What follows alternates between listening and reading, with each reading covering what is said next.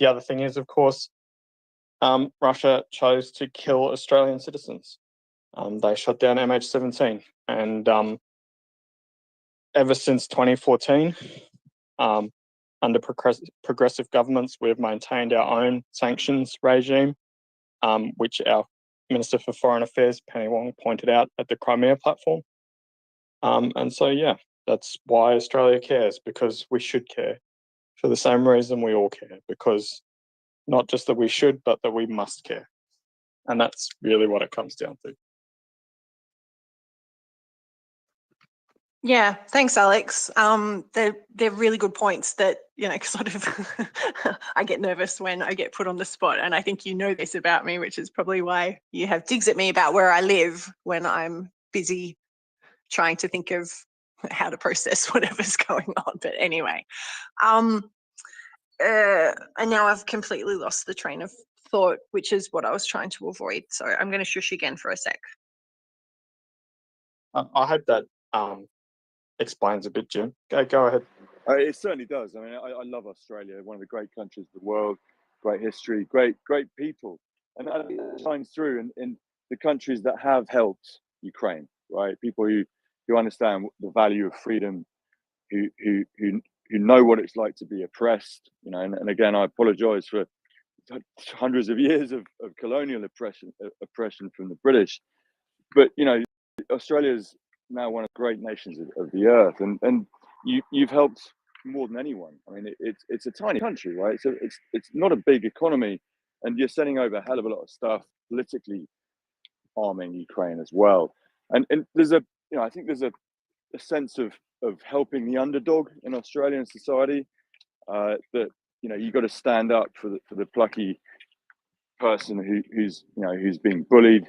I think there's a visceral sense of helping someone out in Australian society, and anyone who's ever played sport against Aussies, as either personally as a country, understands that you guys never give up, right? So all credit to Australia for what you're doing for Ukraine.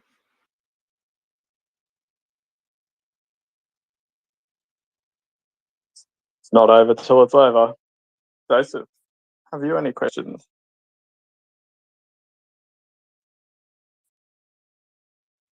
I guess my only question, Alex, is does Australia have a lot of air defense? Is there any air defense that can be given to Ukraine still? Is that a thing or no? No, unfortunately not. We have some, but not of the type you're imagining. We tend to rely on our air force and primarily, would you believe, distance to provide our air defense. Right, big country, boats and airplanes, probably better bet, better investment, I presume. Is that the idea? Yeah, it's a lot more practical for us to invest in things that project force rather than things that defend our country, basically. Jim, go ahead. Yeah, I know you sent over a few of these Bushmaster vehicles, which have a cult following in Ukraine. There was one that got blown up with a bunch of guys in it, and everyone survived. And this thing was wrecked, but they still thought they could probably recover it and send it back out again. How big a military mechanized force does Australia have? I guess not big. I mean, I think you're about 10 or 12 million people over a huge space, but as you say, preventing people from crossing the sea to invade you is the main priority, right? I mean, you don't have much kit to send. Yeah, that's right. We have a pretty small military. I'd have to look up.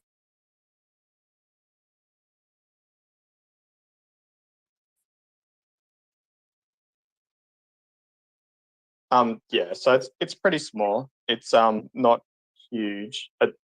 I think our defense spending is between 2 and 3%, or it was for a long time. I'd have to have a look. There are various election commitments, which you would know probably aren't worth banking, to increase that spend. But yeah, in terms of the Bushmasters, the factory closed down, but there's been a lot of press visits to the factory, so I have some small hope that they actually go back in. I shouldn't say the factory. The plant, the line was closed down, so production finished for Bushmasters. But there's been a few visits to the factory where they've been refurbishing them. So hopefully they put back into production. I think it'll be great, not just for Australian industry, but for Ukraine as well. So, yeah, V. Yeah, I was just going to kind of make a joke about our air defence and sort of say there might come a day where people would be saying what air defence doing for Australia. But another just like sort of little bit of levity.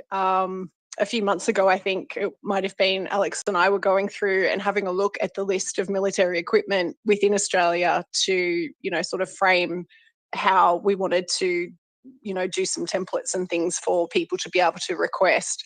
And, we got our lists together and everything, but one of my favourite things that happened during that time was Alex saying to me, please don't go with, dark sunglasses and, a ninja-like way to, go and stalk out the military bases and see what's there. So I did love that, we don't know each other at all. We've gotten to know each other a little bit better, but that's something that came out as something quite obvious that I might be capable of.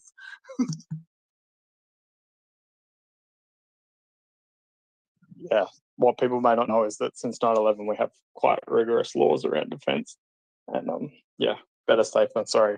Jim, go ahead.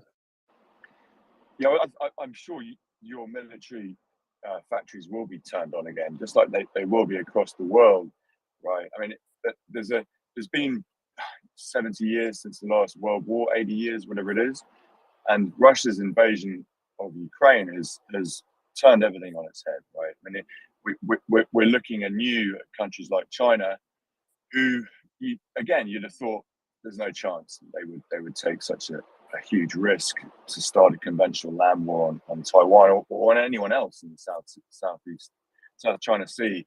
I mean, the last time you guys were invaded, I don't think the Japanese ever took any Australian territory, or did they?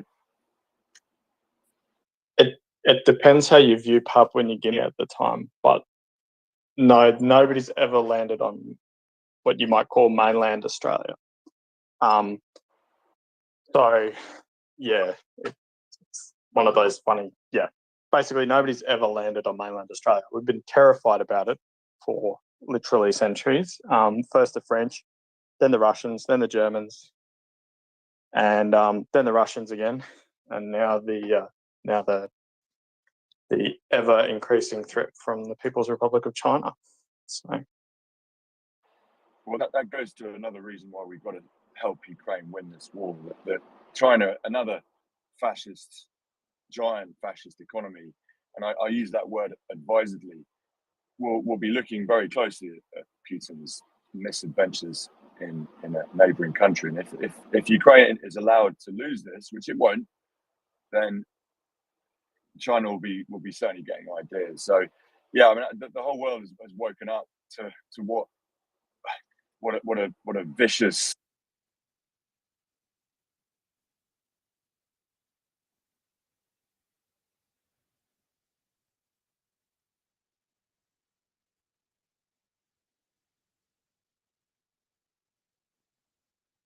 hello, mic check. Clear? Yeah, he's driving through Latvia. It's a bit patchy where he is at the moment. There's only one motorway at the beginning.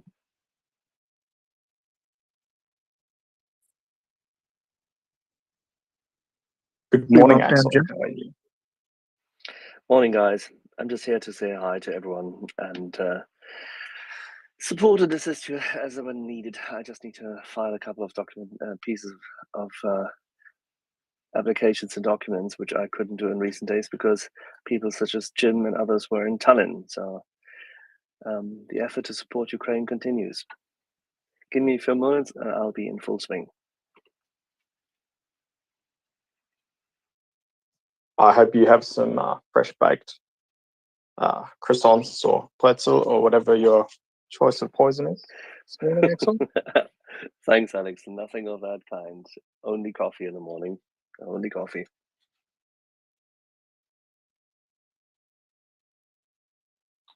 breaking my heart, Axel.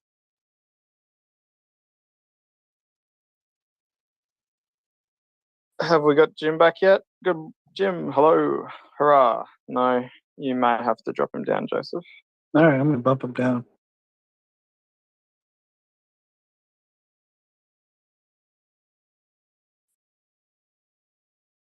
I felt like as a fellow Australian, you should do it, Alex. But I'll do your dirty work.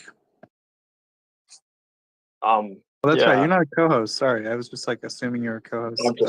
I'm just hanging out here. You're just a waiting for, regular guy. Just a regular guy with a smartphone.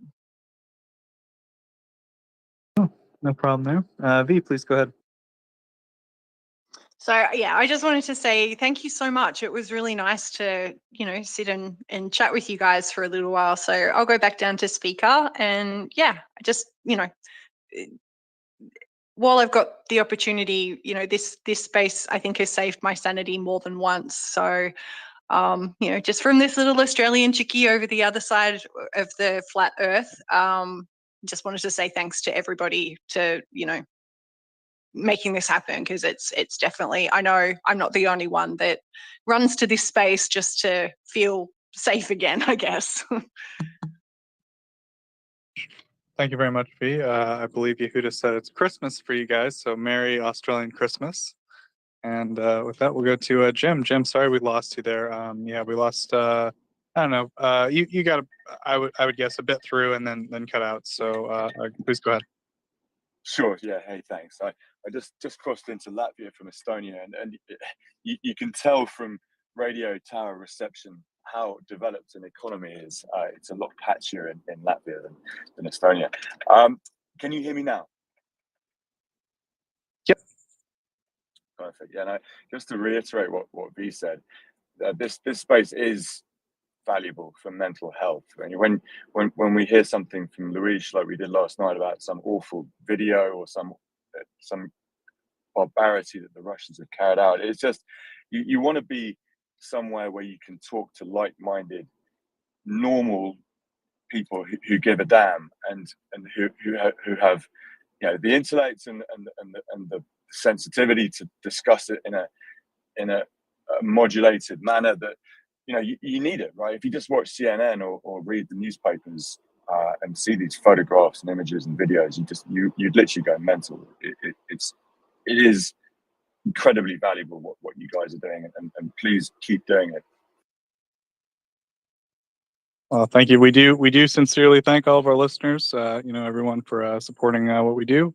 Of course, we don't ask for any kind of monetary compensation here on the MRYIA Report.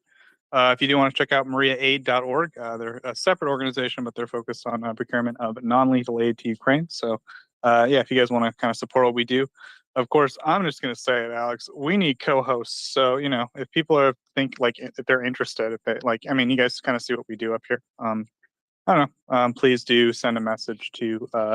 I would say Axel would probably be the best person to contact, but I don't know. I don't know the operating procedure at this point for.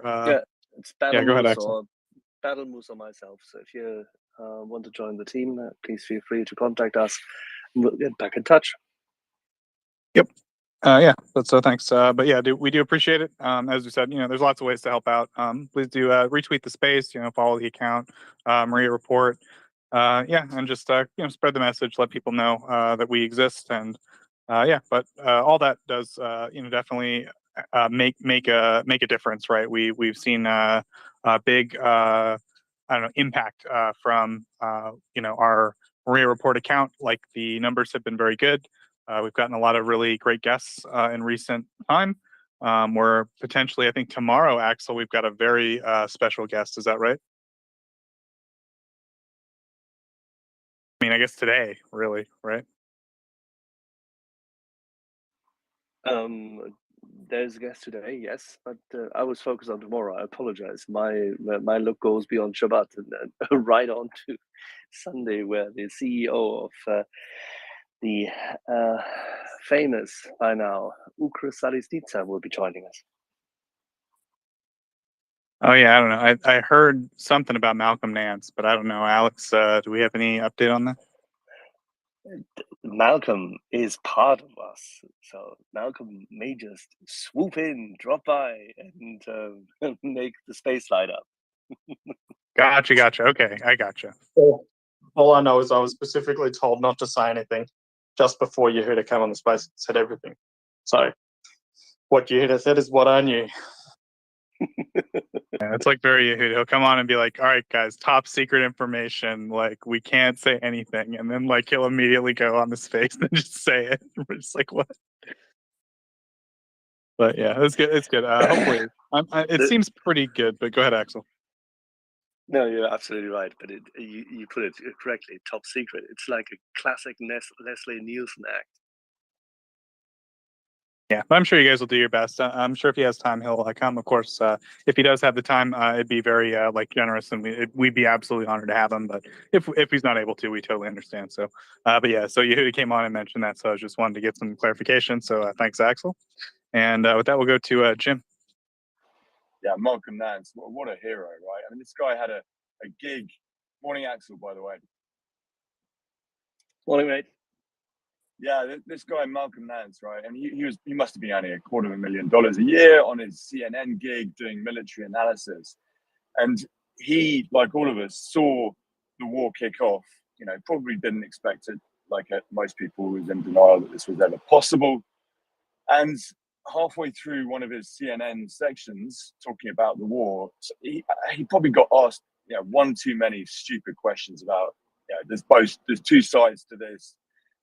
What have the Russians done to deserve this? NATO's encroaching on them. All this BS, and he just put his microphone down. He said, "I'm done talking." He got up, left the studio, and he flew to Ukraine and volunteered to fight. Used his military experience as a chief petty officer in the Navy. The guy's in his 60s, I think. Right? I mean, good shape, but for him to do it. As someone who didn't have to, he was helping out anyway. He had a sweet gig, earning good money in safety. For him to fly over was huge, right? And he's raised awareness, just like James Vasquez, just like all of these damn heroes who do what most of us can't or won't, and raise awareness for Ukraine in a way that is incredibly valuable. So yeah, I look forward to the chance to be in the same room with them. Yeah, thanks, Jim. I mean, I think around 5 or 6 Americans have died fighting for Ukraine. I mean, of course, they're absolute heroes. So, going over there, making the ultimate sacrifice for the freedom of Ukraine, and they understood, what Russia was doing was wrong, and they said, I've got the set of skills that are needed here, and I can make a difference. And of course, there's plenty of Americans still fighting, and people from all over the world. And I don't know, quite unusual to see, just so many different people from different places, fighting in the same, same army for one cause, right? I mean, people from completely different backgrounds, right? Chechens and Americans and Israelis and Belarusians and just, I don't know. It's quite an interesting combination. Yeah. But still, hush, hush, and on the QT, Malcolm will be joining us today. Right. It's a secret. Don't tell anybody, all right, guys? Everyone in the space, don't tell anyone. I understand. I always want to get our guests more promotion, so I'm so confused by this secret big guest. I don't know what to do at that point. I'm gonna promote it, but I'm gonna tell everyone it's a secret and try to use that to my advantage, Axel. That's my instinct here. That's what I'm going with. I love you, mate. Gentlemen, welcome. Good morning. And what is not a secret is who's joining us in just under 8 hours from now, Joseph. That's not a secret, right? That's not a secret. Gentlemen, who is it? Well, Or are you going to make me go inside and check? No, I'm going to tell you. Chef Zhenya, the star Ukrainian chef who's now cooking for Ukrainian Special Operations Forces off somewhere in Zaporizhia. He dropped in briefly yesterday when we were talking to Roman, the fire chief from Kharkiv as well. So hopefully he's managed to assuage some of Chef Zhenia's fears about what might or might not happen down at the ZNPP. Good news. Yeah. So yeah, that's great, gentlemen. Yeah, I'm definitely looking forward to that segment. I think Chef Zhenya is great. He stopped by on the show once, and yeah, I got to talk to him for a little while.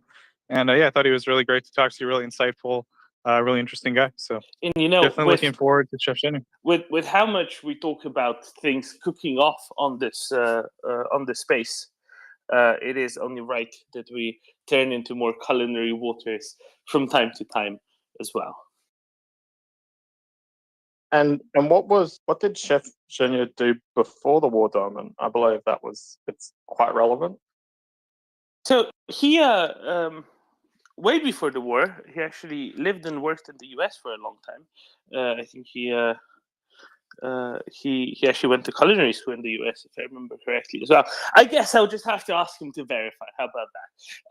But he used to work in various restaurants in the US, pretty nice restaurants. Then went back home to Ukraine, opened a chain of ramen restaurants in Ukraine, at least one of them in Kiev. Apparently, best ramen in Kiev by far. So said Verlaine, who apparently went there once with some people from the Japanese embassy or some such. And if they liked it, then it must be good ramen. That's my logic there, because who else is gonna know stuff about ramen? Other than that, what else did he do? Yeah, so he ran a chain of ramen restaurants. I think he also ran a volunteering organization before the war, helping out kids and hospitalized kids specifically, I think, with making sure that they eat properly, because I don't know if there's a saying like this in English, but it is a saying like this where I come from, that food is half your health. And if you can help out with that a little bit, I'm sure that was a good thing. But then, since the war started very early on, they diverted their resources and operations to make sure to be able to feed the people first in Kiev, and then the people fighting for a free Ukraine elsewhere around the country as well.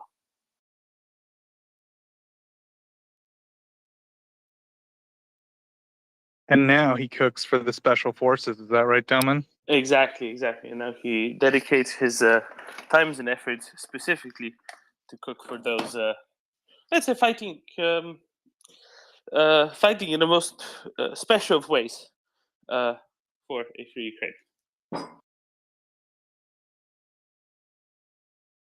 There's a Twitter account of another guy who's like a frontline chef, or sorry, it wasn't a Twitter account. It was a what's that? TikTok. I don't know anything about TikTok, gentlemen, but someone posted one of his videos a Ukrainian did on Twitter, and like I got totally addicted. And it was like he's like a chef on the front line, and like I don't know, they make different stuff. They made kebabs and like other things. I don't know, I retweeted it once. Maybe I should go dig it up. But yeah, interesting. That's just something that definitely interests me. I don't think that everyone's just straight up eating MREs on the front line. I think there's a lot of like army food preparation going on. I think Chef Zhenya is in like maybe a special situation. It seems like there may be more behind the lines where he's able to cook. I presume, but I don't know. Is that the situation or no? Well, I can't tell you now, can I, Joseph? You just have to come and listen to the discussion we're going to have with Chef Zhenya in about 8 hours' time. Yeah, that's an excellent point. Yeah, and I have to imagine, we don't want to exactly say where Chef Zhenya is feeding special forces soldiers, and it's totally fine that we don't know exactly where they're eating ramen. And eat up, boys. It takes a lot of calories to do the kind of work they do. So. Yeah, but it's great to have him on as a guest, and yeah, hopefully we're going to have another... he's not just feeding them ramen. Feeding them all manner of things, not just ramen. Yeah, let's be clear on that one. Yeah, do give Chef Zhenya a follow, and do retweet the card, the promotional card that our team made, please. We do appreciate it. Yeah, he made some fried fish. Like, I follow his account. He posts the occasional update. And yeah, he made some really good looking fried fish the other day. Hey, Doman?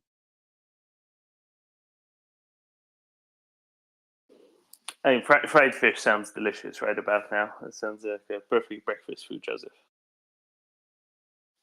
Yeah, I guess. I don't know.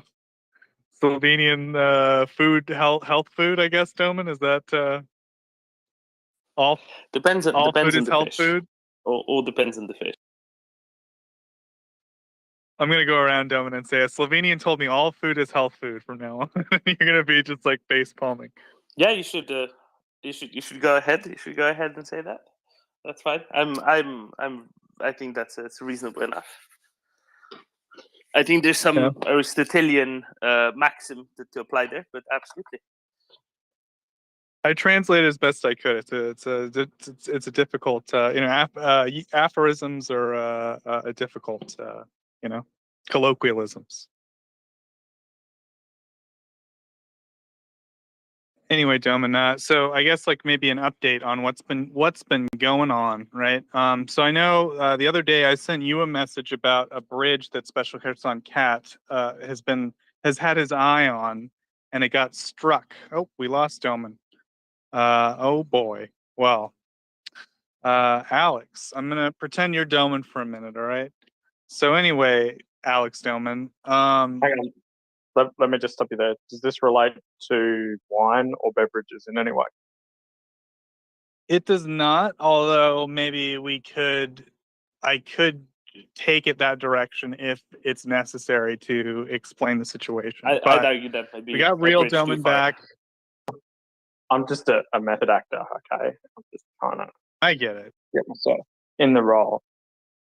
Yeah, what's your motivation? I get it. Okay, so yeah, regular Doman. Yeah, so Special Kherson Cat talked about a bridge on the Inhulets River that got struck, I believe, like yesterday, basically, time, of course, being relative, but in the last 24 hours, Doman, let's just, that's kind of how I like to operate. I'm like like a fish or whatever. Yeah, so like that bridge on the Inhulets River, it kind of seems to be sort of vital in dividing the Kherson front line, not the city itself, but like the whole oblast like front line, right? So I was wondering, did he ever come on and talk about it, or do I still got to bug him about it, or did you have any thoughts on that tweet he made about the bridge? I saw the tweet. I don't think he came up, not while I was around. Now, if it was during the time that I wasn't around, then I wouldn't know. But I can note a few things, just for reference. So it's the lowest bridge in the Inhulets, closest to where the Inhulets joins the Dnipro. And it's a major bridge. It's on the E59, E57, whatever the road is. But any road that starts with an E in Europe is important because it's a part of the pan-European transport network. It's kind of like the European equivalent of interstates. Anything that starts with an E in Europe is kind of the European equivalent of the interstates. Obviously, different legal structure around it, but that's how important the road is, right? That's what I'm trying to convey. So just like in the US, where you have the north-south interstates and the east-west interstates, the same kind of applies to the E-roads in Europe. Similar naming convention, actually, with the odds and evens. But what I want to say is, it's a relatively big road, but it's one of few big roads across the Inhulets, and it's by far the easiest way to get from the city of Kherson to Nova Kakhovka, where the alternate crossing is. The one that got hit quite hard yesterday as well, just as a Russian column was crossing it. And don't look at the video if you're squeamish, because there are consequences of the blast visible in various parts of the bridge. I'll leave it at that. There we go. That's nice and obfuscating. But yes, so it's very important. It's a very important bridge. What do we know exactly what state it's in? I don't think we do we? Because it's so far away from where most people are. So there's always less information about those hits. Sorry, mute button. Yeah, so I think great question, Doman. To me, I mean, again, as you said, always tough to tell, fog of war, all that. We did get a video. To me, right, just reading the tea leaves of these videos, it looks like the first time they hit the Antonovsky Bridge. In other words, they hit it, there's holes in it. It's probably maybe kind of still usable, maybe, but I think the message there is we can hit it again, Doi, and they will if, you know, all these other bridges are any indication. Like, that's been the pattern, right, Dome? And it's like they hit it the first time, we go, well, maybe you could, and then they hit again, and we go, oh, okay, now it's Swiss So cheese. the Is thing that to kind of, go ahead. remember, it's not the first time they've hit this bridge, right? They've hit this bridge before. They made the eight holes in a row in it before, evenly spaced. That bridge across the inlet. So it's not the first time it's been hit, and that's why I was asking, you know, how do we know anything more about it? They basically took one of the two lanes out in the first time round. Maybe Jim has something more. Who knows? Hey, Damon. Good morning. You sound very fresh this morning. You're cracking more jokes than you do, but you can tell when someone's just woken up and started, as opposed to being at the end of a 17-hour shift.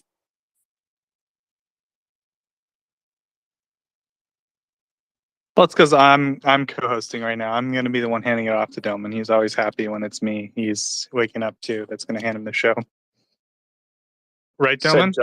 Said Joseph, excluding the other half of the team. Just a quick PSA. It appears that both Joseph and I are afflicted with the same blight. I cannot see you if you are requesting.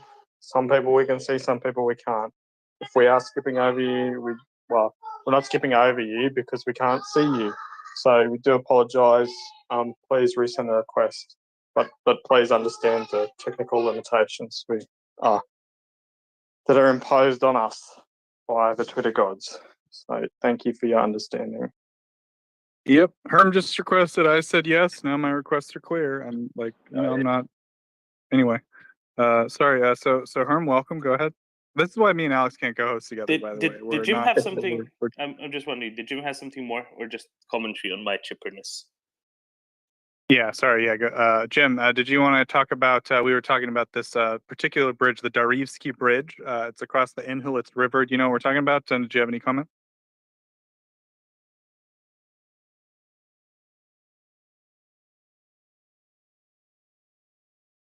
All right, I'm gonna bump Jim down just in case we lost him.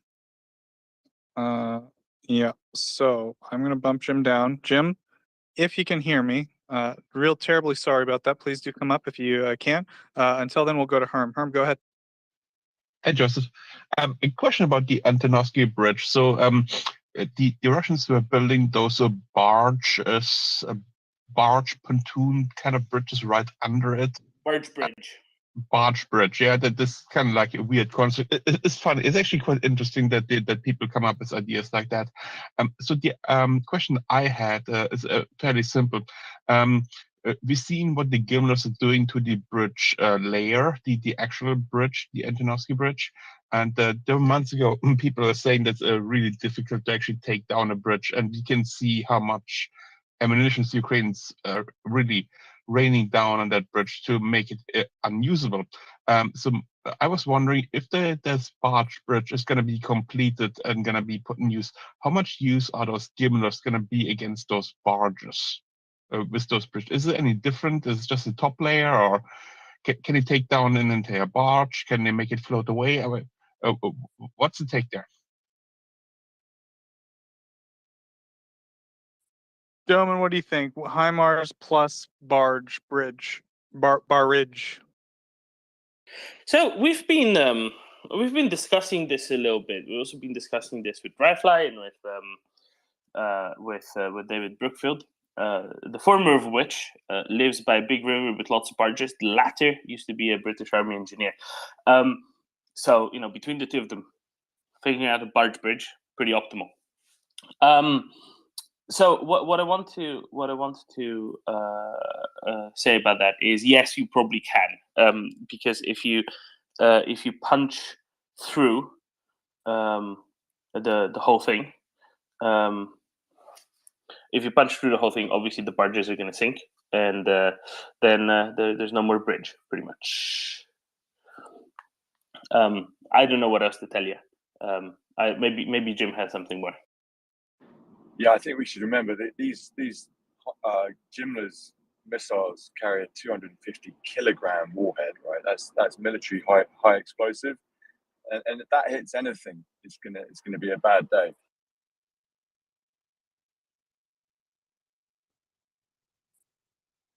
Yeah, it's an interesting question to me. I mean, I assume, so the ways we've seen them use it before is they've actually punched through the concrete and then detonated them. And I assume that sort of hits the supports of the bridge and sort of calls into question the overall support system. So when you hit the barge bridge, do you want to like airburst them and like, detonate them? Probably you want to detonate maybe on contact, maybe have the fuse on contact, and that would cause the maximum damage to it. I don't know exactly the type of Gimler and like how you'd want to use a Gimler exactly. I'm sure CJ would have some thoughts, but I don't know. Doman, any broad thoughts? I think you definitely could use a Gimler. If you look at what they've done on the bridges previously, on the Antonievsky Bridge specifically, and we know this because they've done. How am I supposed to explain this? Russians have done some very good post-strike videos on several of the strikes before, and we saw holes where they were punching through. When they were punching through the top bit of the bridge, and then the bottom part of the box structure also got a hole in it, which means that they can probably pretty certainly punch through the top of the barge, which is basically some wooden sleepers put over the metal roof of the barge, and then whatever's under it. I mean, it should be pretty easily doable. There were some suggestions that Russians were putting sand in the barges, which I don't really know why they would do that, but hey, that's fine. Yeah. There's options, there's functions there. I would note that if the barge is full of sand, that's not going to help it stay afloat much better, because yes, sand is in sandbags, but sandbags are not constricted within the thing you don't want to blow up, and there's still going to be expansion going on, and there's still going to be forces transmitted through the sand. So it can still blow a hole in the bottom of the barge. And again, these things aren't that big because they don't need to be. As far as I understand, Doman, this isn't like some crazy, oh my God, we never suspected barge bridges. It's more like they had some barges on hand, some old civilian stuff, and they were like, I don't know, could we maybe use this to un-F ourselves, for lack of a better term? I mean, that's like pretty much what happened here, Doman, right? I guess so. It was very interesting to see that barges are going to be used in this form. Previous speculation was, you can maybe use them as an evacuation thing for just some troops in, because it's hard to get equipment in and out of the barges. But yeah, this is a way to do it. I guess it's quite. I wouldn't say quite inventive. It's a way to do it when the other side doesn't have accurate artillery. Do you know what Ukraine has, Joseph? Accurate artillery? Correct. That makes it a lot more difficult to run such a thing. Anyway, Jim, go ahead, and then we're going to go to Mr. M, who is also an ex-engineer. Jim. Yeah, exactly. The accuracy of these HIMARS systems is so ridiculous. I mean, you can drop these things on 2 or 3 meter radius. And yeah, you can continue to take out the barges until they run out of barges, right? They don't have an unlimited number of barges. A few went missing in Kherson, and people have wondered where they'd gone. And it's not the best use of $100,000 missiles, but there are certainly more missiles than they've got barges. And eventually, the Russians will give up. And I do occasionally read some of these Telegram channels, and I as someone else said, I would recommend you don't, because you see some awful stuff on there from the Russians. But they are not happy about the bridges over the Dnipro getting hit by HIMARS. They're not happy about what air defense doing. HIMARS has completely unsettled them. I think Chuck Farrow wrote about it very well yesterday, talking about the impact of these long-range systems on Russian civilian morale, not just military morale. They're freaked out, right? The Russians have nothing like this. The Ukrainians can continually take out the bridges until they run out of ammunition, food, which goes to the Yehuda's point that there doesn't need to be a big push. Ukraine can do this all year long, despite the tragedy of the occupation forces killing civilians. The awful thing is there are only so many trained soldiers, and Ukraine has to maintain those as a fighting force. So they'll go into Kherson when they're good and ready. Absolutely. Oh, exactly. And do you know what else I want to highlight here is some people were saying, oh, but how can Ukraine hit the barges? But the barges are kind of tied to the bridge. They're under the bridge. A, I think they'll figure out a way. B, Ukraine can hit from upstream as well, as in like up beyond the what's the town up there, like Davidov Brid or thereabouts, and that's still well within HIMARS range. It's that would maybe apply if Ukraine was only to the one side of the bridge, but they can also hit the other side of the bridge, so it's fine. And I will say briefly, Delman, that John took out his protractor, and I didn't fully understand what he was saying, but he basically said like the angle of the way HIMARS hits, like this won't really help the way that they've tried to protect it. But that was like my just understanding of John. There you go. Hey, if John said it, I trust that John did the math. And therefore it must be true. Because do you know what never lies? Exactly. Mr. M, good morning. Good morning, Delman, and good morning, Jose.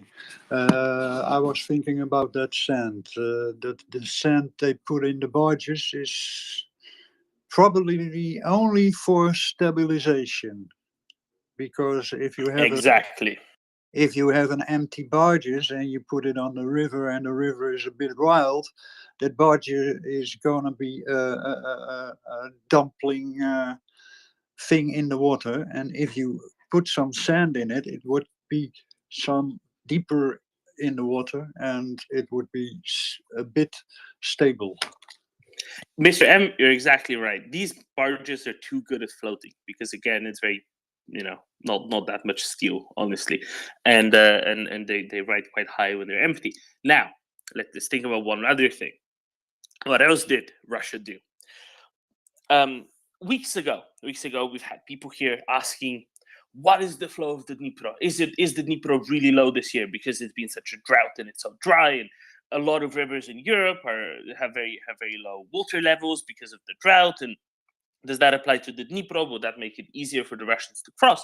And I kept saying, well, it doesn't really matter because unlike most rivers in Europe, the Dnipro has a dam across it, very low down its course, right? Because there's a giant dam at Nova Kakhovka, which if you look at a map, there's a lake that backs up from there all the way up to the city of Dnipro, basically, right?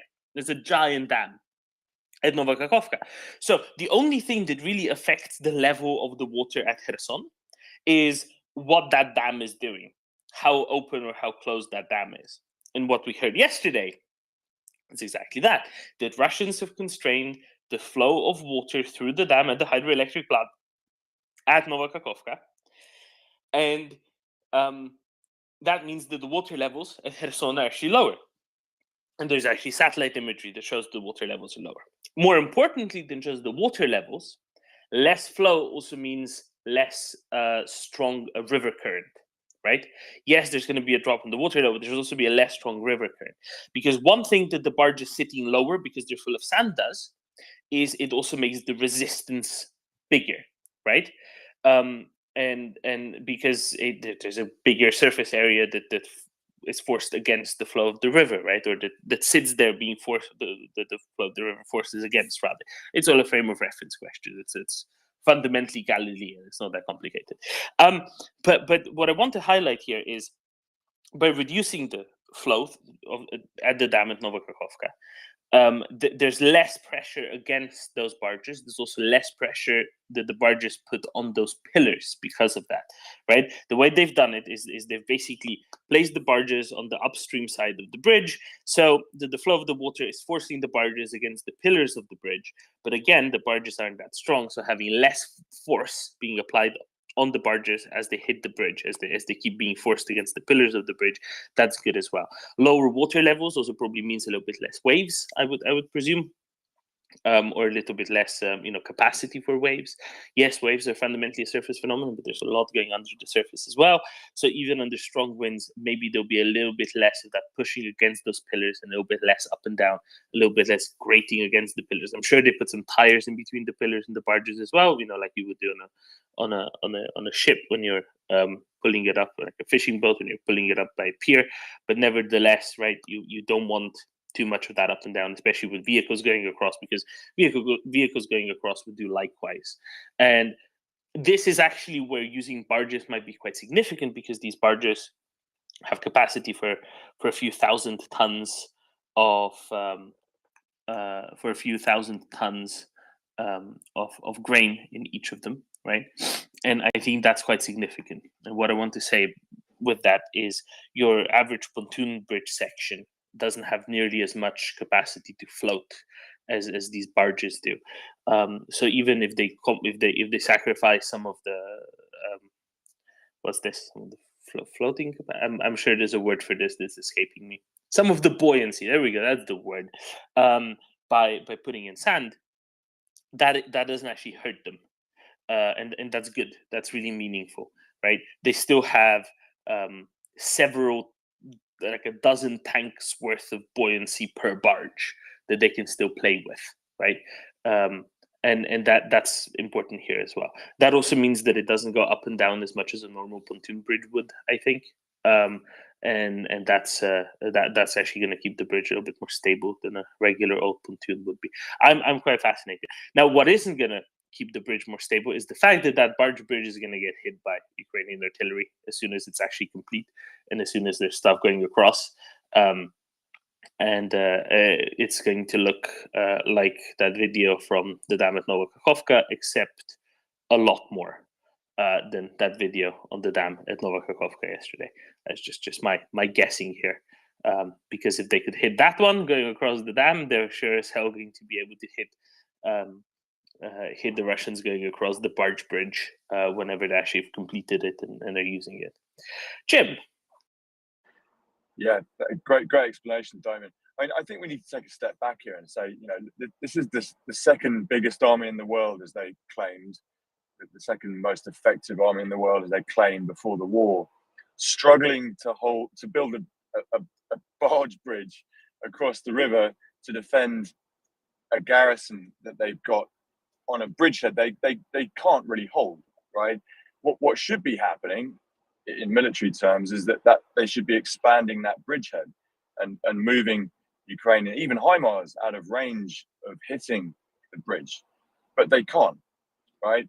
But we've been talking for a long time about when the Russians have culminated, right? When have they ceased to be able to advance? When have they ceased to have enough infantry or materiel to expand their positions? Well, that's clearly happened, right? If they're borrowing grain barges to try and feed, clothe, and arm 20,000 guys on the wrong side of a river who can't move forward, then that's it, right? They're not just struggling; they're in deep trouble.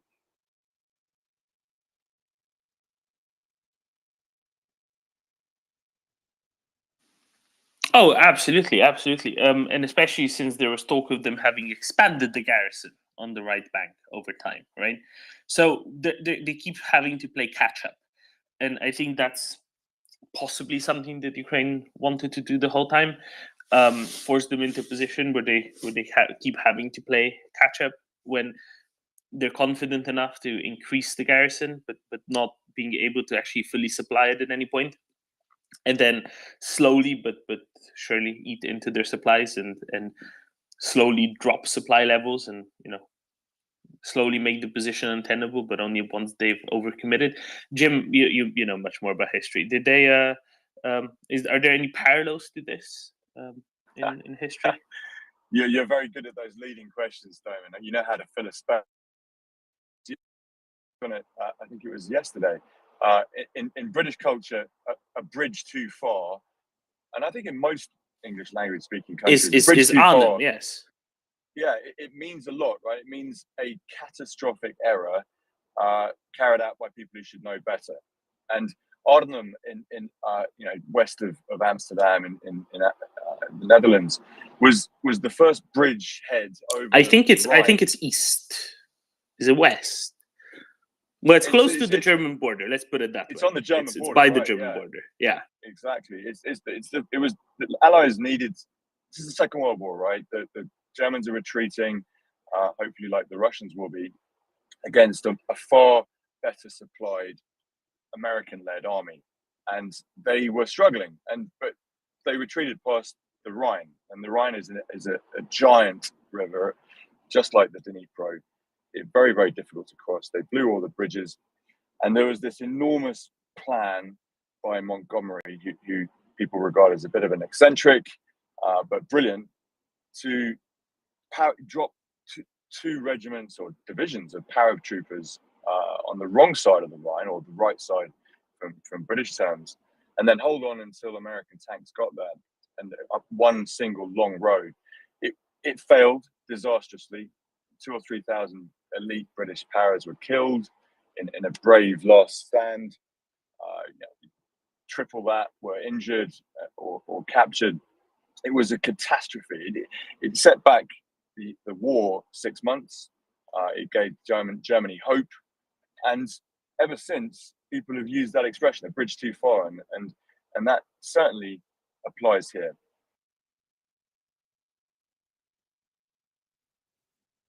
The distinction I would draw is that at the time, Montgomery's plan was viewed as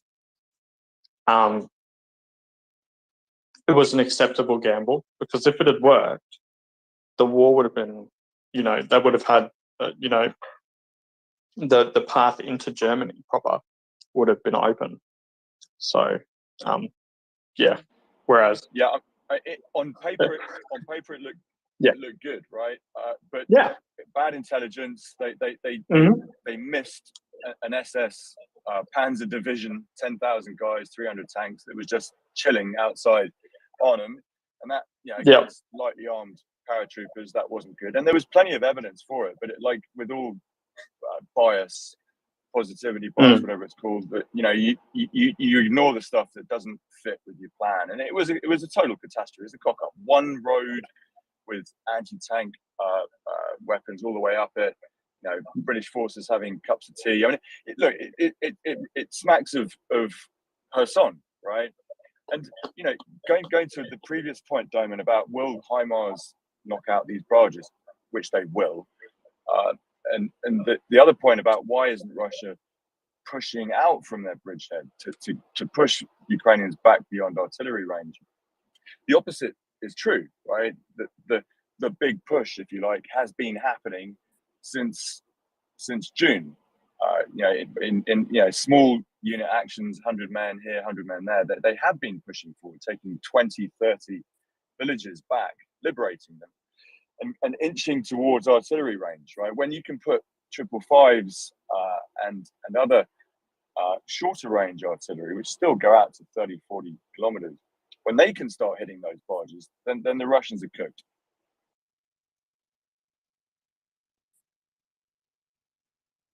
Exactly, Jim. And just to clarify, right, the shorter range artillery, the tubed artillery is well within the range of that bridge, well within the range of that bridge.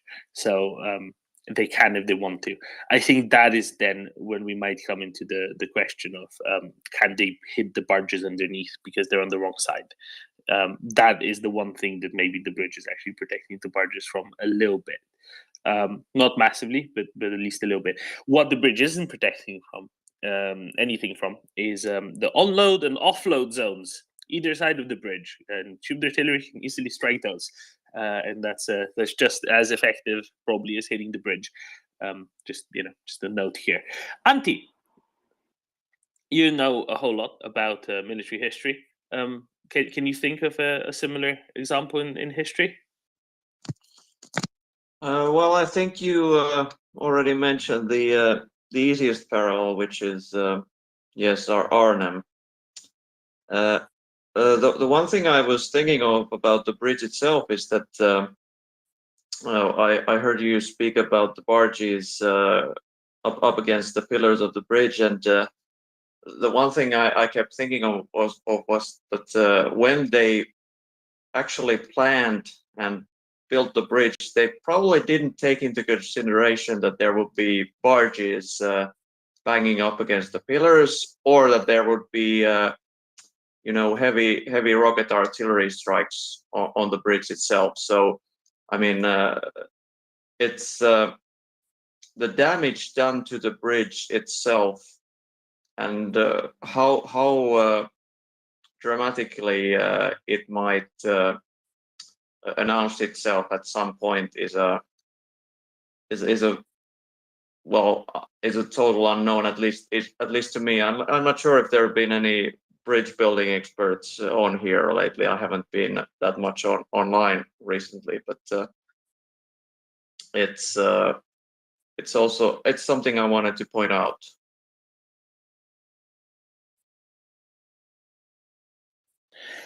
I think you're right, Antti, in a lot of that. Absolutely. What should we highlight? So they have kind of tied the barges to the pillars of the bridge with some. Somebody said what gauge wire with some metal wire. So it was not properly done. You could see that they didn't. Well, of course, it wasn't properly done. Who do you have it for? Yeah, they didn't take any anything to make it safer. They just put it there and now wrap it a rope around some pillars and it's finished. No, I'm sure you would have gotten the right telling off if you did something like that back in the day, Mr. M. Right telling off, but no, you're right, and it's not done in the best possible way. But I don't think it's meant to be done in the best possible way. It's meant to be done just good enough so that the sergeant doesn't shout at you.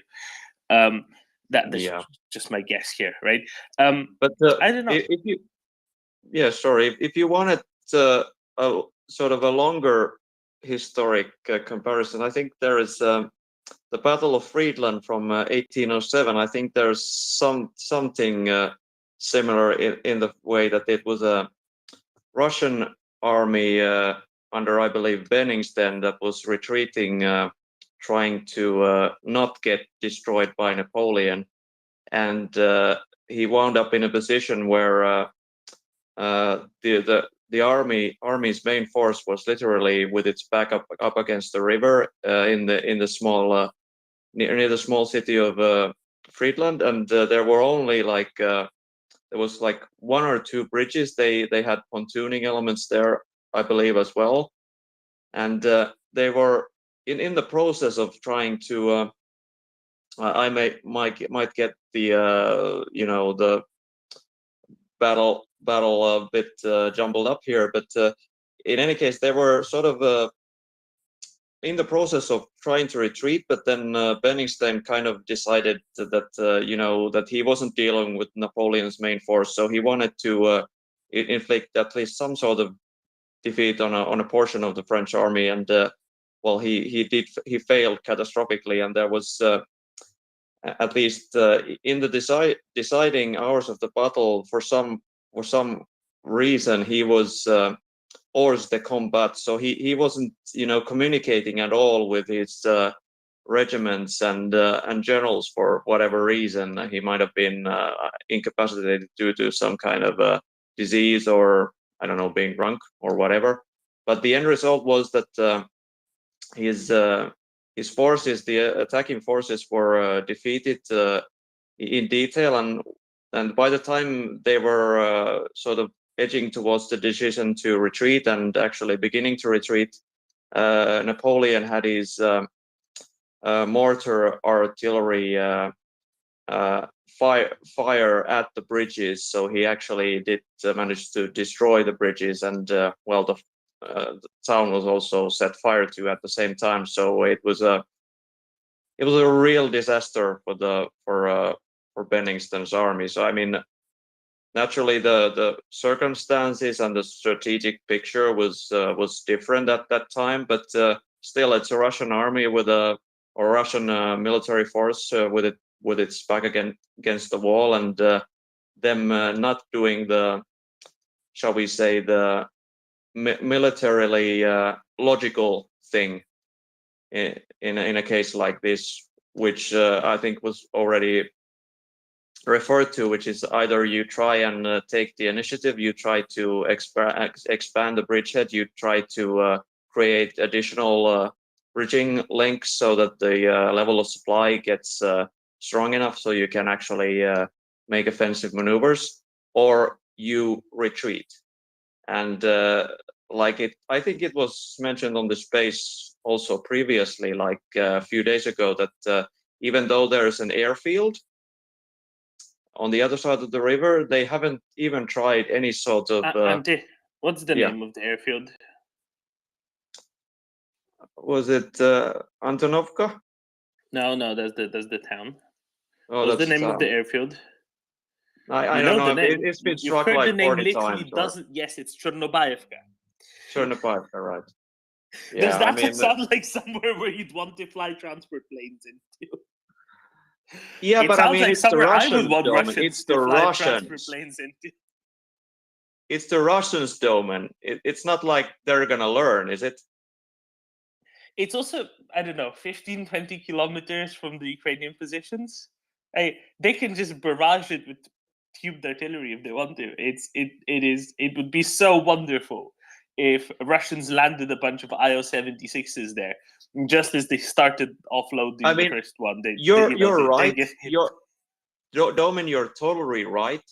But if there was any sort of thank God there isn't any sort of competence in the Russian leadership, but they might actually try to take initiatives with some bold moves, like, trying to air supply the pocket with like massive air support and all that stuff. But obviously not obviously, but apparently they're just patently unable to try anything, which is great.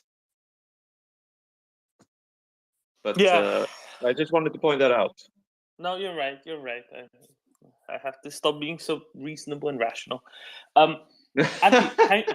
Please hang around because I have more military history questions for you. Very specific things. Okay. Maybe organize your mind for historical examples in the meantime. Let's go to Daniel and to Jim, and then I'll switch back to you. How does that sound, Daniel? I want to sound a bit smart, and I want to say they put the barges upstream using the pillars of the bridge like anchors. Because, we agreed that part.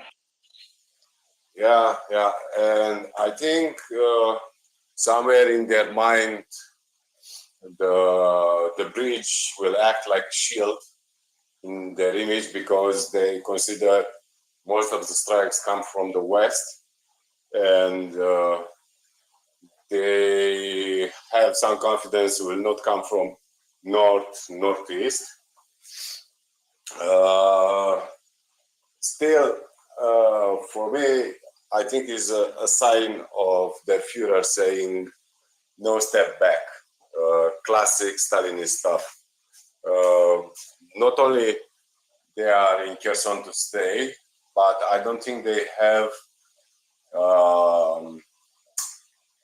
the mood, the right orders from the leadership to retreat, strategical retreat. I read Andrew Perpetua and Defmon, and past 2-3 days, what they say is there is no action, no real action, except some skirmishes with, I don't know, one company or even less platoons attacking somewhere in Donbass. At least there is something, but very, very, very low potential. It's not only stagnant. I think the lack of infantry made them to cannot move almost all front. I saw yesterday they move a lot of equipment from Russia via Kerch Bridge to Crimea, and I possibly imagine they want to send this because we're engineering stuff, some BTRs, some MBTs, They will try to push it to Kherson, maybe Zaporizhia, but I don't know. After the strike from yesterday, probably they need to reassess. No, I have no idea how many generals they have there, how competent generals there, how many of them were 1, 2, 3 months on that front and had some experience and understanding of the front. I hear this morning Yehuda wanted to place his bets on the Ukrainian offensive in the middle of the September. I think it's possible if they stay on same position next 2 weeks. The Russians, I think they are virtually in collapse, and they don't have the alternative they had in Chernihiv or Kiev or Sumy Oblast. They are in the situation we cannot go back because then we lose Crimea, and the drones which are around Crimea at this moment, I think they are just popping the S-300 stations so they can map them well. And I don't know. I think it will be a disaster for them, Kherson. And I don't say this just because I'm very pro-Ukrainian and totally anti-Russian. I don't know if everyone can imagine that, but looking like a civilian who has no idea about military strategy, but it's obvious they are in a huge trap. They wanted to make some traps like that in Donbass when they said the second phase of the war. They failed, and Ukrainians are, I think they are very determined to give them a lesson of Clausewitz strategy.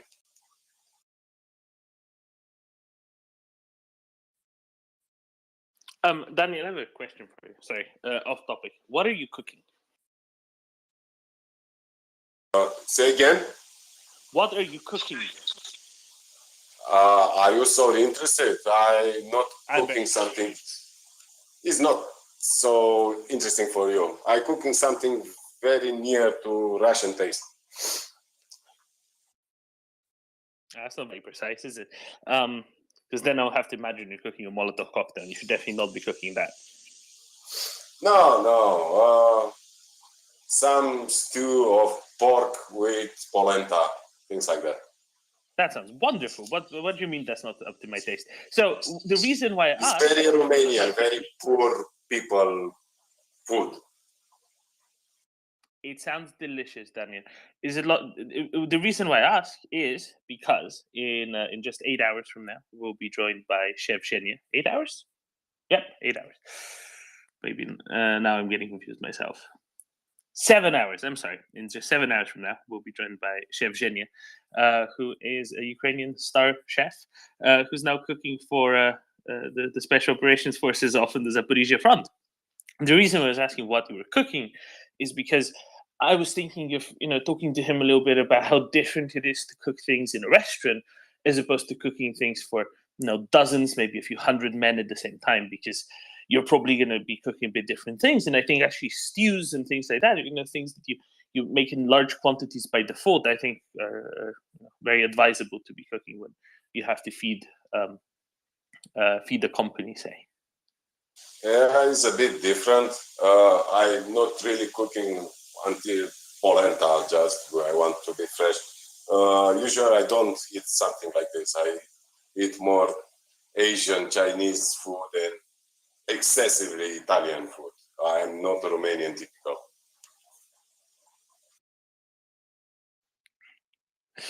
Thank you, Daniel. Jim, go ahead. Yeah, thanks, Simon. Look, if Putin loses Kherson, his goose really is cooked, right?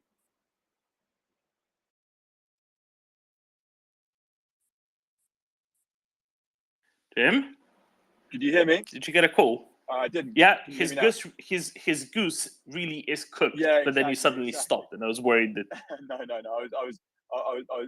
was my gag line. to follow on from what you were saying about Chernobyevka, the reason that they're there, I think, and that someone else analysed this, is not because it makes any military sense, but because they're terrified of being in Kherson proper, right? Imagine sleeping at night, worried about getting firebombed or getting your throat slit by vengeful civilians. I mean, it must be terrifying. You can't walk out the door to go and get a pint of milk without getting blown up at the moment. So, just for morale, just for getting stuff done, trying to keep your troops together in one place, even if they're getting shelled, might make more sense. But going back to the point about the river, it's well done. As well as being a radio host, you've got a career as a general in the future, Doman. I hadn't realised. I just ignored the fact that Ukrainian troops are within artillery range of the bridge, but the barges are on the wrong side of that trajectory. But look, and Ukraine's going to sort this out one way or another, and the Russians should have left Kherson already. I mean, the nearest equivalent, other than Arnhem, that I can think of in terms of political significance for turning the tide of a war would be Stalingrad, right? Where Hitler refused to let von Paulus retreat from another great river, which they were struggling to get across. I mean, it was the other way around, right? It was Russian troops were on the German side of the river, if you like, and they were struggling to resupply, but they successfully did with barges and a famous effort. But the Germans were overextended, right? Their supply lines were too long. They didn't have enough guys to take Stalingrad, but Hitler was insisting on it because, for a number of reasons, he wanted to go after the Caspian oil fields. He wanted the symbolic achievement of taking a city with the name of his opponent, Stalin's city, and he lost his best troops there. The elite of the Wehrmacht that were still left in '43 were annihilated in the rubble of Stalingrad, and he refused to retreat again, like he did throughout the war. He was Germany's own worst enemy, like it appears Putin is, by starting this madness without enough troops, and trying to hold that bridgehead. But because it really is existential for Putin, if he loses that bridgehead, and he's been talking about referendums, he's been talking about how safe and liberated the occupied territories are. Can you still hear me, by the way? Yeah, carry on. Yeah, it will be a political disaster for him. And politics, war is an extension of politics, as we know. But generals shouldn't be politicians, right? His generals are telling him, you can be quite certain, to get the hell back across that river, right? We can at least defend we can stop the Ukrainians crossing it, just like they're going to push us back, right? Crimea isn't under threat from that direction, although they will lose their water supply very likely when the dam when the Ukrainians reach the other side of the Novokhovka Dam. But he won't do it because Russian political society is already iffy against the war. It's clear his high command are worried about it, but he can't. And the same thing hopefully will happen as happened at Stalingrad. It was the turning point of the Second World War. Germany lost their best troops, massive casualties, massive surrenders, and shortly after was the Battle of Kursk, when another giant kettle, as the Finns call it, where troops are surrounded and start surrendering. This could and should be the turning point of the war.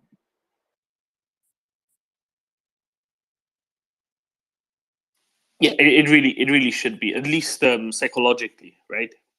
And I really think that and this is what I want to ask you about specifically, because what it seems to me like is the following. And I might be wrong, I might be overreading it, but Antti, between you and Jim and Daniel, you can figure out the true historical parallel here, because I think this resupply is a big component here. And it looks to me like Ukrainians affected resupply at every point, but didn't cut off resupply entirely at any point. I think there's a big difference. And that allowed Russians to keep apparently bringing more troops in. There are plenty of reports of that, right? Increasing the garrison. But it always seems that their supply is actually lagging a little bit behind the increases in the garrison. And what I mean by that is they keep bringing in more people, but never just quite enough stuff, probably, to actually keep them going in the long run. Maybe enough stuff to keep them going in the immediate, but never quite enough to keep them going in the long run. Enough for them to think, oh, we can bring more troops in, right? But once you have more troops, your supply needs increase massively on top of that, right?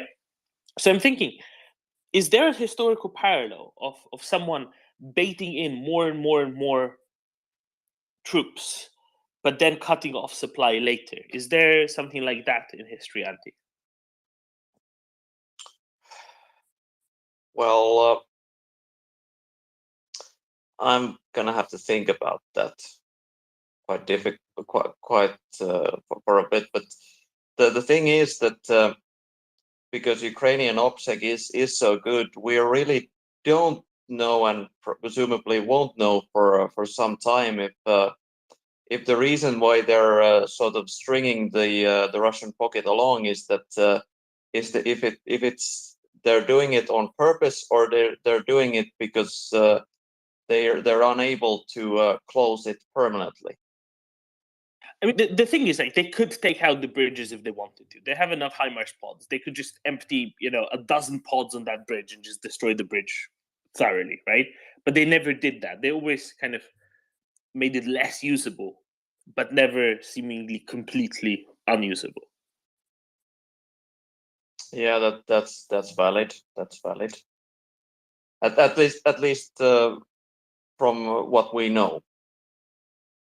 But I mean, we know that they didn't make it completely unusable. That's clear, because there were trucks on it a few days ago, right? So clearly they didn't make it completely unusable.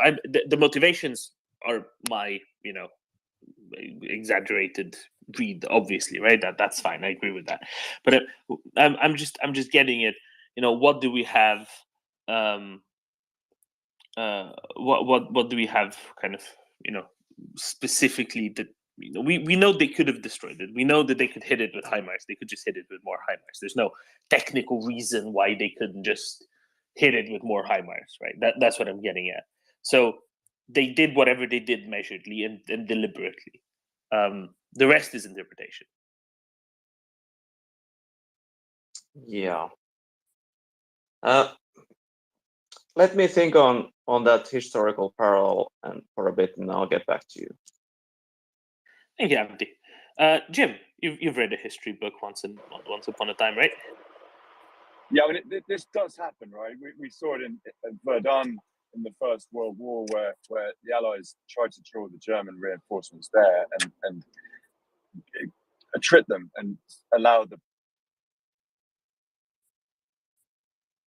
Battle of the Somme to be the turning point. It didn't happen. He got quite clever boys and girls working on this. So it's certainly happening, and I think your point is very good. They could have destroyed this bridge already, and they haven't, and that there would have to be a reason for that, we think.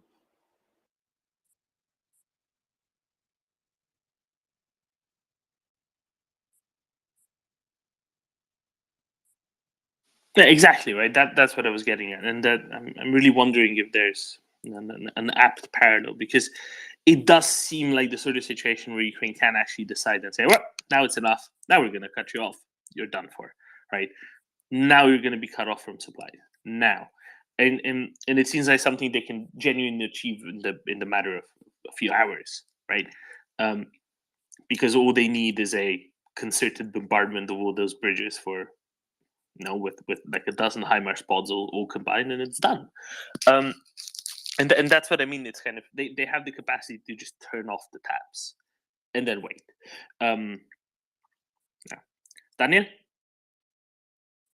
I hate comparison with Stalingrad, but I want to say something which probably most of the people didn't know. the Sixth Army of Germans, led by General von Paulus, had his LPR, DPR troops, 2 Romanian armies, 2 Hungarian armies, 1 Italian armies, some Slovak units, some Ukrainian, you know? That was not the Sixth Army of Germany which was destroyed there. It was the flank, yes. But not only, but imagine, for example, what I know, we lost in Crimea, Ukraine, and until Caucasus and Stalingrad. Only Romania lose there at least 250,000 of soldiers. Imagine the number, 250,000. That was just Romanians, not Hungarians, not Italians. So if we want to force this comparison with Stalingrad, remember this, Germans lost less people than their allies. And this is over for me, we'll talk later.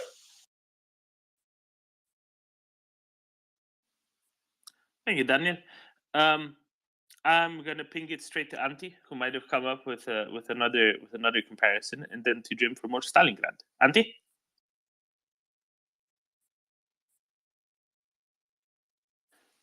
Antti? Yeah, my phone is overheating, so it's getting a bit slow. But so Put it on an icicle. yeah, if wishing made it so. So the thing is that on a small scale, on a tactical level, it happens all the time in war that one side in on the battlefield creates either by design or by accident a sort of natural killing field where the other side continues to feed troops, and they continuously get slaughtered until they discover, you know, that something's awry and stop doing it. But in this case, it's not really there isn't that much of a fog of war that the Russians don't understand that they're getting creamed every time they try to send a convoy full of artillery shells and other supplies over. So it's coming up with something that matches these conditions in a meaningful way is because rivers tend to create have created operational or strategic issues since the dawn of warfare, really. But the case where there's this sort of tenuous line, and the force that's on the other side of the river not advancing nor retreating, but keeping still with no apparent against all military logic. It's there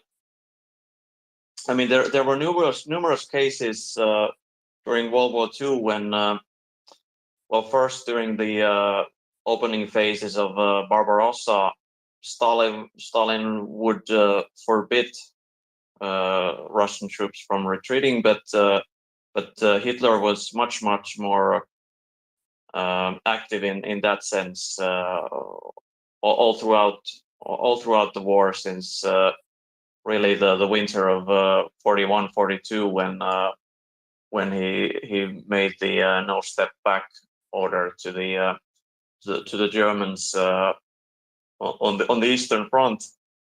So there's I realize I'm entering a morass here, but it's from what we know of how decisions are made, it doesn't really matter either to the military command or to political command in the Kremlin of how many Russians or their proxies die. in Kherson. So, and the sort of because we don't know what level of intelligence actually reaches the Kremlin and what kind of picture it paints. They actually there might be a fallacy going on that they actually at one level or another believe that they are totally in control of the situation. And that level of fallacy in an age where communication is even with all the sort of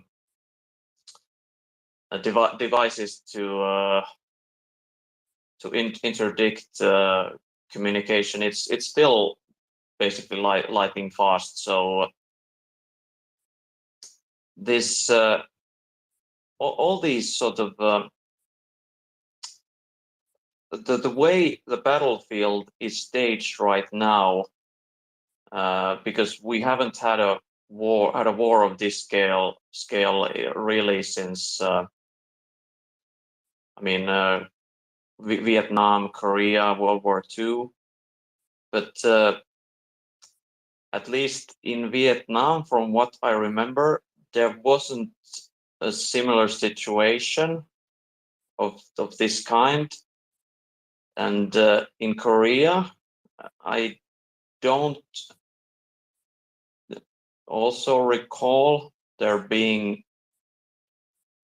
a pocket of. I mean, there were the advance and retreat phases. The first North Korean advance, and then after the American counterattack, there was the Chinese reaction further along. But I mean, I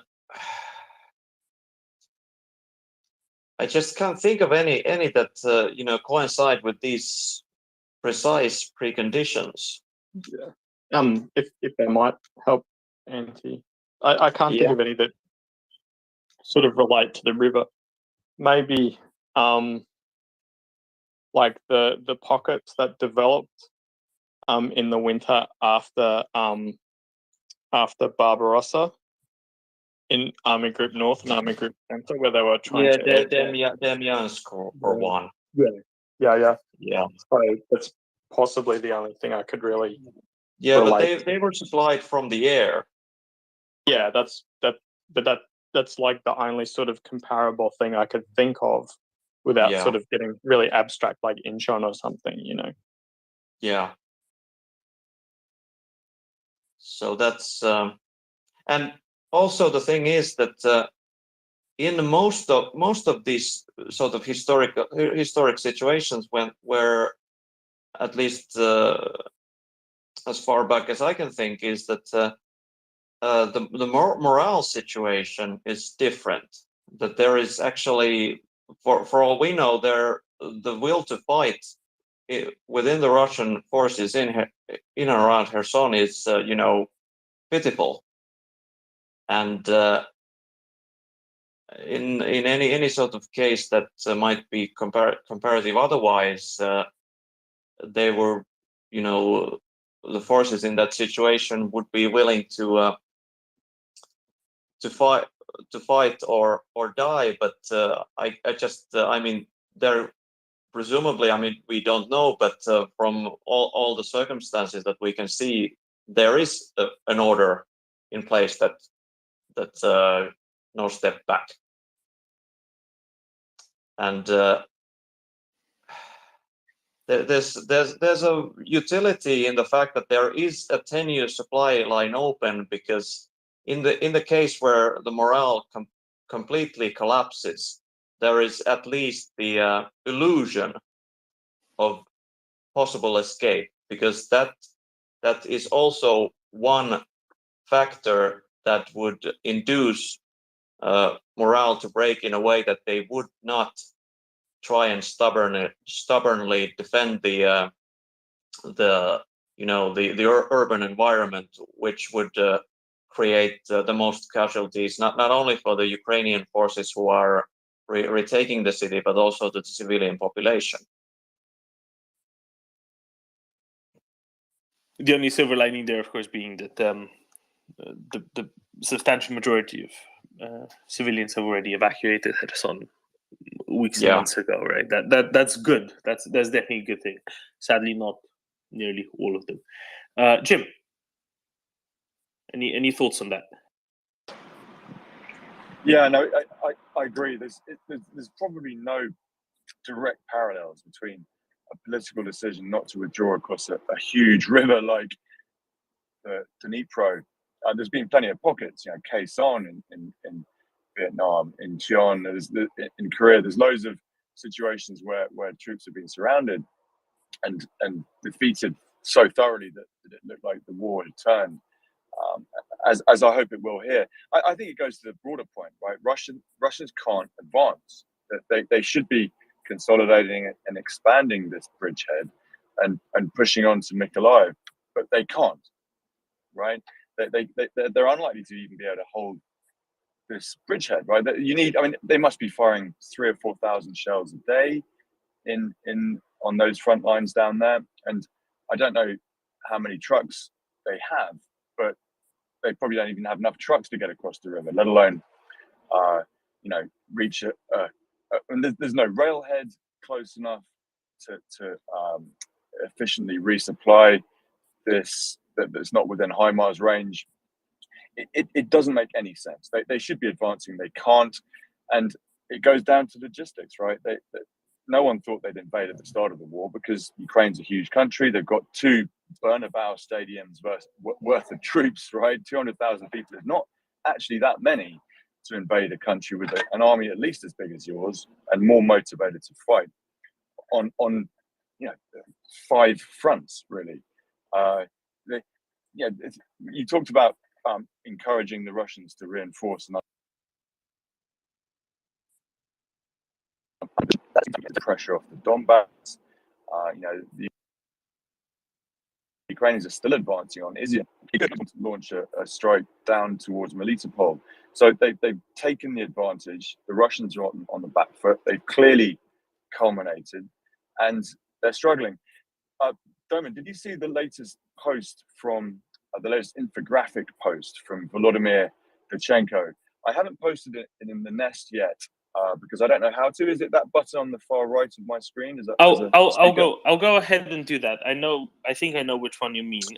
Is it the one with like destroyed equipment, something? That's right. It's a long thread. He's the Forbes writer in Ukraine, and he writes. I mean, clearly he's a brilliant analyst, and he puts it in very simple terms. How much equipment Russia had at the beginning of the war? How much have they likely lost, and what have they got left?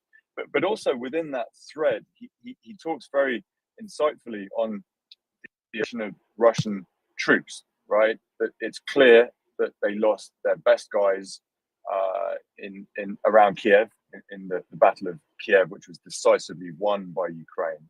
They had enormous casualties, which fell away since they went back to what they do know, which is killing civilians with artillery. They lost their best guys. They lost their crack troops, most of their VDV, even the Rebroadcast, who are basically military police, but are highly motivated. Those guys have gone. They had to switch to the couple of thousand Wagner scumbags they've got, who are elite, vicious and evil they are, rapidly being attrited to, and conscripts from the DNR and LNR who they're running out of as well. There are only 30,000 of those approximately, which is not an enormous force, not particularly motivated, despite all the propaganda they've been fed for the last 8 years that Ukraine's at fault and they're Nazis and all this BS. They're running out of those, right? Then they had to turn to the Buryats and the Dagestanis and people who speak Russian as a second language, who come from the far eastern regions of Russia, who they never expected to have to use. So infantry is their motivated infantry is their biggest problem. And the opposite is the case with Ukraine, right? Motivated infantry they've got, not trained infantry, but they're training them, right? There's a multinational effort to train soldiers in the UK and across Europe. So the opposite case is happening with Ukraine. The only problem, and Vladimir's article talks about this, still is infantry fighting vehicles. The biggest disparity, other than artillery, which everyone knows about, is IFVs. The Ukrainians, and I know this from my friends fighting on the front, are still going to the front in their personal cars, right? Driving in Honda Civics to get to a place which is being shelled, parking up and walking the last mile to their trench. It's ridiculous. The Americans should send 500 Bradleys. Every M113 should have been sent already. But yeah, do post that article because it goes into why the Russians have stopped. It's up there already. Ukrainians are biding their time. Brilliant. Thank you. There is. Sorry, Doman. Go ahead, Andy. Go ahead. Yeah, one. If we increase the scale dramatically, one parallel that could be drawn is the German and Italian situation in North Africa at the end of 1942 and early 1943, because even after being defeated at El Alamein and Operation Torch with the Allies coming in from the West, Hitler still reinforced North Africa quite dramatically, and the end result was that all the forces, both Italians and Germans, ended up surrendering, and that was a whole large army lost. Not quite as disastrous as Stalingrad, but pretty close up there. So, I mean, this is also, I think, a case of not, being able to understand realities on the ground and reinforcing failure. But the scale is vastly different, and the circumstances are. It's the Mediterranean is hardly a river. I'll tell you one thing: it's hard to pontoon across from Sicily to Tunisia. Yeah, I mean, you could I suppose build a bridge to Malta and from there to Tunis or whatever. But yeah. But yeah, sorry for the interruption. Do go on, Doman. No, I was just going to comment on the Wagner numbers, right? Because the numbers that Volodymyr Datsenko has in the thread, those are the numbers at the start of the war. What isn't discussed, I don't think, maybe lower down, is that Wagner has restructured a lot. Jim said that they're elite in at least some measure. The only thing they're elite in now is being criminals. Not that they were very different previously, but Wagner has very much restructured apparently. Before the full-scale invasion of Ukraine in February, Wagner kind of specialized in going to various very unstable areas of the world, failed states and the like, and paying medium-sized quantities of money to locals, whom they armed and sent off to commit acts of torture, rape, murder on the civilian population nearby. They've had to change, obviously, for Ukraine, because they didn't have a local pool of people to do this, and then instead they did it themselves, right? And partially, apparently, they were also suggested to have been used as barrier troops for the forced conscripts from the long occupied parts of eastern Ukraine. And now what they are is they've started recruiting. So previously, apparently, the difference is that beforehand they were apparently very selective in recruitment. They only took Russian men with combat experience previously. And a few months ago already, things showed up, like billboards showed up in various Russian cities, especially often Siberia, that said, yeah, if you're over 27, come join Wagner, right? Over 27 have no sense of what's right and wrong. Come join Wagner, right? Recruiting. I think that's part of it. The other part of it that I want to highlight is that my understanding is that the recruitment of actual currently convicted, incarcerated criminals is also being done through Wagner. And that they are also joining the Wagner ranks. And that's what I say, the only thing they're truly elite at now is just being outright criminals, because that's whom they are actively recruiting, is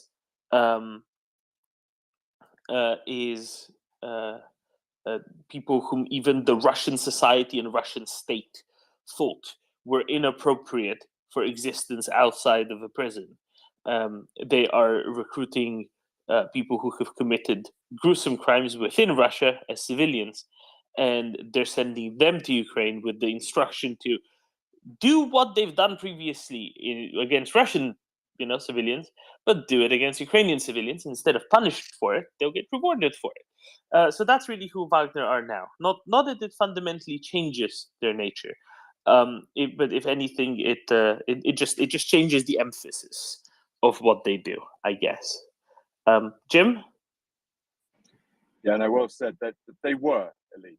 I mean, the Russians, like the Ukrainians, tragically, have lost most of their best troops already. Both sides have needed to regroup and train and recruit new people. In the Ukrainians' case, they have more people than they can use, right? People, yeah, although there is conscription in Ukraine, it isn't being enforced, right? There's former soldiers in their 60s who've had training and who are still in decent shape, who are fighting and being trained. What they don't have is enough equipment. The Russians have the opposite of problem. I mean, AJ, who comes on the space regularly, says it anecdotally. The Russians have got plenty of kit, right? Don't be under any illusions that they've run out of missiles, run out of shells, run out of attack helicopters. It's terrifying to be at the front. What they can't do is advance because they don't have enough men to do it. They're stealing people off the streets in the Donbass, the occupied areas of Donbass. They're taking people from prisons, as you say. And apparently that's not going very well. Not even someone who's locked up for some vicious barbarity in civilian life is willing to go and likely die at gunpoint with barrier troops behind them, as you say, being pushed forward into the cannons. I mean, interestingly, that Volodymyr's thread talks about it. Apparently, the LNR and DNR troops, who are Ukrainians, by the way, are being forced at the vanguard of these attacks. That they're the ones who are heading the assaults on Ukrainian positions, not VDV, not Spetsnaz, not Chechens. God forbid the Chechen TikTok warriors actually fight like real men, not kill children. No, it's Ukrainians being forced at gunpoint to go and fight Ukrainians. Oh, certainly. Absolutely. And this is kind of the situation, right? They're taking criminals out of jails, and as opposed to what they've done in the Second World War with the Strafbataillon approach, right? Where they did kind of similar. That's not whom they're putting necessarily in the greatest harm's way, because these hardened criminals are possibly very useful at repressing civilian populations, and very useful when the task is go on and commit genocide, right? That's what they're very good at, because they already have no compulsions. Whereas it's these forced conscripts that are literally pressed into service in occupied territories, that are being put forward as cannon fodder, like the Strafbat used to be, effectively, right? I think that's it's an interesting reframing of a historical precedent. Now, Antti, is there something you wanted to comment on and then dropped your hand because I already did? No, I just I was actually I was thinking about still your previous question about any sort of historical parallels, and the one thing that did come to my mind from the Napoleonic Wars was the Battle of Aspern Essling, which was in 1809 when Napoleon was fighting against the Austrians. Surprise, surprise. And he was trying to find a way to cross the Danube and take Vienna, and he did secure a crossing at Aspern, but it was very tenuous. There was the bridging links were very tenuous, and on the other side, the Austrian army was formed up. So there was very heavy fighting where the French tried to advance to find more room to deploy their whole army, and in the end they were defeated and had to withdraw across the bridge. And there was actually, if I recall correctly, there was actually even interdiction done by the Austrians, and they tried to take out I think there was only one bridge, and they tried to take it out of commission. And I think for a brief such a time they actually did succeed, using some sort of, I believe, fire ships or fire boats, which is essentially you take a boat and set it on fire and float it towards your target. This was also used in naval warfare when naval bases were attacked during this time. But in any case, there's a little bit of a parallel there, because after that Napoleon that took was part just before Wagram, right? Yeah. Yes, because at Wagram Napoleon did learned his lessons, so he constructed a really powerful positions and stocked supplies on the other side of the Danube, and did feints, and was ready with multiple bridging assets to get as much of his army across as swiftly as possible. And he did end up winning the Battle of Wagram, and ended that portion of the Napoleonic Wars with that battle. But again, the time was different, the circumstances were different, but there is this tenuous supply line across a bridge that was interdicted, and there was but in this case there was the clear intent and attempt to actually advance, and but with only limited ability to do so. And in this case there is clearly no ability to advance, but there is also no sort of there's no understanding that this would lead logically to a withdrawal. So I mean, once again, there's plenty of different things, but I just wanted to point that out. It might be a bit of a waste of time now that I've said it out loud, but no, I think it's interesting. I think it's interesting because a lot of us are here in part because we want to learn things that we otherwise wouldn't, and it's great that we have always someone who can bring something up that they will have studied or read previously that others of us would not have studied or read, or at least not nearly in as much depth. And I think it's interesting to look at historical parallels here, because it is such a almost historically unparalleled, clearly situation, right? And that's what I think what makes it even more interesting.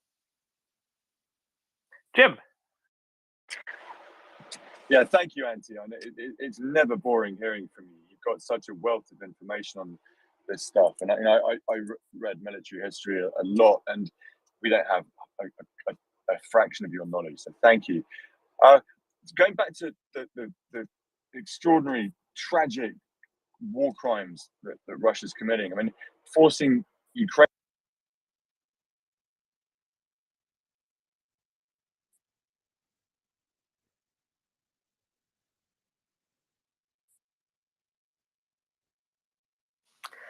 I suspect the Germans driving through a bad. Oh, sorry. You can. Yeah, we got you now. You suspect that? Hang on 1 second. Let me just sort this. Sort my Wi-Fi. Is that better? That's good now. Yeah. So you say you Perfect. suspect something, and then you dropped off a little bit. Yeah. So the one of the list of war crimes Russia is committing is forcing conscripted occupied Ukrainians in occupied Donbass to fight Ukrainians in from the west of Ukraine, and I'd love to hear from a Ukrainian who's lived in Donbass. What it was like before 2014. I mean, I've traveled there, but to understand what Russia's done to that region of a country, to allow, because many people there do want to fight against their former country, right? I mean, it's not all conscription in Donbass. So what the Russians have been doing for the last 8 years there is, and even well before that, through Russian television channels in that region, is bombard people with propaganda, right? I mean, it's a region with declining heavy industry, mining and steel, that's a lot of which has gone to the Far East. So it's a place where with extreme economic problems has been for a very long time, and Russia has jumped on this and used it to leverage political influence there for decades, and that's really coming through now. But yeah, I'd love to hear from Ukrainians who'd experienced that, who'd lived through that, and understand what it was like to be turned against your own country. So I was just briefly scrolling through the listeners, and I was hoping that one particular one would be there, who is a Ukrainian soldier we sometimes have on, who is from, I think, the city of Donetsk. If he's not from the city of Donetsk, he's from just outside of the city of Donetsk, and who left immediately in 2014, joined up, fought for 3 years, I think, till 2016, and then left the military and then rejoined now. Maybe he actually left a bit later than 2016, and then rejoined at the start of the invasion again in February. So I was hoping he'd be around, because he told us some interesting things exactly along these lines. But in absence of him, we do have Decoding Trolls, who did live off in Severodonetsk for a few years after 2015. So he might have some good insights into this anyway. Brilliant. Yeah, I'd love to hear from Decoding Trolls on anything. Thanks, Jim. Yeah, I mean, that's the perfect question for me. I mean, because I've been studying, thinking, practicing, living in this world for 7 years. And so for those who I haven't bored before, I worked for 3 years on Stanitsia Luhanska Bridge, which is a 1.5 kilometer stretch over the Donets River, and that was in the Second World War. That space divided the actual Nazis from the Soviet Nazis, and then in the way of war, it just accidentally found itself again as the only official crossing point between occupied Luhansk and government-controlled territory. And so that was an actual bridging point between these two areas. And I lived in Luhansk for 5 weeks over the Christmas of 2015, 2016, that Christmas.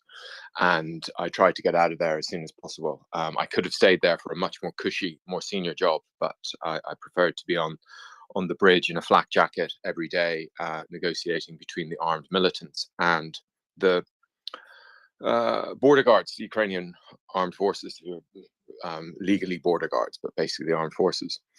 And I remember one core data point for me is speaking to one of the elected leaders in Stanitsa Luhanska village council. Well, at that point, and Sorry, can we scroll back just a little bit, because I have a question about Stanica Luhanska, if I may.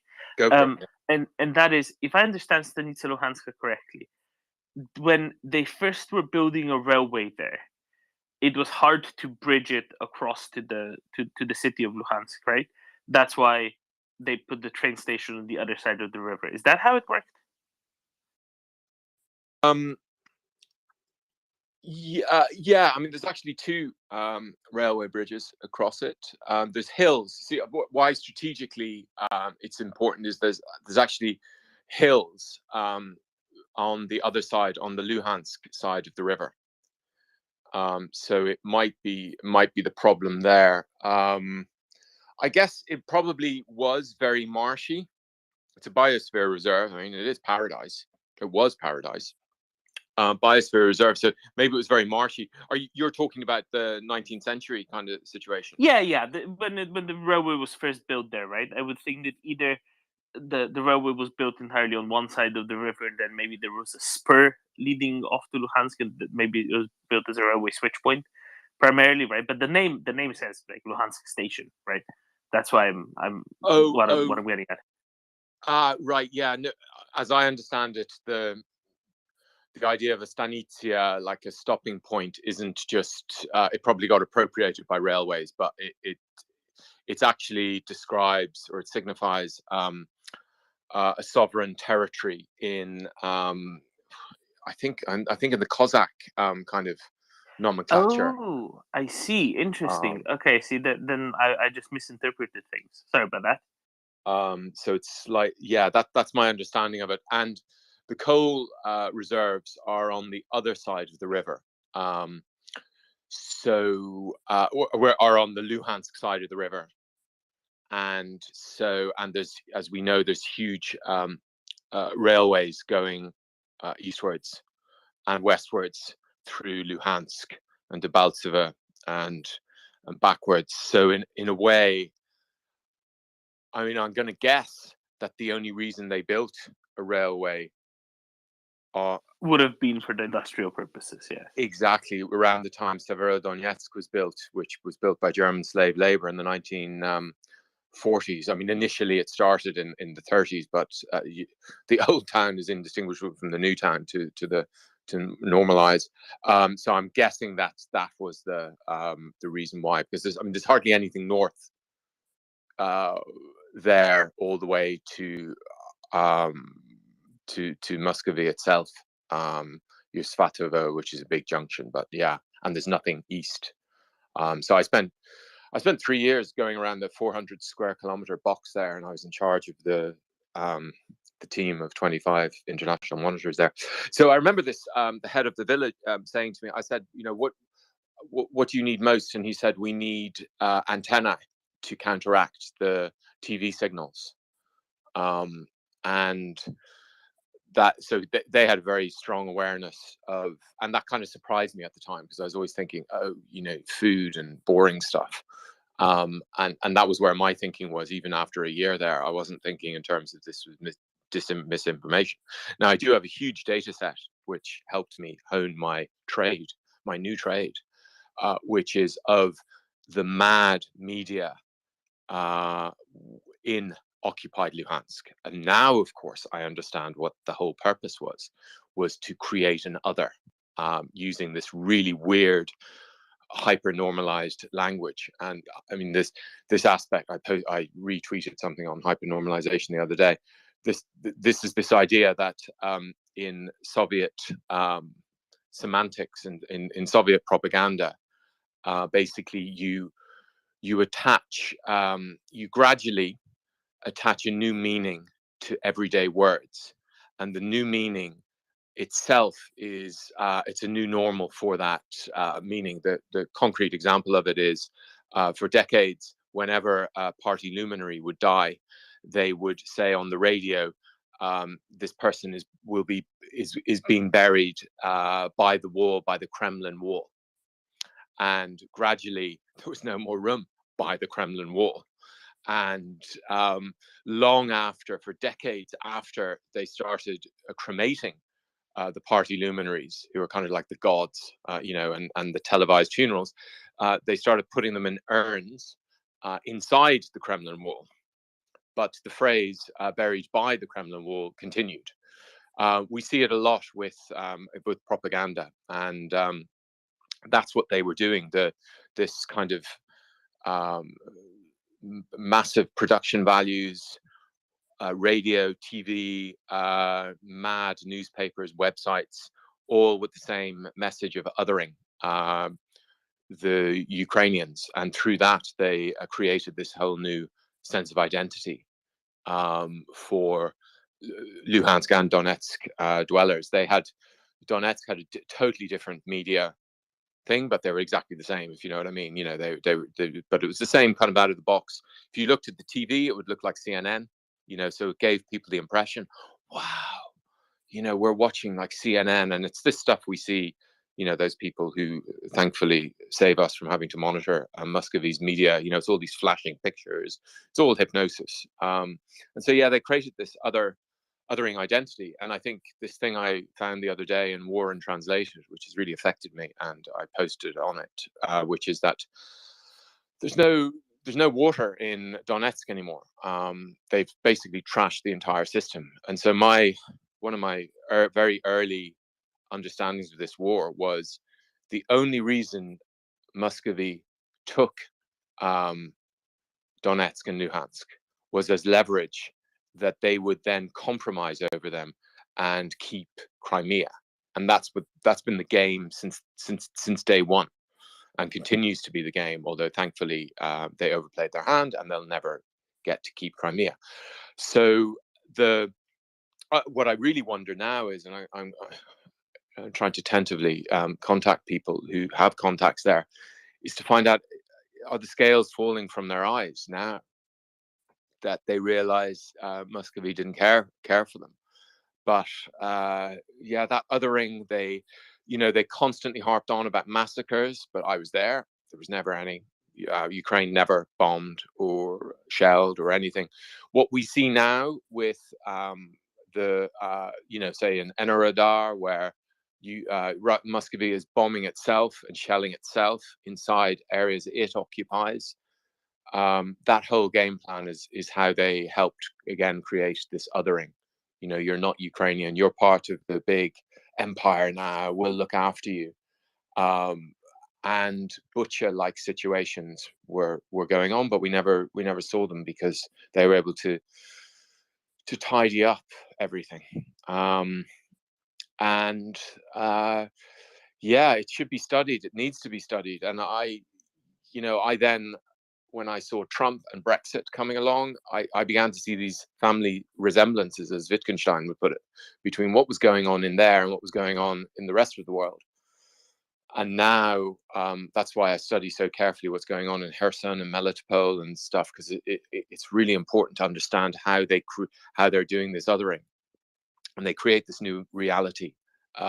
They hyper-normalize it. So if you live there, you don't know, and you'll never know what really happened, or if anything happened.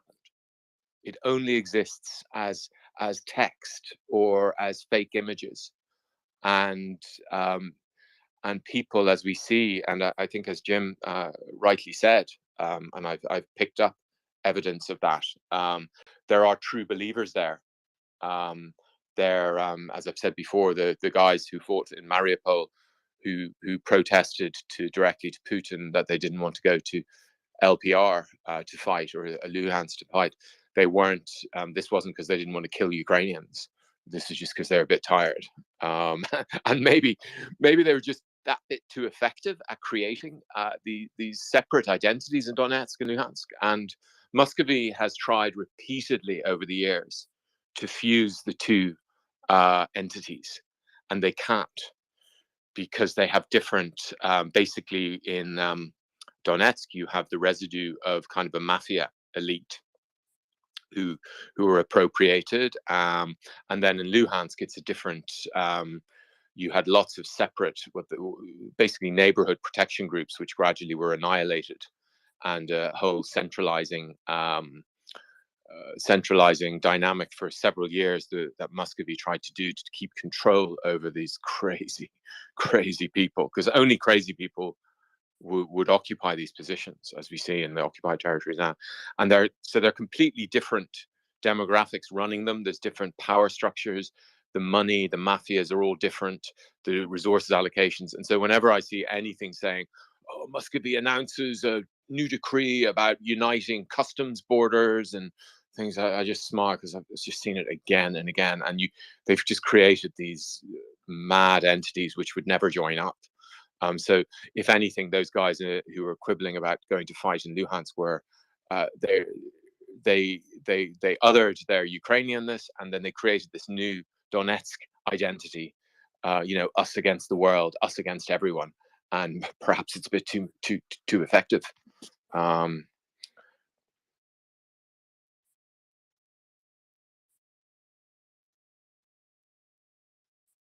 So you said that the ones running the Russian occupied Donetsk Oblast are more mafia related. What about those running the Russian occupied Luhansk?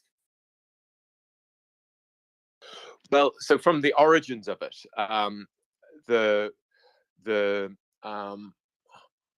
in Donetsk, so the people who in April 2014 who immediately were activated were an already existing power structure there, as I understand it, so, which was sort of like a mafia-like power structure.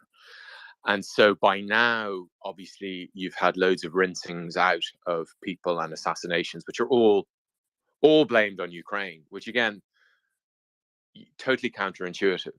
Like, you're advertising that you don't have control over coercive force in your territory because you're blaming. So it's this thing with Dugin, this exactly the same. It's like a playbook. I just see the same family resemblances in all this structure. You literally can paint by numbers the Russiast operations. Whereas in Luhansk, there was no pre-existing structure of power that was retained after the takeover. It was very minor officials from Plotnitsky, who's one of the first prime minister, who lasted quite a long time, till his parents were poisoned by mushrooms in a village in Moscow, near Muscovy. There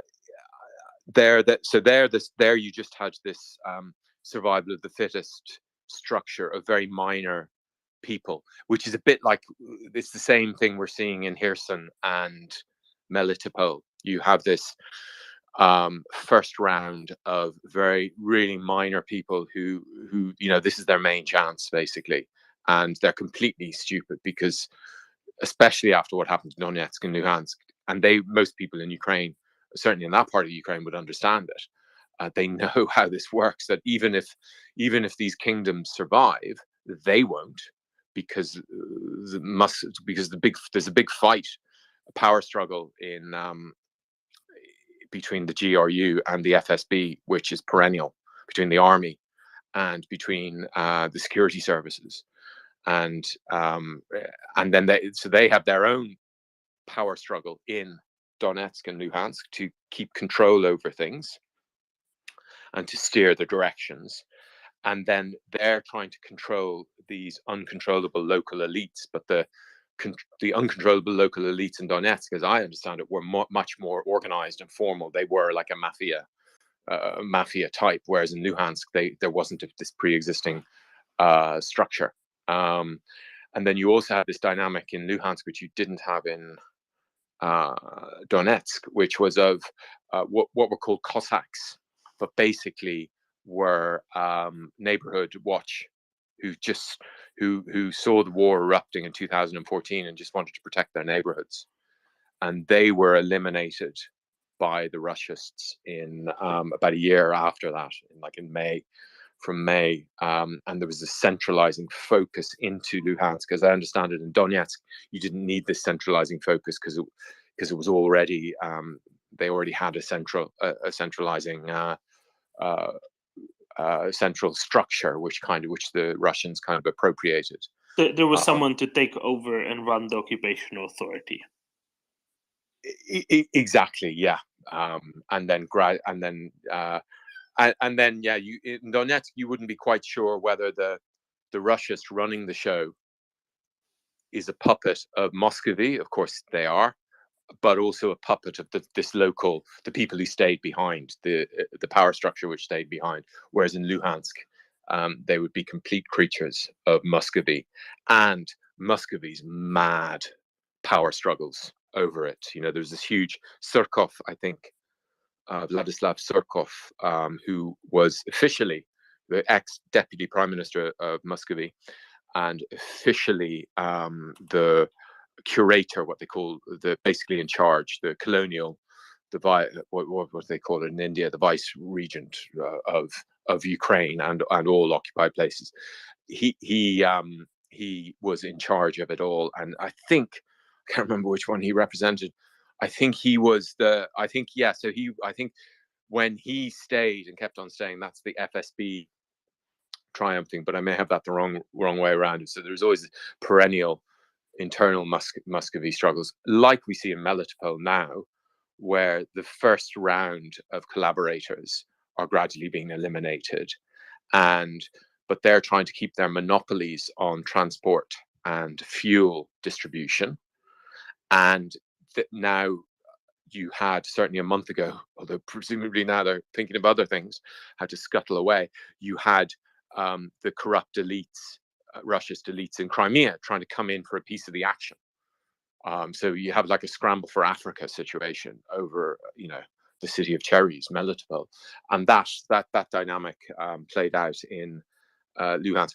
So all in the face of this kind of shadow play, which was, I suppose, Surkov. Now I understand this is Surkov's theater.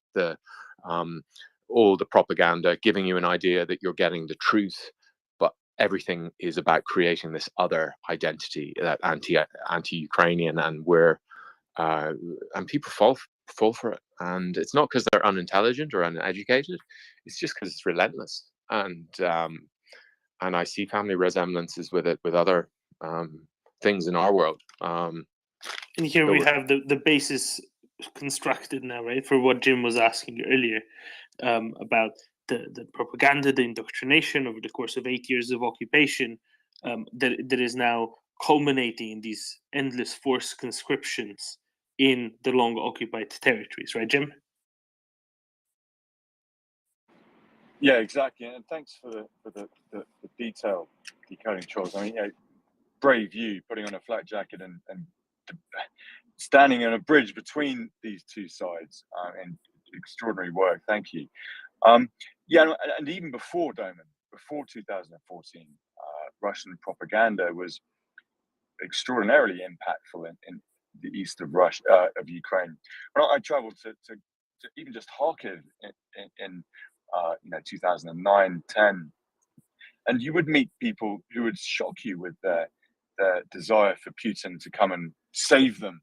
Not many people, but there was a minority. The taxi driver who picked me up from the airport, for example, I had a long discussion with him, bright guy, and I said, look, Putin's a war criminal. He blew up apartment buildings to gain power, and he's like, no, this is just U.S. propaganda that you've been taken in, and it was hard to argue with him because he was so convinced, and he obviously watched Pervy Canal, and he never took any other information than Russian information, but it was prevalent well before the first invasion of Ukraine in 2014. And to what Decoding Trolls was saying, it's quite right. I mean, the first way to take over a land is to co-opt the criminal minorities who are already organized, who are already anti-establishment, and greedy, vicious bastards to boot. And the next stage, though, I mean, for any populist, and I'd love to hear from Daniel or Puppy on this, for any populist, and you're right, Decoding, to point out the parallels with Trump and with Brexit Britain. Any populist a rabble rouser, if you like, will target economic minorities, people who are down on their luck, who've lost out, in their careers or in their economic lives, and otherwise, find an enemy for them, whether it be Jews in Weimar Germany, whether it was immigrants in Brexit or Mexicans for Trump, or immigrants for Orban, right? It's creating an enemy, and for people in the Donbass, the enemy that Russia created was Central Command in Kiev, right? They said that all your economic problems come from Kiev stealing from you, and it wasn't without, good propaganda is not without some grains of truth, right? There was endemic corruption in Ukraine throughout the 2000s, certainly the 90s. So there was some truth to it, and they played on that. So, that Russia's your friend, we will save you. And the same for Crimea as well. Kiev is stealing from you. The elites in Kiev are stealing your industry away from you. It's therefore we will come and help. And if that happens for long enough, for decades, then you see the result, that people are fighting against their own country, and being massacred, and Russian propaganda is effective. Let's be in no doubt, and particularly for people who are down on their luck.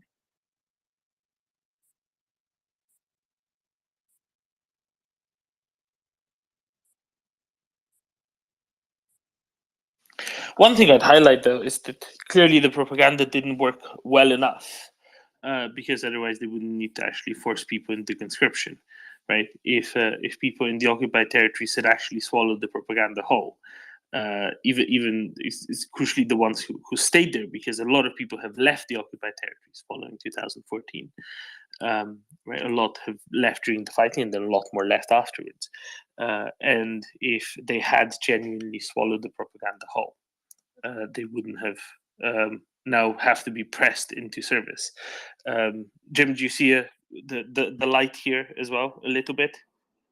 Oh no, of course. I mean, you're quite right. They've the true believers, the true nutters who swallowed this propaganda are mostly dead, right? There's a big difference between supporting a war and actually going to risk your life in it. And there's not many, young men who've for whom life's not gone well for them, who believe this insane nonsense, who are prepared to go and fight against American weapons in motivated Ukrainian hands, and they've run out. Right, that's clear. That even in the DNR and LNR, they've run out, and they're having to force conscript people, press gang people like they did in pubs in England, the medieval period. Right, 1 minute you're having a pint, the next minute you're on a ship to Australia.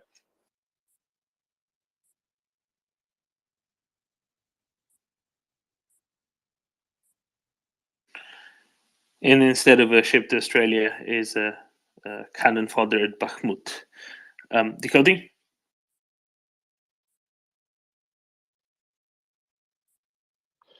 Yeah, you remind me of an interesting data point I picked up yesterday. Ukraine has published an alleged correspondence between the Russian leader of DPR, Donetsk People's Republic, and a Ukrainian provocateur. And basically the exchange, which is like a WhatsApp exchange, which may or may not be true, but has some degree of plausibility about it. Is basically Pushilin is looking for $500,000 to give all the sites of the Russian storage sites in Donetsk, in occupied Donetsk, I'm sorry, I'm just flicking through the exchange just to get the crucial bit for the warehouses. Basically, and they have a discussion over whether it's 500,000 wooden ones. I can't remember what wooden ones is, but it's not dollars. Maybe that's like rubles or grivna, or 500 green, which I presume is dollars. And interestingly, we have seen quite a few warehouses in Donetsk go up over the past few days. So someone that's trying to get him caught in it. But one of the things which came out at me Sorry, decoding. Let's circle back. So you're saying that Pushilin, one of the, let's say, Russian Occupational Authority leaders, in occupied Donetsk Oblast is being accused of having sold the intelligence to the Ukrainian government of where Russian ammo dumps in occupied Donetsk are? Is that That's what? it. Yeah. Okay. Well, I was just trying to make yeah. absolutely sure that I understand this correctly, because it's so. Yeah. And the motivation in the exchange is basically everything is fucked, and this is what I'm wondering, and what you're talking about the propaganda, and this is where we reach peak misinformation at a certain point. If there's no water in your area and you're being press ganged into a war which you're losing, do the scales fall from your eyes? Is it like maybe what happened to many Germans in 1945? That the reality at a certain point, reality overcomes the fetters of unreality, and there breaks through the regaining of an understanding of what's really true and what isn't true.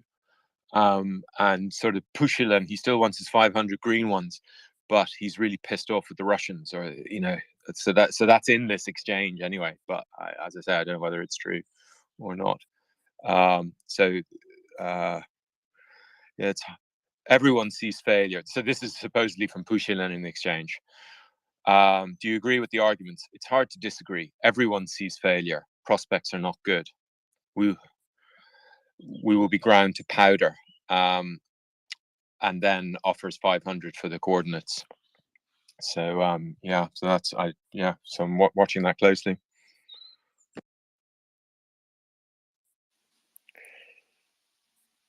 That is fascinating. I think there's nothing true actually to it. I think this is a way to kind of destabilize them from the inside a little bit, but fascinating nevertheless, because destabilization of the occupational authority can be just as good as it being actually true. Jim? Yeah, I'd love to hear more from Decoding on his life in Donbass pre 2014. I think you actually went there after that, but the effects of propaganda on people there was incredibly powerful. I mean, let's be under no doubt, a lot of people in the Donbass are very against Ukraine, and not just the less educated, the people who are economically underdeveloped, but people who should know better, right? The educated. I mean, the same as in Russia. But to go to that, when the fascinating turning point, which must occur in societies when the evidence in front of your eyes can overcome the box on the television on your wall. It doesn't happen in 1984, but it did happen in Germany towards the end of the war. You're quite right. And I think it is happening in Crimea, right? People more educated Russians who do know better are voting with their feet, right? They're flooding out of Crimea. The FSB officials and their families who bought apartments in Crimea over the last 8 years, quite some time ago, you could see from the data on the website, the apartment websites had started selling as soon as the war broke out. They started selling those apartments. So, to your experience, Decoding, on what was it like speaking to more educated people who should know better in 2015, 16? What arguments did they use? Were they so clearly indoctrinated? Was it difficult arguing with them? Well, like most people and many people now, I had no theory of disinformation at that time. In fact, the word disinformation, it wasn't around then. And so I didn't have any idea of what any of this was. And so I was mainly talking, I would be talking to people on the bridge, crossing back and forth, just say, how are things going? How's your journey today? They tell me about, the nightmare of having to go, 15-kilometer journey from Luhansk city to a bridge, which would have taken 20 minutes before would be taking 7 hours or some, ridiculous things like that. And then in all the villages around on the government control side, I would just stop and talk to people who were sitting on their benches in front of their houses. And so people would often be repeating what they heard on TV.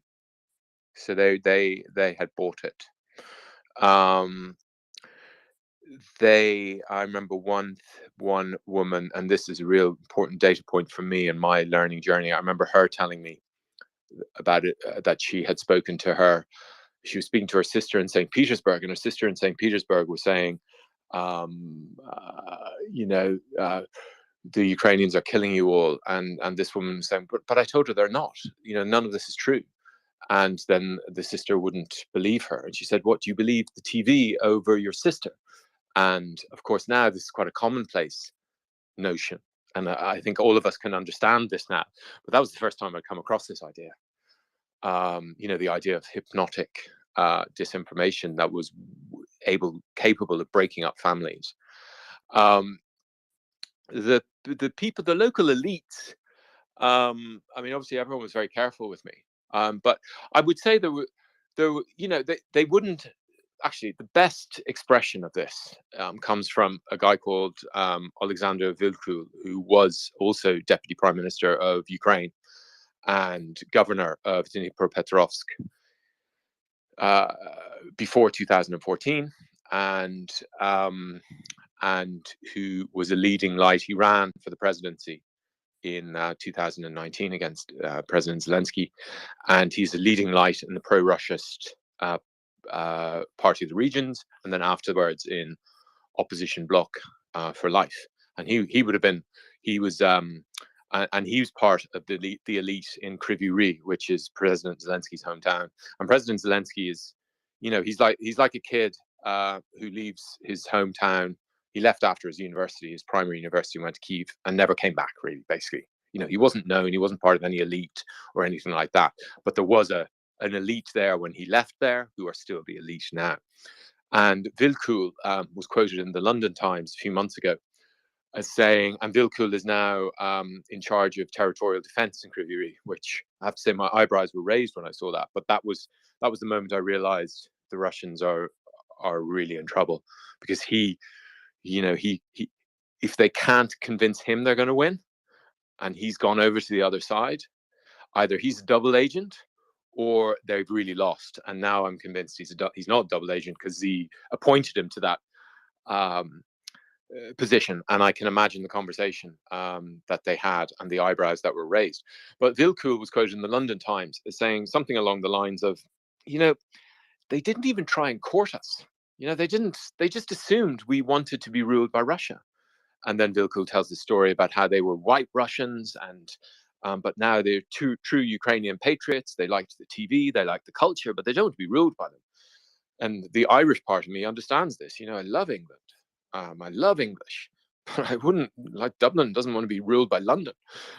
So I understand it in that same way. And I think before February 24th, gradually, because of Ukraine had done so much since 2014, people like Vilkul were won over, that they were better off, even though culturally they liked Russian. They were better off by that. And yeah, you're right. Before 2014, oodles of people would have been, more culturally Russian or whatever. But as I know from living in Dnipro for 4 years, and they put up the two Dnipro 1 and 2 battalions in 2014, which basically saved Ukraine, and fought really hard battles in the east, so that so I think my measuring stick basically is also any pro-Russian. They did a lot. Russia had its whole network throughout Ukraine, and it had all its people in all the big cities, especially in the east, in Kharkov, in Kryvyi Rih, in Zaporozhye, in Dnipro, and they tried to rise up in February 2014 to combat the Maidan. But they didn't succeed, and that was their moment. And if they couldn't succeed then, after 7 years of more Ukrainianization, let me coin a term or reappropriate an old term, which the Soviets used to use, they definitely weren't going to succeed in 2022. And any of the people in the non-elite who were tempted by Muscovy's rule after the bombings and stuff wouldn't be. So yeah, it's down to And zero, I'd say. let's make a bigger point out of this. Right? You made a very, very good specific, right, with Vilkul, with the Dnipropetrovsk Oblast. But let's make a bigger point out of this.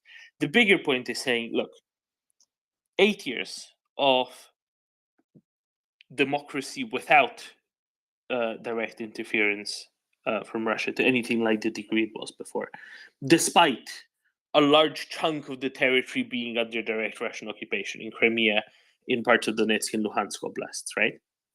Despite that, democratic reforms, a clear transition of power, willingness to allow for transition of power, ever greater degrees of, and I'm going to say Europeanization in the sense of stronger rule of law, better processes, fighting corruption more effectively than ever before, more democratic processes, decentralization, right, through the process of Hromadas.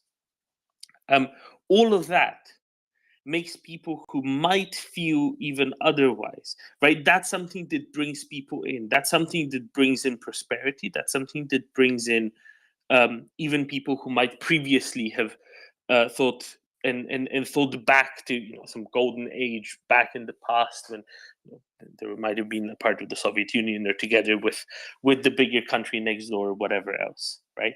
That is the appeal and the benefits of living in a freer, more democratic society are clear, and they're clear to all who aren't actually benefiting from being a part of an oligarchical, autocratic or authoritarian system, right?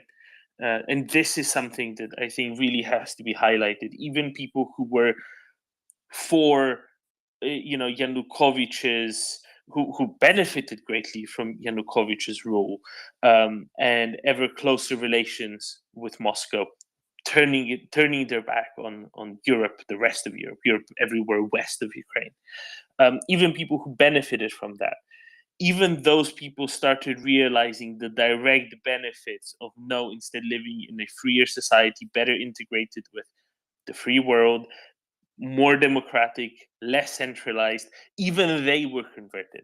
How could everyone else who didn't directly benefit from the much more oligarchical regime previously not get converted when they can see and feel the benefits of democratization, of increased democratization, of better fight against corruption, of better distribution of power, much more democratic, freer distribution of power, and greater freedom at large? How could they not be converted? What propaganda could be used to convert them?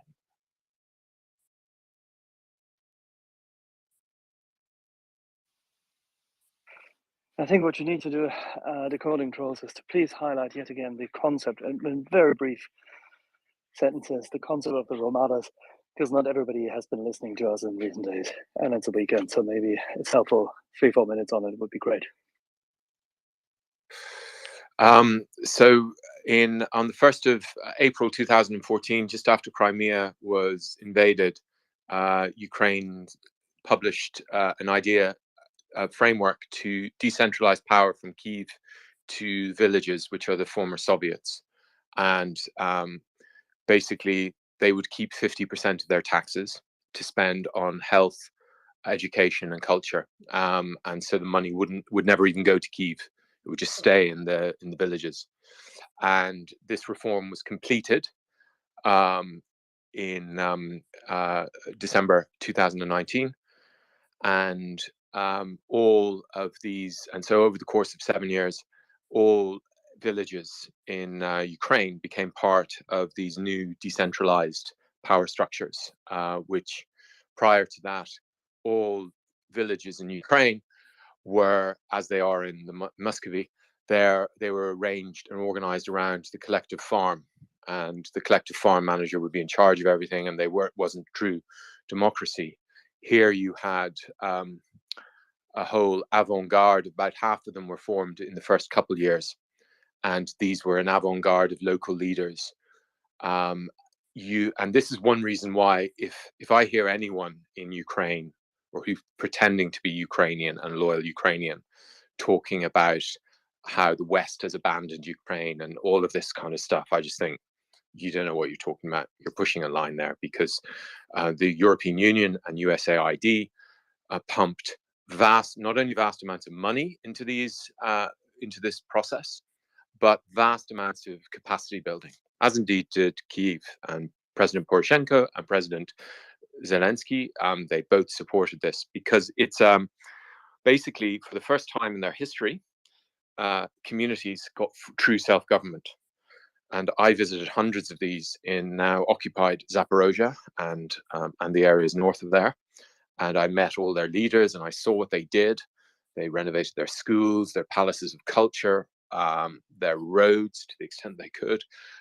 They created water infrastructure, and part of the conditionality of the money which they got from USAID and the EU were all of these capacity building courses that, I met so many of these leaders, the elected leaders, and then the people, the avant-garde of the people administrating these, who just sparkled with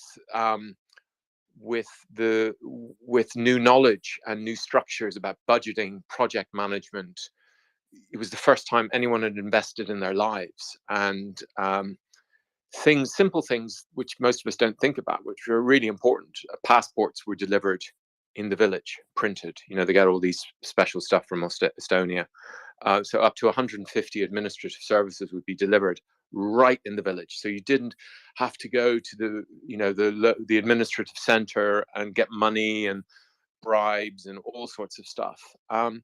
So I always saw this, as soon as when I discovered it, as a condom against Russia's invasion. So even had the Russians come in without murdering, raping, killing, corrupting everything, even if they'd come in with their governance model and it all been gentle, the Ukrainians would never have swapped their experience of the past few years for this autocratic Soviet-style government. So that's the importance of the decentralization. It sounds very boring, but it's just the delivery of and over COVID, I spent a lot of time speaking to them, how they dealt with COVID in their communities, delivering food and all of the just amazing stuff, which anyone who comes from highly centralized countries like Ireland or the United Kingdom would just really admire what they've done and given true self-government to the localities. So this area, southern Zaporozhye, they all wanted a European future. And I know this because sometimes I had to go to these meetings with Russians. And, if you're a leader in that position and the Russians are going to invade, what do? Do you try and charm the European by talking about human rights and your European future? Or do you try and stay on the right side of the Russian by, being neutral? And they were always human rights. We want our European future. And so they really genuinely want a European future. And for them, Europe and a European future is everything good that's in the world. It's not what we think of as Europe. It's it's normal roads, no corruption. It's things like that. And of course, what will end up happening is Ukraine will end up de-corrupting our Europe, because their enthusiasm and their understanding of what's precious about our freedoms in the European Union will remind us of what is precious about it. So again, when I hear a so-called Ukrainian moaning or griping about Europe and its corruption and why it's not helping, I just think you don't know what you're talking about, because I've met hundreds of elected leaders in Ukraine, and that's not the message I'm hearing from them. That's the importance of the decentralization as a really clever way of withstanding any attempt by Muscovy to colonize Ukraine. See, where before there is nothing, there's fertile soil for something to be built by those people who come there and were given shelter and devoluted power. And that's why the European Union has always been aspirational for those who didn't have what many in the West are so complacent about.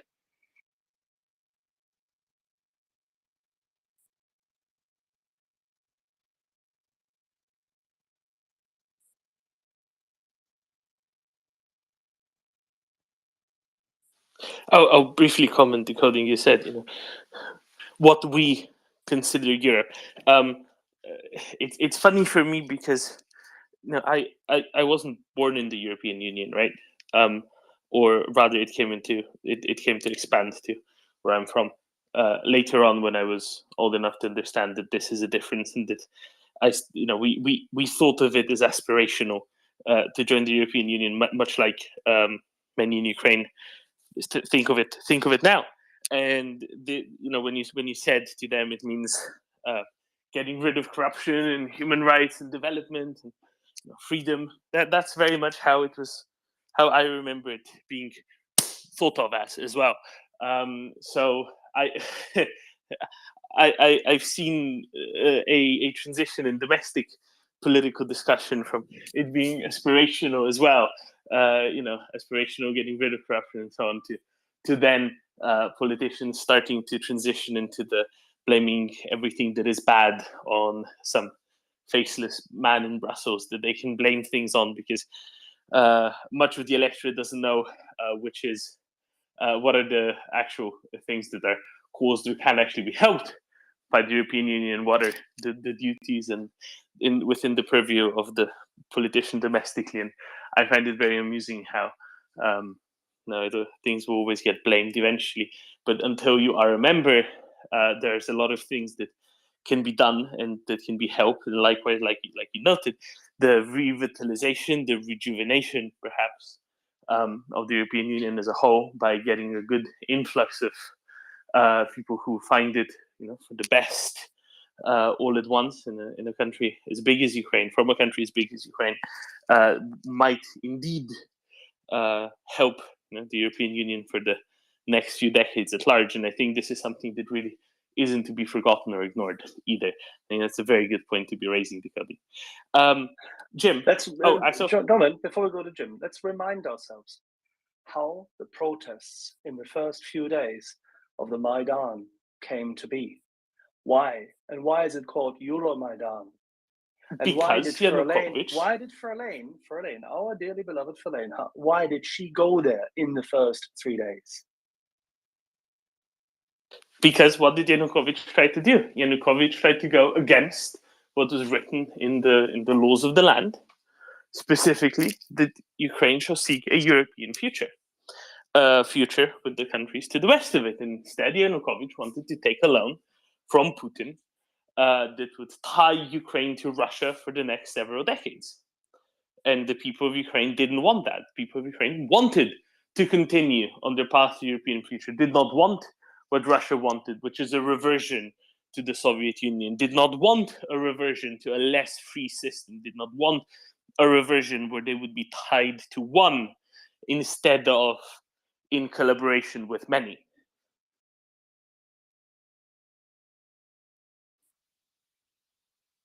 Was that about good enough? Outright perfect. Wanted to keep it short so the Jim, who's been waiting for a long time, can go ahead. Jim, please. Yeah. No.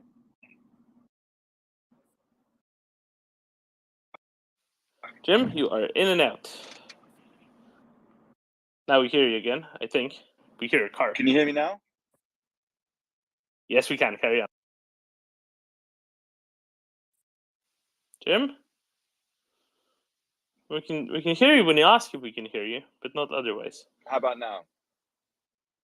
We can hear you still.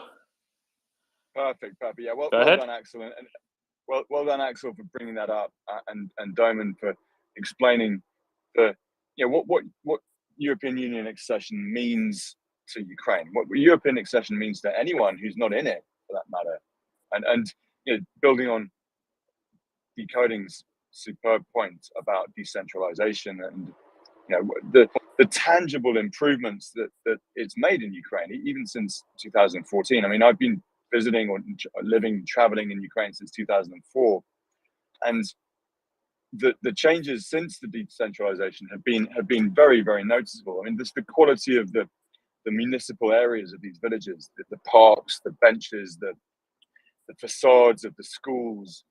You can see the pride villages and small towns have taken in using that 50% budget that they can keep now. It's been revolutionary in economically and democratically in giving people civic pride, the feeling that they're part of a country that's growing towards a better future. And yeah, exactly. The revolution of dignity was all about regaining that dignity, that moving towards a place where there is a rule of law, where you can own something and have no fear of it being taken away from you, where not getting a knock on the door in the night, like all Russians still fear. They feared it under Stalin, they fear it under Putin. And anecdotally, I just left Estonia, where there are 20-25% of Estonians are ethnic Russians, and when I first arrived in Estonia, a long while back, there was a lot more pro-Russian feeling than there is now, right? You still get the true believers that Putin will save us and NATO's and the EU is evil, but even if you gave those people the choice, right? So you're going to lose your EU passport, you've got to go back and live in St. Petersburg, you can be sure what their answer will be, right? And that's all while remembering that go back to St. Petersburg is the least bad option of going back to Russia, right? Because St. Petersburg itself is, well, as good as you can have it in Russia. Yeah.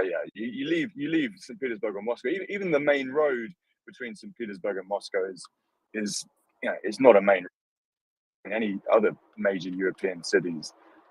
And you get off those main roads and you're on a mud track, or even worse, tarmac that hasn't been fixed in 20 years. It's got holes the size of bomb craters. You have to drive along at about 10 miles an hour, or you'll destroy your car. Even a 4x4 won't work. And you've got to travel along that road 100 miles to reach the next village. Russia is backward and undeveloped, and the only thing that keeps it going is internalized propaganda and invading other people.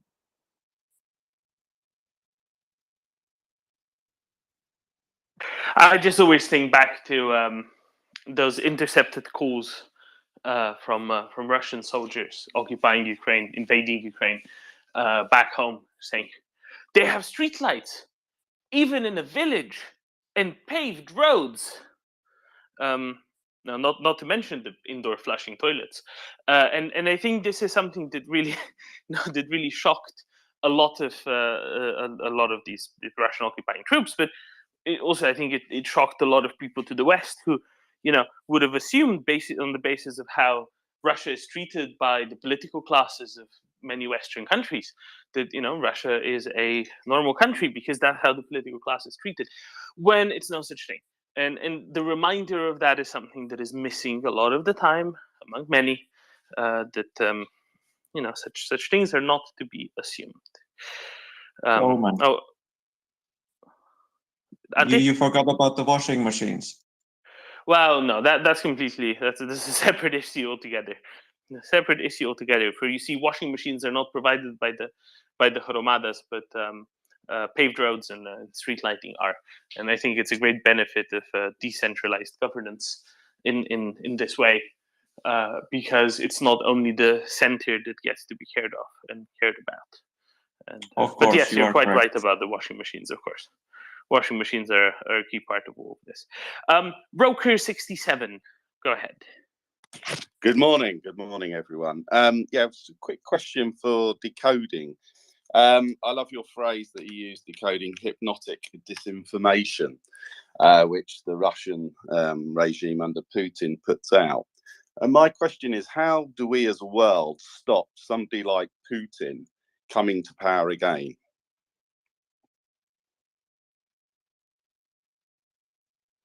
I mean, I try in my own small way with positive trolling is to try and learn myself and teach others a method of identifying emotion moving activities of body, speech, and mind, which affect our, which hack our consent. So you can be very right wing or very left wing, but equally susceptible to having your consent hacked.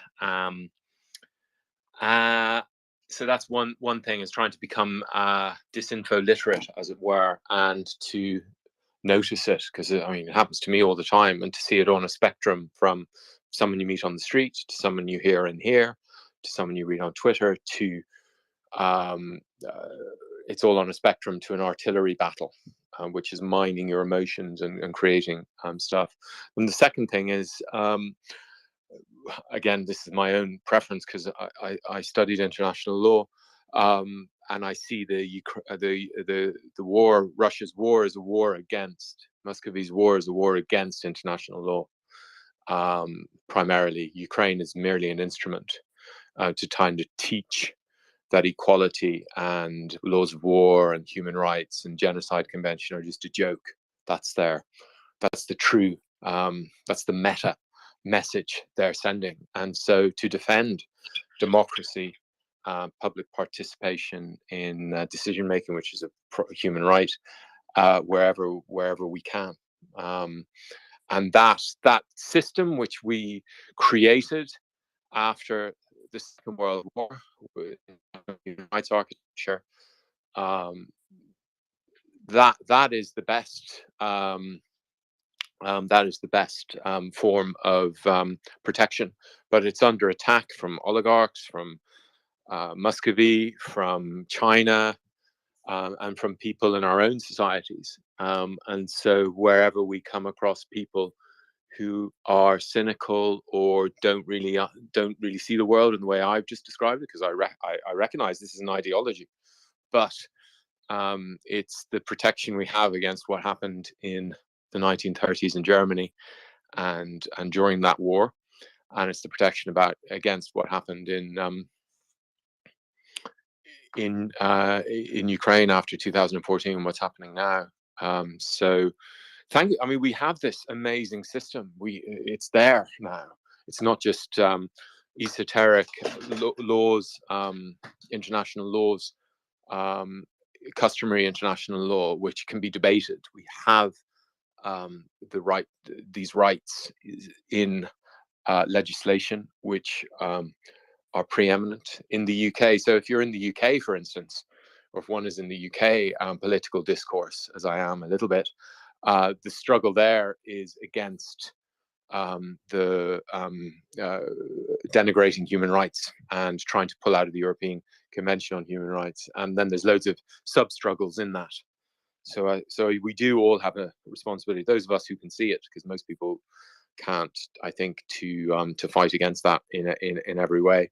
And then in terms of Muscovy, so my latest thing is there. So I see the sanctions in place for decades. I see Muscovy becoming like North Korea is. It's an acceptance that we cannot change the zombies. We were able to change the zombies in Japan and Germany. I don't see any sign of changing the zombies in Muscovy, and therefore we just need to get the visa ban. We need to contain it and contain them and let them do their own North Korea thing themselves, and hold that line for decades, and let that be a Brothers Grimm fairy tale, a folk tale, to for our children's children to understand. If you end up fighting a war, you obey the laws of war, but if you obey international human rights law, you won't go to war. And so that's my my latest my forecast about what's happening, because I don't see Muscovy surrendering like the Germans surrendered in 1945. I see them surrendering in the way that Iraq did, with very bad grace in 1991, and never really getting it. And so that's the sanctions just need to cripple that place. And yeah, that's how, and that will stop the export of autocracy and authoritarianism, and hopefully it'll teach a lesson that authoritarianism, it's not all that. You went you don't go to war as in you don't start a war, because you do go to war to defend yourself and your friends. You don't choose to go to war, you're forced into. Absolutely, it's only self-defense. As the UN Charter, this is what I mean, that it's all there. It's just people have denigrated the value of these things. You have an inherent right to self-defense and to call in anyone on your behalf. And Syria called in Muscovy for its self-defense, so they understand it. But yeah, no, exactly, inherent right to self-defense. So yeah, so we do need to empower our defense forces and teach our children that freedom is not free. It also means that just for you to, given the fact that you studied it, maybe you want to highlight this, that a nation can call upon its partners and other nations to assist it to execute and prosecute that self-defense, should it not be able to do so by itself, or fear that it might actually be overcome. Quite so. Words to live by. If I might jump in here quickly, and Roka asked, how do we stop the next Putin? The answer really is, and Axel's going to love this, with capitalism and strong institutions. Corruption and totalitarianism can only take hold where we have weak institutions and where there is a lack or a disenfranchisement of a strong middle class. And that's the reality, because the middle class have the most at stake at any society. They also they run the businesses, they pay tax, they seek better education for their children. And they are the powerhouse of representative democracy. And so when we look at societies like Russia, where the middle class has always been like, less, it's basically non-existent. Germany in the interwar period, where the middle class, the existing middle class, were largely disenfranchised and felt they had no social contact with the state in many cases. These are these are the only ways that we really ensure that our democracies survive and function, through having a strong, prosperous middle class, and through strong institutions which we have faith in and which we can have faith in. So, yeah. And this is exactly what we were stressing earlier, right? How do you envisage Ukraine to be a stable and in the long run society? And this is somewhere where closer integrations with the European Union, through the process of accession to the European Union, have a way to go, right? Whereas decoding, when we're talking about Russia, of course, Muscovy isn't going to suffer the fate of Imperial Japan or Nazi Germany, simply because nobody's actually going to go all the way to Kremlin, right? Nobody's actually going to invade Muscovy. Therefore, that's why it needs to be isolated. That's why this change needs to come for them from within, because there is no way that it can be imposed from the outside like it was with those examples previously. Absolutely. I don't know what the order was. I know Brian's next, and then I'm going to go to John and Nina and Stephen, because they all popped up at the same time as far as I was concerned. Brian. Yes, good morning. Morning to all. A couple of quick questions. Something that just occurred to me, the thought came up when I was listening to you this morning, and it should have occurred to me earlier. I wonder whether Doman or perhaps Axel, you might have some opinion on this.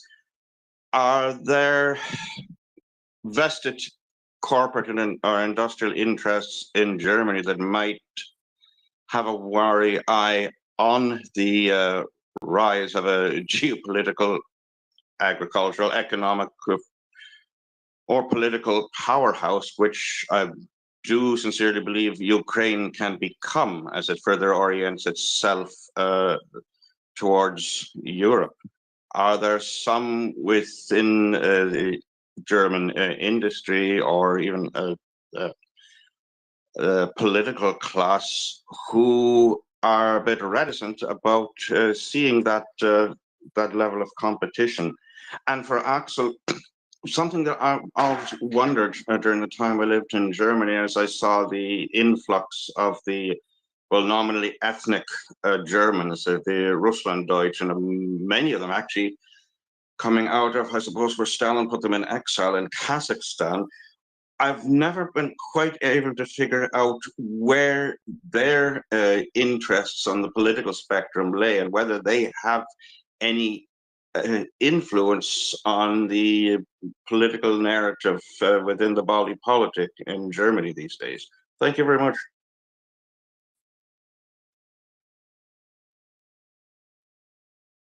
Yeah, well, we can now talk the next 6 hours about this, but I'll make it short. It's very simple. No, we only have 5 hours and a quarter before we have I know. I'm so joking. you're going to have to So make we're it not going to shorter. do this. We're not going to do this anyway. So very simply, no. German industry and German commerce have traditionally been very, very in favor of having new markets, new partners, new production facilities. Vertical integration across borders is a key aspect of German industry. And Ukraine is a perfect partner. German companies have always invested in Ukraine. One of my oldest friends from university, they started producing steel plates with their own little shop from close to Marburg, already in Ukraine. This is in 1993, right away at the beginning, and I can assure you there is no such thing. This, if anyone, this is also a Malthusian or kind of a zero-sum point of view. If somebody were to come up with this, that typically would indicate that these people have neither any place in industry or commerce or international business, nor do they have any understanding of economics per se. But having said that, you may hear this from certain politicians on the very far left and on the very far right, because evidently they lack such acumen, insight, and general intelligence necessary to succeed in business. So having said this, the so-called Russlanddeutschen, they came in 4 different waves, and both before the unification as well as then significantly thereafter. Key aspect being that we allowed generations of those who were essentially intermarried, of course, during their exile, their horrific exile in areas such as Kazakhstan, their suppression, their torture, and everything they've sustained. And but we allowed them to come into Germany, even if, for example, someone only had, say, one grandfather left but spoke barely any German. We allowed them to actually emigrate into Germany. I'm sure that also mistakes were made, but the general majority of them came in, did have very strong old school conservative values, which they preserved alongside their culture, spoke German, understood German, but came from a Soviet environment and culture, and they had significant adaptation issues. But then again, many of them, simply by means of their dedication to very hard work and very disciplined education of their children, succeeded. There is 2 waves of them at the latter end, where essentially lots of compromises were being made as to the degree of the affiliation with Germany and Germans who may have just simply capitalized on it. And then, of course, some of them and their kids spoke Russian. And as they spoke Russian, the Soviet-occupied zones, polity, and the infiltration by Russian media did help and propel some of their children, as well as some of the very elder ones, who may not have made the transition appropriately, feel a bit of a longing for that. And the Russophilia in that regard, despite the fact that they were the ones who had suffered greatly and mostly, because many of them were Volga Germans who were delivered atrocious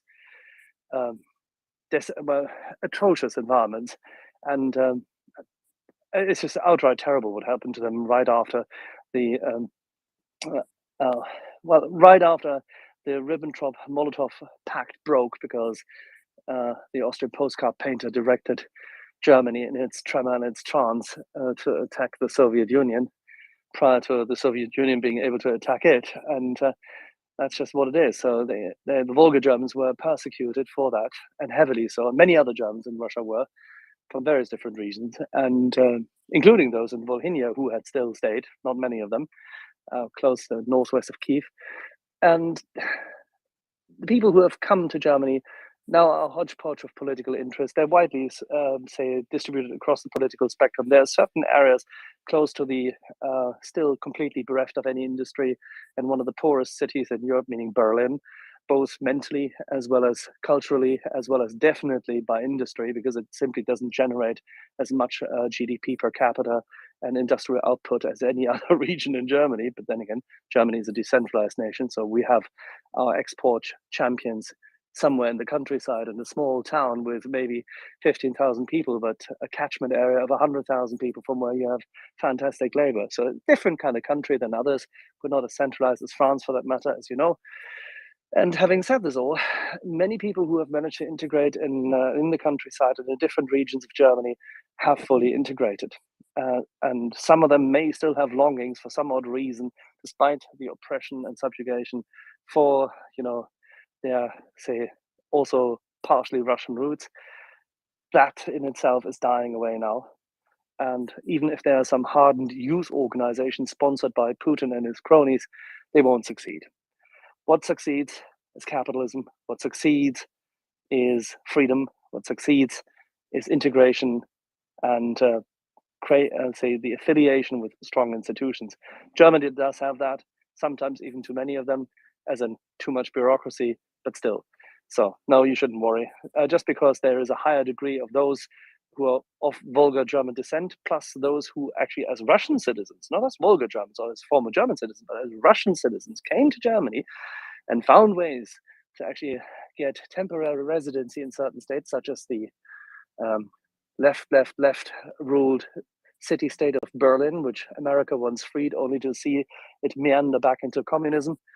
Of course, you have lots of Russians who then attained over time German citizenship, in addition to everything else. And that's a completely different group. And there you find a lot of people who are, how should we say, uncouth, inappropriately vested in Putin's interest and supporters of evil. And yes, they must go.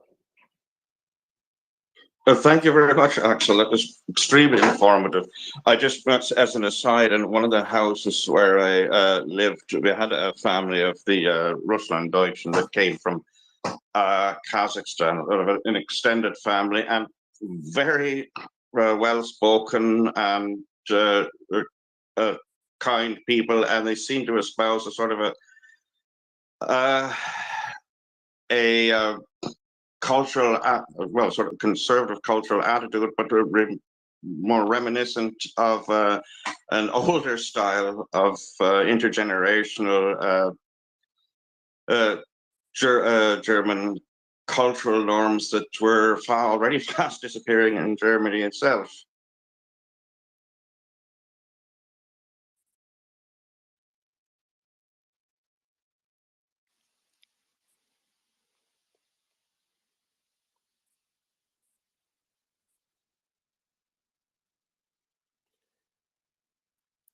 Yeah, I'm gonna wait a second for John to come back up, because I know that people are dropping with technical issues. John?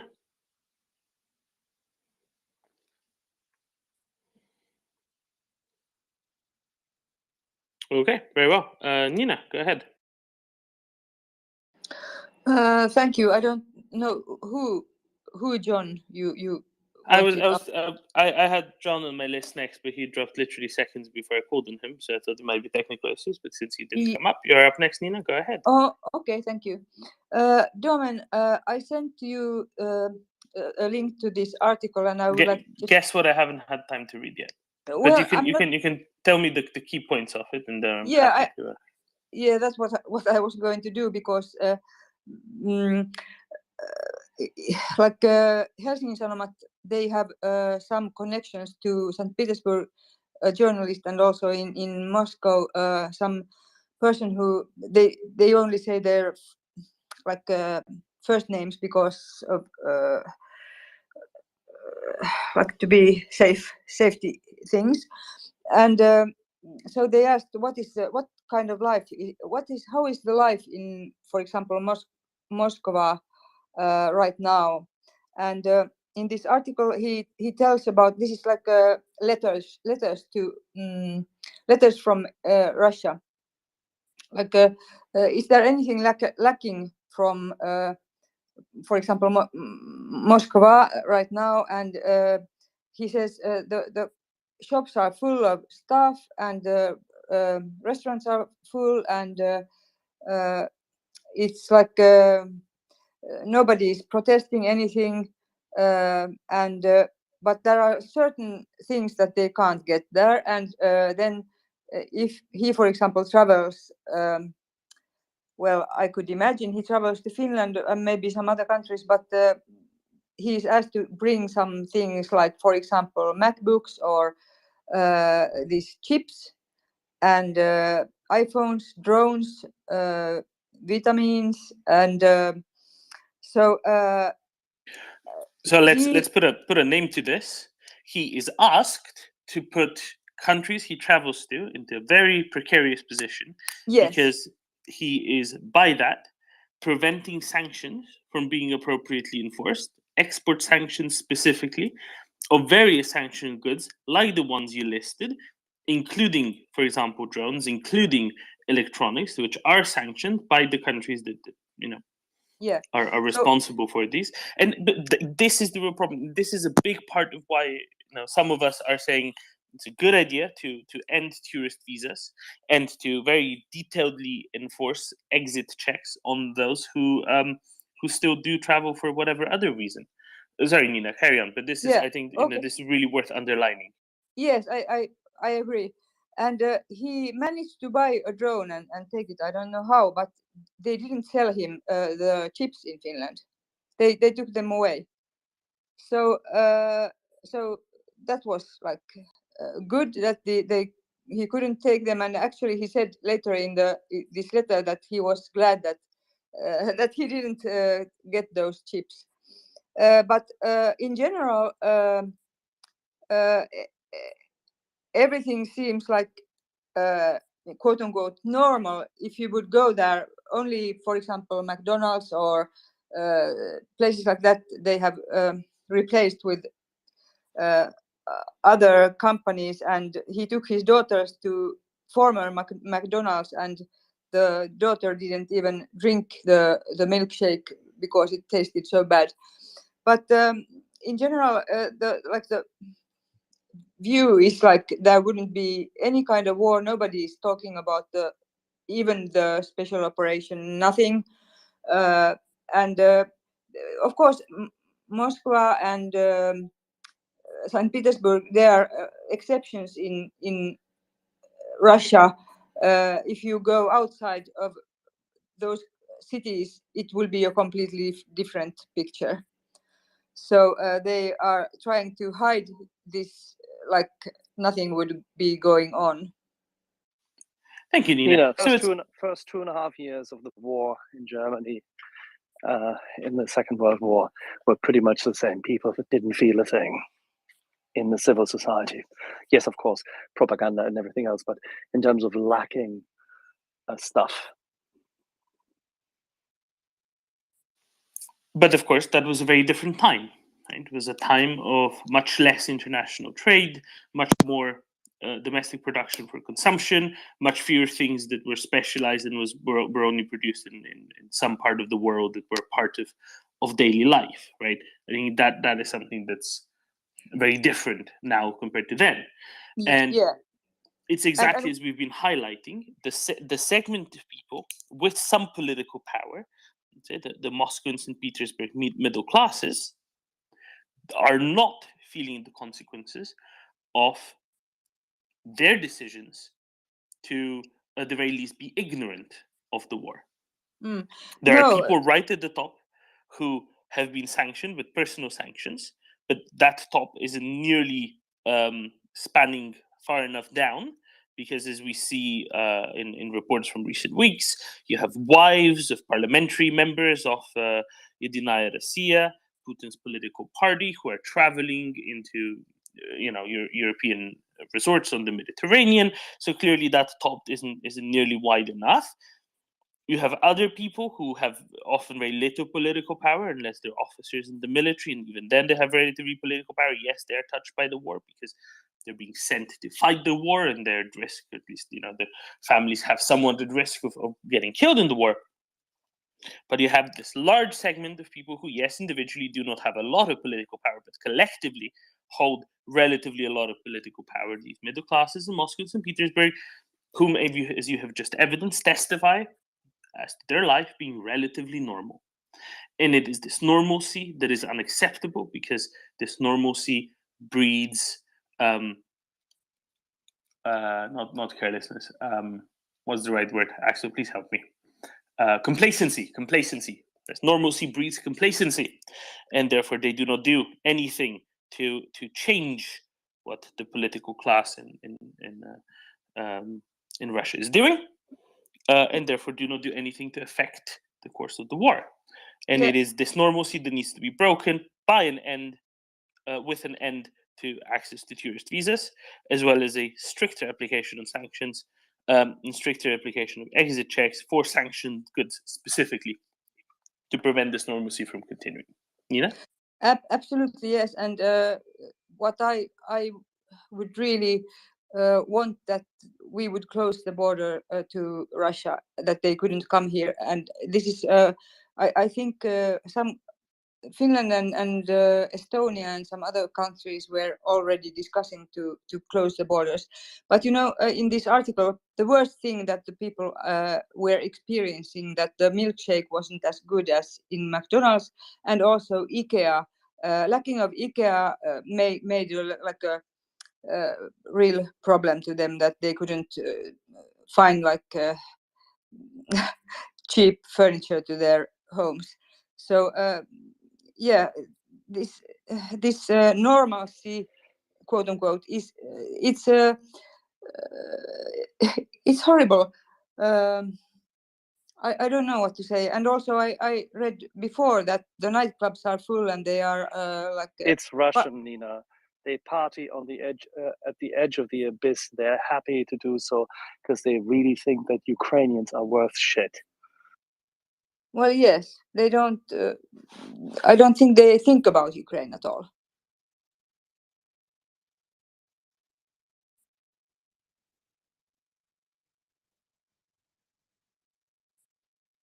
Or if they do, they think it's just right what is happening. Well, at some point in time, when Ukraine is winning, you shouldn't be surprised to see more things going and blowing up in Russia in strategic locations, which will drive the message home. Yes, and talking about when the war is over, if I can just, Stephen, sorry, say that there are so many people that I know who are going to Ukraine when the war is over, and I will be one of them. And somebody mentioned about MryiaReport, that when the war is over, this MryiaReport will end. But I would actually really want it to continue, because there will be this reconstruction of Ukraine, and this would be like excellent to help also with Mria Aid in this reconstruction of Ukraine. Oh, we will help. I'm absolutely certain. A large part of our people will be around and help, no question. It may not be the same report anymore. Who knows what it's going to be? We can't project the future, but we will definitely help. We will definitely be there. No question whatsoever. We're actually very much geared up for what can be a very, very long, hard slog of a war and intermittent reconstruction.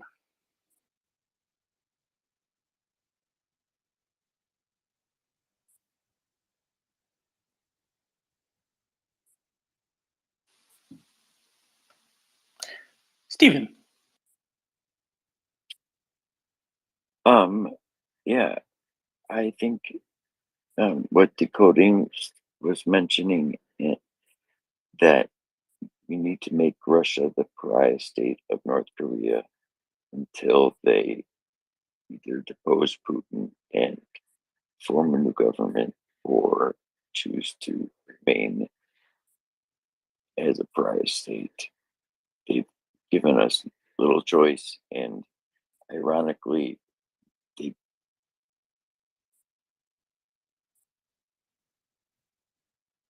Stephen?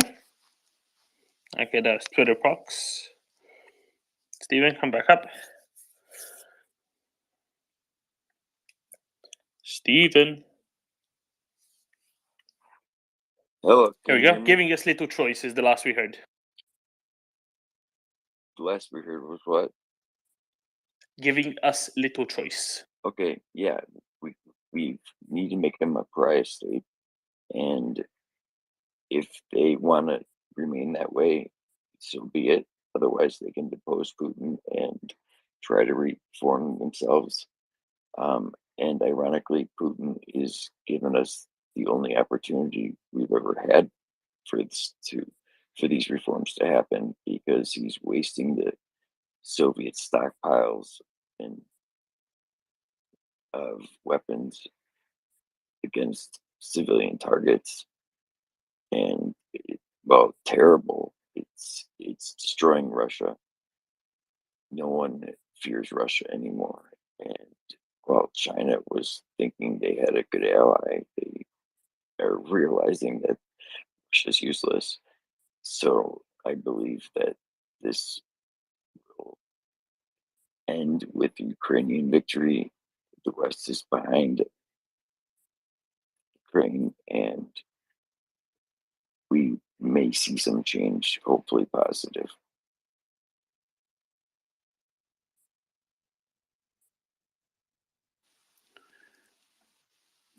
There are two parts to this, right? A, we already see lots of positive change in Ukraine. Of course, we've seen a lot of positive change in Ukraine from 2014 going forward. First, we've seen a lot of positive change in Ukraine after 2005, 2006. It wasn't enough to take proper hold.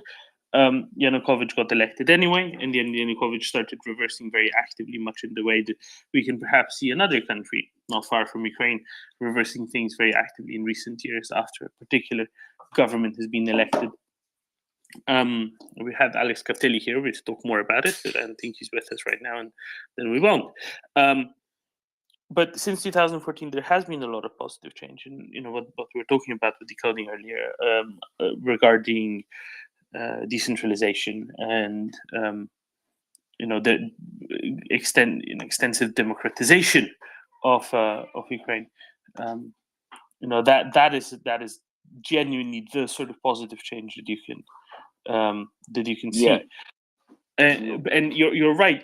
For this to happen within Russia, who knows if it can happen? That's the first thing. Certainly not very quickly. But the prescription is correct. The only way that they can do it is if they do it themselves. No one can do it from the outside. They have nuclear weapons. There's no way there can be an invasion of Russia like it was, at the end of 1945 in Germany and Japan. That's not going to happen. Period. It's up to them to do it themselves. And someday they might graduate to the point of doing it themselves. But until then, they have to be limited as a danger to the people around them, countries around them. And the only way that can be done is by much more extensive sanctions compared to what has been done thus far. They have to be, in this respect, isolated so that the rest of the world can be insulated from what they did. Exactly my point. Thank you. Glad to be in agreement with you, Stephen. Glad to be in agreement. Right, Alex, has there been some interesting news? Fine, interesting. News that would be of interest to me. Well, perhaps. It appears that the United Kingdom is donating a number of autonomous undersea vehicles to be used for mine clearing in the Black Sea. Can you tell us more about these vehicles? Are these very large vehicles, perhaps the size of a submarine? Not that I'm aware of. I don't actually know too much about it, about the vehicles themselves. They don't look super large. But basically they can operate down to 100 meters, apparently. and then locate and identify mines so that then minesweepers can come through and destroy them. So essentially they can be used for mapping minefields, which is excellent. And let me just see. I believe that so I'm just rereading the story. So they're providing 3 from the current stocks, and then 3 more will be provided or be purchased from industry, it says here. So they're getting 3 from off the shelf and then 3 brand new ones. And apparently the crews that will operate them are already in training, or the first rotation of them are. So yeah, good news.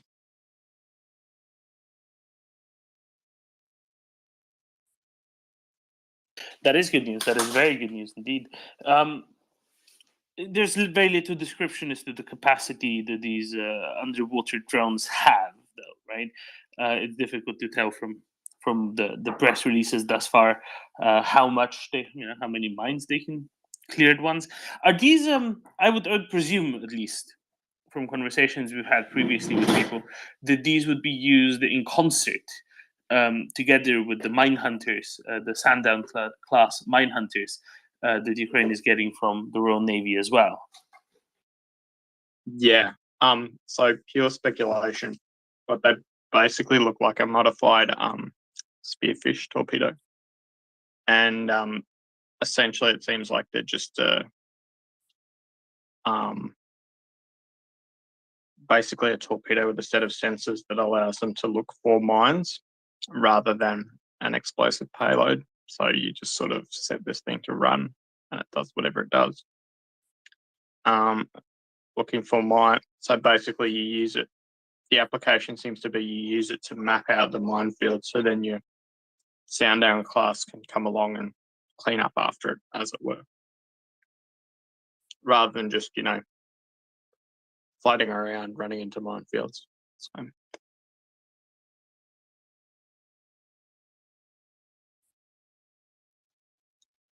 I'd actually be really interested to hear from Gunny or anybody who's had any experience with naval mine clearing as to how much more efficient this sort of equipment would be.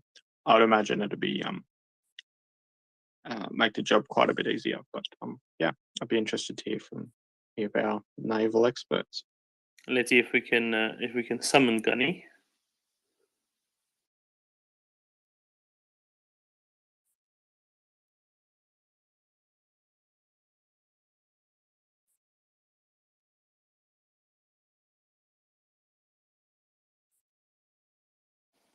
Let's see if we get lucky in that respect. No, but I think it's a good opportunity as well. My understanding is that these are fairly new things, right? It's a good opportunity as well to actually test these things in an actual application, rather than just develop them and then have to test them in a non-realistic application. Let's say. I think that's a big difference, and I think this will be. It's at least something that can be put to some good use as well.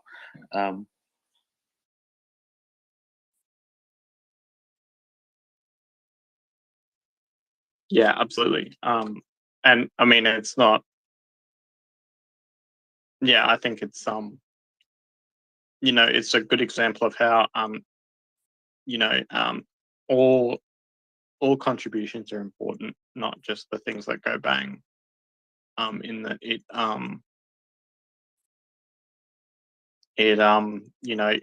allows it sort of makes the job easier and frees up assets for other things. Not all aid has to be flashy. I'm pretty sure that the hundreds of winter uniforms that are already being donated are probably more likely to be appreciated than some of the other stuff that might be, we might be more interested in. So, yeah.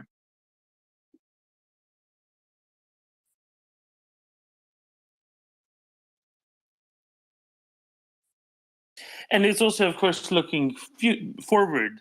It's not just looking at the immediate needs right now. It's looking forward, and I think this is it's good when you can hear that serious actors such as the UK Ministry of Defence,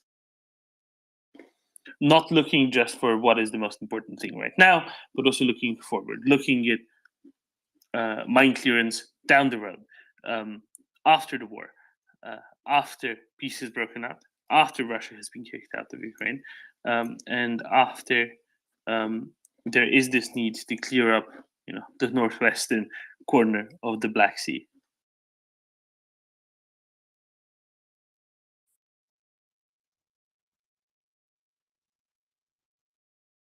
Indeed. Would you like to hear some excellent news coming from Romania? I'm sure we all would at the lunchtime hour. It's not really from Romania. It's from parts of Ukraine very close to Romania. So Ukrozaliznytsia, the Ukrainian railways, have built out some new train lines to better connect Ukraine with Romania, but also to better connect different parts of Ukraine through Romania. There's a little bit still to be done on the Romanian side to get all the rail lines in optimal form. However, there are several border crossings now, rail crossings between Ukraine and Romania that are coming online.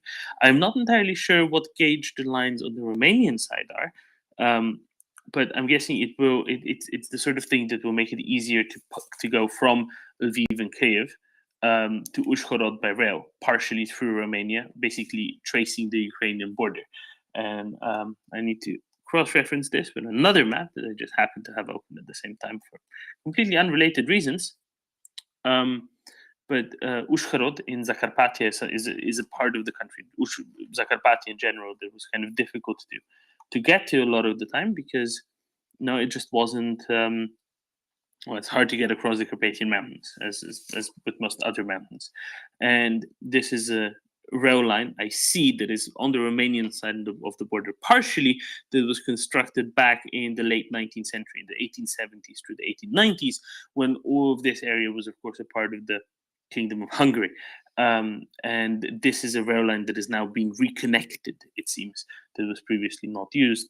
At the same time as, very interestingly as well, other transport links across the Ukrainian-Romanian border are being beefed up. And these other transport links are, of course, electricity transport links, a different kind of infrastructure. But Ukraine is selling ever more electricity, exporting ever more electricity into the rest of Europe through Romania as well as Slovakia, actually, and is making quite a good bit of money from that.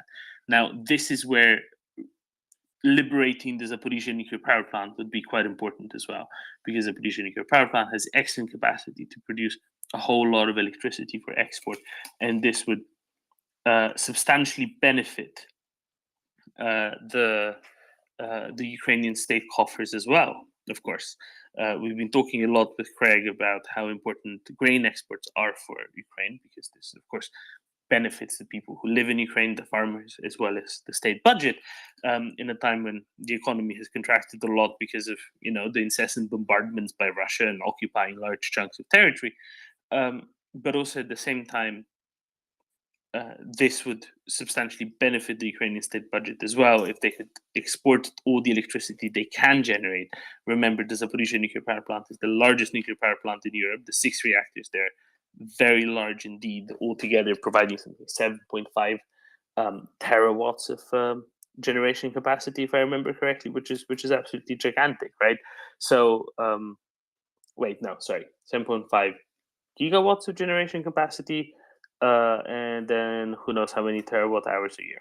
Apologies, confusing units. But all of that together would of course greatly benefit the Ukrainian budget going forward. Jim,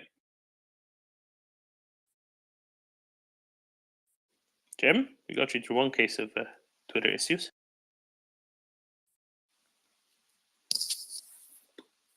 Jim? What Jim is organizing himself. Is this link this is the link up between Romania and the Ukraine-Moldova scheme that I saw recently. Is that right? Or is this a Are you talking separate about scheme? rail or electricity? Rail. I'm talking about the Rail. rail component. No, Yeah. no. This is a different bit of rail. This is the bit of rail that's quite a bit to the west of Chernivtsi. So if you know where Chernivtsi are, this is then the next one to the west of that, about halfway between Chernivtsi and Uzhhorod. So this is a very different rail link. The rail link we were talking about previously was the rail link between Berezine and Basarabeaska. Basarabeaska is in the south of Moldova, and here we're in, basically due south of Lviv on the Romanian border, the stuff that we were just discussing right now. So different rail link. There's lots of rail links being reopened and upgraded. Confusion. Yes. Different rail link altogether. Let's see if we can get Jim up a bit later then. But Gunny, I see you're here now. If you want to come up and talk about submarine drones, we are very happy to have you talk about submarine drones. Nina, go ahead. Well, is Gunny coming up or not yet? But when he does, yeah, go ahead, Nina. Okay, because I will soon have to leave. I have this question that I read about in many different media last week, but I didn't ask here. Oh, Gunny came. Just Domen, you don't need to answer this like in a long way. I can talk about it later, but that Russia is recruiting now. It has like a much larger army. But I am just thinking of okay, they might get these men, but how can they get all the gear for them? This is what I'm asking. You can just say short. With difficulty. Also, this is coming out of an order of President Putin of increasing the number of soldiers by about 15% or so compared to what they have now, and that's to be done by January. Basically, they're going to expand the contracting of conscripts. That's really how that's going to look like. Whether it's terribly significant or not, that's for someone else to comment on. But it's not a huge increase that would be commensurate with, say, a general mobilization. So, either way, it's going to make up for the losses basically that they're encountering. Yeah. So just West keep on sending all in before that. Pretty much, yeah. It's much better for Ukraine if much more weapons deliveries of advanced weaponry from the West are much more significant for Ukraine than that those increases are for Russia. That's for sure. Thank you, Nina. Gunny, submarine drones. We were talking about them a little bit ago. What are they? How useful are they? The UK is handing over 6 apparently to Ukraine, 3 that the UK already has, 3 that will be newly procured from industry. But what are the capabilities of these things, Kenny? Yeah, I knew this is a bit of a surprise actually, because I didn't think the Morph system was in service till next year. So traditionally you sweep for mines a variety of ways. You can tow big wire, essentially big wires on paraveins behind you, and they cut the cables and the mine slopes the service, and then you blow them up. Or you look for mines using a sonar on board the ship, say on a mine hunter, and then you send an unmanned vessel down. I can't remember what the name of it is we use at the moment, but that lays an explosive charge by the mine and you blow the mine. So these are a little bit different. The Morvs, was it medium autonomous underwater vehicle? So you still got to drop it or get it to a location. It can either be tethered to like a mothership, and then it can send data in real time to it, or it sounds like it can be autonomous, and then at the end of the mission it can be picked up and the data downloaded. Why it's different, sonar is not so much my thing, but if you think about sonar, sends out sound waves, and then you ping, and then you wait for the return echo, and then you look at that echo and you can derive certain bits of information from it. You know what it's bounced off, inclination, and from the amount of time, because sound travels at a set speed, you can work out range. The MORV is different. It uses something called an SAS, a synthetic aperture sonar, and what that does is, instead of pinging and then waiting for the return pong, if you like, and then looking at that information, basically it just transmits continuously. So you process the data after, and what you get is a very, very detailed picture of either the seabed or something floating either on the seabed or something potentially floating in the water. So it's a bit like synthetic aperture radar, and they can both produce almost photographic quality images of stuff. So this is part of a wider program that the Royal Navy's put in place. We're going down the road of autonomous mine hunting quite a lot, although the Ukrainians have taken over one of our Sandown minesweepers, and they're working her up now. She won't be able to get in theatre, obviously, because the Bosphorus is shut to combatants, all warships. So this is part of the program, and probably the MOD see this as an ideal opportunity to trial it. So it's going to be kind of containerized. There's it looks like certain ships will have what we call mission bays. So you can actually take a frigate and you can put into the mission bay a container that might be dedicated towards controlling something like this, and you can turn your frigate into a mine hunting vessel. I'm not particularly on board with that. I think it's just an excuse to cut the number of holes. But at the end of the day, multi-mission is the key word there. And that's what they've got. There is another system. So this is just assuming it's a system that I've seen the photograph of. The Royal Navy's got another system in place called Mantis. That's bigger. I think that's something like 9 meters. And that's a capability demonstrator for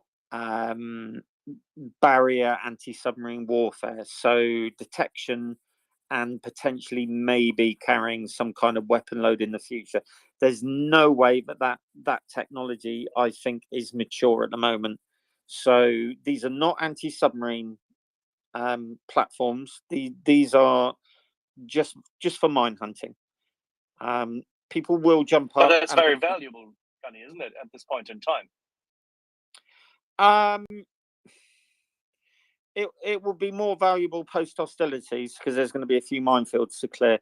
The problem with it's the same problem. You can clear minefields, but if you're in the middle of hostilities, you can just lay another minefield, if not in exactly the same place, and then kind of fairly close. So as quick as you sweep them, the enemy can drop them. Plus, you've got to get it in place first. So obviously, a Ukrainian vessel that might have the container control box on it with these, if the Russians don't like the idea of the Russians getting out to sea and sweeping mines, they'll kill it. So no, I appreciate this, Gunny, but the question is it not actually a forward-looking statement? Because the UK, or Great Britain for that matter, looks forward to Kherson being freed, and therefore the mouth of the Dnipro will have to be demined. Yeah, I mean, it's going to be ideal for stuff like clearing harbours, river estuaries, which are navigable to bigger ships, all things like that. Because the Ukrainians don't have a minesweeping capability, and they're only training up on one Sandown at the moment. Stuff like this will make it a lot easier. It's not a game changer. It is a logical progression of the controlled unmanned submersibles that we use at the minute on Hunt class minesweepers, which are like yellow things. They've got a little hanger on the back end of the ship. You drop it in the water and it's controlled them, and it drops a charge. So these are just a step up in technology. In that, even though they can be wire guided, I think they can be autonomous as well. And then the beauty of them is you can drop kind of 5 or 6 or 7 in a box, and they will sweep that box without you having to put a vessel with a ship's company on the surface, potentially in danger. That's the beauty of this. It's going to be done remotely. So it'll be interesting to see. The Navy's going to be very happy with this, because it's a concept that we're kind of throwing a lot of money at, and now it's going to be the ideal opportunity to test it. How they get these to places where minefields are without the Russians, they'll probably just go for coastal areas first. Maybe try and expand the swept channel where the grain ships are going. They'll have a look at places like Odessa, well defended locations that they can put these out and play around with them and see how they go. But it's good, but it's not an anti-submarine platform. They're not massive. You can't put 500 pounds of shaped charge on them for going through the hull of the submarine. Unfortunately, that's a much larger platform, which do exist. The Americans have an unmanned submersible that's fully autonomous and does have a bay, which from the sound of it can carry the equivalent of 2 Mark 48 AGCAP heavyweight torpedoes. But they won't be in theatre, and I don't think they'll be getting handed over to anyone. They might be in theatre, but they'll be used extremely covertly by NATO, just for monitoring what the Russians are up to. So all in, it's a pragmatic, practical donation to the cause. It is superbly helpful. It's one, say, incremental step, but it's something which both the UK will be proud of, that it's in theatre, it can be useful, and it will help the Ukrainians do the next piece of the next steps of the job. It's an excellent opportunity for us to test this emergent technology. And of course, if it works well, we'll get some sales out of it, and other countries will be watching this with interest. Though I think it's not purely UK. I think the CCAT platform, I think it's called CCAT. I think that might be a joint UK-US, but yeah, you'll have to, if you just Google it, Google MAUV. I think Navy Lookout did a really good article on it. Are they using Dutch sensor technology for that? I don't know. Did I see Electronic with K at the end? Are they Dutch? I think they might be the SAS provider, the synthetic aperture sonar provider. Again, don't quote me on that. Well, whoever has a computer at hand, I'm standing outside running errands. I apologize, but Doman, Alex, whoever could have a quick check, because I thought this might be the Dutch involved, which would be great because they have fantastic kit and fantastic tech in that regard.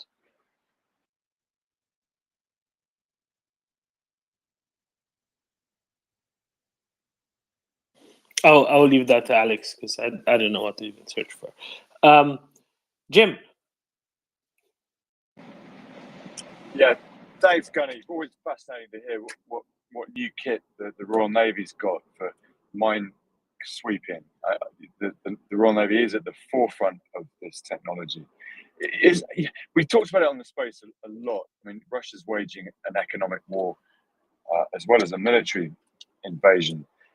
I'm sure it's been discussed already, but how long would it take were the Russians to stop attacking shipping and stop attacking ports? How long would it take for Ukraine to get back to approximately where it was in terms of freight and grain shipments and other commercial traffic across the Black Sea with the current amount of mines that we think are there? So I mean, what do you need? A single port. You want 2 routes, don't you? Well, you want the inside of the port swept first, and you want like a you want a box outside the port where ships waiting to offload can anchor safely. And then you need, really all you need is two routes. You need your ingress and your egress route. So like a traffic separation scheme, one route, and it doesn't have to be big. It only has to be, maybe third of a mile wide, half a mile wide, and then ditto for outgoing traffic. So you can do that and run a port fairly well. It's not perfect, and you'll have a continuous stream of traffic. But so long as you've got that box outside, so if there's any mishaps or any delays, you can safely anchor off. I would imagine you can probably do that almost indefinitely. As I say, the beauty of this system is you don't risk your mine hunter, i.e. your ship's company, nearly as much. And it sounds like the synthetic aperture sonar has got a much wider beam. So if you're pinging away, you're like a searchlighting, if you know what I mean. You ping, look at a slightly different direction, ping, look at a slightly different direction. That's why you have to go very slow speed when you've got your mine hunting sonar going. Or we actually used our anti-submarine sonar down the Gulf just as a backup and put it in shallow mode. With this, you kind of drop your UAVs, the unmanned submersible USVs rather, and then you just let them get on with it, and off they go. And on continuous transmit, you get really wide coverage. So it's less of a game changer and more. You probably call this a force multiplier. You're getting much more capability from platforms with much less manpower usage. I don't know the launch and recovery thing. I don't know anything about. I don't know how you do that. I have seen somewhere that these can actually be controlled by land, from land, but there is a wire guided version of it. But yeah, to get a port fully functioning, once you've done it, you'll have to do periodic sweeps anyway, because the big problem out there is drifting mines. Either they're being laid deliberately, so they just drift about, or their cables are being cut. So that's the problem with a mine transit lane, is you do have to keep an eye on it. Mainly surface mines bobbing around, and you do have to sweep it. And that, unfortunately, I don't think for that kind of thing these will be as much use. So that's going to be back down to the Mark 1 eyeball and a warship transiting in front of the in front of like a convoy or something like that. What's interesting is that's not happening at the moment. To my knowledge, the Turks haven't had a warship out leading ships to and from Odessa, which is a little bit odd, but that tells me there's a certain level of confidence that these swept channels are indeed clear, and the Russians have given categorical guarantees that there's no mines there. But or the Turks might be running warships there and we simply don't know. They sit off the horizon slightly and meet up with the ships and then run them down, and then it's just been kept quiet. That's always a possibility.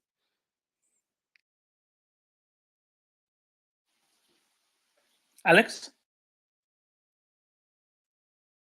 So based solely off the image in the story, it looks like, to answer Axel's question, it looks like the CCAT system from Atlas Electronic, which is owned by ThyssenKrupp, and was previously part owned by BAE.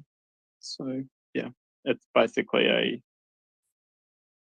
looks like it looks like a torpedo, but it's got a multi-mission head.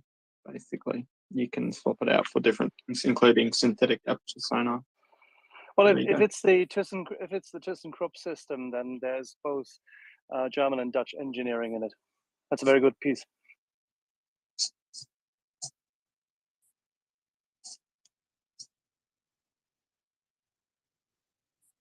Yeah, there's a couple of different drone programs. I'm just going off what the picture is in the story, so I assume that seems to match up the most with the information that's given in the story. So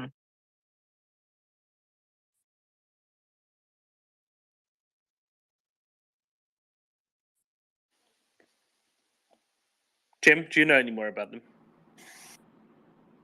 I don't, and I was cut off after Gunny was kindly answering my question on how efficient this type of technology will be. I'm thinking after the war, right? When Ukraine wins this, how permanent is the risk from all these mines floating around the Black Sea? I mean, I know how risky it is to tourism. I mean, there's been 2 that have hit the beaches around around Odessa and killed people.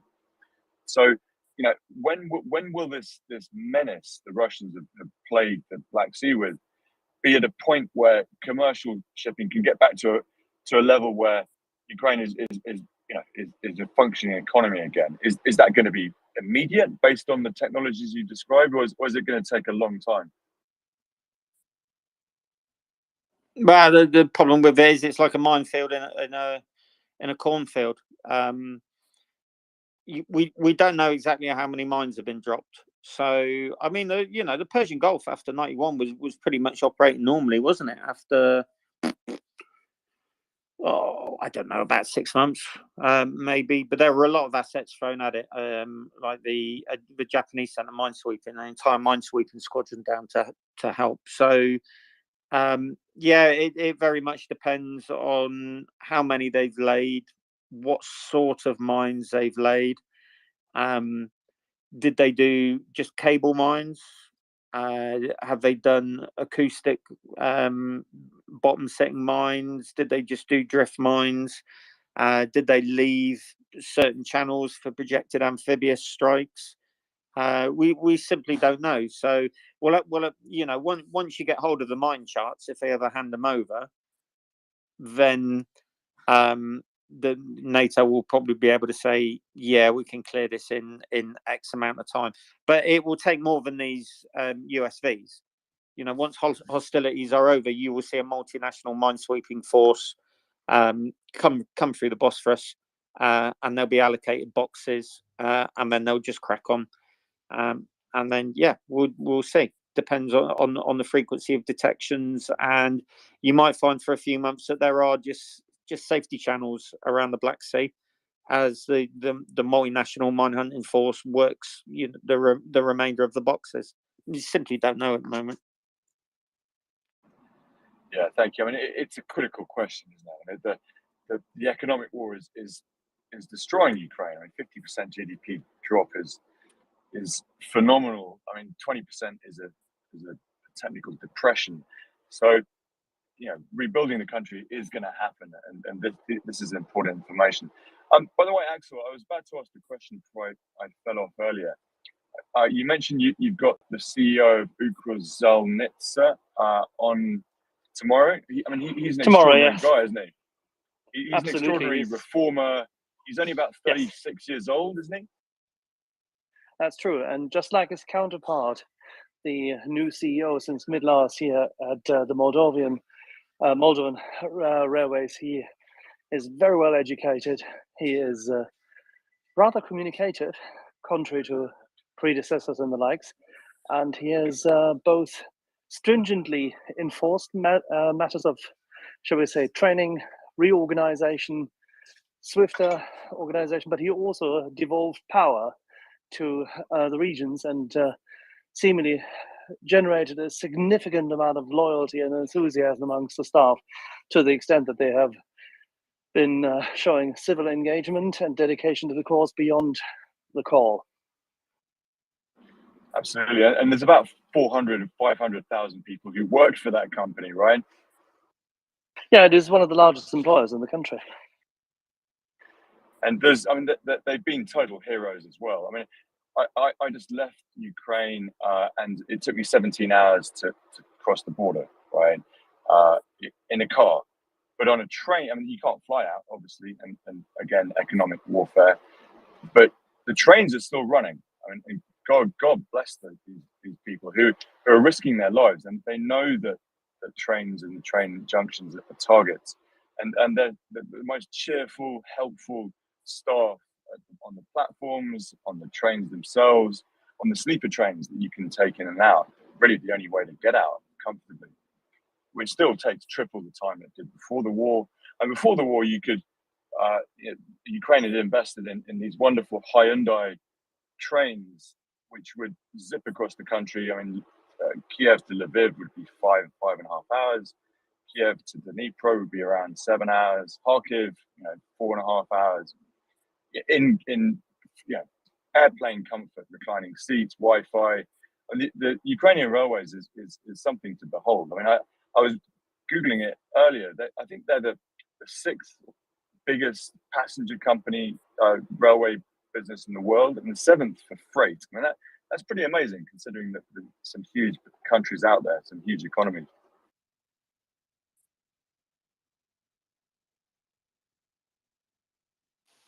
Oh, absolutely, and no, I get very excited whenever we get to talk about the trains, as do some other people around here. Some of them go by the name Craig. You might have heard of them. You might have heard them talk about trains, and yeah, it's there you go, Jim. There you go. We might get another fan of trains up just in a second to complete the set. One more second.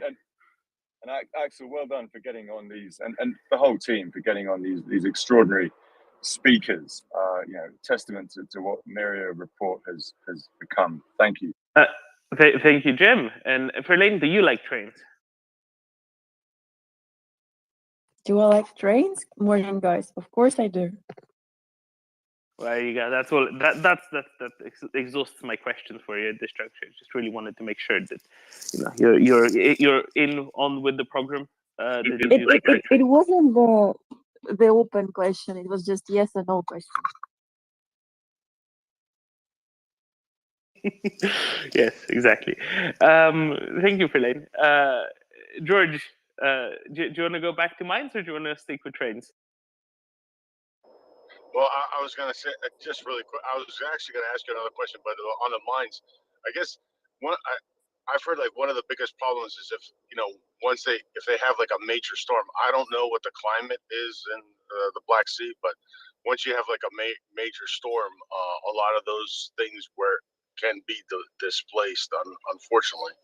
But the gentleman before me said, once they get the minesweepers in there, they'll make short work of them. I mean, obviously they'll be clearing important channels from certain ports, down through the Bosphorus, and then they'll handle the rest. But I was going to ask you guys, there were reports of a paratrooper base that was hit. Was it yesterday or the day before? The day before. The day before. Any further word on that?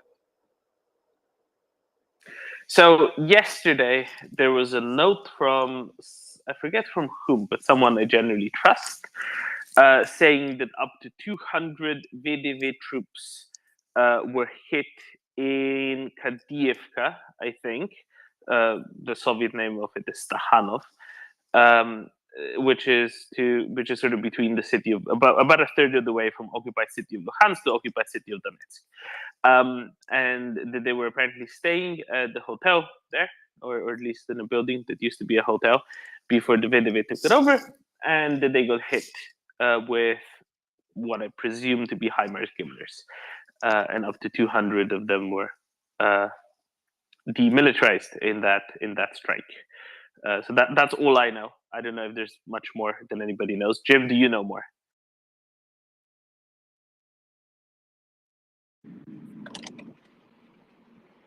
Hi, yes, no, I don't, but I think that the key point is they don't have many of these people left, right?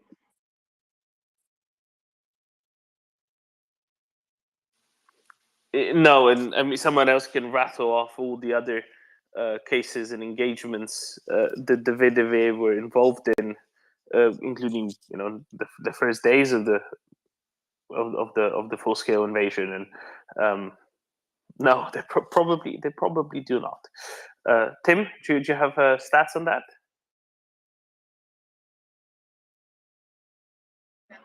Yeah, I was about to point out the overall size of Russian airborne forces. It's around the 45,000 mark on paper. I mean, they considering their overall casualty rate, I think there's probably a lot more left in it, a lot more left in the organization than we think.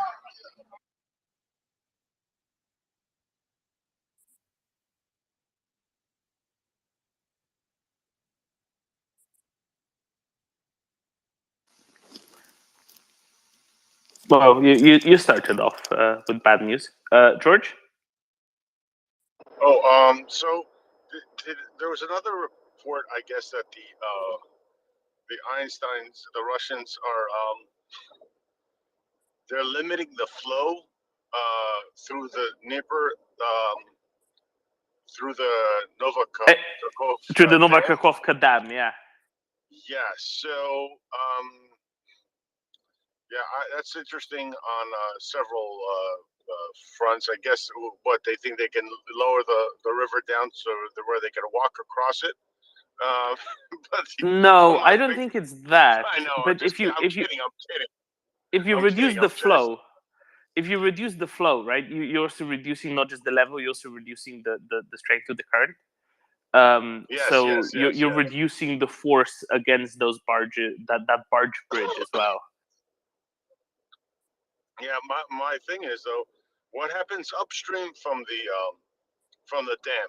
Because it looks on the topographical maps that the road that goes south from the dam, that if the water rises to a certain level, that'll be prone to flooding because that south bank is, or east bank, whatever you want to call it, is lower than the one on the other side.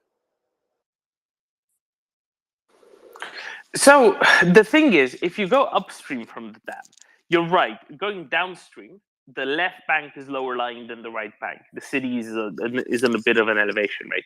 But if you go upstream from the dam, I don't think a whole lot happens. The accumulation lake there is gigantic. Yes, it's been relatively dry. I don't think that the water level in the accumulation lake is currently particularly high. You can easily afford having the water upstream rise a little bit. And again, the accumulation lake is absolutely gigantic, right? Look at the surface area of that thing. It's nowhere near its historical maximum levels, I wouldn't think.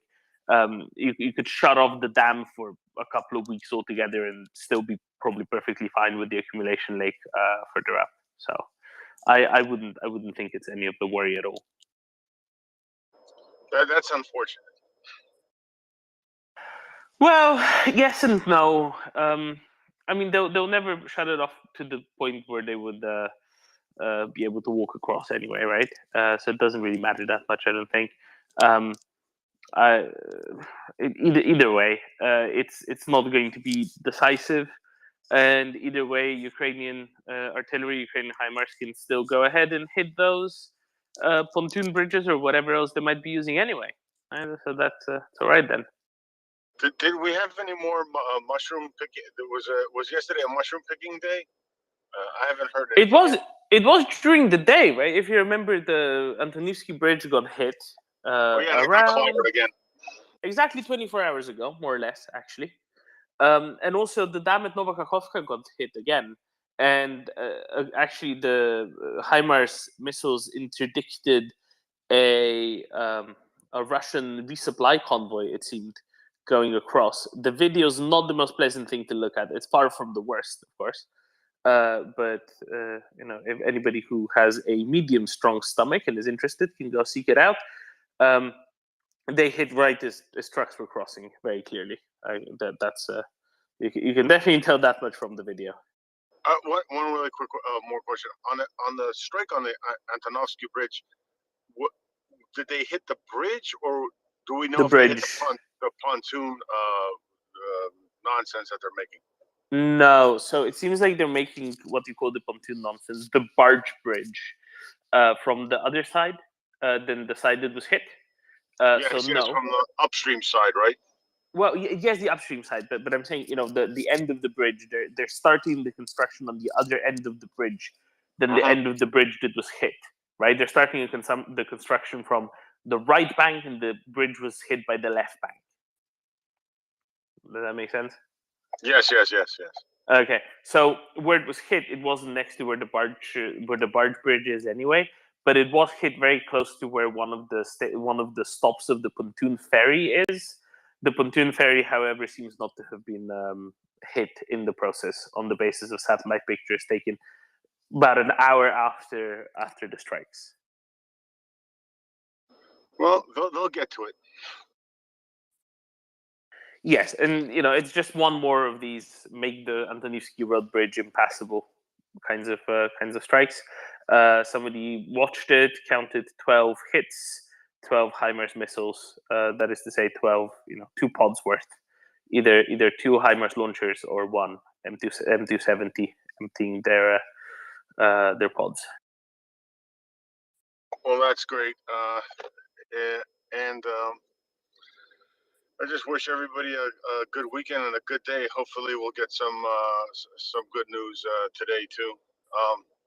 And everybody enjoy the weekend. Thank you, George. Did we lose Gunny in the process? I was going to ask him more stuff about naval mines, but I guess he had to go. That's a shame. Because I was going to ask him to explain to us how different types of naval mines that he mentioned earlier. So if somebody else wants to explain naval mines, feel free to jump up. George, I'm guessing you didn't really do much naval mines because you were land-based, right? Yeah, Go the ahead, only George. thing I know is that there used to be there's the one, the contact mines, the ones that look like a big oblong ball and they have the spikes, right? That's there's the contact mines, and what he was talking about, the ones on the bottom, they're like acoustic, and then there's pressure mines too. It's kind of crazy, but as a ship passes over the mine, even though the mine's a lot deeper than the ship displaces water, and that changes the pressure. And there's those type of mines, and those usually are on the bottom. There's acoustic mines, magnetic mines. I don't know if they're still used, but yeah. And then the ones that they could be like free floating, they could be chained to the bottom. There's other ones that they drop them and they hit the bottom, and then there's a cable that comes out, and they're preset at certain depths, and those are usually used at different depths. Those are usually used to blockade like some of these submarines. Like they used those during World War II. But that's about as much as I know about those. Yeah, this is what I was hoping to ask Gunny about it. Hey, it is how it is. Such is life, and even Gunny doesn't get to talk about naval stuff all of the time. Has to do other things some of the time. That's all very well. Tim, how's your audio doing? Not great, not great. It keeps trying to pick up Wi-Fi signals and all that stuff. That's the problem with living in one of the best connected countries in the world, Tallinn, is that everybody is always trying to connect you to Wi-Fi, and it's turning into a great big nightmare. I'm trying to get updated figures on VDV casualties for you because I didn't want to leave things on such a depressing note. So I'm working on that. In April, Mate, just use the 4G. Shut off the Wi-Fi. Use the 4G. The square is not suitable for it. Absolutely. So I'm on my 4G now. So I'm using my data for the sake of Ukraine. I hope this is appreciated. On the VDV casualties, the BBC reported in April that they've documented named people, around 1,000 deaths of VDV troops in the war up to the end of April. So it's likely to be much higher than that. On paper, as I said, the VDV is 45,000 troops. How many of those are combat troops? I'm not really sure. But yeah, contrary to my previous position, I think they probably have taken some pretty shocking casualties. But I'm trying to find better information. I'll update you as soon as I have it.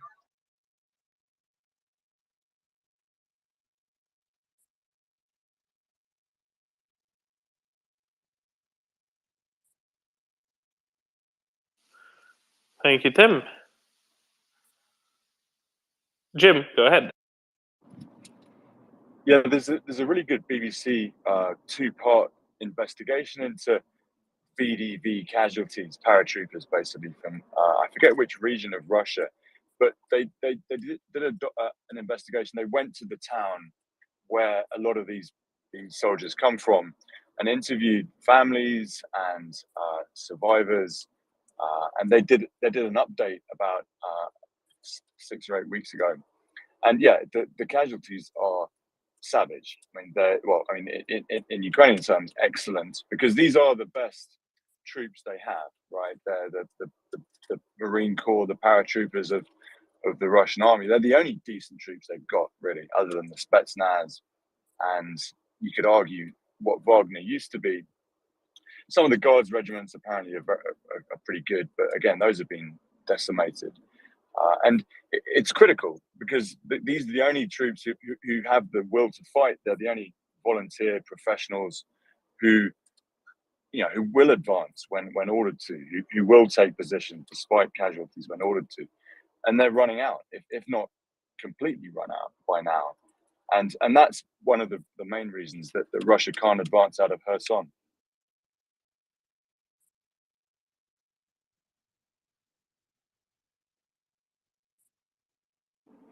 And I might add, actually, can you still hear me?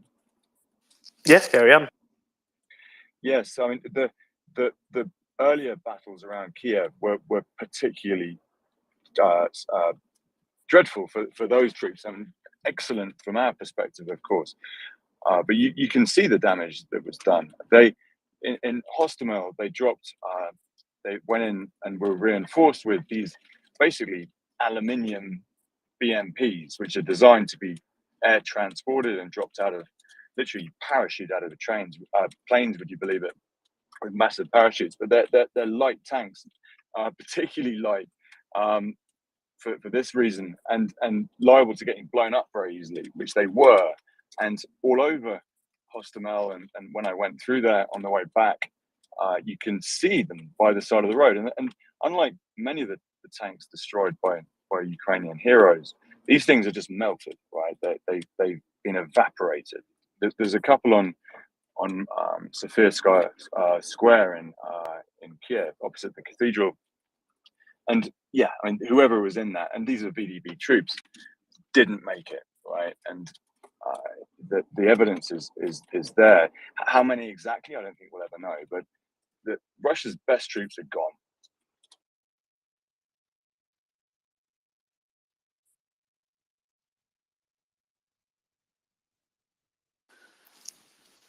Well, exactly, and this is where maybe Tim, if you were to dig much deeper into the statistics of it and the numbers, maybe we could actually learn something quite interesting out of this.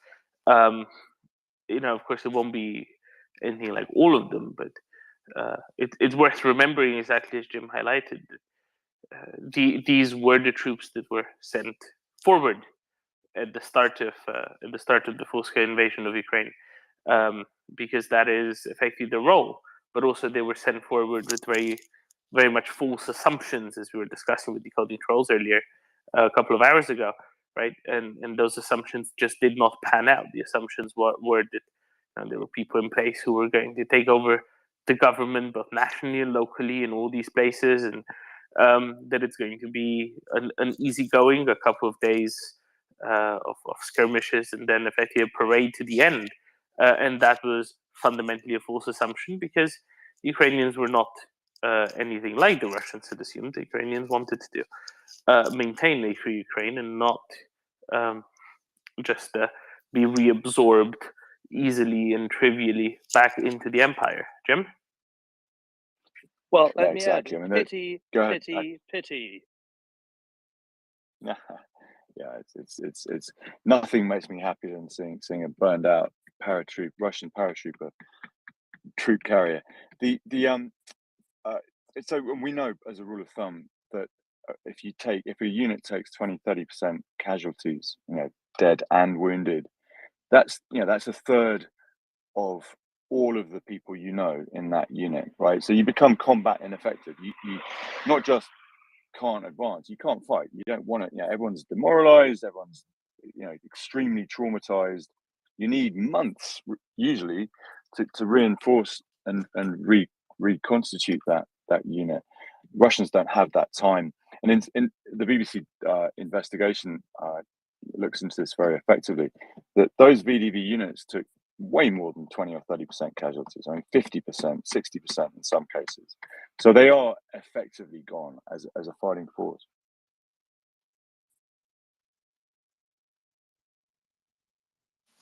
Was this just a written up BBC investigation, Jim, or did they make a program about it? I missed out on that. Yeah, I think it was BBC. It might have been Radio Free Liberty, but the journalists travelled to the barracks towns where these paratroopers come from. And Pskov is one of them, and I know that because I used to live in Estonia, and Pskov was what Russia right on the border. Estonia with. Yeah, it's right on the border. It's a military town, and that supposedly their crack paratrooper divisions were going to be in Tallinn in a matter of hours, and maybe they would have been, but they won't now. But it was a different city or town that they visited, and somehow they got away with going there and asking questions of relatives, speaking to people on the street, and they did. It was a 2-part investigation. It wasn't filmed. It was a written investigation. I'll dig it out later. Thank you.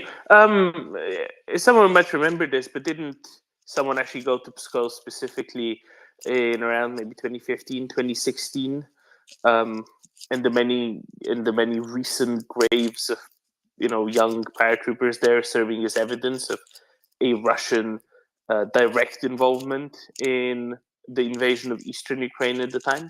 I seem to remember something along those lines. They certainly did. Not only were there lots of freshly dug graves, but there were some Russian activists, anti-war activists, who visited the grave sites, and they were savagely beaten up. I think I remember one of them actually died of the injuries they received. There was a local journalist, I think, who was trying to investigate the amount of casualties that they'd suffered when Russia invaded the first time, because we've got to remember this wasn't DNR and LNR. This wasn't a revolution. This wasn't a civil war. It was a full-on Russian invasion when it looked like the Ukrainians were going to take back the entire Donbass in 2015.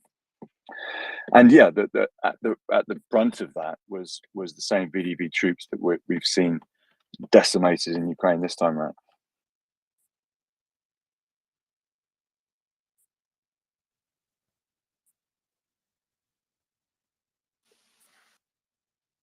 And this is very much then following the same pattern, right? The new investigation. Somebody already sent me the links to it, by the way. Using the same tools as were initially used to show that it is clearly very much a centralized Russian military invasion of eastern Ukraine, which many people will have kept on denying until February this year, because they were sold the Russian propaganda whole, and they ate it whole, they swallowed it whole. But which was clear to most people already at the time that definitely couldn't possibly be true. It's using the same methods, but to uncover this at a much greater scale still than was possible at the time. Yeah, exactly. I mean, the myth was maintained by Russian propaganda. This was a civil war that the people in Donbass wanted to fight, and it was never true, right? Strelkov, sorry, the motorbike going past me. Do hate noise pollution. There was a Strelkov, the dreadful Russian Telegram activist. Or at least, the multi-time overwork criminal. Yeah, he's a horrific man. He kicked it off, right? He was full KGB, FSB. He was the one to open fire on the Ukrainian security team in cold blood. He fired the first shots of the war. It was entirely Russian-led, Russian-financed, Russian-planned. They engaged local mafiosi and a few ne'er-do-wells from the region, but there was no popular support at all for it. In fact, there was significant popular support against it. There were large demonstrations that went out in 2014 in support of Maidan.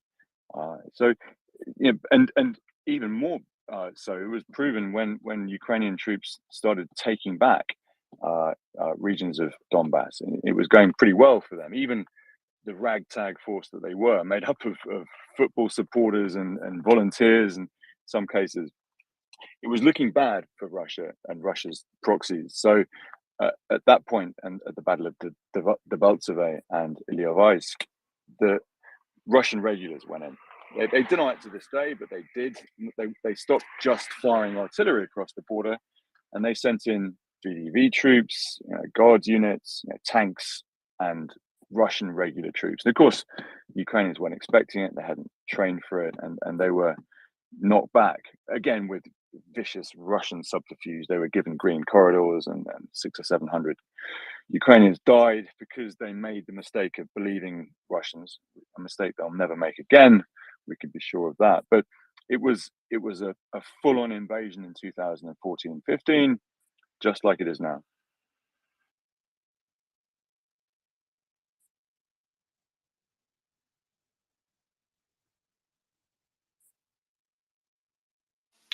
Since we're talking about matters of Donetsk and the city of Donetsk, Tim, shall we have a little indulgent look, despite it being a weekend, of the UK MOD update? Sure, I don't see why not. I mean, I'm just trying to find out about VDV casualties as we speak. The UK MOD did have something to say about this in May, in late May. The UK MOD's intelligence report said that although it confirms that the VDV is Russia's elite force, so really when it comes to more demanding operations, it has a very limited series of options to choose from when it needs soldiers who will obey orders, will advance, will do what they're told to do. The UK MOD reported back in May that the VDV therefore has been employed on missions that would be better suited to heavier armored infantry, and therefore has sustained very heavy casualties during the campaign. And even then, its performance was described as mixed. And the UK MOD credits this to what it calls the strategic mismanagement of the VDV's capabilities. It is raised and trained for a very, very specific airborne role. That's a fairly light role. The Russians are being forced through lack of options to deploy them on missions for which they really should have heavier forces, but they don't have heavier forces that are effective enough to do the job. Okay, that's what I've been able to find on VDV so far. So very much a pure egg on that one. But to have a look at this morning's MOD update, the UK MOD reports that over the last 5 days, there has probably been an increase in the intensity of Russian assaults along the Donetsk sector of Donbass. North of Donetsk city, there has been intense fighting near the towns of Seversk and Bakhmut. They have said that pro-Russian separatist militia have probably made some progress towards the center of the village of Pisky. That is near the airport of Donetsk. However, the territorial gains secured by Russian forces have been relatively few, relatively small. The UK MOD further reports that there is a realistic possibility that Russia has increased its efforts in Donbass in an attempt to draw or fix additional Ukrainian units. This is amid the rumored or rather anticipated Russian offensive to the south in Kherson. It's a rather interesting one because over the last couple of weeks we've been hearing, well, rather learning that the Russians have drawn quite significant forces away from the north and used them to reinforce around Kherson. And now we hear that they're pushing in the north, possibly to try and draw Ukrainian forces away from the south. Perhaps slightly contradictory information coming out there.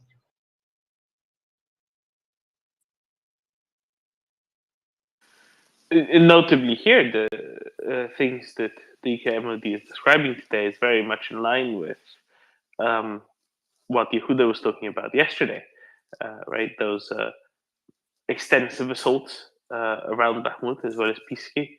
The Russians have attempted to conduct around the 23rd, 24th of August, so about 3-4 days ago, but that have been fundamentally unsuccessful.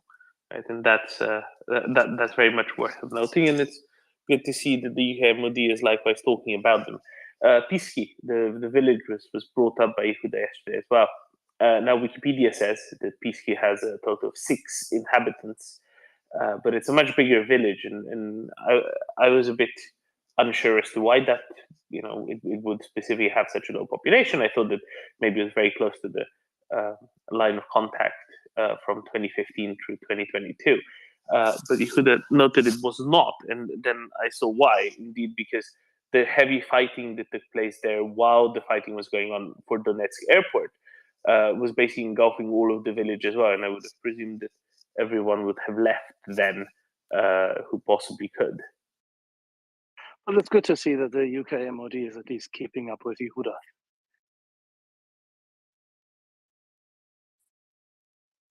What makes you think that they're two different people?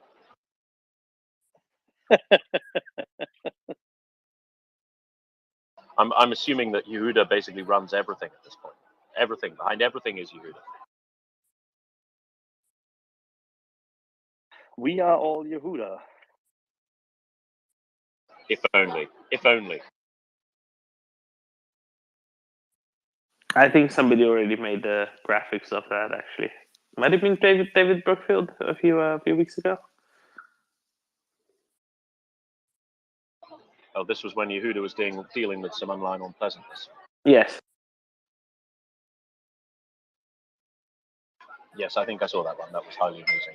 And nice solidarity for one of our very own.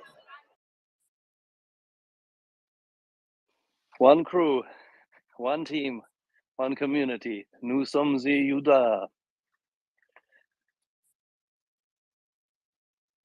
Could be a good battle cry. Yehuda!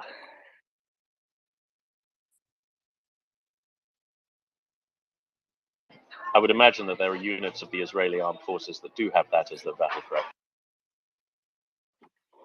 Well, most of them are led by people named Gabriel. People?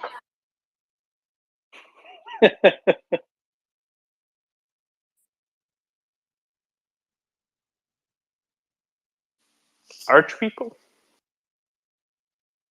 Arch people.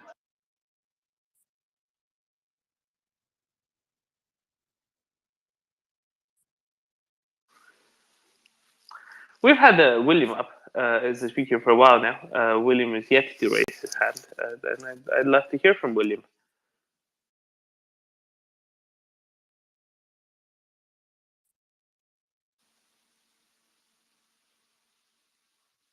In the first, second, or indeed third person, or indeed from any of you, literally hundreds of people who are merely listening as you tick away the hours of your respective Saturdays.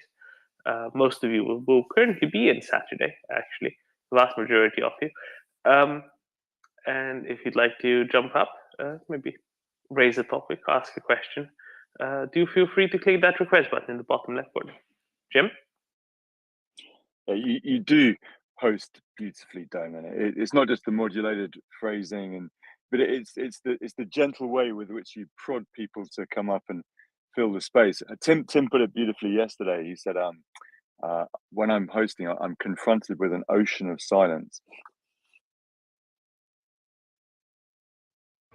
Yeah, I believe it was. I think it was. I said it was like being in front of a steamroller of silence.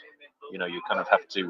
You kind of scrambling around finding ways to fill the air before the steamroller of silence hits you. It's very challenging, but I think really the master of this is Doman. So we must all bow.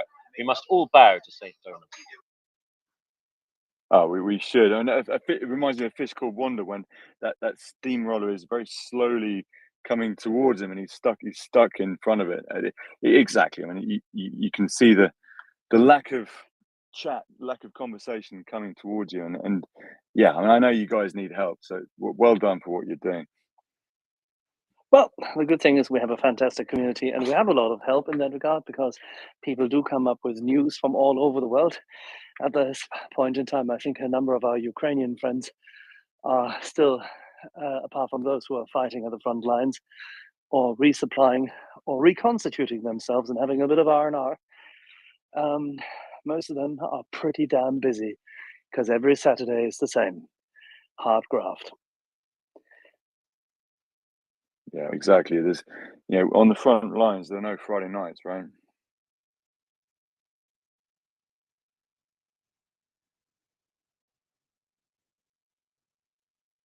Yeah, no champagne in the trenches. Would you care for a bit of good news? Yes. What does the number 24 mean to you?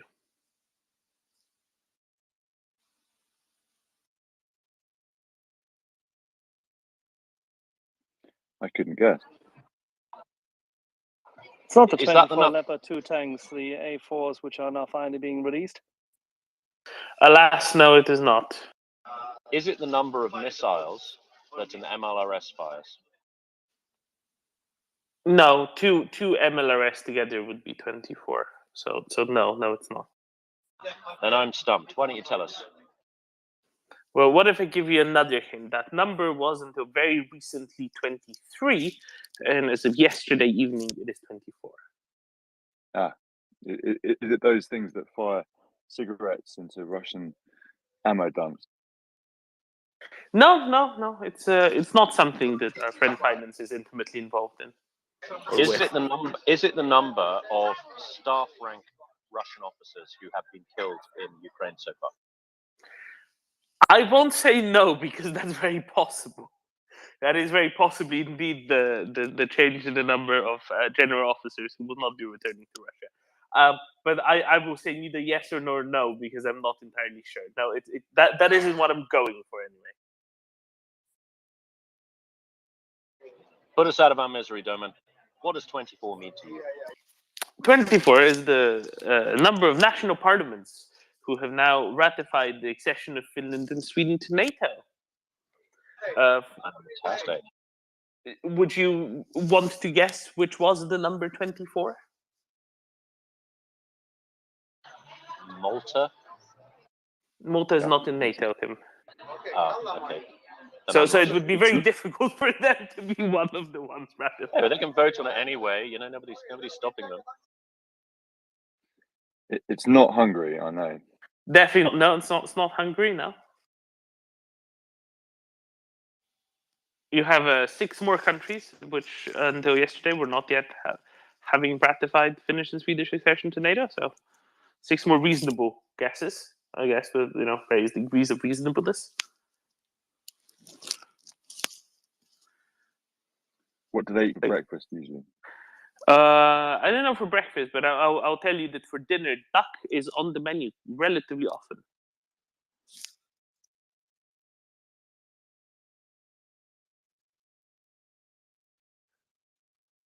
I would have said Hungary.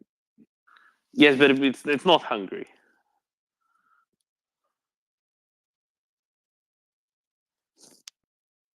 It's like pulling teeth. Poland ratified long ago. Knedlitsky are a common accompaniment to duck and red cabbage. The beverage of choice would usually be beer. That no, is it's as not German turkey. as it goes. Duck and red cabbage. What do you want? Yes, but Germany doesn't count, does it? Beer would be a traditional accompaniment. Beer only in the southern areas, the southern and southwestern chunks. Sorry, wine only in southern, southwestern chunks. Beer in most of it. The Czech Republic. Correct, the Czech Republic. I just said it. You said Germany. No, I just said the Czech Republic in the very same moment when bloody Tim chimed in. Bastard. Well, then you win. You win, Axel. It was indeed the Czech Republic. It's not about winning. It's not about winning. Why are the Czechs so late? Well, the Czechs are so late because they had a very long parliamentary holiday. and the parliament was not in session, so they literally couldn't vote on it. But parliament came back in session, and within a couple of days, I think it was voted on. And now it's not yet been ratified officially by the Czech Republic because it's still waiting for the signature by the president, whom we expect to do so after the weekend. But it's good that the Czechs got on with it. Now there are 6 outstanding parliamentary bodies who are still to ratify. Hungary, aforementioned, and Turkey, aforementioned, are probably going to be the last 2 to do it. The other 4 still to go are Slovakia, Spain, Portugal, and Greece. So 6 more to go. And of course, 3 countries currently outstanding. Well, 2 countries who have ratified it who are yet to deposit the files with the US State Department, and 1 who is still awaiting the presidential signature first, which is indeed the aforementioned Czech Republic. So only 3 that are possible no's. Yeah, I mean 2 really possible no's, but note also that Turkey, I forget whom, someone from Turkey, maybe the foreign minister, was in Finland a couple of days ago. If there's any Finns who want to come and explain what happened, that'd be of some interest, I think. Was in Finland meeting with both the Swedish and Finnish counterparts, as well as, I think, possibly Jens Stoltenberg or another representative from NATO, trying to come to the bottom of the differences. Not much, I believe, was said afterwards. There's Maybe no it's also a bit of an differences. This is all attention about seeking. money, bloody hell. This is kabuki theatre. Yes, it is. That's exactly what it is. Thank you. It is indeed entirely there for theatre. But, you know, regular meetings, or occasional meetings at least, are a part of said theatre. And that's why the thing happened yesterday. But I was wondering if there was, some more theatre following the part of the play that happened behind closed doors. Guess not.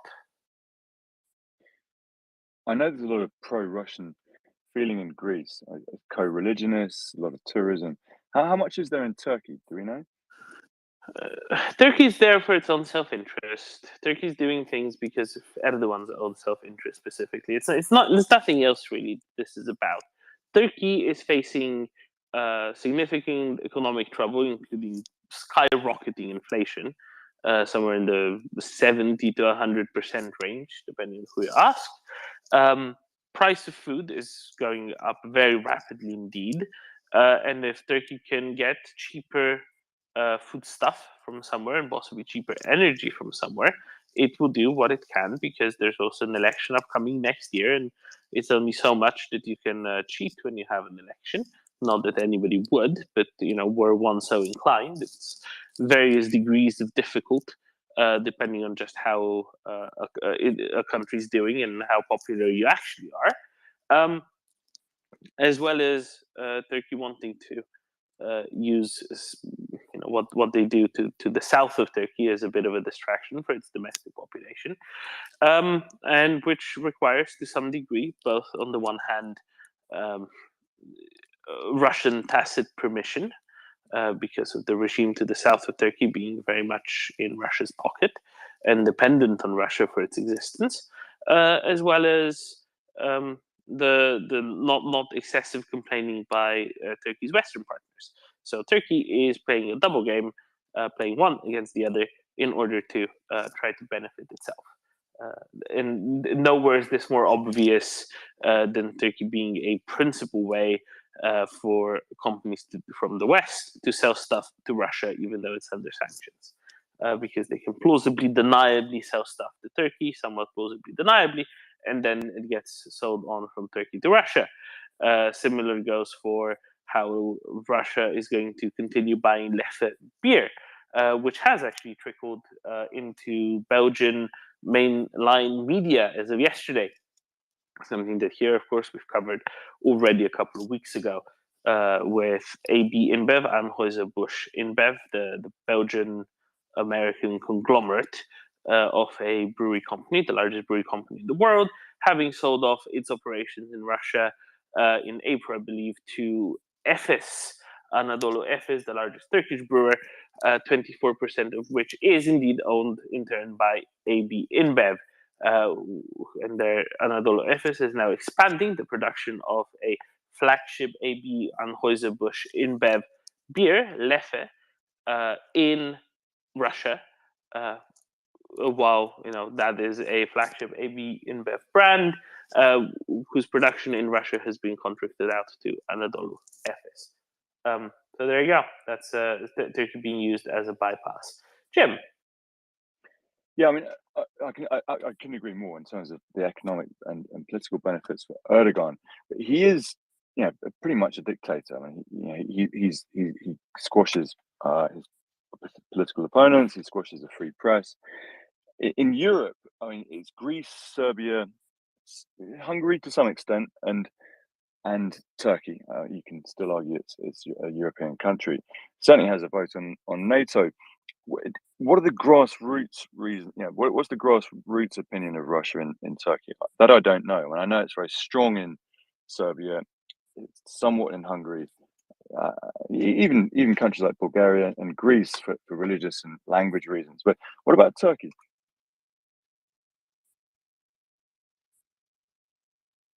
Honestly, I don't think I know. If anybody wants to venture an opinion, I am all up for not to listen to that. But I'm guessing nobody really wants to. Axel, do you have a feel for that? I certainly don't.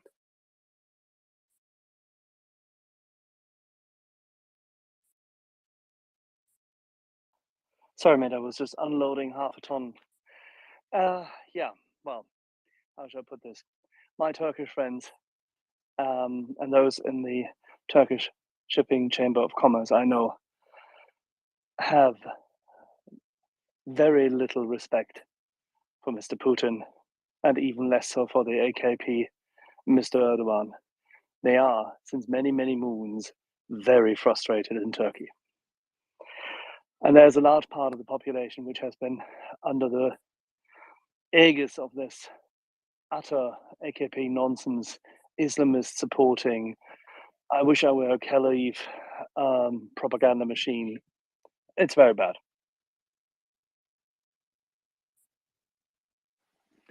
Good to hear.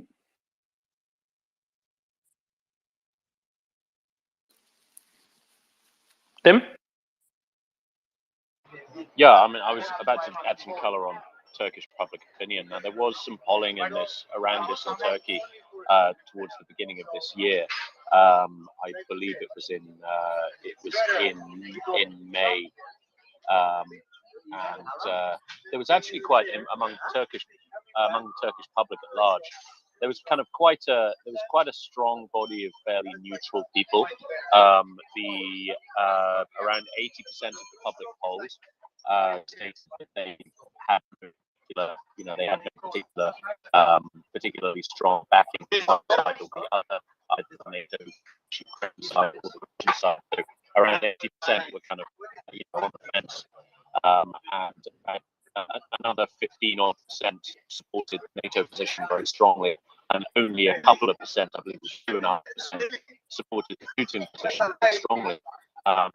Bearing in mind that this was fairly early on in the war, when the true horror of what was unfolding was perhaps either not clear or not yet believed, then I would be very surprised if Turkish public opinion was even remotely pro-Russian at this point.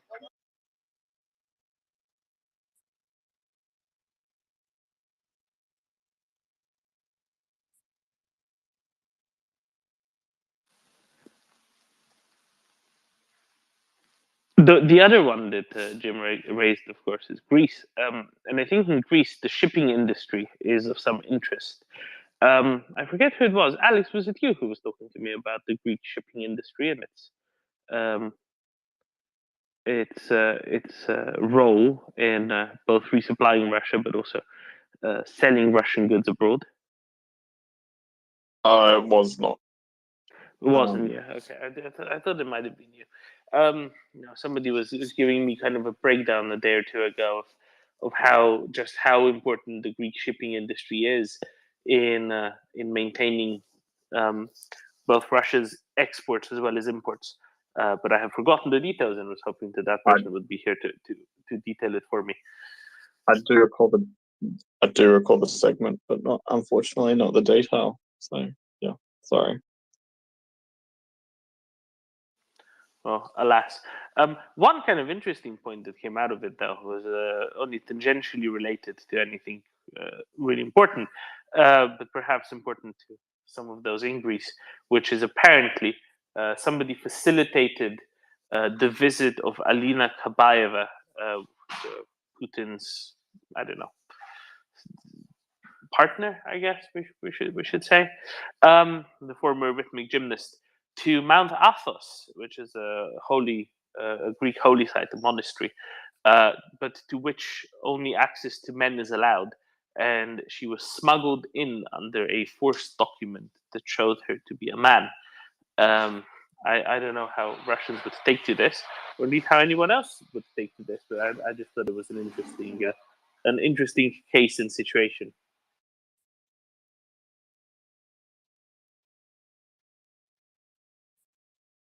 A frequent visitor to Mount Athos is, of course, His Royal Highness the Prince of Wales, who has been flirting with Greek Orthodoxy for some years now, which might make his future role as defender of the faith slightly interesting.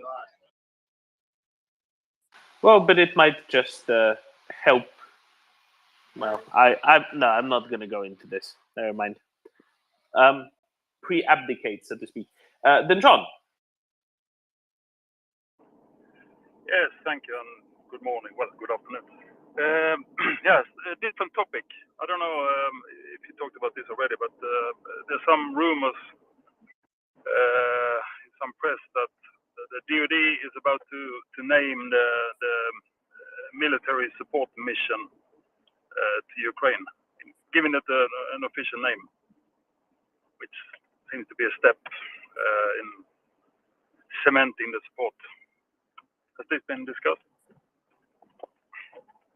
It has not, and it will be momentarily. But then, John, first you need to tell us what Czech beer you will be opening today in honor and celebration of the both houses of the Czech Parliament ratifying the Swedish and Finnish accession to NATO. Sorry, Dom, I didn't get that. I'm in the car, so it's a little bit bad connection or noise. Oh goodness, my best jokes falling flat. Never mind. Let's delve into the rumor that the U.S. DoD might be naming the aid operation to Ukraine. How significant is that? Does anybody have a good gauge on how important naming is for persistent action by the U.S. DoD?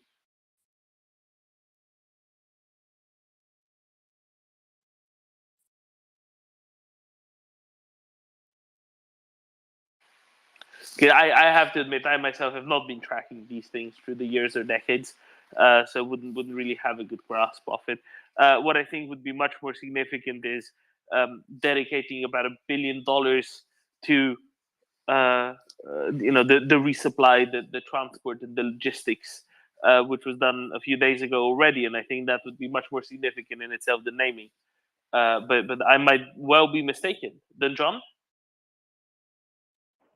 Yeah, I actually follow one guy on YouTube, an American guy, who, what he said might make some sense, is that up until this happened, or is happening, it's kind of ad hoc political forces handling logistics and so on. But if this is true, they will appoint a general who's actually kind of a mission leader from a military point of view to coordinate the role.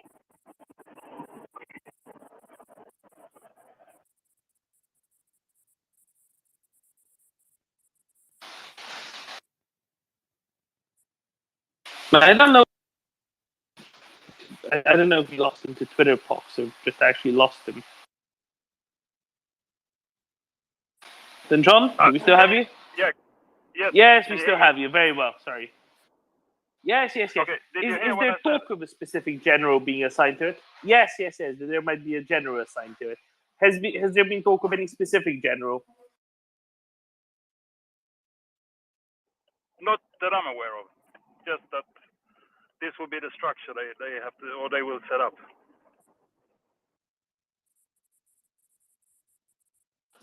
Right. Very good.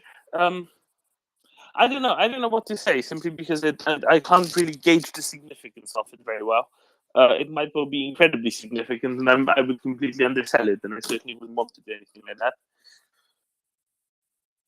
Yeah, we might have to wait for the American time to reach us.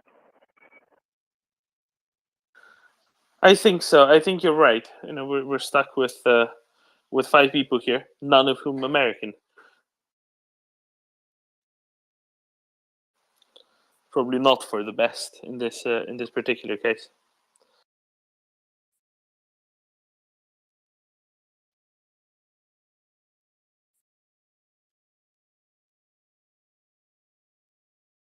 But anyway, then John, let's try again. My question for you earlier was, in light of the Czech Parliament ratifying Swedish and Finnish accession to NATO, what Czech beer are you drinking today? Oh, Budweiser, of course. Is that to really stick it to AB and Bev? No, that's another one. This is the original. I think they have a Budweiser in Czech. Hence sticking it to AB InBev, right? Using drinking a Czech beer, B one that shares a name with their inferior product. Exactly. And then we have something special for when either Hungary or Turkey do their job. Then we're gonna open a can or tin of surströmming, the rotten fish. Are you gonna drink one? That'd be interesting. We eat the fish and then we leave the fluid somewhere else. Are you going to take the fish to Hungary or Turkey respectively and open it there?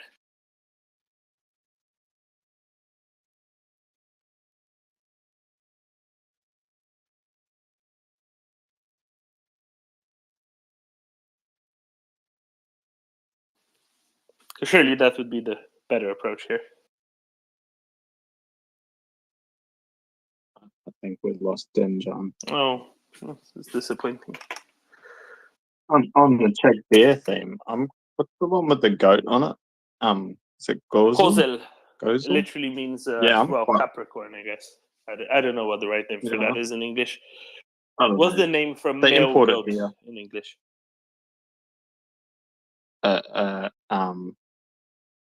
Billy goat.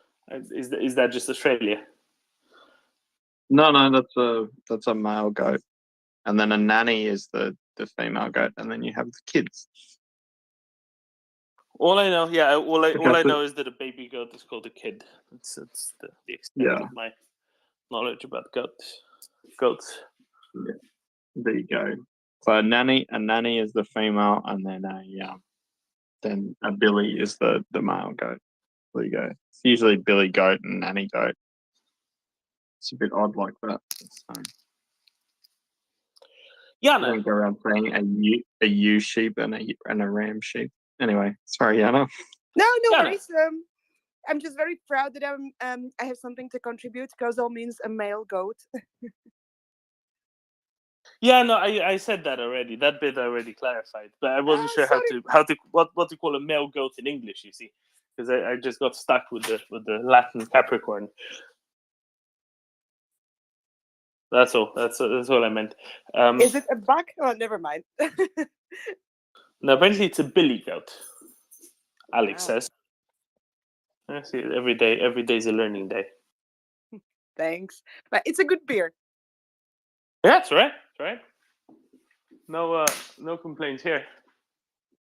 No. They import it here, so it's literally the only Czech beer I have any experience with. So there you go. I find that quite curious. They would import Kozel, but not Staropramen, for example. Again, no complaints. Just Yeah, it tends to be a bit hit and miss. Like, yeah, the importation is quite odd. Start with is a fairly high duty, and so it tends to be like made for export type beers. So we get a lot of like East German beers and things like that. So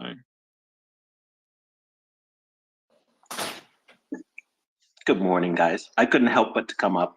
I live in Prague, Czech Republic. Kozel Cherney is my very good. pick. And that's the one with the ram on it. So I think No, that's it's not a ram. A ram is, excuse me, that's not true. Ram is a male sheep, not a male goat.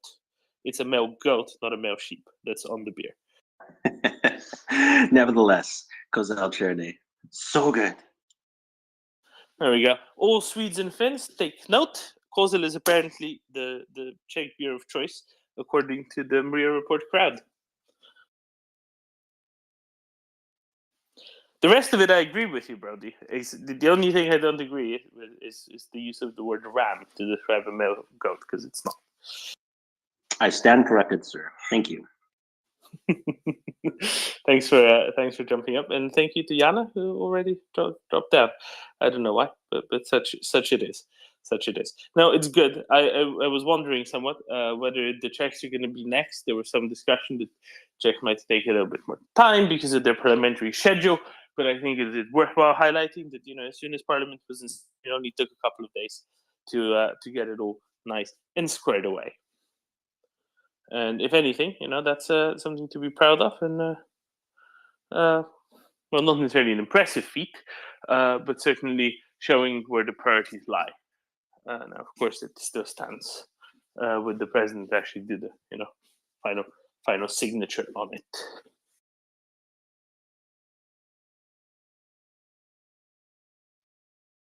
Yeah, there's some very fine beers in Ukraine, actually. They drink a lot of good beer. I was going to ask you, Damon, when is it ever suitable to drink beer rather than wine in a fine dining situation? I don't know, mussels, perhaps? Mulfried? That's possible, it's true. in Australia, Good one. I think he said fine dining. Oh, that's tough.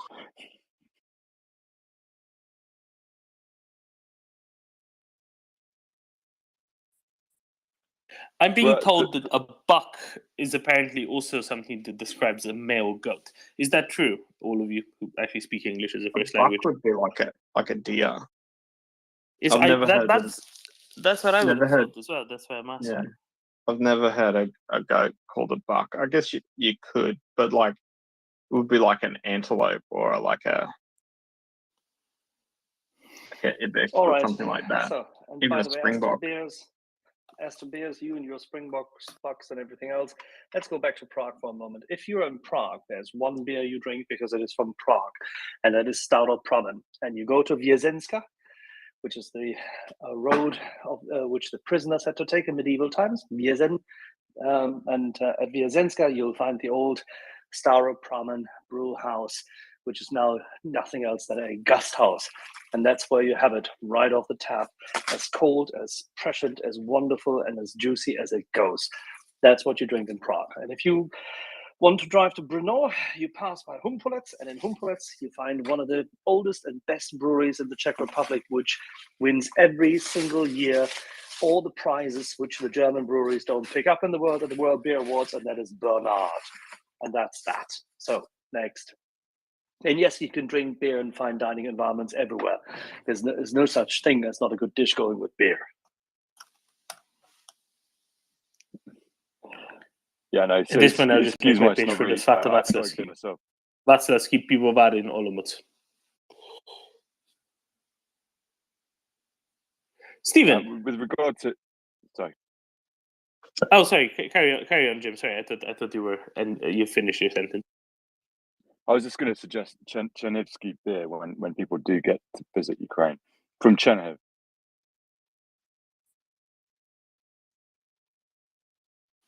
The only problem, Jim, is Chernihievsk is owned by Anheuser-Busch InBev, who are playing with some not so good machinations. See, that's the problem. They pulled them up, and there you go. That's where the problem lies with that, and hopefully Anheuser-Busch InBev will be put on the straight and narrow sooner rather than later and stop making Leffe by proxy in Russia.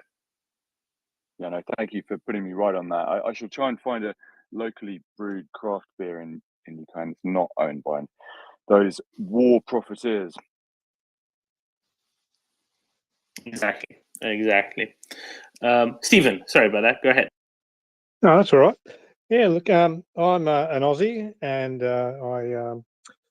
I must admit I've been trying to get my hand up a few times on this. I joined Twitter to get more information on the Ukraine war, and quickly followed Mick Ryan and quickly got onto you guys. And I congratulate you all on the fantastic service you're providing. So well done.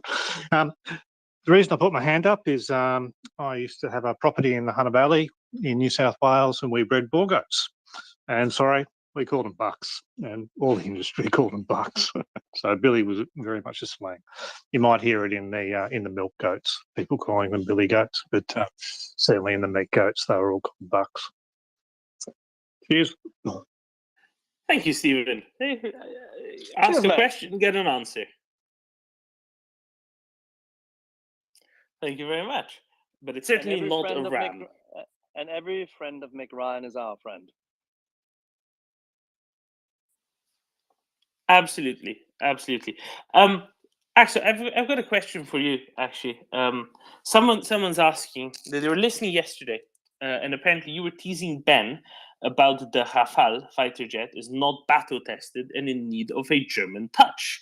The listener couldn't write or speak at the time, but the question is: does Germany produce fighter jets?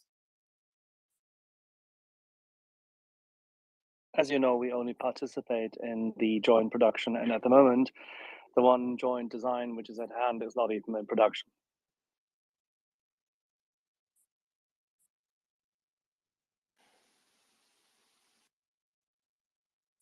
And sorry, what is that? The Eurofighter? Is that the older version of the?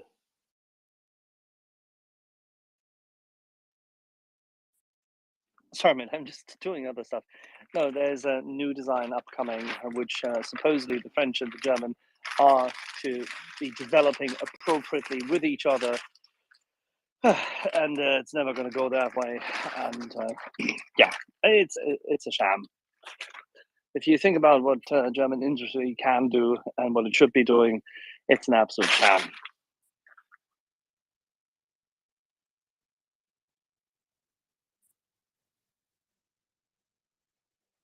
And now comes Jim with Messerschmitt, I presume. Actually, you're too clever by half. Of course, I mean, how can the country that produced the Messerschmitt 109 and the BF, the Focke-Wulf 190, the two finest fighter aircraft of the Second World War, whatever British people say about the Supermarine Spitfire, how can you not be producing the best kit now? Is it because of restrictions after the war, or is it political?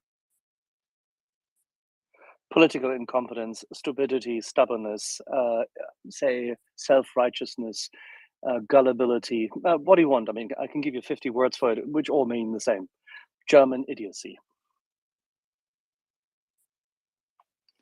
Will that be fixed? I mean, the Luftwaffe should be flying German planes, right?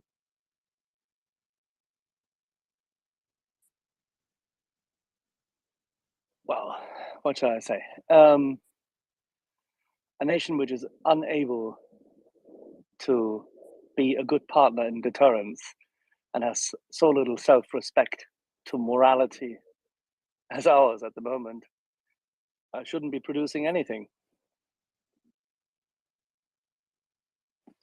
What's up?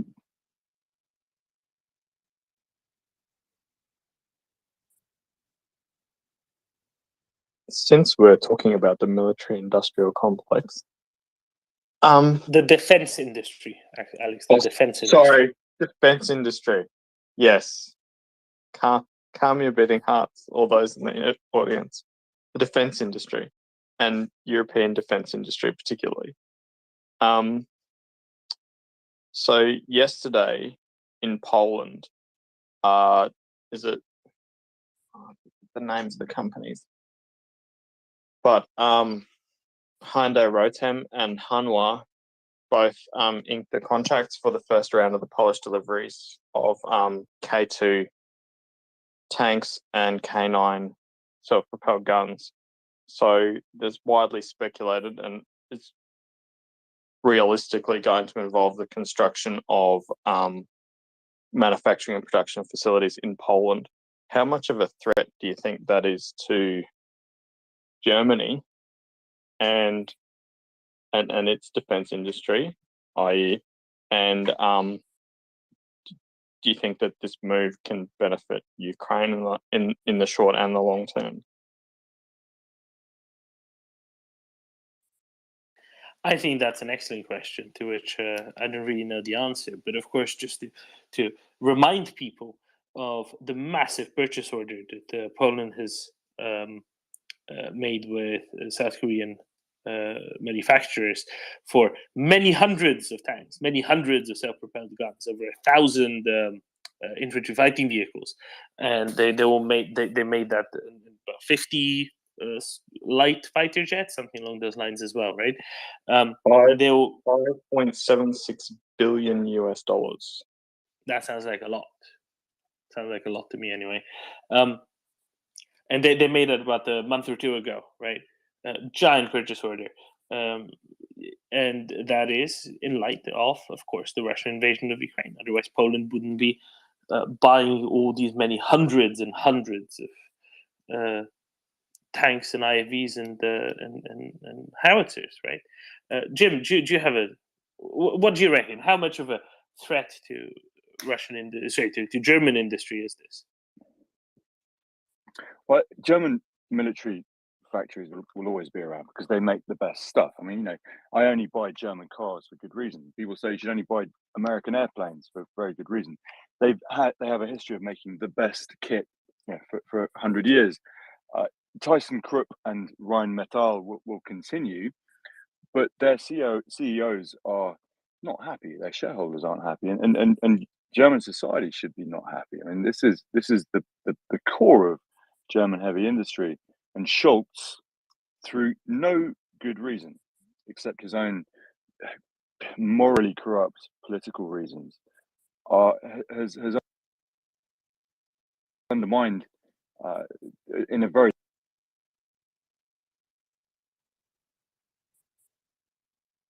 large way the future of that industry. And this is the largest military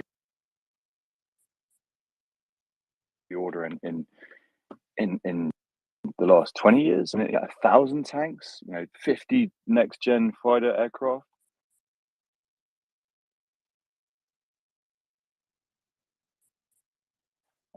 I mean, just extraordinary. And does it? I mean,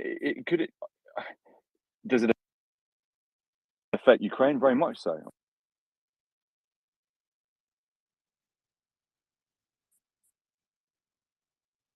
I mean, Poland should be receiving kit from Germany, and South.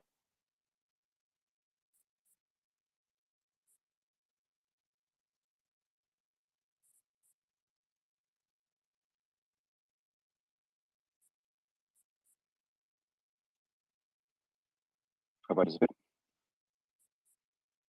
You did in between. You're back. When we knew you were talking, but only occasional syllables came through. Wait. Now you're gone again now, Jim. It's very difficult to tell you where, because a lot all the time. Which is very, very much a shame, because I'm very curious as to what you had to say. Okay. Now we're clear. Now that you've given up, you are clear.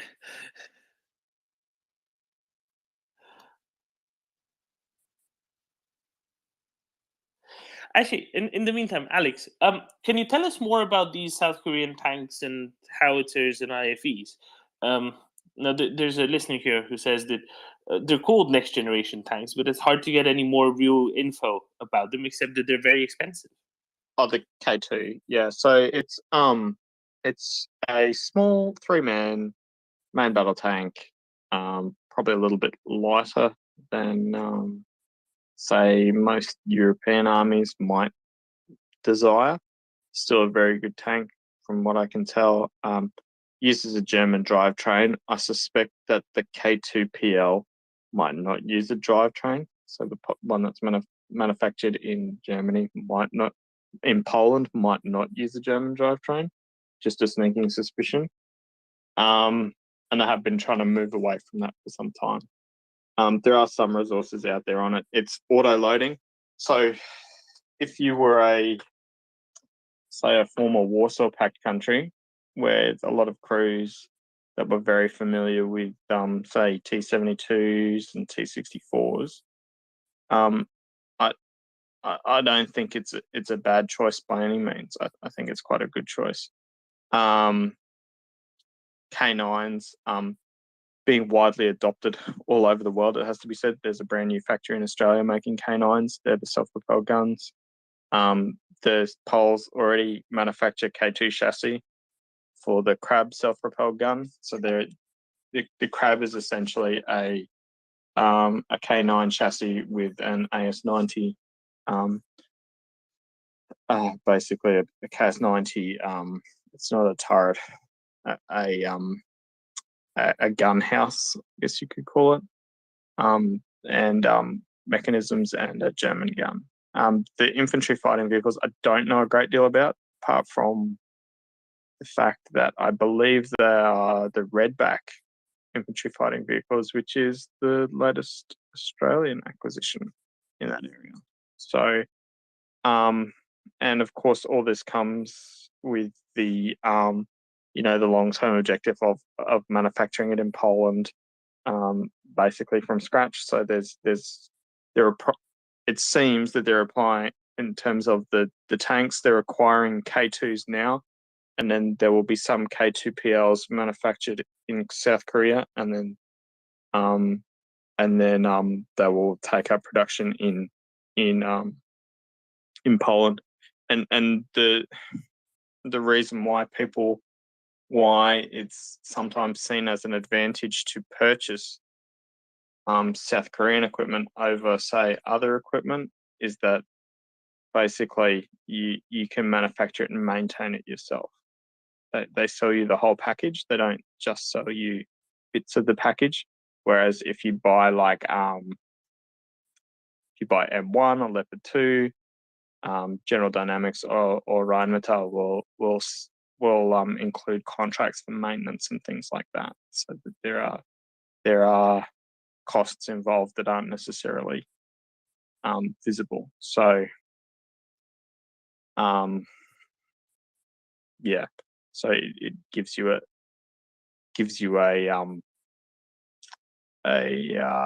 it's basically hedging and makes you a bit more self-sufficient. Is how I would interpret it. So some people, it's not, yeah, it's good at what it's designed to do, I think, is a good way of looking at it. So yeah, but very, very similar. Like, as I say, if you've got a force that is organizationally used to dealing with 3-man vehicles with auto-loading weapons and things like this, it makes a lot of sense.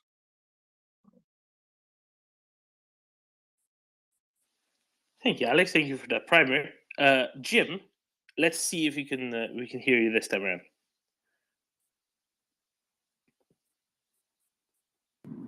Hi, can you hear me now? Much better. Excellent. It was just a quick point that Rheinmetall and ThyssenKrupp, they're going to be around for another 100 years, there's no doubt, because they make the best equipment. Just like the Americans make the best airplanes, Germans make the best vehicles on land, always have done.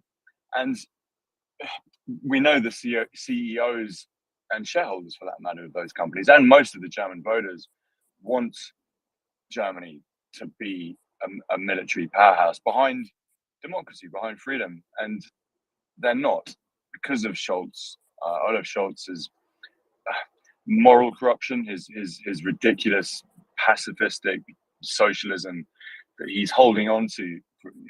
And we talked about it over the weekend, this week rather, that many intelligent people, and he is, right? Many intelligent people hold on to an idea for far too long, well past its value, because they're stubborn, because they don't want to be wrong. And it's very evident here that, you know, for all his life, he's been opposed to war and in favor of, you know, socialism and everyone being equal and so forth. You get a lot of leftists in the UK as well who support Russia, or at least, you know, are Can I point anti-American. something, Jim? Go ahead. I am likewise very opposed to war. I wish Russia Yeah. to stop conducting war and F off back to Russia. That's just my view on this. Exactly, but pacifism, you know, it is only good to a point, right? At least being anti-war is only good to a point. When you have to fight, you really have to get behind it, and rather than dilly-dallying like this. Yeah, it's repugnant, frankly, that he can stand aside and watch what's happening. I mean, he watches the same videos, he sees more information than we do, and yet he still refuses to send tanks, armored cars, armored fighting vehicles, any more than the minimum that lets him, you know, keep going to those political dinner parties and keep being invited back to NATO summits. I mean, it's repellent, and something needs to be done. I mean, he needs to be voted out clearly, but something else needs to be done. German industry needs to really become even more activist than it already is, I think. Yeah, let's put one other thing on the table. Our Polish friends are making a huge strategic mistake, but they do it deliberately.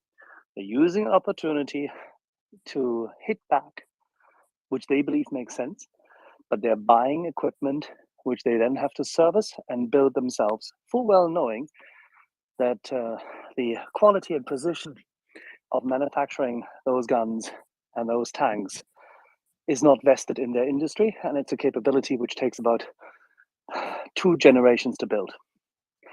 They don't want to know this, they don't want to hear this, they don't like it, but that's how long it takes.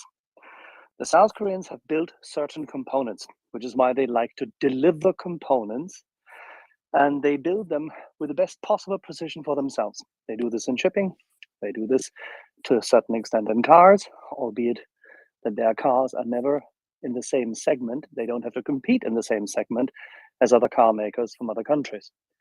They try to go for high automation and capital intensity, and they do this very well.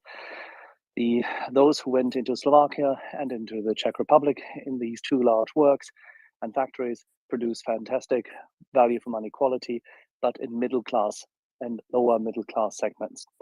Their cars last a certain period of time, they have a certain sense and a certain utility, and that's great. The same goes for their tanks. This is fairly well known, and they are not just lighter tanks. What they have is very good deflector shields.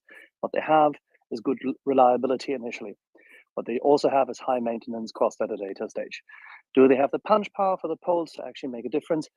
Well, there's an argument to be had in that regard, and I think everybody who's in tanks, and I've spoken to a number of those people, would say that the M1 Abrams and the Leopard 2s are the ones to go for.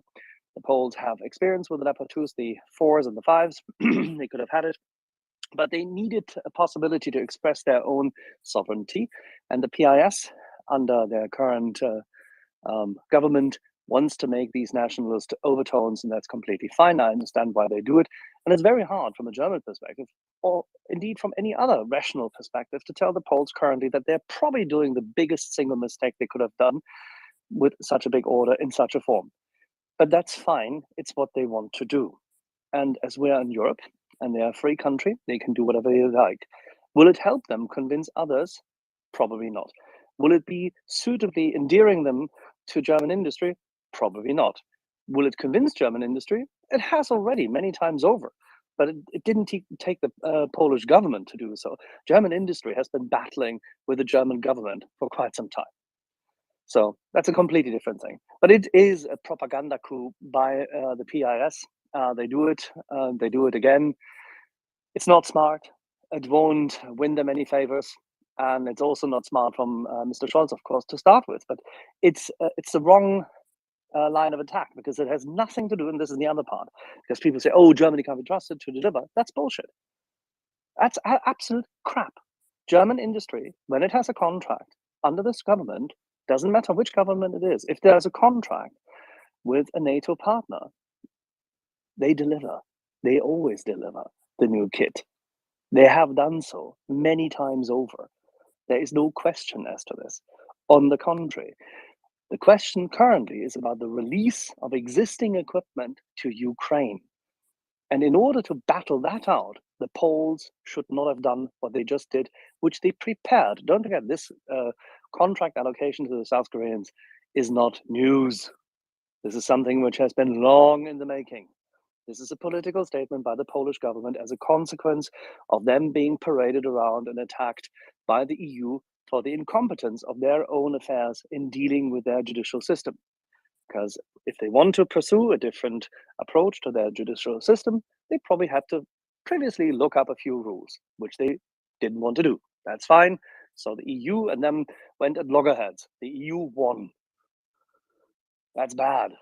It should not have ever come to this. But there's the, say, eventual loggerhead issue between two rams, so to say. Completely, utterly foolish. The conflict was completely, utterly foolish. And certain people in the PIS happily did essentially Putin's bidding in that regard, because they allowed the seeds of discord to be sown and blossom. And that should never have occurred. And this constant bickering in Poland about reparations is completely utterly uncalled for at a time of war. This needs to stop in terms of communications. The Americans have told the Polish government so. Many others have done so. There's better ways of dealing with this stuff than this way in public. Just saying. And that's not even a German perspective. That's an American perspective.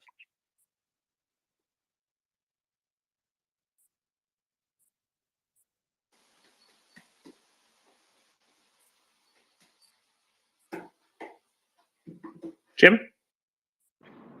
Yeah, I missed a lot of what Axel said, but I suspect he said something along the lines of, if you want the best kit, you've got to buy German, right? We know that Germany has always produced the best tanks. Do you want a Mercedes or do you want a Hyundai? Let's be honest.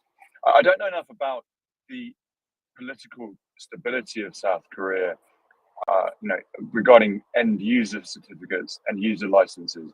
If Poland ever wants to give an ally these new South Korean tanks, will they be able to in 20 years?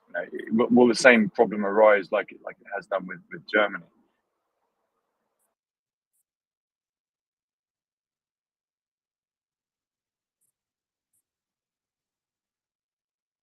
Well, the Korean left, with its completely utterly bereft of any sunshine policy, has created a lot of problems. However, the overall elite of South Korea is strongly in the American corner and knows where their bread is buttered, and they know who defends them. And that's why the ROC is one of the strongest and most solid partners in Southeast Asia, and virtually a great success story.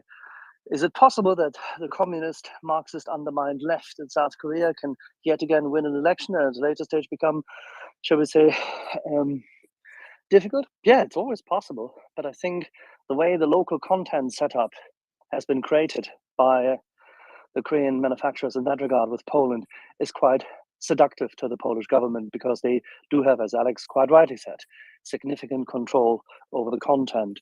But then that's a pass on. It's what you do with the equipment as a secondary or tertiary use. I'd rather be more interested in making sure that the primary use is actually there to the extent that you want it. But then, that's just me. Yeah, of course you should be buying German. It's ridiculous what Scholz is doing, and the sooner he's gone. When is the next election, Axel? 3.5 years, Yeah. 4 years. That's the problem. Scholz has to be replaced by a constructive. Yeah, exactly. He has to be replaced by a constructive vote of no confidence. For that, the political will has to be formed across parties. in the center. And that is hard slog.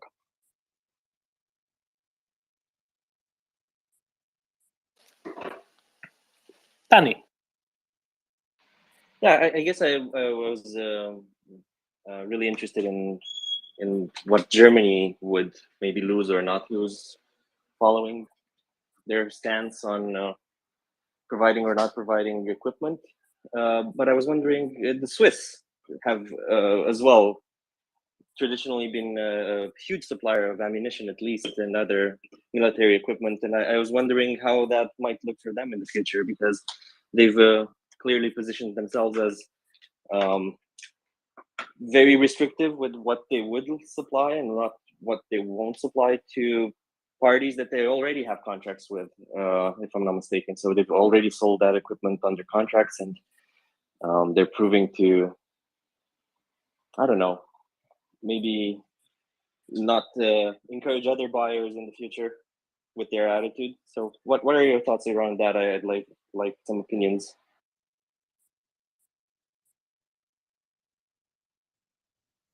If you have weaponized your neutrality by means of weaponizing your trade capacity and your banking system in favor of autocrat money, because you allow them to have the freedom and privacy of movement at the expense of freedom-seeking people who are attacked by the authoritarians, you should not be sitting at the grown-up table.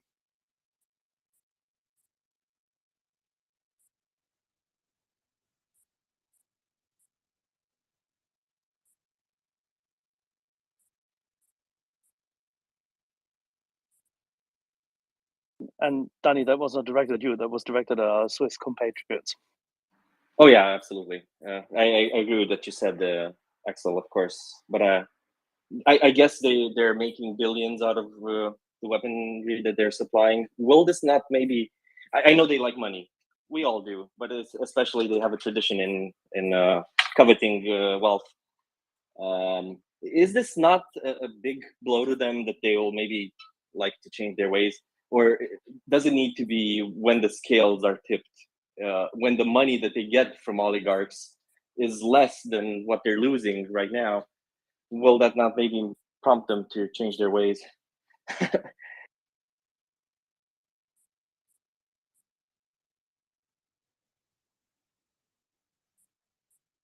Well, they didn't change their ways between 1939 and 1945, and then thereafter. They never changed their ways. Why would you expect them to now? Yeah, no, I think I'm just naive like that. I definitely will not plan any vacation time in Switzerland in the future. That's for sure. Thanks, guys. Well, there's probably other reasons for that in the first place. You know, the cost of going to Switzerland. Axel, real quick question here that's coming out of a Polish listener. How quickly would any German tanks be delivered? Apparently, a lot of the decision being rationalized within Poland for going for the South Korean ones is simply the industrial capacity within South Korea that's already there, where factories are geared up to produce vast quantities of these chassis and turrets already, as opposed to would having to eventually speed up the production and get the production up to scale to be able to deliver the numbers that are being ordered by Poland. I don't think that anyone would ever have to wonder about whether Americans, Brits, or Germans could produce military kit in time. It's a chimera. It's a side issue. Just because somebody says I'm ready to do it quick doesn't mean that this will actually happen in that format and in that time frame. And if you argue and negotiate in good faith, you will get kit in the right amount of time. That is industrial capacity. That's where Germany is strongest. Organizing logistics across Europe, probably having lots of local content in Poland, because there's a lot of good manufacturers who can be integrated into that prospect. I don't think that this is really an issue. That is, I know that these discussions have been on and about in the Polish media, but I think they're misguided. They're placed specifically. It's propaganda, and it's completely, utterly listless.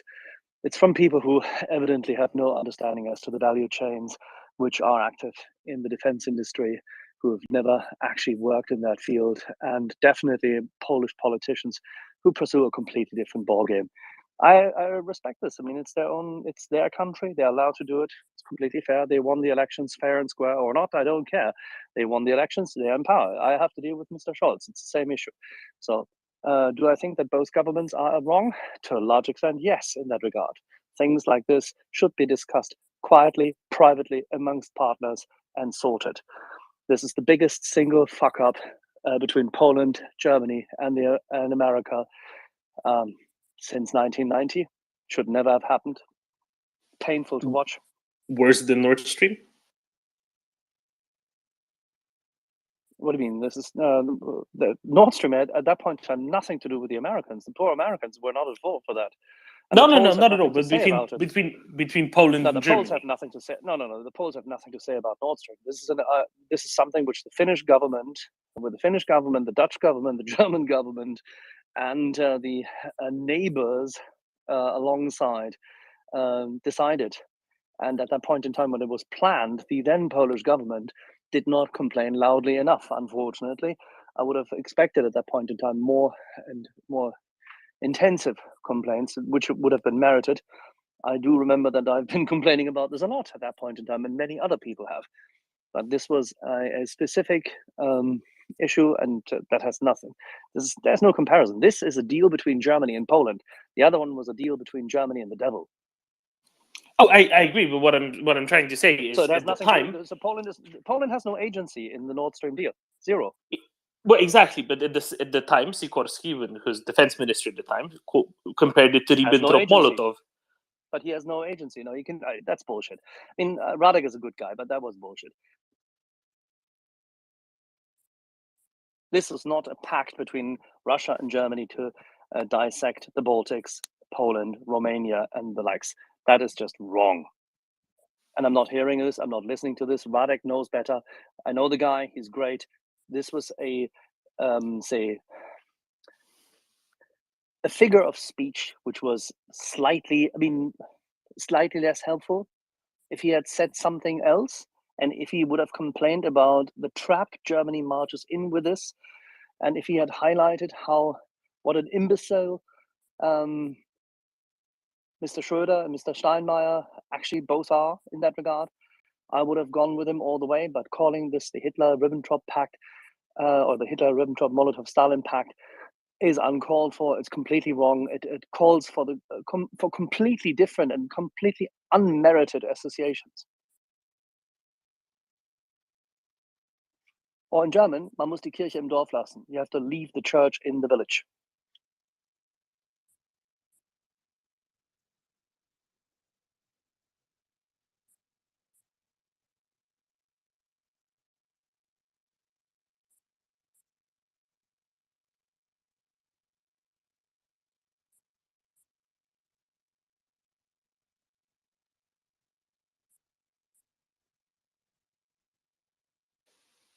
Jim, go ahead.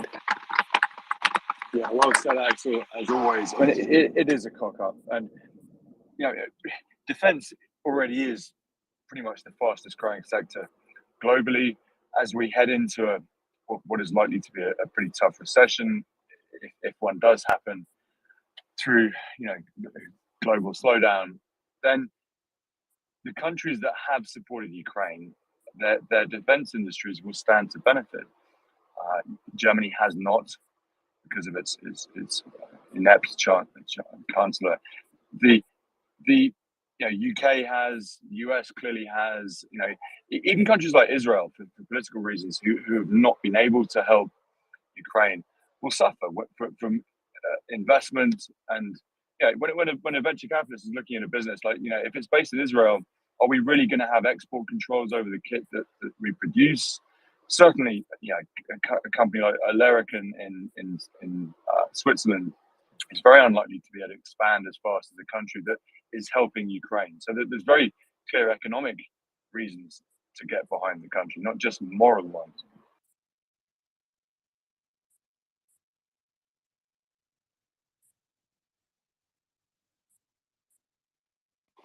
And for Israel, it's also a difficult position because Israel actually has done a lot of stuff under the radar.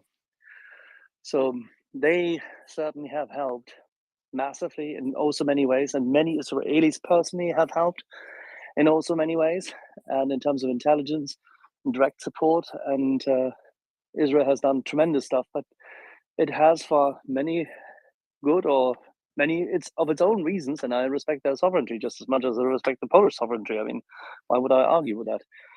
That would be insane. But they've taken their own path, but they've certainly done more than Germany has per capita, per person. Per capita, per GDP, and in terms of their industrial profile. I wouldn't scold Israel as much as I would scold my fellow countrymen. No, you're exactly right. They are doing a lot behind the scenes, as we've heard. Yeah, and Germany needs to sort itself out. I mean, I'm sure you're in contact with some of these guys at ThyssenKrupp and Rheinmetall. I mean, we read about their frustration, Axel, in the newspapers and on Twitter. You know, do you have any personal stories to tell about, you know, how furious they are with their own political class? Yeah, it's a pendulum swinging between livid and utter cold wrath.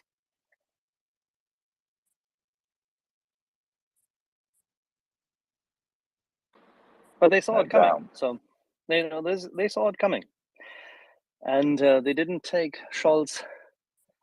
Well, they took his measure, and they didn't take him seriously when he made his big speech, because they expected nothing better than what he did already in the week one, and in the weeks in the run up to it, when he and his regime, his government, his cronies, this coalition, already denied to understand, comprehend, and take in the available intelligence, Allied, NATO, German military intelligence presented to them. It's painful. It's utterly frustrating. I think that people like Armin Papperger and others are certainly currently, whilst they're all busy, because fortunately Britain is keeping them busy,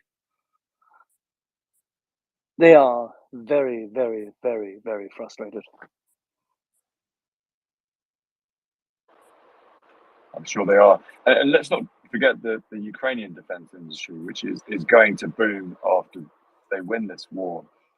You know, equipment like the Neptune missile, which sank Moscow, the Moscow flagship, and the Stugna P, that probably the most successful missile of the war under the radar. It's you know, it's got a far longer range than even the Javelin, and incredibly successful. They were already exporting a lot of these systems to Arab countries. In fact, they stopped exporting a lot of them that were due to go out, and you can see that from the videos that half the text is in Arabic when you see the Russian tanks getting pulverized.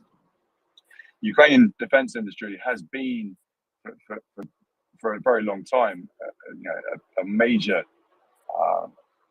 driver of the country's economies. It was one of the reasons that Russia invaded. They wanted Motor Sich helicopter engine factory. They wanted the Kharkiv tank plant. They wanted the Zaporozhye and Dnipro rocket factories for their own. And yeah, it's going to be part of the underpinnings of Ukraine's recovery.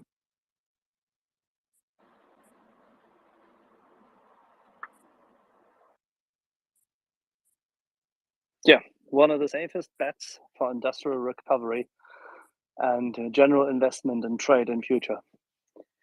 Battle-tested kit from Ukraine.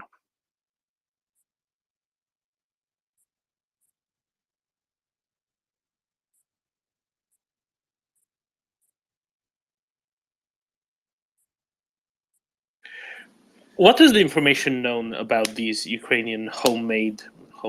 That's domestically produced is the word I was looking for. Weapons, be that the Stugna P, be that the Khrim, be that you know, the Neptunes, be that whatever else. What was the level of understanding of those, and how much was known about them before Russia went into the full-scale invasion of Ukraine on the 24th of February? Not much. Yeah, that's about it. there wasn't a great deal known. I'm not sure. I don't have a great familiarity with them. John Ridge is really the man. He's put the time in to look at all the indigenous Ukrainian projects. But yeah, from my understanding, they probably weren't taken too seriously pre-February 24. But there's a lot of people looking at them now. So yeah. Jim? Yeah, the same. I mean, until something's been tested, you can't be sure, right? Or unless it comes from a proven manufacturer. And if it's German, then or British or American, you probably know it's going to be good, right? Whereas now, I mean, okay, people in the defense business would have understood that Ukraine has always made great helicopter engines.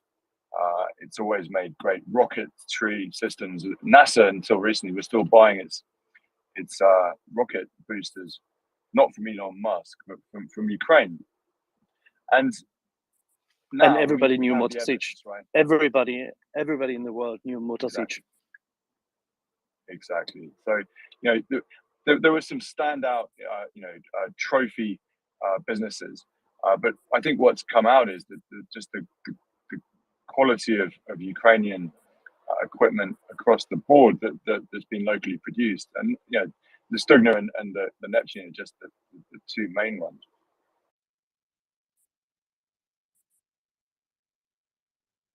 It's down to Ukrainian scientists, right? I mean, it's one of the most educated societies in the world. There are dozens of universities with Nobel Prize winners in physics and chemistry, and they always have produced amazing equipment. And now that it's being proven in battle in the best possible way.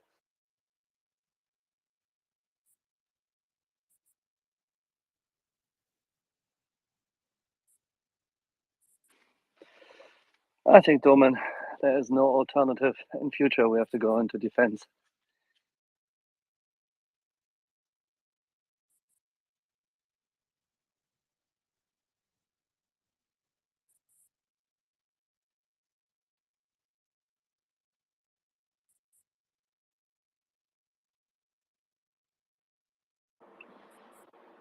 The world's a very different place now, right? I mean, February 24th.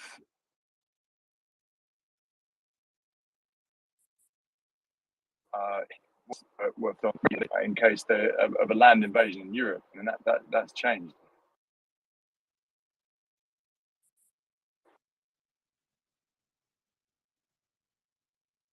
Fundamentally so. The assumptions have had to change. And especially the assumptions that were for a long time, the wrong assumptions that were being made for a long time, have been changed. And hopefully they will have been changed. Hopefully, at least some actions taken since then seem to point towards them having changed, but certainly far from all of them. Right, you have seen higher levels of expenditures for defense in many countries that have recently been hesitant to do so, but nevertheless, far too many countries you have seen something of an absence of that, and especially doubly so when that is in the context of Ukraine itself. Jim? Yeah, exactly, and it's now political will, right? I mean, the anti-military and pedestrian complex political position, right? That war is not good, but defending yourself is, and even people on the left understand that defense is part of a nation's sovereignty, and they understand it far better now. So the political will to spend 2% of NATO budgets on guns is now there, and industries should be supported. Guns are very good if you're defending your family.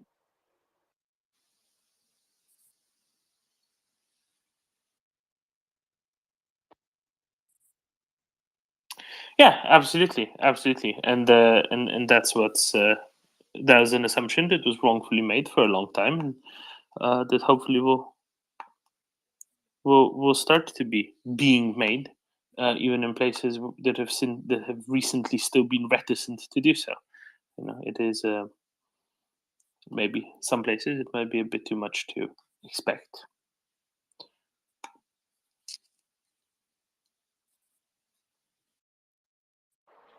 I spend a lot of my time arguing with tankies on Twitter, and they're going to be hard to bring around.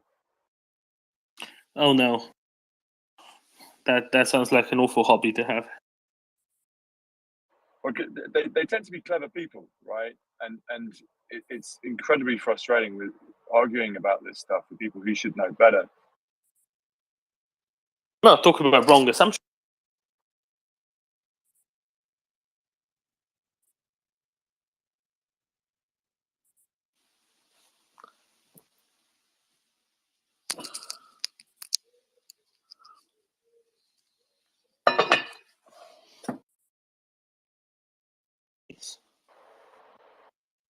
Has anyone come across this guy, Michael Tracy?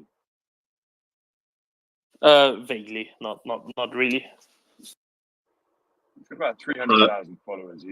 You see him at a lot of press conferences with Putin and Joe Biden, and he's obviously a very high level journalist, but he's the most vocal of the tanky left, of the hardcore pacifist, almost pro-Russian in how much they want to disarm Ukraine. It's like, give up, not give up, but don't fight, don't give in. It's repellent, and he's clearly a highly intelligent individual. The guy drives me around the bend. Alex, did you encounter him at any point?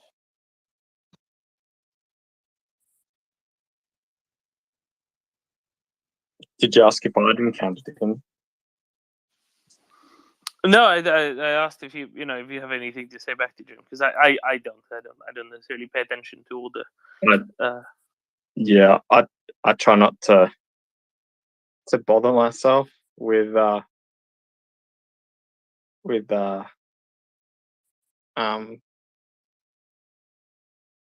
tankies, basically. Nothing you can do or say will change their perspective. They won't have a revelatory moment, because the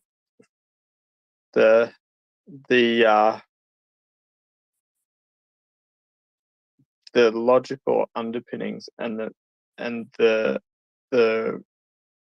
framework within which you arrive at that viewpoint isn't necessarily one in which where you accommodate or seek to engage with or understand opinions other than the perceived norm, I guess is what I would say. And for the sake of my blood pressure, I simply choose not to engage.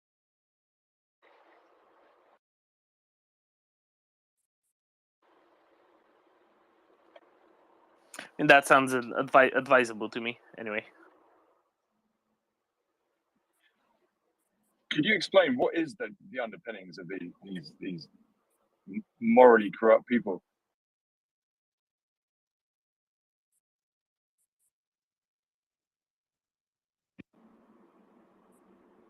I think that's a very difficult question, Jim. Very difficult question indeed. Because then you would assume there are some. Alex? Yeah, I'd say there's who can know what paths lead one to an authoritarian perspective. There's an allure to it, I guess. A sort of contra everything. I'm grasping for the term. It's getting a bit late here, but there's this sort of just being contra everything, counter orthodoxy, and then you might want to believe that the workers' paradise truly exists, or you might want to believe that, you know, we could do all this if only we could just all get along. And I think there's a bit of there can sometimes be a mismatch between, you know, what we want to believe and the reality that's presented with us.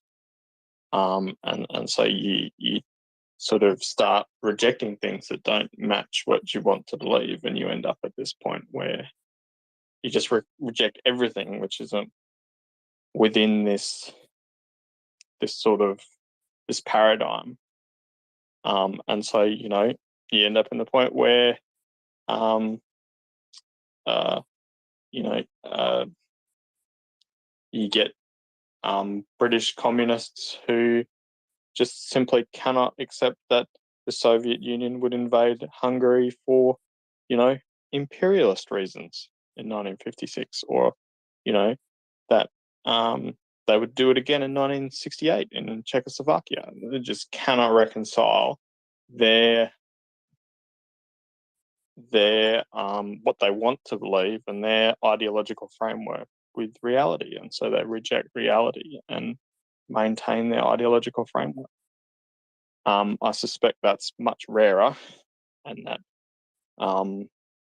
you know, this sort of quest for, you know, gnosis, this hidden truth that must be revealed, and that just because everybody says this, it must be wrong, and there must be some, you know, some door, some key that you can discover that unlocks the real truth. I think that might be more common than the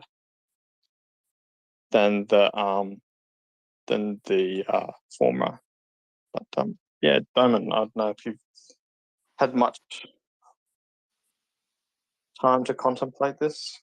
I try not to, honestly, but maybe Gunny has. Yeah, I mean, I've contemplated it and I've explored it, which is why I now have to have 4 Facebook accounts and 3 Twitter accounts. That's how thorough my explanation is, my exploration of this has been, because normally it ends up with me threatening to smash someone's face in. Look, I think, first of all, people like simple solutions to very complex questions. I think life's full of extremely difficult, complex, convoluted events.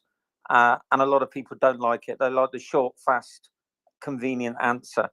Whether it's the right or wrong answer is immaterial to some of these idiots. It's an answer, and they like it because they can get their low IQ head around it, and they fasten onto it. We all become, I think, fastened on to opinions sometimes. I think we're probably all guilty of it. I think they take it to a new level because they're incapable of critical thought. So it's the apple orange thing, isn't it? So I hold up an apple and I say this is an apple, and you say it's an orange, and I say, well, it's not. Here's a book that will tell you it's an apple. You go, wow, the book's part of the system, and that's what they want you to think. Well, I'll tell you what, I'll bring in a biologist. Oh no, he's part of the system as well. He's been indoctrinated. They want you to think it's an apple, but it's an orange. Well, I'll tell you what, I'll get 20 people and they'll all tell you it's an apple. Well, they're all fucking part of it, aren't they? They must be. You're all bought by the system. The system wants you to think it's an apple, it's an orange. You need to do some research. Well, give me some sources, give me some links of this research. Oh, I'm not doing that for you. I'm not here to do your research for you. Go look for it on the internet. That's your job. I'm not wasting my time explaining that isn't an apple. You're stupid, mate.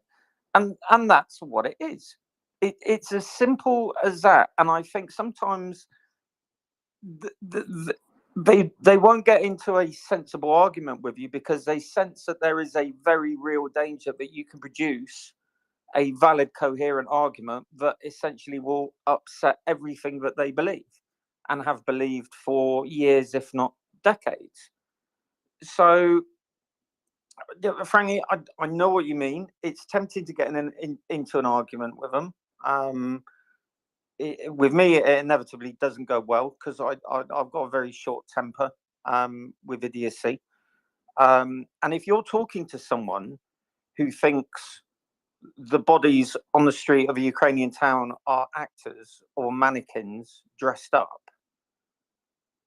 and you're arguing with someone who thinks NATO has the goal of crushing Russia utterly, and that's why it's expanding, and you're arguing with someone who thinks that all of the footage of destroyed Russian armor is CGI, and actually what's happening is the Russians are sustaining 1 or 2 casualties a day and everything else is untruth.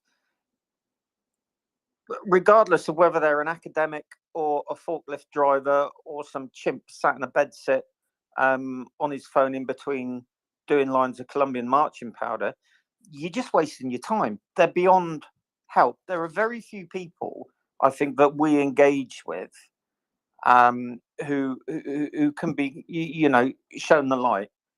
I think, to be honest with you, most of them are beyond redemption. It's living proof, especially with the academics, that the ability to count the number of jelly beans in the jar is immaterial if they can't get the fucking lid off. And intelligence frequently is no replacement for common dog, and the ability to engage a bit of critical thinking. They've been suckered in for a number of reasons: disinformation, misinformation, doctrine, the way they've been brought up, political beliefs, exposure to politics when they're kids, in their formative years as teenagers, things like that.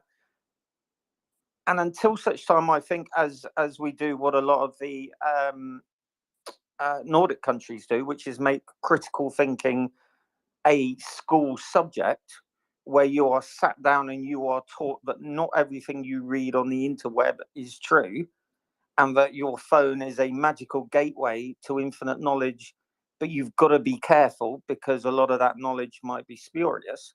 We're going to be stuck with just idiocy. And it is difficult because sometimes you think, right, I'm going to disengage from you. I've called you a clown, and I've told you that if we're having this argument in a bar and you said that to me, I'd throw you across the bar. And it's annoying because we think by signing off from that and walking away, we think they've won. But they were always going to win, not because their argument is right. They were always going to win simply because the apple is an orange. And it didn't. If you held them down and force fed them the apple and said, "What the fuck does that taste like?" They still go, "Well, it's an orange." So you're better off just not bothering, I think. Otherwise, you end up creating lots of spoof Facebook accounts with various different names because you lose your temper, and especially after a few beers. When the long-haired general goes to bed, I log on and I end up in furious arguments, and it's just a waste of my time. It's time better spent reviewing whiskey and watching Fury and Bridge Too Far and Zulu and Master and Commander, to be honest with you, because they're beyond redemption. They are beyond help. Let them have a little echo chambers. Fuck them. They're just not they're not worth wasting your time. Not worth wasting your time. Jim, how's that for an answer? Because I agree with that. Yeah.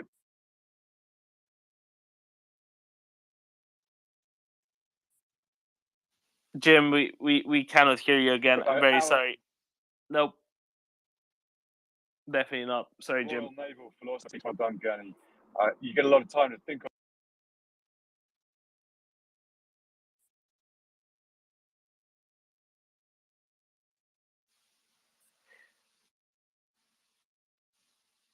on those ships. Okay, with the little bit I heard, sorry, Jim.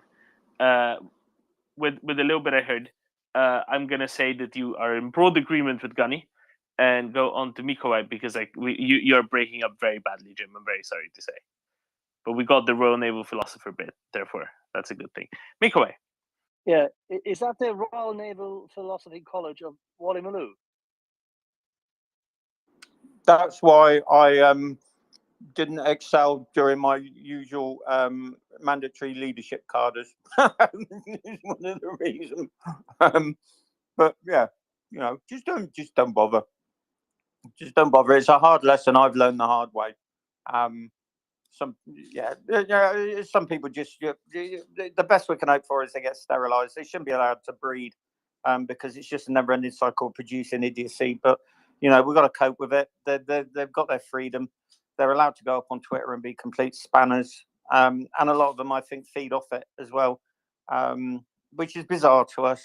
With the horrifying things that's going on, you just want to ram your phone down their throats and say this is a genocide. But if you stuck their face in a rotting corpse on the street, they still wouldn't accept it. They're that suckered in, or that ideologically pure to whatever bizarre processes that are in their head.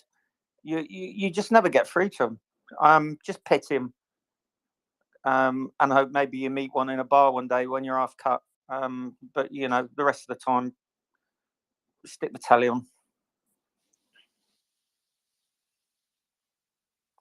Or in fact, if you invaded 2 countries and murdered a whole bunch of students on live TV.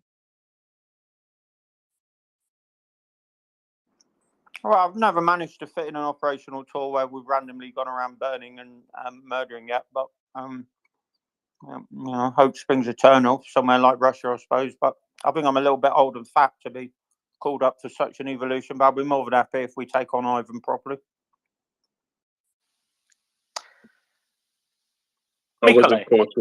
Yeah, go ahead, Nikolai. And when is that going to happen? When are we going to take these fucktards on properly? Apologies, my French. Well, I mean, they're doing a pretty good job. I ruined the whole Spotify session. I apologize, but please go on. Yeah, I mean, they're doing a pretty good job of dissembling their own nation state, aren't they? And apart from the gas and stuff, there's not a lot there. I mean, have you seen the videos of what happens to them when they've been on the potato juice? And as you know, some of you, I've been putting up the photos from Russian dating sites. I mean, there ain't a lot there worth invading, to be honest with you. I've seen Russian chicks lying on a bed next to a dead fish with a bottle of orange juice, and nah, you're all right. I'll stick to Butlins and Limehead. Thanks a lot. It's a pretty grim place, isn't it?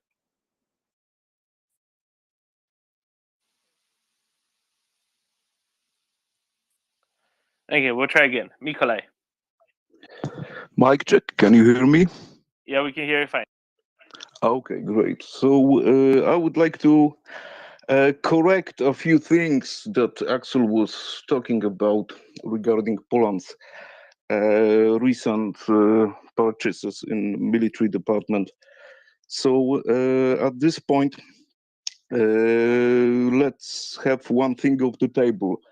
Those purchases mean that the sooner Polish armed forces are getting newer equipment, the sooner more tanks, more 2S1s, more SPGs can be released to Ukraine. This is the main thing.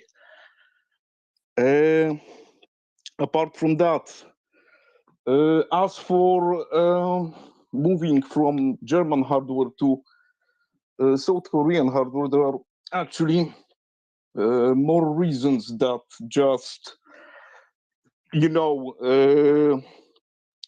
our independence from Germany. As you probably know, the Korean MBTs and SPGs, at least in first batches, are going to be also using the Maybach and ZF powertrain. Only the next, the later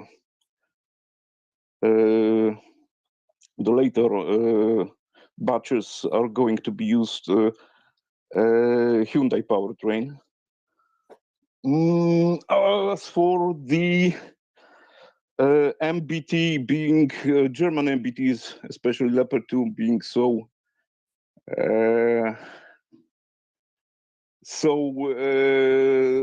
having a high reputation, you know, many journalists in Poland actually argue that leopard, due to its secondary amurak, actually wants to kill you in a slightly lower degree than Russian machines, even in Leopard 2A7 iteration of this main battle tank. There is very little. So Polish journalists have started to understand the Leopard, or have they not started to understand the Leopard? Because I only know two who actually have taken the time to actually research this properly. But then again, I'm happy to regurgitate stuff. So far, you haven't corrected much of anything. Okay, you know, because the delivery as to whether the delivery frees up anything remains to be seen. The key thing is not this. The key thing is the release of equipment from any and all other parties by the German yes, government. but It has nothing to do with the purchase. The purchase was already pre-agreed before the crisis began. I would take it differently. You know, Koreans were. But it was. You know. But it was. Yeah, no, it was. No, it was. The agreement was No, already discussed last year November. What? Yeah, Massive. yeah. Precisely, it was discussed, but was not agreed yet. Especially, it wasn't agreed. Yeah, it wasn't. Kaczynski waited for the right moment to poke the world into the eye. That's fine. It's okay. I don't mind the point, but it's not the point which is relevant. The equipment does not serve the purpose Poland has, and the discussion about the Leopard 2 versus the K9 and the K2s and all these kind of things, that's irrelevant. That battle, it has been settled by experts who are much better at this than you and I together. Trust me, that's not a thing. Korea produces great kit. I commend them for the deal. That's fine. It's agreeable. But I'm saying it's stupid from Poland and Germany to come to this at this late time in the game. This should have been settled by two governments properly beforehand. And Kaczynski waited for the Bundestagswahl, and he unfortunately got Scholz. You know, Poland made some gestures towards Germany, you know, in development, in regards to joining the development program of new main battle tank, but got kicked off. Also, Poland didn't get. Why? No idea. No idea. No reasons have been officially. No reasons have been officially given. That's interesting. We should discuss this offline. Yeah, apart from that, Poland at no point, despite using Leopards 2, A4, and A5 since about 2000, it was like 20 odd years, never has been offered a package at least similar to Swedish or Greek in order to move at least part of the manufacturing to Poland. Yeah, because the manufacturing in Poland, Greece actually didn't get manufacturing, as you know. Greece simply got additional packages. Sweden has a long-standing tradition in high precision engineering, ball bearings and the likes, and what we call lafette they can produce perfectly fine. Poland did not develop that capacity despite the requirements from Krauss, Maffei and Rheinmetall. That is a part of the topic I know fairly well, by the way. Yeah, but how come that right now there are the hulls for Leopard 2 are being manufactured in former Skoda factory in Greece? How come? Hold on, 1 second. Let me just cut off some turbine here. Apologies.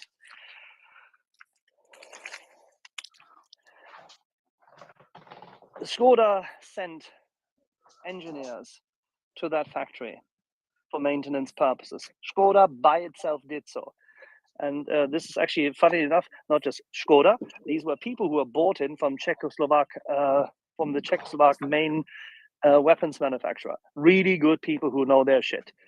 Different ballgame. These are incomparables. This could have been dealt with differently. The Polish strategy of confrontation didn't work with the then German government. That was a big mistake. It should have been handled by both parties differently in a different way. I'm not apportioning blame to Poland alone, and you know that.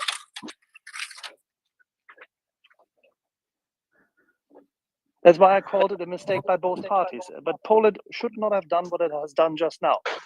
It could have been done differently after the war started. Yes, the thing is that I have no evidence for that, but knowing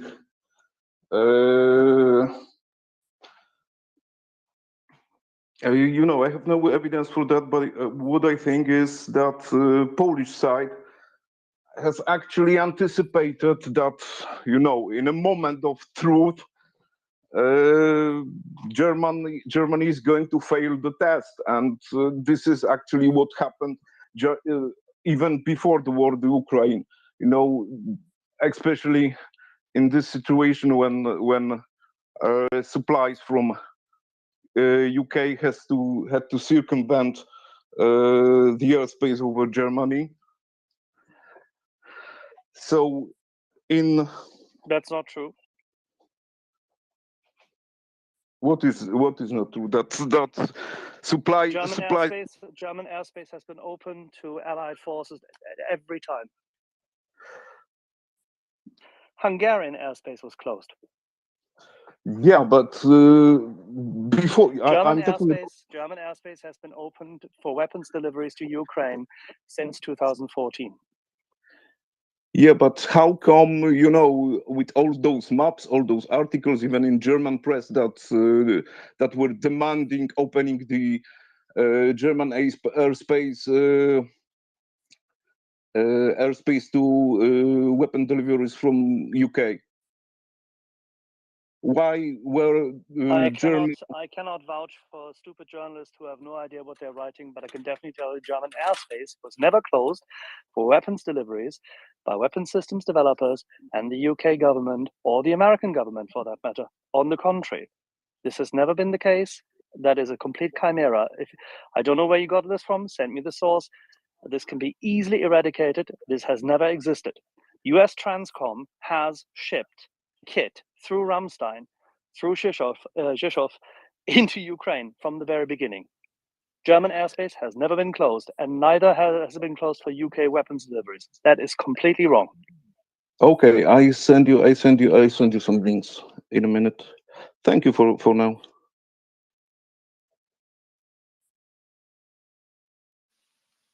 Thank you, Mikołaj. Tom, I think was next. I have nothing to add to that because I don't know what's going on in those realms. Tom. Hey guys, can you hear me all right? Loud and clear as crystal clear. Yeah, I was just listening to Gunny talking about people who'd swear blind that an apple was an orange, and I thought he's absolutely spot on. And I just thought the only thing I could add is one reason why people will do that is if they started to get an inkling of, hang on a minute, maybe he's right, maybe it is an apple, they would have to be confronted with the truth that they were either stupid or ignorant, or that in some way they'd been conned. And that would make them feel so uncomfortable that they don't want to admit it, even to themselves. And so they tend to react with getting angry because that feels better than feeling that they're stupid or ignorant or they've been conned.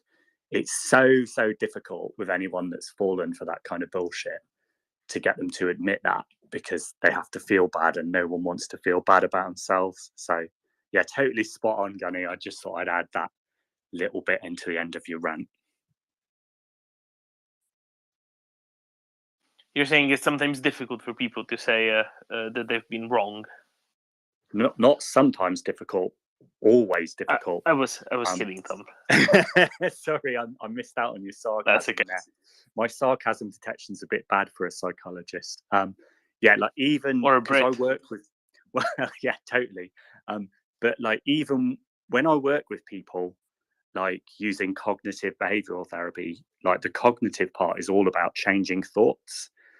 And even when I've got someone with like a totally irrational thought that's ruining their life, like, I don't know, going outside is dangerous, severe agoraphobia, even though they sort of want to change that belief and recognize that it's stupid. Like I had a lady with OCD who believed that if she didn't give water to her children every hour, they'd die of dehydration. And this belief just wrecked her with anxiety. She'd be constantly checking on them while they were sleeping and things like that. And even then, it's hard to change people's beliefs when they want to, when they're seeing a therapist one-to-one. So if someone doesn't want to change their beliefs, like Gunny's right, we're wasting our time, you know. Yeah, I'm glad you said that. Go for it, Gunny. Yeah, I think as well there's a couple of other things. There's a degree of anonymity online, which I think a lot of people subconsciously thinks they get a certain right to behave like a complete spanner. You know, as an example, I got into a scrap with someone who said, last month, it was one of the things that led up to my first Twitter ban was Ukrainian women are asking for it. And I said, well, look, you can say that now, but if you said that to me in a bar, this conversation would go very badly. And he lost it completely. And he said, right, we're going to meet up and we'll square it away. Now, unfortunately for him, he lived about 2 miles from me. When I pointed that out and suggested a football pitch, he blocked me straight away.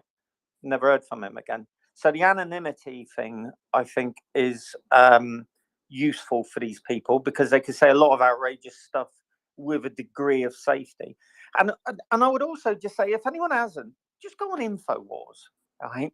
Think of the hundreds of thousands of Americans that watch InfoWars and actually believe the stuff that fat loon comes out with. Chemtrails that are turning frogs gay in America. Right? Space Jews on Mars. The Sasquatch lives on Mars. There is stuff on there that I like to think in the UK it would be a comedy show, but that man has hundreds of thousands of followers. So hundreds of thousands of followers, by following him and spending money in his online store for his erectile dysfunction tablets and dieting pills and all that kind of thing, are tacitly suggesting that there may well be chemtrails, that the American state may have a problem with frogs turning gay, and that there are Jewish people on Mars, the original space Jews. So you just take that in for a minute. It seems incredible, doesn't it? But it's happening. And they're on the internet, and they're on Twitter, and they're on Facebook. And if you're interacting with people who buy into that sort of stuff, switch your phone off, put it in a drawer, crack open. Kenny, how do you encounter all this stuff? How do you even have the time to follow stuff like this? I mean, Yehuda and I, as the original space-loving Jews or Jew-loving spaces or whatever else, please tell me, how did you come across that? I wouldn't even have time. Captain Scoot, who's listening, introduced me to some of this and suggested I just have a little nose through and sent me through some excerpts, and then I was kind of hooked on it. Not hooked as in hang on a minute, we may be overrun by gay frogs in this country one day if we're not careful with these chemtrails. I found it instructive just because of the number of people that follow him. And therefore, if hundreds of thousands of people follow him, then there are hundreds of thousands of probably mentally ill people out there, undiagnosed, with a vote, and therefore the those kind of people will be floating around on the streets of London and Birmingham and Portsmouth and Plymouth, and I suppose, and it's seriously, that's quite worrying. Sandy Hook was a put-up job, and all those kids are still alive, and the parents are all lying. I mean, just get your heads around that. He actually said that.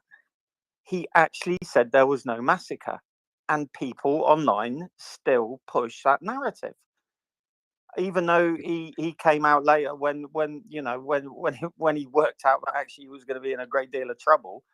You will still find people who buy into that, and then you'll look on their profiles, married, kids, jobs.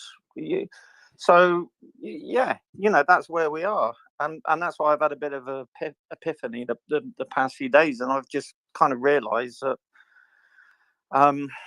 arguing with a sponge about geopolitics. At the end of the conversation, the sponge will still be a sponge, and it will just look at you like a sponge, and it won't have, you'll have just wasted an hour out of your life. So yeah, put your phone away, crack that single malt, and don't engage with them, because they're beyond redemption. They really are. See, All right, for for this evening, I have a 16-year-old green Jura. I'll open that in honor of your wonderful Royal Navy Highness, Gunny. I'll tell you what I have got, Axel, just as a side note. Sorry, everyone. I'm just going to derail this 30 seconds. Buffalo Trace Bourbon, they do the White Dog. You can buy the White Dog, so the unaged distillate only comes in a 37 CL. And the idea is that you can try that. I mean, you can try a normal bottle of Buffalo Trace, and then you can tell the effect of the barrel on the distillate, which I think is a really good idea, mate. I like that idea. And it's a good way of teaching people just what effect the wood has on the spirit. So I will continue this derailing. I'm very sorry, but I have to. At some point, I was given a flight of 6 samples that included 2 vodkas, white rum, and what you've just described, not from this bourbon maker, but from a Scotch whiskey maker, and a couple of similar, base distillates, a base distillate for gin before it was infused with anything. Do you know what they all tasted like? The same, because they are all the same. And telling apart the raw materials was bloody difficult. That having been said, I'll jump onto George, who's been not onto George. I will move on to George, who's been waiting awfully patiently through all of our inane discussions about various inane people. George. Yeah. So I know Tom's on here. So about people and how they just get duped, especially by con men. There was a guy, I can't remember his name, and we actually had him in detention in Germany. He was an ex-military, U.S. military guy, and he was an infamous con man in the Nuremberg area in Germany. But anyway, so what happens with these people is, even though the con is starting to get exposed, the con men, right, when they're really good, and then the people that are in the con man's sphere, in other words, the other ones that are supporting him or in on the grift, as they say, they come up with more conspiracies to explain away something that they were exposed on. In other words, so you believe someone that they're going to save your country, this and that and the other thing, and that they're going to be the greatest thing on earth, that they're best at everything. And pretty soon everything starts coming out that everything this person has said has been a bold-faced lie, and they've actually, their whole persona is a con. And even though maybe 70% of the people in the area you live understand that, the people that you associate with are obviously with the con. Like, in other words, they believe in the con. So what happens is, even though you're confronted with evidence, you start drifting again to, because you don't want to admit your mistake, you start going to find more evidence to believe it in your con or your con artist, right? And a good con artist just never stops the BS, right? It's just a machine that just spews it out. So every time both, just black and white evidence comes out that, hey, this guy's been grifting you, if he's really good, he's right there the next day or the same day, casting doubt. And what they do is they cast doubt on the institutions that you would previously think are okay, that are on your side. that they're the institutions that would uphold laws and right from wrong, and institutions that would get to the bottom of the truth. But no, these institutions are now all corrupt, and all your hardcore beliefs aren't really there. You were duped by them. But I'm the con man. I am telling you the truth. And that's what continues. And, you know, whether it's the Russians in Russia or a significant population in other countries, including the United States, they just can't see it because I don't want to say they don't have the mental capacity for it. They don't have the emotional intelligence to admit they're wrong. That's the key point of this, is you have to have emotional intelligence to realize that you're not perfect, that, yeah, you screwed up. And we all screw up here. Sometimes we get information wrong. You know, we might, because of our bias.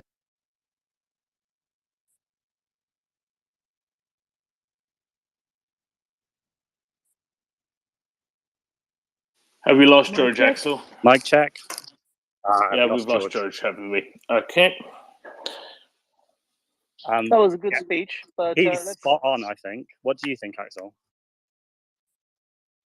Yeah, I think he put it very well into clear words, and sometimes, I mean, what we all struggle with is finding the right words for something so insidious, but at the same time so simple. I think, yeah, I like what he said. Yeah, I think that, you know, there's an interaction between people who lie and people who believe it. So, you know, I've been on this space saying that lying is the most common trait of psychopaths, that lying and conning. There are far more psychopathic con artists out there than there are axe murderers, because it's just an easier way to get away with it and make your living in the world. And I think, you know, there are people that can be taken in by lies. I was going to respond to Gunny saying that there's basically two sorts of beliefs that are wrong. There's delusional beliefs that there are Jews on Mars, and the sort of people that believe that are the sort of people that will believe anything. I mean, if that Alex Jones chap has got 3 million followers, which I dare say he has, that's about 1% of America. About 0.8% of America has probably got a serious psychotic illness. So they're going to believe anything. And what I mean by that is delusional things that, as far as we can tell, couldn't be true. Whereas things like the Sandy Hook shooting were all actors. That's different from Jews on Mars because, you know, in theory, it could be true. It's not completely delusional. It's just bullshit. And those sort of lies are more dangerous because more people will believe those kind of things. But fortunately, like, as slow as the justice system is, you can sue people for this kind of stuff. Now, that works within a democracy with a decent rule of law, and it's very slow. It doesn't work with Russia, though. But George is absolutely spot on. It's not to do with a lack of intelligence as such. It's more a lack of emotional intelligence. It's that when you realise you're wrong and you get that bad feeling, you've got a choice. You can either accept the bad feeling and learn more and admit that you made a mistake or you were misinformed, or you can double down on it and push it away by getting angry and going, no, you're the liar. The police are lying, the scientists are lying, or whatever it is. And then you're just stuck.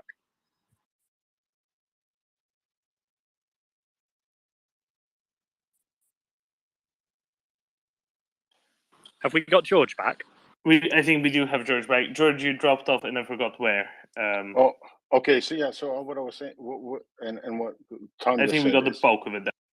yeah. So that's the thing. It's the what we call the emotional intelligence.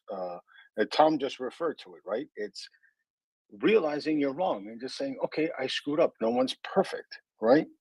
And moving on and saying, okay, I got duped. They took my money, or they took my time, or they took my effort, my work, whatever, and just getting over it.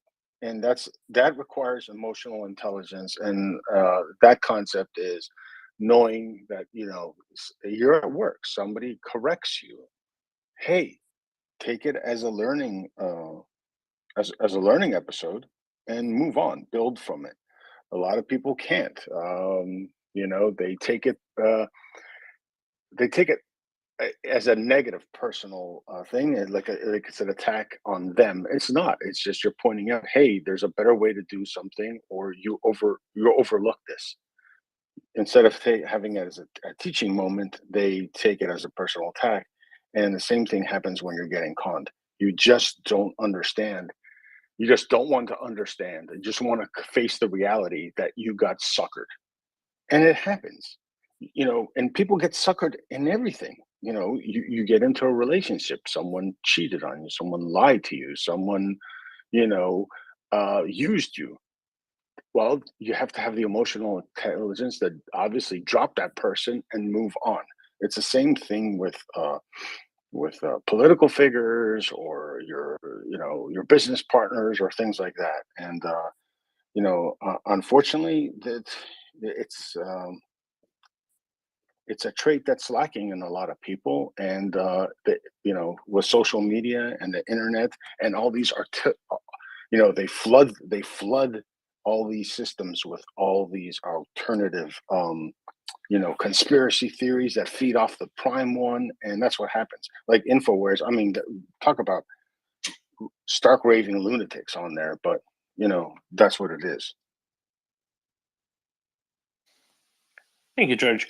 I think Tom already agreed with all of that, as did Gunny, and it's fantastic if people are in agreement. I'm going to go to Jim, then D. Afonso Fella, fantastic, then to Linda, Michael, and Nina. I think that's what the order was. Jim.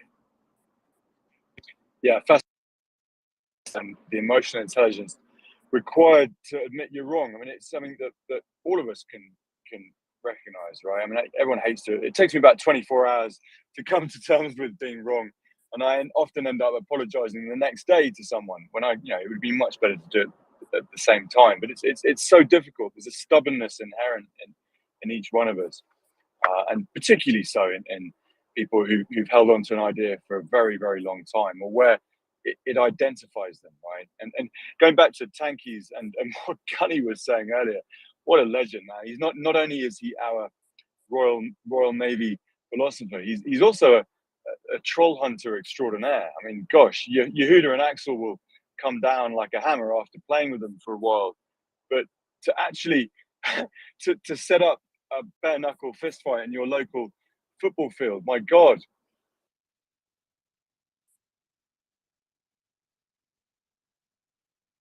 Yeah, to be fair, I saw a picture of him. He'd have probably won, mate. So there's a little sigh of relief.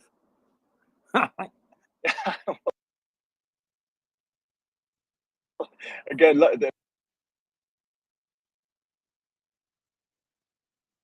all credit to you, mate, for doing that. But bright. Yeah, sometimes you have to fight these bastards, right? He's not getting. It's not this work when need to be predicted. So the point of this discussion to some extent, it's like arguing with tankies, people who intelligent.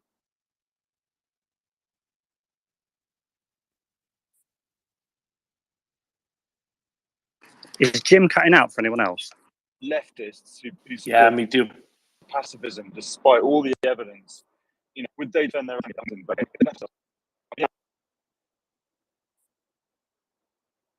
Yeah, we can hear you now. You're it's funny because it then kind of reels through the bits that we couldn't hear more quickly. Jim, no, you're out again. Okay, Jim, we are going to get back to you when you're in a better signal area. This is very difficult to follow, sadly. It's very disappointing because I really like listening to Jim. Let's go to Di Afonso Fella, who seems to be yet another excellent Portuguese contributor to the space. We have many that we know and are familiar with coming through on a daily basis. Do we have a new one, Afonso Fella?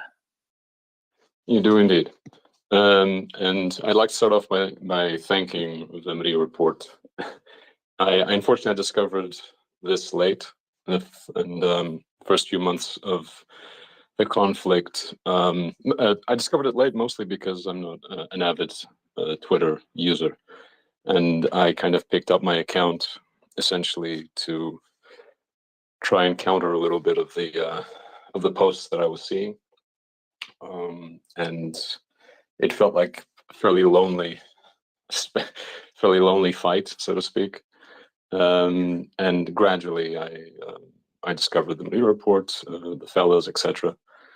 and became aware of a much more organized and concerted effort of like-minded individuals in trying to make a difference in our own small way. So the MryiaReport report has become not only a very rich source of information, but also somewhat of a psychological aid for me. The other ways I was trying to sort of engage with this has been to get involved with the events that are happening in Lisbon on a weekly basis. But I kind of wanted to speak to the idea of how people can fall into the trap of siding with Russia and Russians in general. I think there's many different factors, and I do wonder if one of them isn't due to education and the lack of equivalency that, at least from my personal experience, that exists between fascism and communism. Whereas, again, speaking from personal experience, and also Portugal is somewhat unique in that respect. I'll get to that in a bit. But when I went to school, there was a lot of emphasis given to what Nazi Germany did, not as much to what happened behind communist walls and the horrors and the kind of the culture that bred there. And as a result, for instance, in Portugal, you have a communist party that is a little Stalinist yet Catholic. Well, there are definitely elements of that. There are definitely elements of, so that it has different branches, and some of them are Stalinist. But to understand the Communist Party and its acceptance within Portuguese society, we also need to understand that Portugal was under a fascist dictatorship for decades. And the organizations or the groups of people trying to fight, sort of the underground fight against the fascist regime, the most prominent of them was the Communist Party. And I mean, nobody should be under any illusions. Had they actually succeeded in taking power, and they did try after the fall of the fascist regime, if they had succeeded in solidifying that power, we would have lived under a communist dictatorship. They didn't. But nevertheless, Portugal lives with the myth that the communists were a force for good, and without them, we'd still be under. To think that we'd still be under is ridiculous, but some people do. That we'd still be, struggling with fascism. So in Portugal, you get tankies that essentially side with the idea that communism isn't a bad thing, and I'm fairly certain that that same idea will, due to, again, I believe, a lack of comparison between these two ideologies, will call in other people that somehow still see through their own ignorance Russia, the modern Russia, as being, the rightful heir of communism.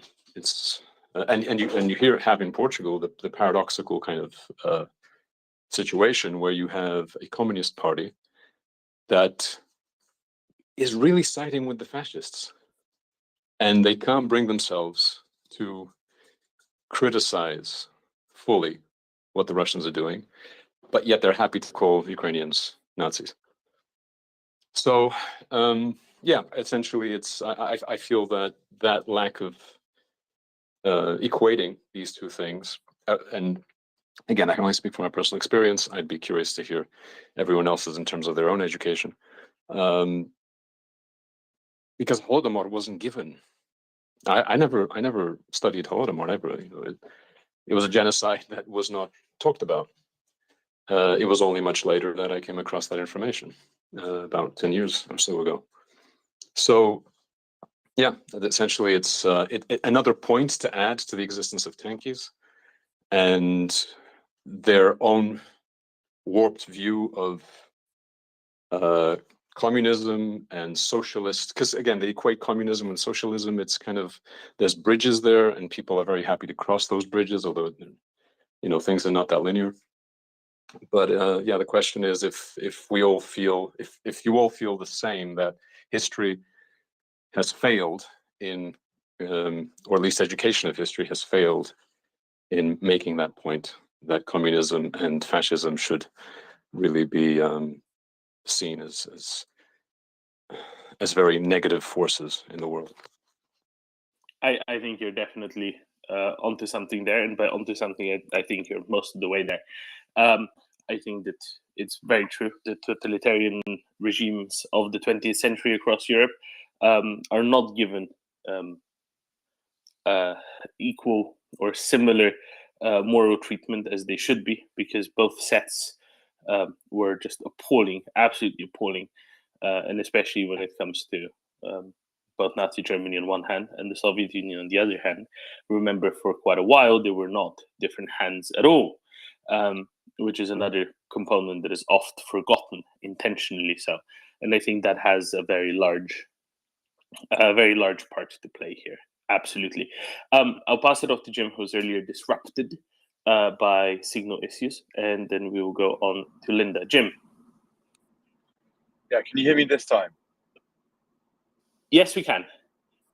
Perfect. Yeah, no, great points by Alfonso. Thank you, and particularly interesting from Portuguese history. So yeah, I mean, you're both right, Damon, as well. But totalitarianism, whether it be communist or fascist, is the you know is taking a the individual liberty for the common good, and the common good is of course guided by one person who usually ends up being a bad bastard. So look, I mean, tankies are supposedly anti-fascists, right? I mean, I call them fascists in my online flame wars with them. It's like, you're supporting fascism. They laugh at you, saying, "Are you crazy?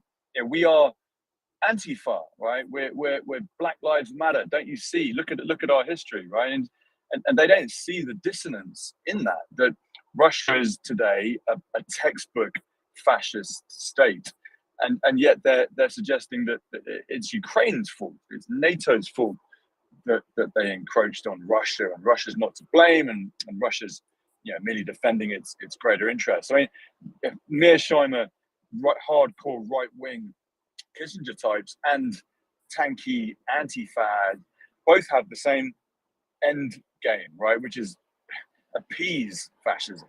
It's an extraordinary state of affairs to get into an argument with these people who've got such investment in an idea that they've spent their lives studying, researching, or living. So how ridiculous it is. How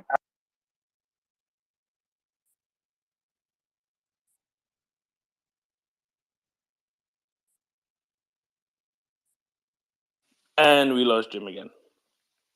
Okay. Sorry, Jim. I'm very sorry. But I think that we got the point that Jim was raising, and I think that he's on a long trip. He's on a long trip with bad connection. Linda, I desperately hope that you are not driving. Did you say you desperately hope that I'm not drunk? No, I said, yeah, I desperately hope you're not driving, promoting a vehicle no. down the road. No. No. I want to pile on to some things, including specifically what Gunny was saying, with an example. A couple of years ago in the Twitterverse, somebody posted something, and I don't even remember what the subject matter was. It may or may not have been COVID. It may, or may have been something totally different. I just don't recall. But it was, as I recall, it was kind of ridiculous, and so I decided to do a comment underneath, and in like smarty pants sarcastic fashion, I posted something that was absolutely ridiculous. Literally, I'm out of the stratosphere. I picked a couple of facts that were non-facts, literally just imagined things, right? literally just made up. And I created, a comment on it, and probably started it out with the prototypical "people are saying," blah blah blah blah blah, and totally expecting, like laugh emojis under it.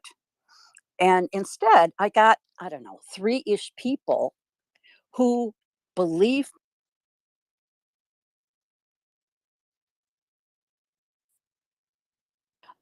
this, I just made this up, right? Yeah, this says no basis in fact whatsoever, right? There's no there, blah, blah, blah. And one person then argued with me. It's like, well, that makes sense. That makes sense. Yeah, no, I believe that. And I'm like, no, I literally just made this up, right? This is not true. And I had to disabuse that person with another, follow-on comment. He's like, no, don't believe this. I literally just made this up. So this was like a lesson. It was horrifying to me. And it was also like shockingly informative how easy it is to just make shit up and post it, and people buy it. It's like, holy crap, I'm not going to do that again. Anyway, that was my comment. Now, if you don't tell us what exactly it was, Linda, I will blame you forevermore for whatever the worst piece of misinformation on the internet is, because clearly I will surmise that you're the one who posted it. Okay, that's fair. Lizard Just people? to be clear, Did you? this is a Linda, joke. the lizard people. No, it's the space laser. Oh, I come love on, that's space not even half lasers. as bad. It I is just definitely- ordered my It is definitely the lizard people. Yeah. Yes, that We too. all have Yes. space lasers. We, the Jews, and we who support the Jews, we all have space lasers. Did you not know, Toman? It's actually worse than that. It I was will- Linda started the rumor about the global shortage of toilet roll. So now we know. Now we know, Linda. You went on the Twitter, and 3 days later in Hampshire in the south of England, I couldn't get toilet roll for 60 quid. And it was all down to Linda on Twitter. So well done, Linda. I take credit for that. So now that we delivered a death blow to a long-standing good conspiracy theory, let's move on. Well done, everyone. Very well done, Michael.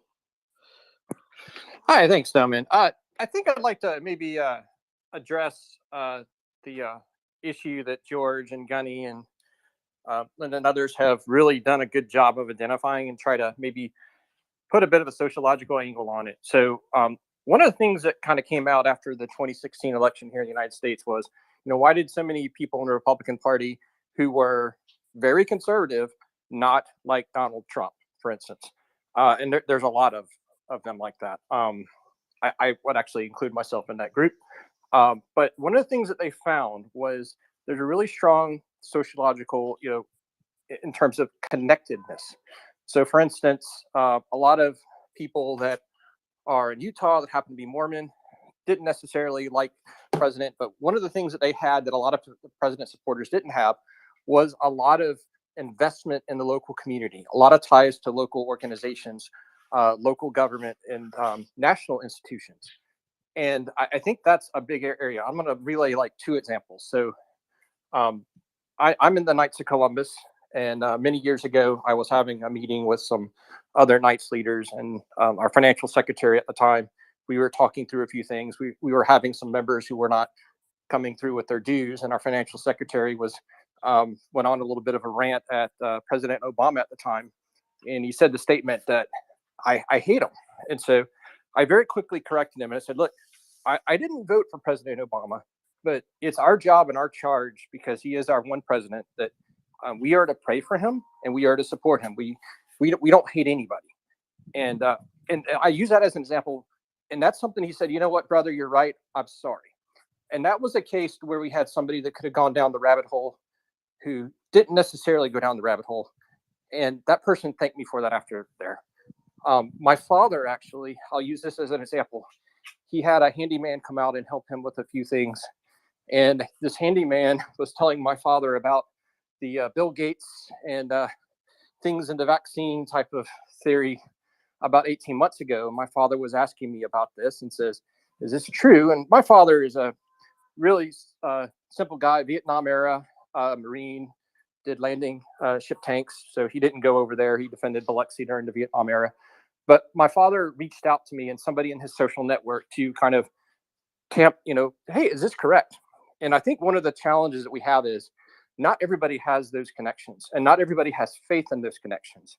And so I would just challenge everybody, if you know somebody like in your social network or your local network that has those type of beliefs, to make sure that you've got the channels open and can help them with that, and show grace where grace needs to be had. Because I think at the end of the day, if you have someone that believes in the performance art of Alex Jones, and that's what it is.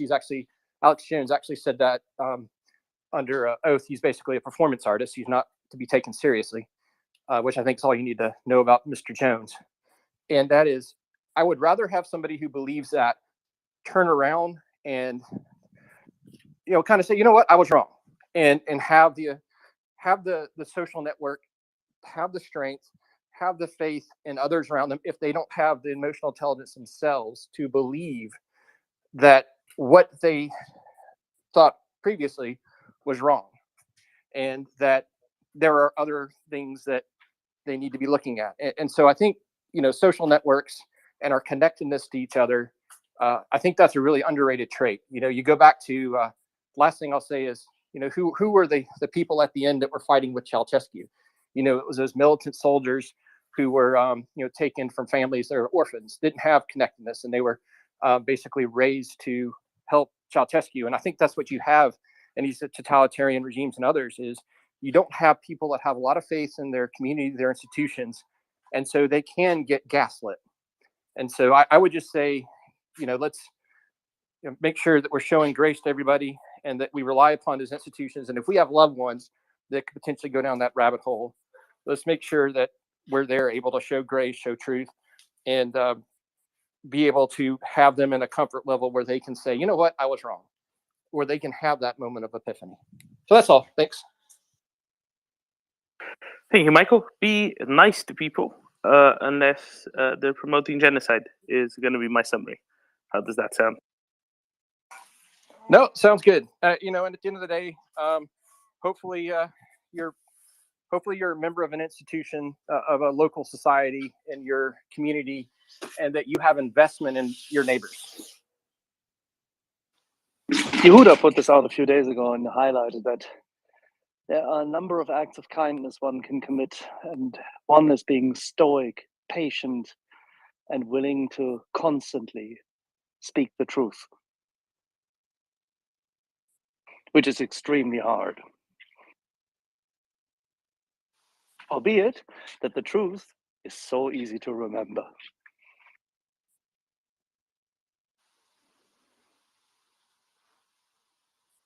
Nina. Hi, Dom, and thank you. This discussion about spreading disinformation, and I saw it started in Facebook in Finland when I started to see it. Was actually, I think, when COVID started.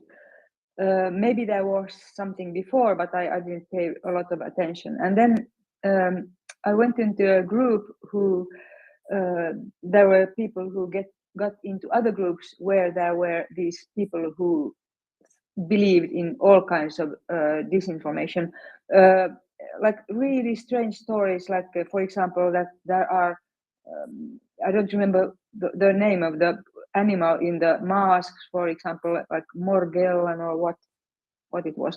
But anyway, like really like strange things. And so I tried a couple of times to talk to some of those people, but I found it like completely pointless, because they were on a mission, and I don't know how many of them really believed it, and some of them were really scared that they didn't know. They were scared also, like that these things were true.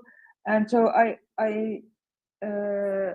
listened to a program on TV where they made like a research on these people, like had interviewed them, and they were like seeing the light in that kind of light, and they truly believed it. And also it was mentioned that I don't know if syrjäytynyt is outcast in English, but people, let's say, who are a little bit outside the society, or a little bit not so clever people, and of course there were those who were intentionally spreading these things. But so the conclusion was that those who really believed in it, it was like no point to discuss with them anything, because they all the time they came back to the same point. And so I decided I'm not going to argue with them. I just like I won't go in that way at all. So in the program on Yle, they said that there were some researchers who said that it's a little bit this brainwashing, a little bit like the same thing when you start to believe in some higher power, and if you believe in something like then it's really difficult, almost impossible to turn the head around. So I actually had in my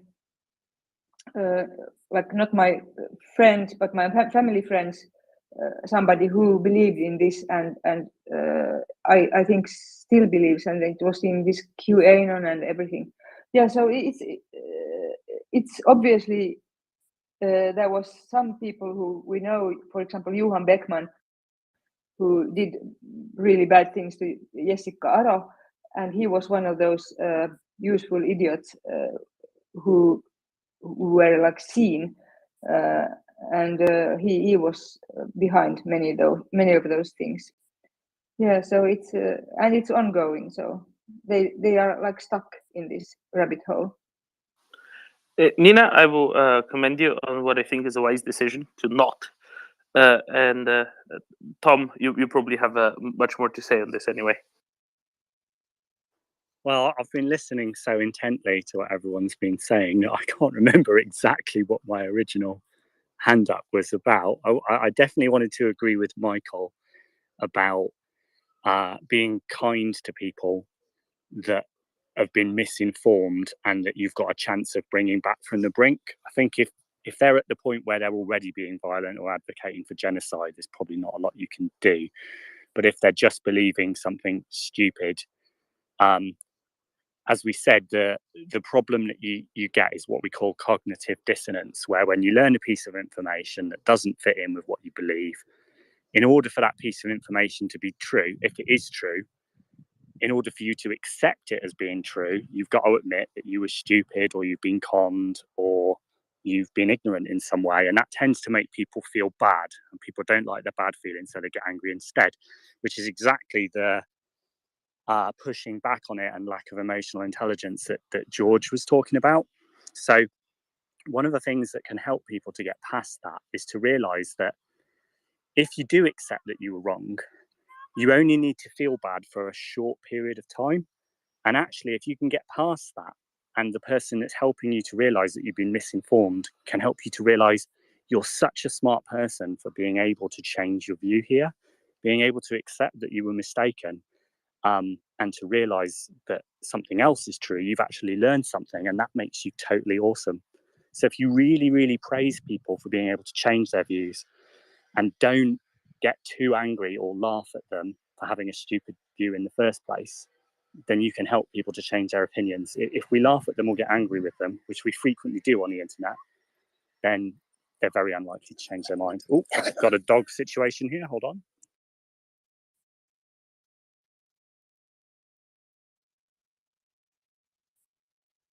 Hope that makes sense. I'm just with some other dogs. So I'll be back in a bit. Thank you, Tom. I'll take advantage of two facts: A, Gunny being up, and two, no hands being up. To change the topic a little bit, because I think we've flogged this tanky horse to death.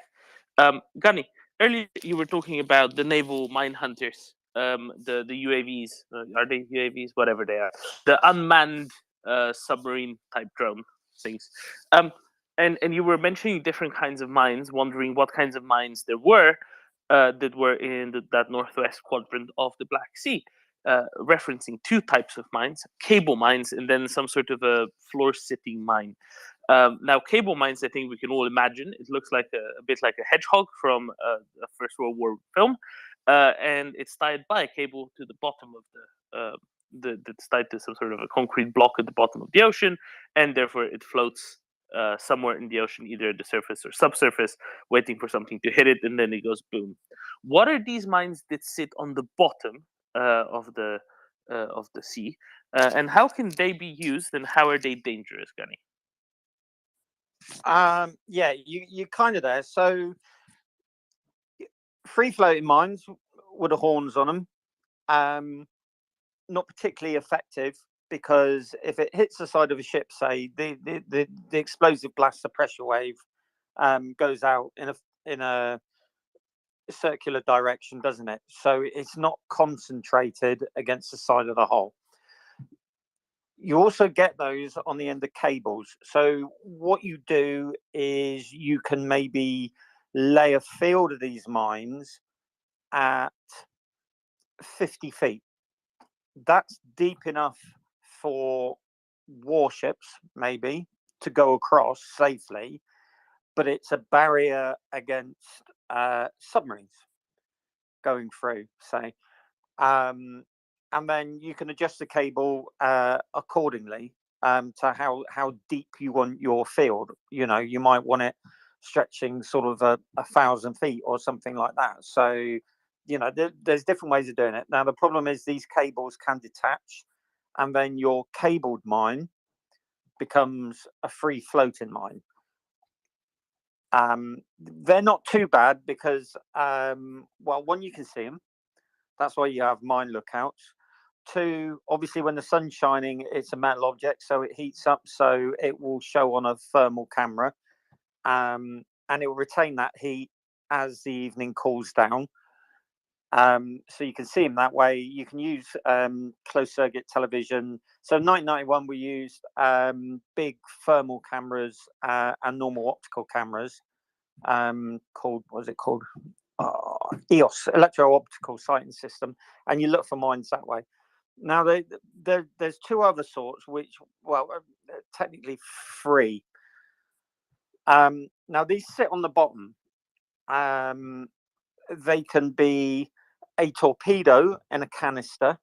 The Americans have, I think they still use a system called Captor. So it's basically, it's a heavyweight torpedo, sits in a canister. It's got an acoustic sensor. And when a ship passes within range, the acoustic sensor passes the information to the torpedo's released, and then off it goes. So technically, although it's a torpedo, technically it's a mine, I think. I think it's still regarded as a mine. So is it kind of the naval equivalent of those German anti-tank mines that sit on some sort of a tripod by the side of the road and then blast an explosive device into the side of a tank? No, not really, because even though you can sink a ship or a submarine with a warhead hitting the side of the hull, especially for warships on the surface, it's much more efficient to have the round detonate under the ship. So if you have a look at torpedo trials, what you'll see is an old decommissioned warship, and the torpedo won't hit the side of the ship. What you'll see is a huge blast under her, and the hull will literally snap in half and be blown upwards, and then it will sink back down, and you've broken her back, and then she'll more than likely go down.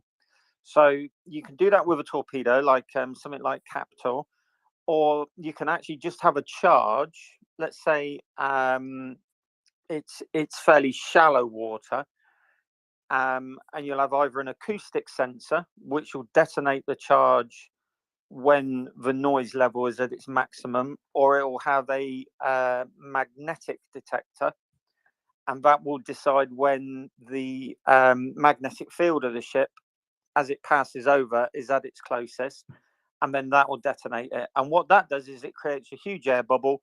The air bubble naturally rises, pushes up the hull, because the hull is supported by water. So if you introduce a rapidly moving air bubble, you blow the hull upwards, whereupon it ceases to be supported. You create a huge shock wave, which will displace machinery, throw people around, cause buckling, and then the hull settles. And that's what happened in 1991. So we went through, I've got a photo of us transiting through a safe swept channel. We've got the Princeton and the Tripoli following behind, and they both subsequently ran onto mines. So the Tripoli hit a floating mine, blew a hole in her side, just missed a JP7 fuel bunker, and caused quite a lot of shock damage. And the Princeton, a cruiser, she activated 2 Italian Mantra mines, and they caused severe buckling in the hull, and she dropped out of the fight altogether. So the mine threat is it's quite dynamic. They're not huge, these things. So as we were saying, sweeping for them with sonar, where you kind of ping, ping, yeah, you send the sound wave out, and then you've got to wait for that return echo, and you're searchlighting around the sea and the seabed. With what the new system that we're giving the Ukrainians does, it's lots of transducers, and rather than wait for the ping to be returned and then for you to decide if there's something there, it just constantly pings away, and it creates a photographic quality picture of the seabed. So you can see if it's a mine, if it's a boulder, or if it's a former Russian Black Sea flagship sat on the bottom. So it's a lot more efficient. It will be a lot faster, and obviously it's a lot less dangerous because you don't have a minesweeper with 40 boys and girls on board, actually physically running the risk of hitting a mine as they're sweeping. And the Royal Navy is the best in the world at this. That's why we did all the swept channels all the way up through for the USS Wisconsin and Missouri, and the trailing ships behind. So we're kind of world leading in this, but it's a little bit emergent technology as well. It's only what we're giving the Ukrainians is only part of the new development. There are actually unmanned surface vessels as well. They're like small launches, and they are part of the. It's called continuous magnetic sweeping or something like that. But they'll cover the actual cable cutting and surface searching as well. And all of this stuff will be integrated. So you'll have the subsurface mine hunters, you'll have the launches up top, pulling wires, and probably using some kind of sonar up there. And they're all controlled from a centralized vessel, which will be nice and safely back. Thank you, Gunny. Thanks for the primer. Which ones do you reckon there's the most off in that northwest quadrant of the Black Sea?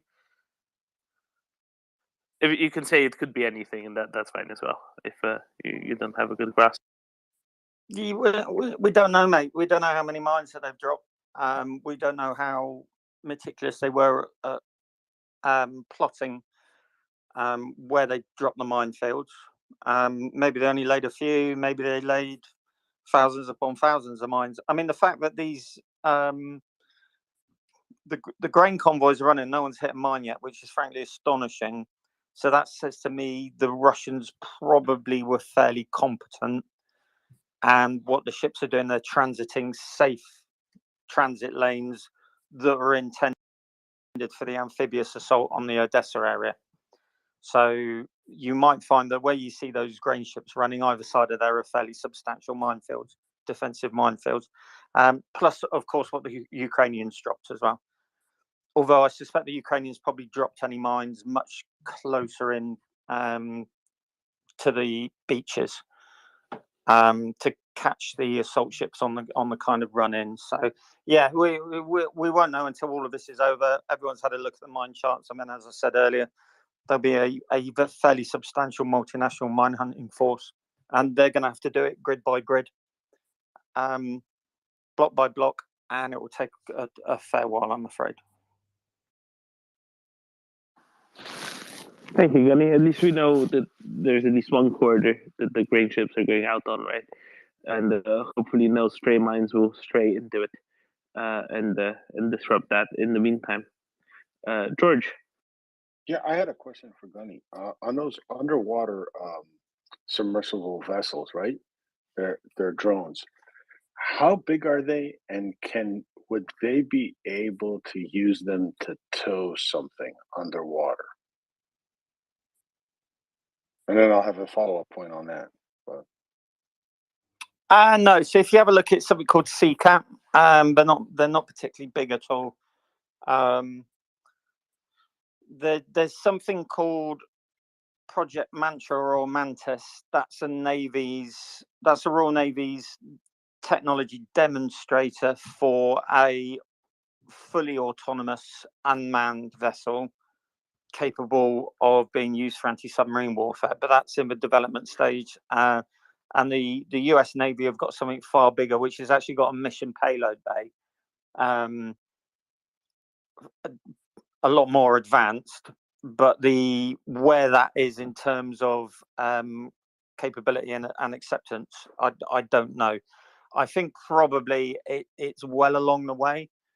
And it's not beyond the realms of possibility that it is in theatre in the Black Sea and is being maybe used to track kilos. Sufficiently small and probably sufficiently quiet, the Russians won't know about it. You can stick it in a C5 and fly that thing around. In fact, I think I've seen a picture of it being offloaded. So yeah, I wouldn't be surprised if that's there. But in terms of towing, no, it's not got the propulsion for that. These CCATs, they're only capable of about 3 knots, I think, something like that. And if you want real-time data coming off the sensors, they run a fiber optic. I think they can be run disconnected, but obviously you've got to wait to download the data because it will be searching with the side aperture sonar system. But you want a real-time picture on it. So probably, I would imagine the way they work is that each one is tethered to one of the unmanned surface vessels, and then that unmanned surface vessel probably acts as a repeater and sends the data back to the coordinating ship. yeah, because I was thinking that you probably remember back, well, not obviously in history, the first torpedoes weren't self-propelled, right? They were towed. So I was thinking maybe they could tow something like that could be used to tow a mine into the wake of one of the Russian ships as they're cruising along, or just tow a mine and have it detonate in Sevastopol Harbor. But I guess that's wishful thinking on my part. Yeah, these aren't things that you could launch off Constanta and sail up to Sevastopol, I'm afraid. And they certainly wouldn't be capable of even towing a lightweight torpedo like a Mark 50 or a Stingray or something like that. I mean, they're still sort of fairly substantial bits of kit, those. So no, and they couldn't carry a warhead either. They've got a payload area, but that's strictly a sensor, and you need quite a big warhead to make a hole in let's say a kilo, because you've got, obviously it's double skinned, you've got the ballast tanks, the baffles and everything, so you want a shape charge warhead. There have been concerns that the American Mark 50 and the Royal Navy Stingray are actually torpedoes that don't have a big enough warhead, that it's not punchy enough. Some people have been concerned about that. Although the Mark 50 is a lot more modern. So no, the idea that this may be used as an ASW weapon, I've already seen it coming out on Twitter this afternoon. Yeah, okay, won't be happening, I'm afraid. This is for MCMV work, mine countermeasures. That's about it. So that's good. So now here we go. So now we know that it can't be used like that, and then we just have to push back on people that think it can, like myself, right? That's what we were talking about the previous subject. So that's good. Thank you for clarifying that. if you see anything that suggests that gay frogs are manning them, then definitely push back on that. Because what about the space lasers? I would know, George. I have several space lasers myself. I have several lasers, and they're all in space. Actually, before anyone mocks too loudly, I don't know if you know, but the Russians have tasted a space cannon. They have done it. You may tell us more. I'm sure Tom is as curious as I am. Yeah, so in the 70s, they put a satellite up, and they put I think it was a 23 millimeter aircraft cannon on. And they were, I'm sure it was in the 70s, might have been sort of mid 70s. And it was I think it was a conceptual test to see the validity of using it as an anti-sat weapon.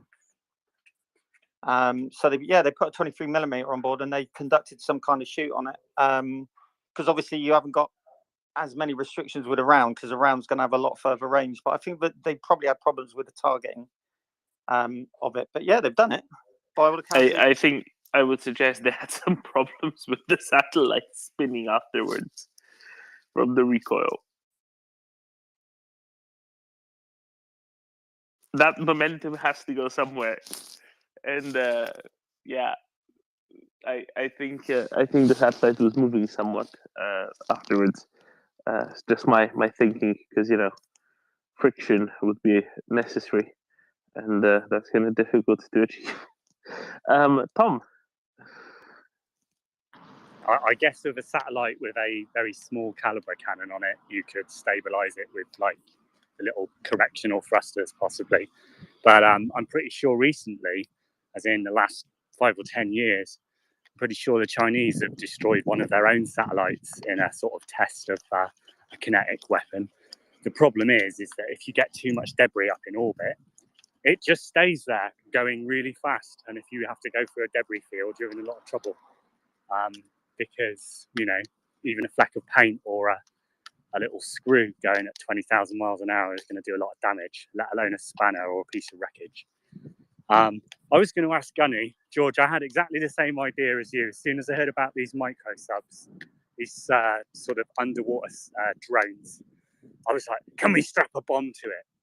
Can we get one of those floaty mines, take the floaty bit out, strap it to it, and then ram it into a Russian submarine? And that was what I was asking Gunny in like DMs. But I thought I had another thought as well, Gunny, that you might be able to answer. Well, if you can't answer, I don't think anyone can. Like torpedoes, like sort of World War II style, that ships or submarines would fire. Could we give the Ukrainians some of them, even though they haven't got any ships or subs?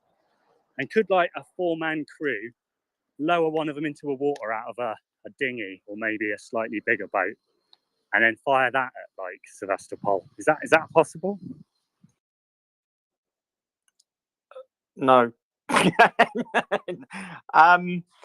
A heavyweight torpedo like Spearfish or a Mark 48 ADCAP is, I don't know, off the top of my head, what was 6, 12, 18, at least 20, 24 feet long, probably weighs in excess of 2,000 to 3,000 pounds. They take targeting data off the boat sensors, so sonar data.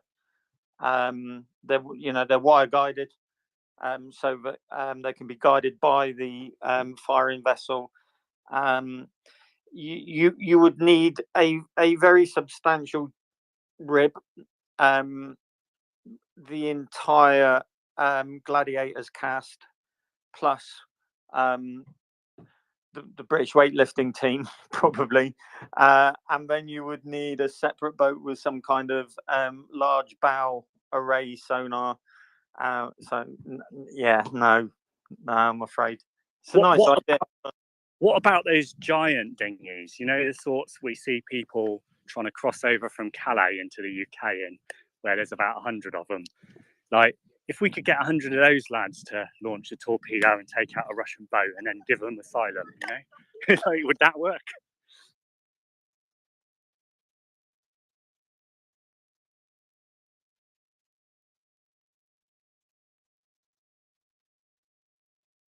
Gunny, if you're speaking into muted mic. Yeah, I just think the Russian helicopter pilot on patrol at the outside of the harbour suddenly encountering a 90-foot inflatable dinghy manned by 60 Ukrainian bodybuilders all wearing false noses and moustaches would probably be kind of hard to explain away. So no, I unfortunately. Could they get SF in there? Well, I mean, that's an entirely different ballgame, because what we do know is the Americans have been supplying like coastal vessels, very low profile ones, and that'll be for Ukrainian SF to do river insertions, stuff like that. That's undoubtedly been happening. But I think it might be a bit of a stretch for the Ukrainians to get there. And besides which, there's always a problem that they'll run into a 120-foot bright red inflatable dinghy manned by Ukrainian gladiators carrying 2 heavyweight anti-submarine torpedoes. So, yeah, I don't think it's going to happen, mate, to be honest. No, it doesn't really sound likely, does it? Maybe SF, not anything like that. Axel, are you about?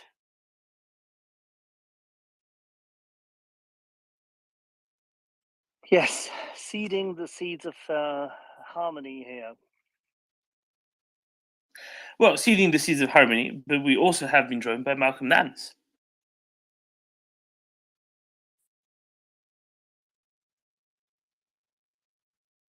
That is spiffing, utterly fantastic. Malcolm, how are you doing?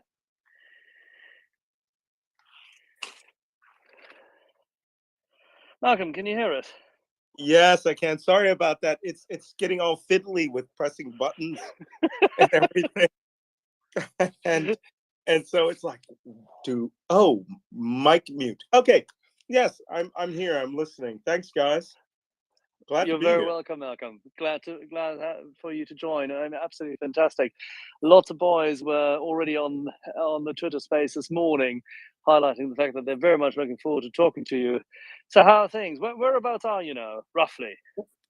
Roughly, I'm in the northern sector of the Eastern Front. So I'm in the Kharkiv area, which I think most people know. And I'm on operations. And actually, I'm. This is a little bit of a pause in there, so this is very nice. And I'm looking forward to answering a lot of the questions. I know there's all sorts of fun things people want to know. You do have to understand that I am a soldier in the Ukrainian Armed Forces, even though I'm in the International Legion are battalions of the Ukrainian Army. We are not we are not just we are, although we're part of the Territorial Defense Forces, we are active duty military. So there's some things I will not be able to say. You can't bait me into them. I've got 36 years of keeping secrets. So today, having a few more won't do anything. And also, I want to be quite frank.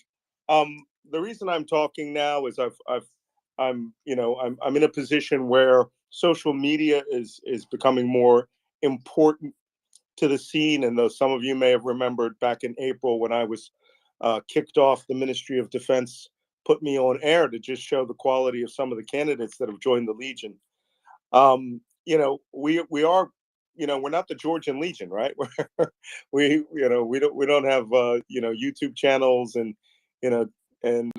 dancing soldiers. We have a mission and we stick to it. So for those of you who followed me and have realized, hey, Malcolm doesn't tweet a lot. He retweets a lot of people's stuff, and it's almost exclusively generic stuff on Ukraine and details about the U.S. extremism and insurgency. That's because I do have obligations to the Army that I maintain and take very seriously. So that being said, be gentle in your questioning. If you want to ask snarky questions about my weapons, I've had 6 different weapons now. So, Malcolm, no worries. I think there's many people amongst us who have signed on the dotted line once in their lives, or with Gunny even twice. So We get it. Don't worry about it.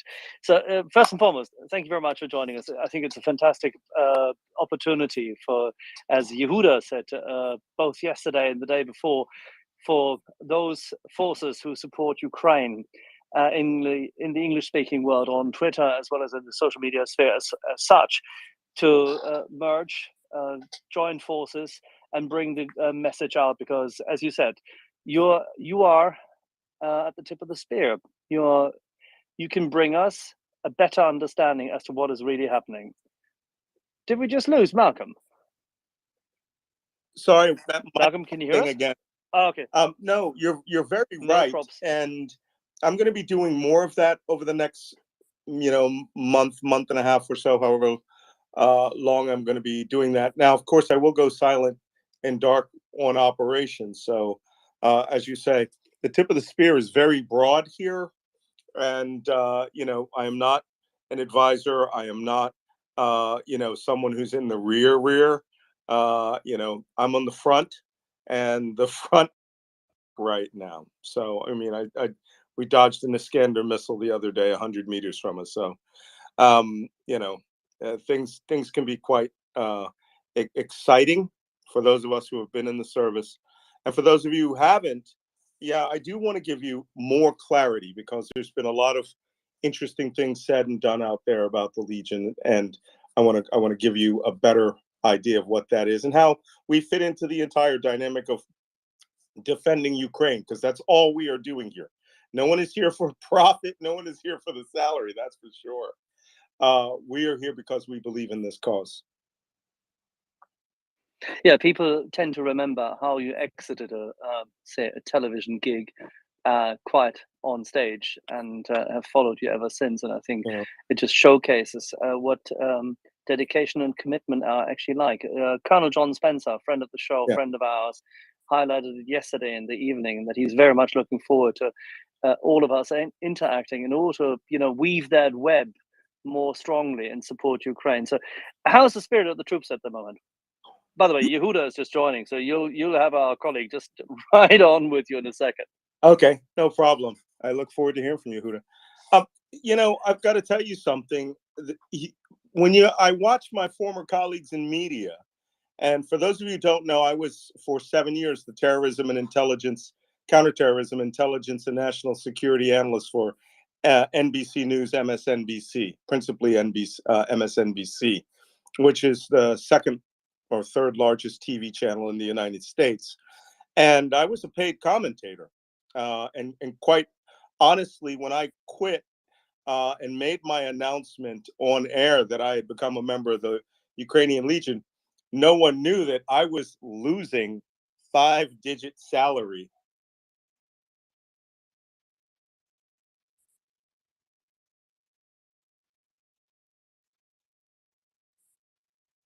Mic check.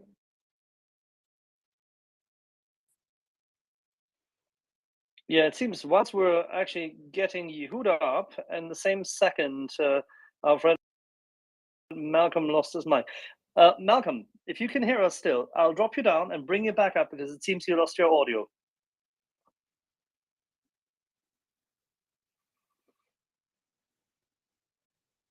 It's all Yehuda's fault. I doubt it, actually. I think we just had a little glitch, but let's see how it goes. Yehuda, can you hear us? From my screen, he is listed as a listener. Okay, alrighty. Malcolm, if you can hear us, you should be a listener at the moment. I sent you an invitation. Please come back. All right, I've got it. Excellent. Are we waiting for Yehuda? Excellent. Yeah, he's just requesting. This was just a Twitter glitch, but we're getting him back up now, and he is right with us. Okay.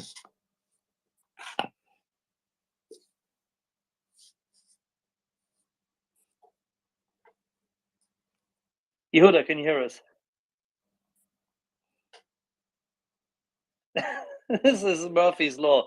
Malcolm, why don't you tell us how the spirit of the troops is at the moment? Yeah, I wanted to get to that. And I was saying that in my time in U.S. news media, my job as a contributor was to bring a much deeper street level understanding of of what the military intelligence and national security world was like. For those of you who know or don't know, I was enlisted. I'm one of the few people that has ever been enlisted who has ever worked in news media. They almost exclusively take generals and admirals. And my friend Jim Stavridis, who was Supreme Allied Commander of NATO, and we actually were on a speaker circuit together at one point, and he kept saying, "Wow, the chief and enlisted level opinion is fascinating." Like he heard it while he was in the military, but it was just one of those things where how expansive we at the enlisted level, because we're the street level operators or the deck plate leadership, how we impact what happens at the strategic scale. The Marines had this this concept called the strategic corporal. How something a corporal does in Iraq in a 2-block area could change the entire balance of how the U.S. military responds. And the same thing exists in news media. And the reason I've given you this long-winded advance here is the news media you're seeing is 2 to 3 weeks behind reality. It really is. So when the fights were going on down in the central battlefront in Severodonetsk, Liman, and the areas down there, Palinitsa, all these places where the media narrative was the Ukrainians are being beat, they're being ground down. And it wasn't, I guess it helped or didn't help that the President Zelensky said, hey, we're losing 100 men a day. And that was true at that time. But you have to understand something. 80% of the Russian forces in Ukraine were focused on one salient, one pocket. So that's like saying, in December 1944, hey, we're losing 100 men a day at the heart of the Battle of the Bulge, and when German forces are attacking on every front, and Patton's forces haven't turned left to come up and disrupt them. Yeah, that's what's going to happen in the middle of a big fight. But there's over 1,000 kilometers of battlefront. The area that I'm in is several dozen kilometers facing the Russians. And we were not taking casualties at that level. That was the main force. And when the town of Severodonetsk, in which people I know were lost there, who were in the Legion or one branch of the Legion, the President Zelensky made a very interesting comment. When we lost the town of Severodonetsk and Lysychansk, he said, we bled the Russians of several thousand troops, several hundred tanks, right? Almost 1,000 vehicles and personnel carriers for 2 small villages we're going to take back. Now think about that. They literally let the Russians come at them, right? This is a charging bull. And occasionally the bull does clip you with the horns. But what we put, the bull gets, what happens at the end of a bullfight, right? It gets it through the neck no matter what. And so that's what was happening then in late June, early July. The news media has not stepped up from that narrative. Another narrative was that there was supposed to be a major offensive in Kherson province. The campaign has stalled out. I have to tell you, I see this at the street, and this is my answer. The morale here is not high. The morale here is astronomical, okay? I mean, I've never seen, early on, before the war, I had gone to Donetsk, to Avdiivka, to the battlefront with the current commander of land warfare, General Palyuk, and the man who's probably going to be the next minister, the next commander of the armed forces, General Sersky. And I think I said this on air a couple of times. These guys can't be beat. These guys don't have lose in them. These 2 generals, I could just look at them and go, this is not going to be a fair fight to the Russians. And that attitude, the Cossack, wild Cossack attitude, of we're going to kick your ass exists right now. Everyone who is in uniform today wants to get some Russian. Okay? I am certain I can not say that for the Russian forces. They just want to survive tonight. They just want to survive tomorrow.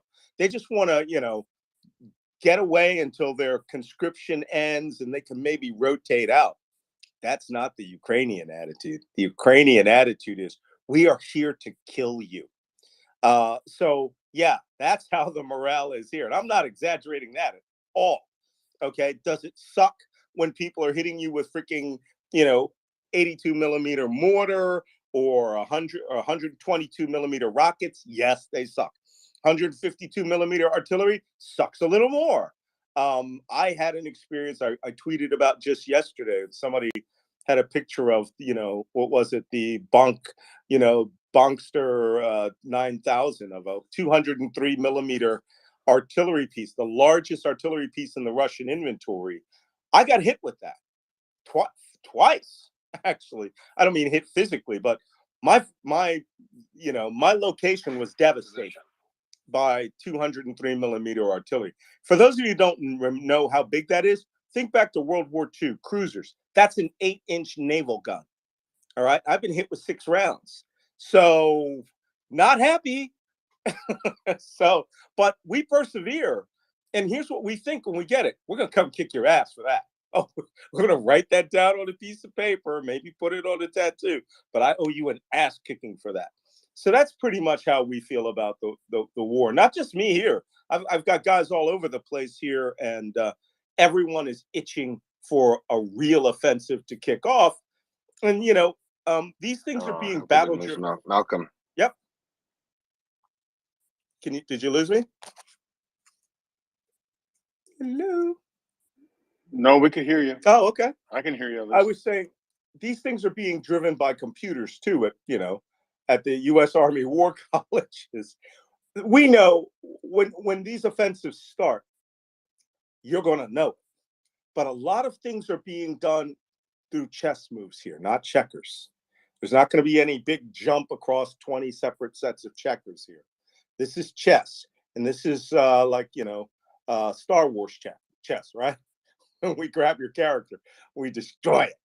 So that's why you need to exercise patience. And I know I've predicted that this war would end by September.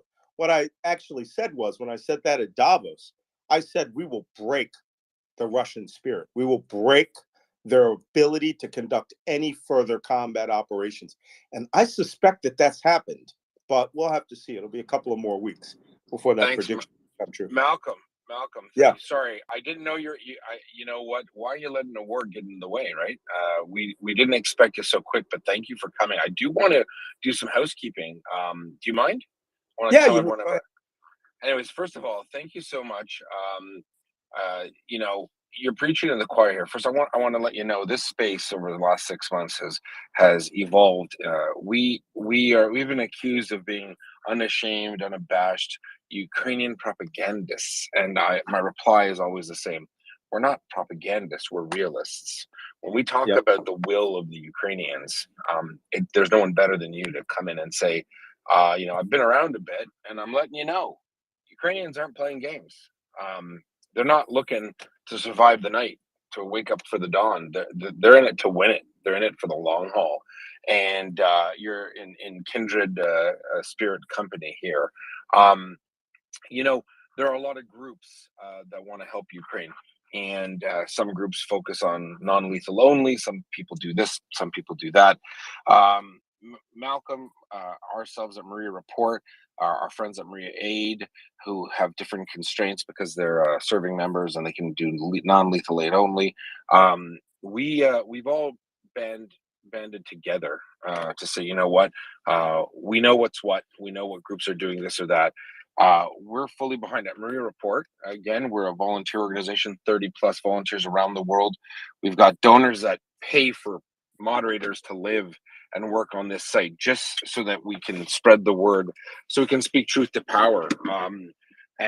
Although we have a favorite charity and we've talked about it many times, we want to do a pickup ad hoc fundraiser. Malcolm's group, we want to get them a bunch of mounts and pieces of equipment. It's not a lot. He's going to send me his tapestry. Never heard of that before, but I'm not an internet type. We want to, I love Malcolm for being here, but the time for talking is all the time, and the time for doing is all the time as well. He's going to send me some information. We're going to post it. We're going to pin it to the Maria Report tweet. We want to get some funds over Malcolm's way. We trust him implicitly. We don't control the money. We don't touch it. I want us to gin up support here. Retweet the space.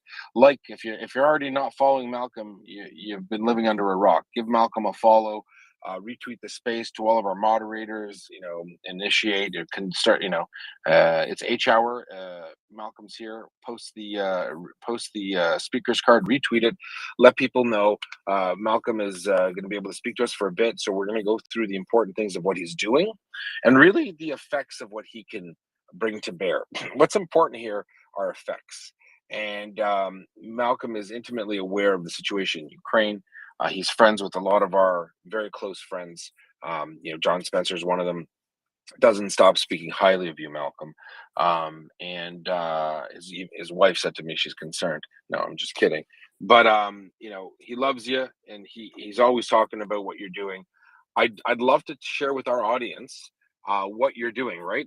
Can we talk about effects? I mean, some people, let's be honest, elephant in the room. People say, "Oh, these are Americans or foreigners coming to Ukraine. They can't really help." And you know what? We'll say this: in the beginning, it's obviously a bit of a crap show. How do you prepare for a genocide? How do you prepare for a rogue former superpower genocidal invasion army? You don't. But people like Malcolm are some of the steady hands that have guided the Foreign Legion to greener pastures and to more effective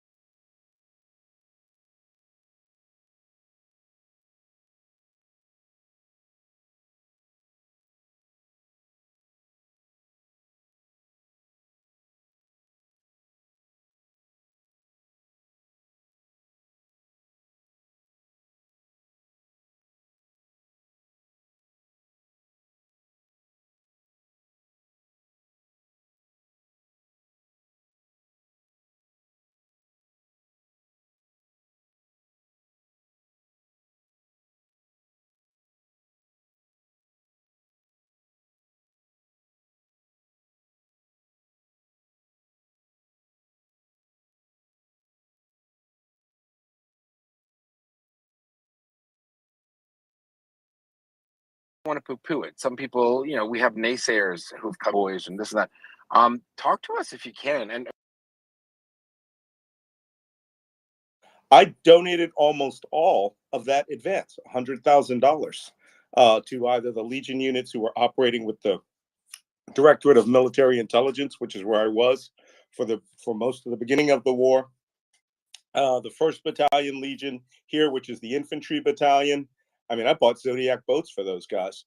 And you know, now where I'm at now, which is 3rd Battalion Legion, which is the Special Forces Battalion, even though GER was Special Forces troops as well. So now the reason that I'm fundraising here is, one, the requirements for these units that are out there, and why you have groups like Rip Rawlings and MryiaReport, is because it's not a few hundred people. You could spend the rest of your life raising money to equip the entirety of the Ukrainian armed forces, when in fact what they need, and what they need is what they're getting from the US Army, which is billions of dollars.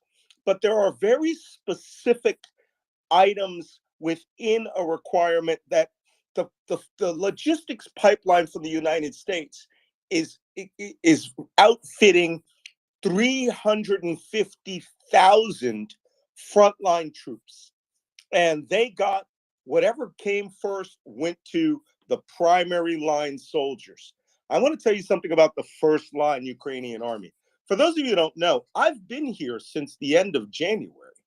So I went home for 12 days in July, and I went home for 5 days in February, long enough just to go get all my body armor and battle rattle and all of my excess equipment from my Iraq contract days. I had like almost $100,000 in gear and brought it back here. But the units that are here are not equipped to US Army standards. So you guys remember very early on the big ask, the first 2 months, 3 months of the war were IFAKs, right? Individual first aid kits, and body armor and helmets, right? That was the first ask. And I remember the first guy who came to me and said, hey, you know, if you can supply stuff, I need 25,000 helmets. That is governmental level requisition, right? If you're buying 25,000 Ops Corps level helmets, you know, like from Poland or something, you know, there's only so many in inventory, maybe a few hundred, maybe 1,000, but you're talking about outfitting armies. And so they're going to war with the equipment that they had on at the time. The Ukrainian army, actually, the first line units have good equipment. Their helmets are good. Their body armor was good. There were companies here producing body armor. I still have my pre-war body armor because I knew the fight was coming, by a Ukrainian company from Kyiv called Ballistica that was making tactical military equipment. They went boom. They had to go out of business because the owner and half the staff were first line reservists. So, you know, the war affected everybody differently. But as requirements changed, so did the need for donations. The next thing that happened was there was a decrease in IFAKs because this country is saturated with IFAKs. You know, I mean, stop sending cat tourniquets. You know, they're everywhere. And there are local Ukrainian companies that are now making very high quality tourniquets.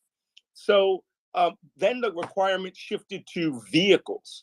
And that's where, you know, Ripley's heroes, Colonel Rip Rawlings, really responded. In fact, I have 7 vehicles that we purchased from them, or I think I know the one I'm driving right now. Absolutely, I got from him, and it's, you know, it's a monster of a truck we got from Poland. And in fact, we really didn't have a situation where it was appropriate. A giant monster truck, lifted 34-inch tires, until last week, where we were deep on the battlefront, and we had to go to a staging area that was like deer tracks. And finally, the truck performed where it was required. And I was like, I wrote Rip. I was like, thank God you sent that truck, because we were, you know, the truck was under direct tank fire, artillery fire, and mortar fire for 4 hours, running around, going from safe spot to safe spot. And some of the, you know, personally owned vehicles weren't cutting that. And that's why Hey, pickup trucks are now Malcolm, can I jump in there? I want to tell because I want to give a bit of dramatic foreshadowing to the people here. The first major push here for the fundraising is for rifle mounts and all sorts of stuff that Malcolm will talk. Several people here at MryiaReport are in contact with a major European car manufacturer for 110 other vehicles, and I'm going to tell you something. They're very expensive usually, and they are willing to let them go for a very small amount. We're talking 3,000 euros a piece. These are 150,000 euro vehicles. I do want to keep that in the back of your mind. So when we come at you, well, I want them to know, Malcolm, because we're listen. This is I hate to say it. What did Mel Brooks say? It's all about marketing. I hate to say it. It sounds crass, but it's true, right? We need your support. And the next step after this first bump with Malcolm will be 110 G wagons. We need your help. Keep it in mind. And guys like Malcolm and Rip and Melanie and other parts of the Ukrainian military and special forces, they're going to be in receipt of this. So if we can make this work, I'm asking all of you to if you can't donate, and that's fine. Not everyone's in that position. You can all retweet. It's all about the algorithm. It's all about the magic. The magic happens when we create a buzz, and this is legit. We're not talking about tourniquets. We're not talking about I hate to say it, sunflowers. Love the sunflower, the political side. We have friends that do all sorts of things, but if you want to help that sharp tip of the sword, we're talking to Malcolm right now. Sorry, Malcolm. I just wanted to jump in with that 110 vehicle. Okay, bro, I'm getting those G wagons. I will get you money because we will get them. Getting those G wagons first. 100%. No, we're all on board for the G wagons, bro. But we need it's the people in this audience. We need the people in this audience to understand we're in it to win it, and you got an opportunity. This is drones. Listen, the drones are equally as important, but guys like Malcolm, men and women on the front line, they need things to get around in.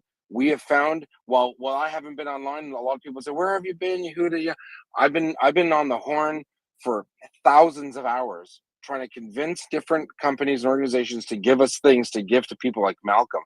We need your support, and Malcolm, let's do it. Go ahead. Okay. Another component of it is that as time went on, the requirements changed. We do have a desperate need for vehicles, and there's a reason for that. One, the Russians are sort of, their artillery capacity is the only thing that they have. Here's some things I can tell you about the Russian forces that everybody knows. This is common knowledge. They cannot hit a target that moves. They can't. And the only way they do it is to put a grid square of artillery out there and just bombard it until something moves through it or is trapped in there. And that's how we're losing a lot of frontline vehicles, where they're stuck in these areas that the Russians bombard, and we lose these pickup trucks. This is a POV war. Everybody here who, if you want to move outside of, heavy gas trucks or Tatra trucks, you're going to have to, bring your own vehicle. And that was true in the first days of the war. It's still true now. We have no uniformity of vehicles, even though the United States, the Germans are donating like 1,000 Hilux pickups. One brigade could take 100 Hilux pickups. And I think there's some number like 36 brigades. And that's just the regular armed forces. That's not the territorial defense forces. That's not the police. That's not the special operations forces. All of these groups need this equipment.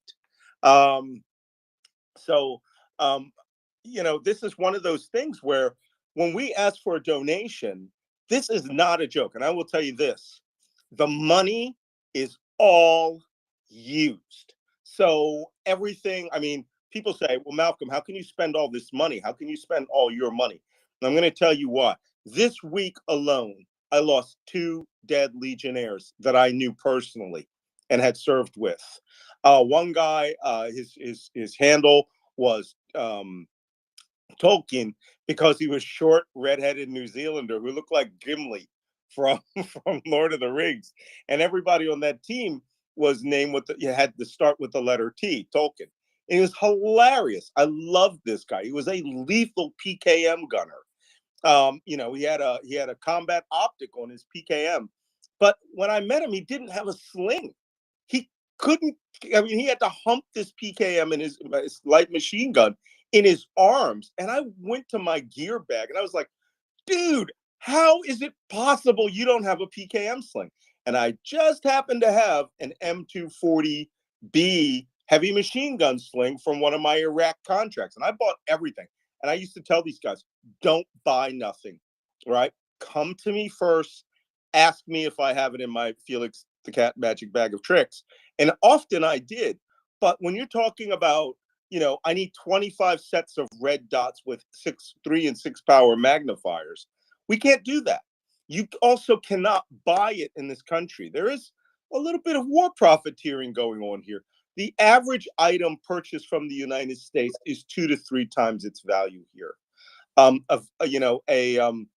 red dot sight that comes from some cheap Chinese company like Hawk or these airsoft guns are being sold for like $500 and $600, and they're like $25 at Cabela's. So these are things that are needed in the tens of thousands, hundreds of thousands. And that's why for specialized units like, Jim Vasquez's company, our unit, we need those little things that slip between the logistics supply cracks. Here's a good one. I mean, right now I'm requesting this money because we have M14 rifles. But the M14 rifles each have 1 magazine each. So we, the battle load, because, the terrain we're fighting on, an M14 is a lethal long distance weapon system when married up with a good optic, a 10 power, 15 power, 20 power optic. It's a sniper rifle. And they have the original wood or plastic stock. So we're requesting to buy these Sage enhanced battle rifle stocks, which will bring those weapons up to, special operations level capacity. You can put a bipod, all these things on it. And you might think, well, $25,000, it's a lot of money. $25,000 is no money here. But like they said, like Yehuda said, if you crowdfund it, I have 1 million followers, and I always say this: if my followers all sent $5, we'd have $5 million. We could buy G-Wagons and frequency hopping encrypted communications for all 3, all 2 Legion battalions and all of the GUR intelligence units. But you would still have that requirement. So we do put our money where our mouth is here. I've gotten over $350,000 of donations from my personal friends, because I work for NBC News. I do know billionaires. And, when it comes to big ticket items like a boatload of G-Wagons, I'm going to go to them. I'm going to say, here's your chance, tangible, you can see things. But these 17 M14 rifles are going to go into battle the next day after they're mounted, right? And, I joke that I will give you the option to name that weapon system if that's what it takes. I mean, I mark my 40 millimeter grenades all the time for my friends. But, we don't want you to do that because it's fun. We want you to do it because people's lives are on the line here. The Legion is not a joke. Our sister Legion, the Secret Legion, as we call it, takes very heavy casualties because they do a lot of behind the lines and near behind line operations, and their skill as Western fighters is what sets them apart. Their planning, their intelligence, and the same thing with my battalion, which is now the official SF battalion. We plan at a level that you would see in special operations. So there's no let's just run in there and and shoot them up. We think about what we're doing. We calculate it. And if I could put an optic on an M14, I've got one that's got a close combat optic on it. That's not the right optic for an M14. We need something I can start shooting people at 800 meters. It is non-lethal. It's just glass, right? It's just a new stock. It's just a cantilevered mount so that the stock is on there so the shooter is comfortable. At that point, then what you've done is you've enhanced the combat capability of Ukraine, because these aren't our weapons. Okay, they belong to the Ukrainian army. The M14s we have came from Estonia. The United States Army had transferred them, new in the box, but with one magazine. And this is the kind of thing that what your donations go directly to it. You know, we're not buying power bars. We are going out there and we are applying these things right away.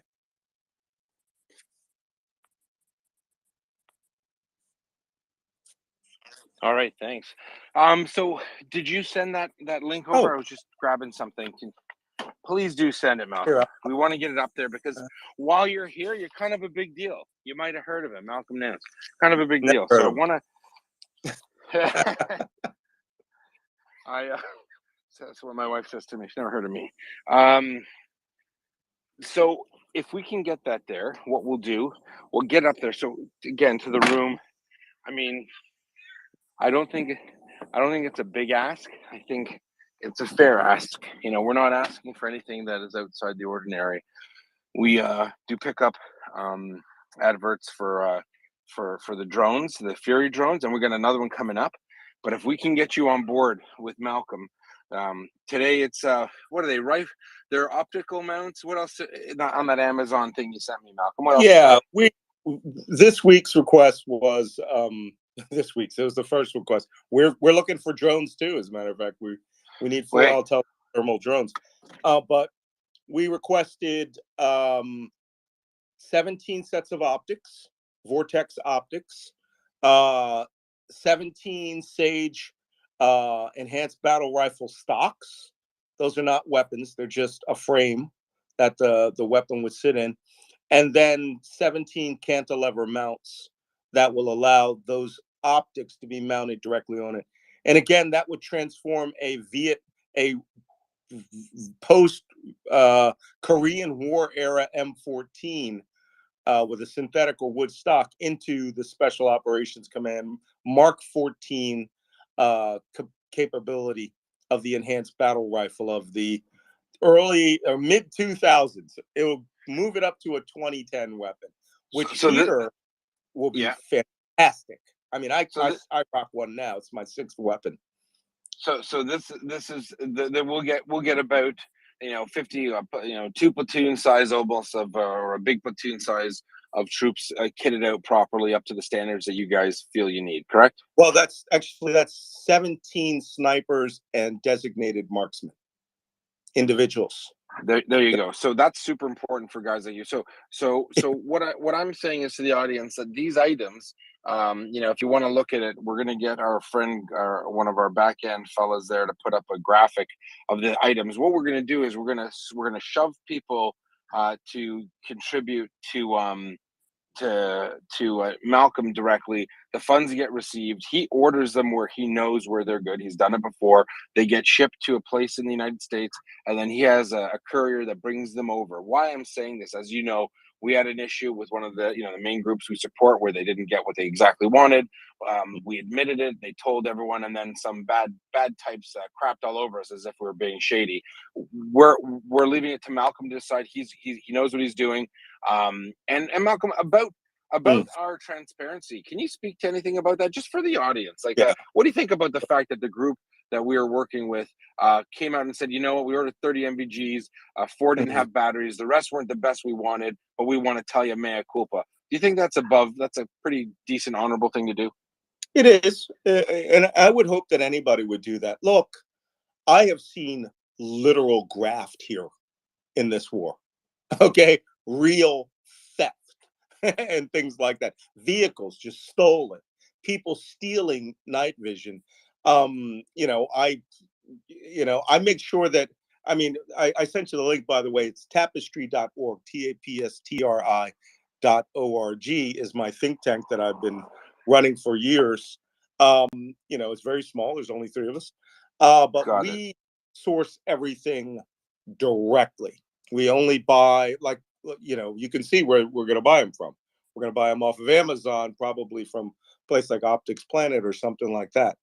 And they're not ITAR controlled, right? So like night vision and things like that.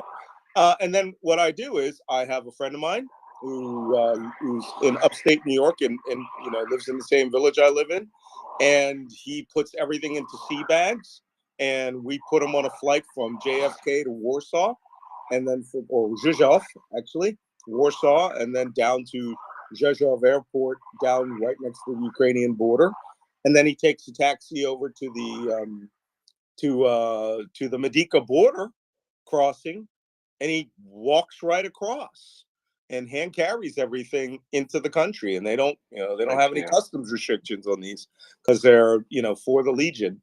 Or we bring it to the liaison office in Lublin, and they will just bring it over in big truckloads, and it'll be in the battlefield. And it'll be certainly at our brigade, or I'm sorry, battalion headquarters in 3 days. Awesome. But can you just speak like we had a nice cohort with Melanie Lake at MryiaAid. I just want to let everyone know, our audience is pretty much on board. What was your impression? You've heard of the drones we do. You've seen the stuff we're doing through them. Yeah, I mean, top of the line, right? Yes, everything I've seen has been fantastic. Look, let me talk to you about that night vision thing, right? Again, you cannot quality control some of the things that's happening here. The demands for night vision are not 30. The demands here are 10,000, 20,000, right? If you can find a set of nods right now, night observation devices, if you go to like Steel Industries, you can buy them, but they're ITARs restricted. So unless you declare it as your own and fly it over to Poland, it's very hard to get those into Europe. And if you're buying them in Europe, quite often some people, will order from other places. The suppliers will lie to you. No one is here can we say bad words? All right. No one here is bullshitting you. Okay. I am here to tell you this is not an effing game.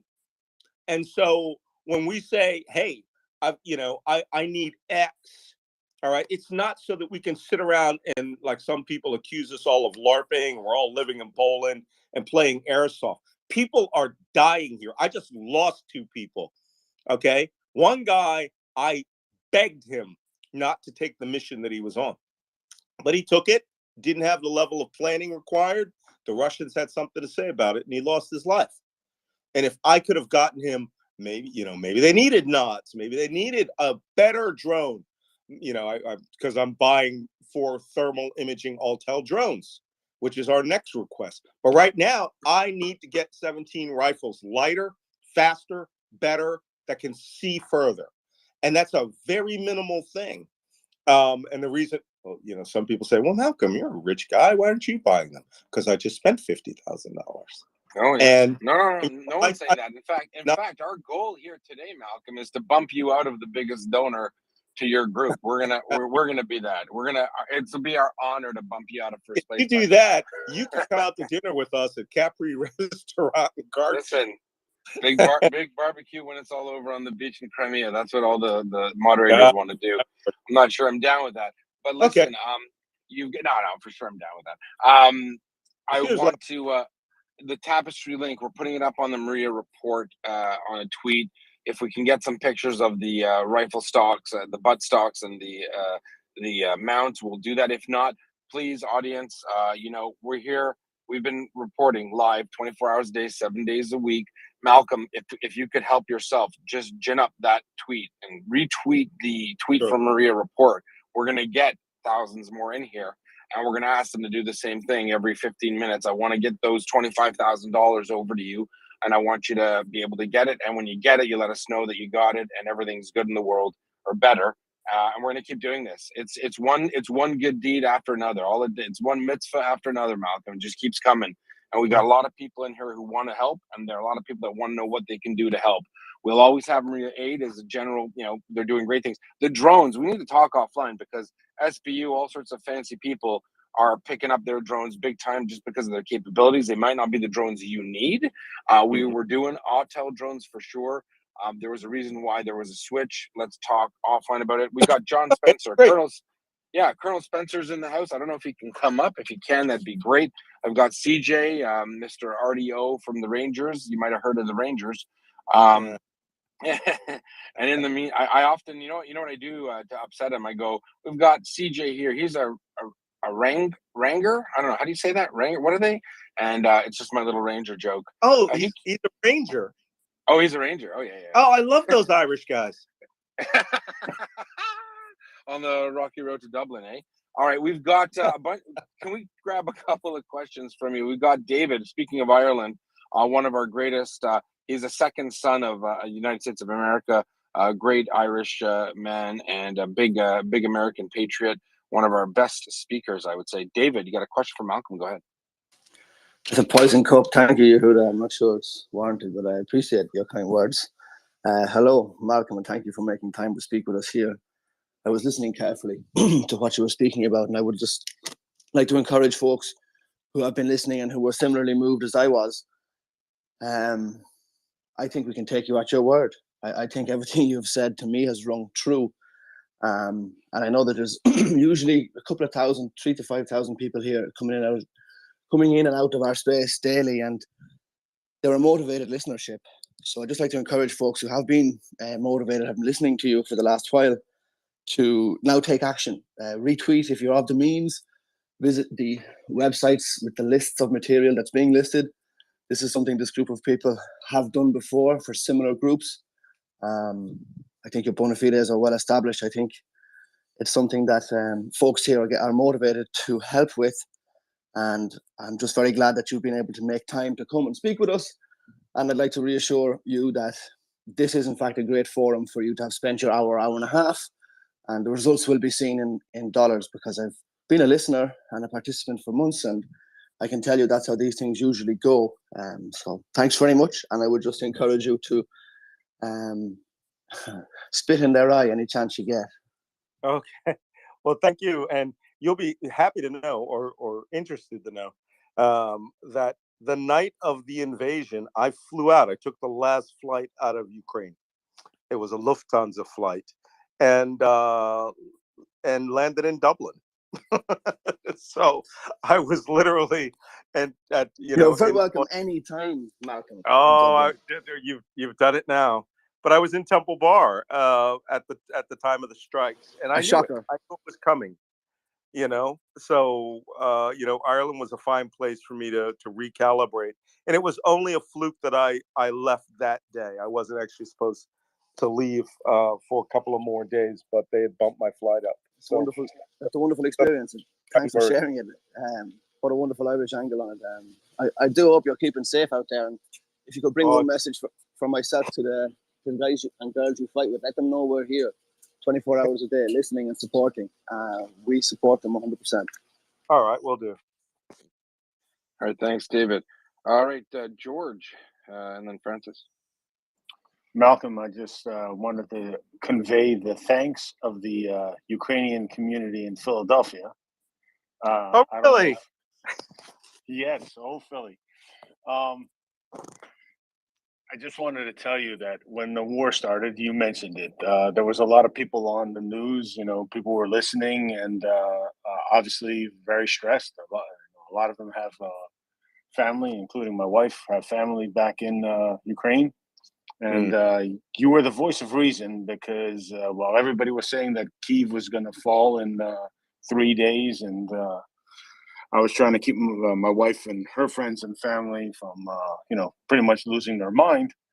Yeah. Here's Malcolm Nance saying, that's not going to happen. Ukraine's going to win this war. It's going to take some time. I saw the interview you had on MSNBC where you talked about you had gone with the generals, you had gone out there and surveyed the land, the approaches that the Russians would be taking. You saw the size of Kyiv, and you helped a lot of them realize that not all was lost, and they started fundraising here. Obviously they were going to do that, but with more vigor, because they knew that all was not lost. And I just wanted to thank you for that. Well, I'm Philadelphia. So I was born at Philadelphia Naval Hospital. Were you? Yeah, I grew up on the naval base, and then moved out to Winfield when I was in elementary school, and I went to St. Barbara's Elementary out in Winfield, and I got my entire basis of cryptologic intelligence curiosity by finding a newspaper scrap in Hebrew. And I actually went to the Winfield Free Library, which I love. I mean, and learned how to read Hebrew. And then I learned a very valuable lesson. I say it's my first decrypt. And the lesson is all decrypts come out into a foreign language. And it turns out the foreign language wasn't Hebrew, it was Yiddish. There you go. Hebrew character. And also, Hebrew goes from right to left. It does not go left to right. So I learned some valuable lessons. And little did I know that subtly threw me into this love and curiosity of cryptology and foreign languages, which came together when I went into the Navy. But the Ukrainian community in Philadelphia, I look forward to getting back there. I look forward to visiting. I won't say that I completely forgot it. My beloved late wife is buried in Washington Crossing National Cemetery. So when I'm down in the city, I have a visit to make before I do anything. So when I get back, we'll hook up, and I will come back for the victory party that we're going to have. But you're right about one thing. You're right about one thing, and I'm even though my hand is on my back of my head right now, I won't break my arm patting myself on the back. But I remember the interview you're talking about was with Chris Jansing, and it was D minus. Yes. It was Z -3, as we say here. And they were like, well, what do you think about what's going to happen to the city? The Russians are going to do this, the Russians are going to do that. And I said, there's a factor that's missing in US news media coverage I want to correct right now. And that's that you have completely forgotten there's a Ukrainian army. I said, I've been with these guys. These guys got no give up itis. They will kick Russia's ass. I didn't say that. And then someday, if people say, are you going to write a book about this? And I said, no, I won't write a book about it. But I've been giving it some thought. And if I ever do write a book about it, the title's going to be called They'll Never Take This Fucking Town. And I've said that about 100 times, in nicer ways on air. And I kept saying, they will never take Kyiv. You haven't been here. It's Chicago with 5 million people and little old ladies who are, with guns, little old ladies who were heartbroken that their Molotov cocktails weren't thrown out the 20th story window on top of Russians. There's tens of thousands of Molotovs still at checkpoints around here that they're having to dispose of because they couldn't use them against the Russians. The Russians didn't get any further than one incursion into the city that we're pretty sure the Ukrainians allowed so that they could slaughter them, and then the outer suburbs, which is where they held them off. But they were never going to take this city in any way, shape, or form. And that was clear to me way before the war started. But media, it didn't fit their narrative. Malcolm, there were people that thought you were crazy when they kicked off. I'm not going to lie. I know. And you know what? Mel, all of the team from Unifier. We did a lot of work on the Afghan refugee thing at the end of last year. And then when the Ukraine thing was starting to kick off, I think everyone in our circles by November, December said, oh boy, this is, it's going to kick off. And we started looking at ways to help. And I was speaking with Mel at one point, and we're just kind of like going through. I mean, she's intimate knowledge in all of those, factors that you're talking about. And it wasn't a question of would the Ukrainians be rolled over, because in fact, that was exact word terminology. She said, we were on a conference call. She goes, Ukrainians aren't going to roll over. Like anyone who thinks they're going to roll over doesn't know Ukrainians. Yeah. The question is, what will happen? How will it play out? Will it turn into a coin, like a massive coin operate, like a counterinsurgency? Will the Russians just be attrited the F out just because so many Ukrainians are motivated. But obviously, the Russians underwhelmed us all with their garbage tactics, their garbage training, their improper use of weapons platforms. But I remember we started this, and it wasn't an order. It was kind of like, hey, we need to do something online. We're going to do an info op. We're going to talk about Ukraine all day and all night if we can, 24 hours a day. Your name came up in the first month or two, and people said, that guy's crazy. He's nuts. I'm like, actually, no, he's not, because he's there. He knows. If he hadn't known, if he wasn't there, and frankly, if they think he's a propagandist, just shooting his mouth off, wait till the Russians find out the hard way, because they will, and they did. So you're vindicated in a way, no?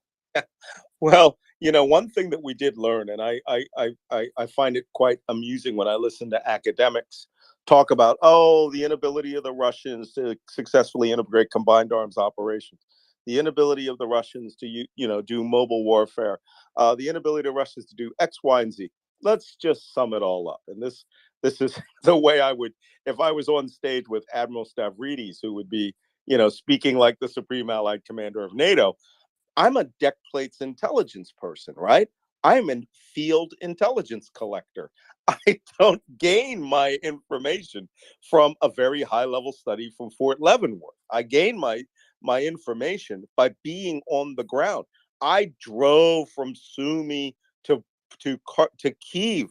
I counted every Sokar, Oko, Wag, Broom gas station, right? And figured out which ones had the best liquor, right? And that, by the way, is Sokar.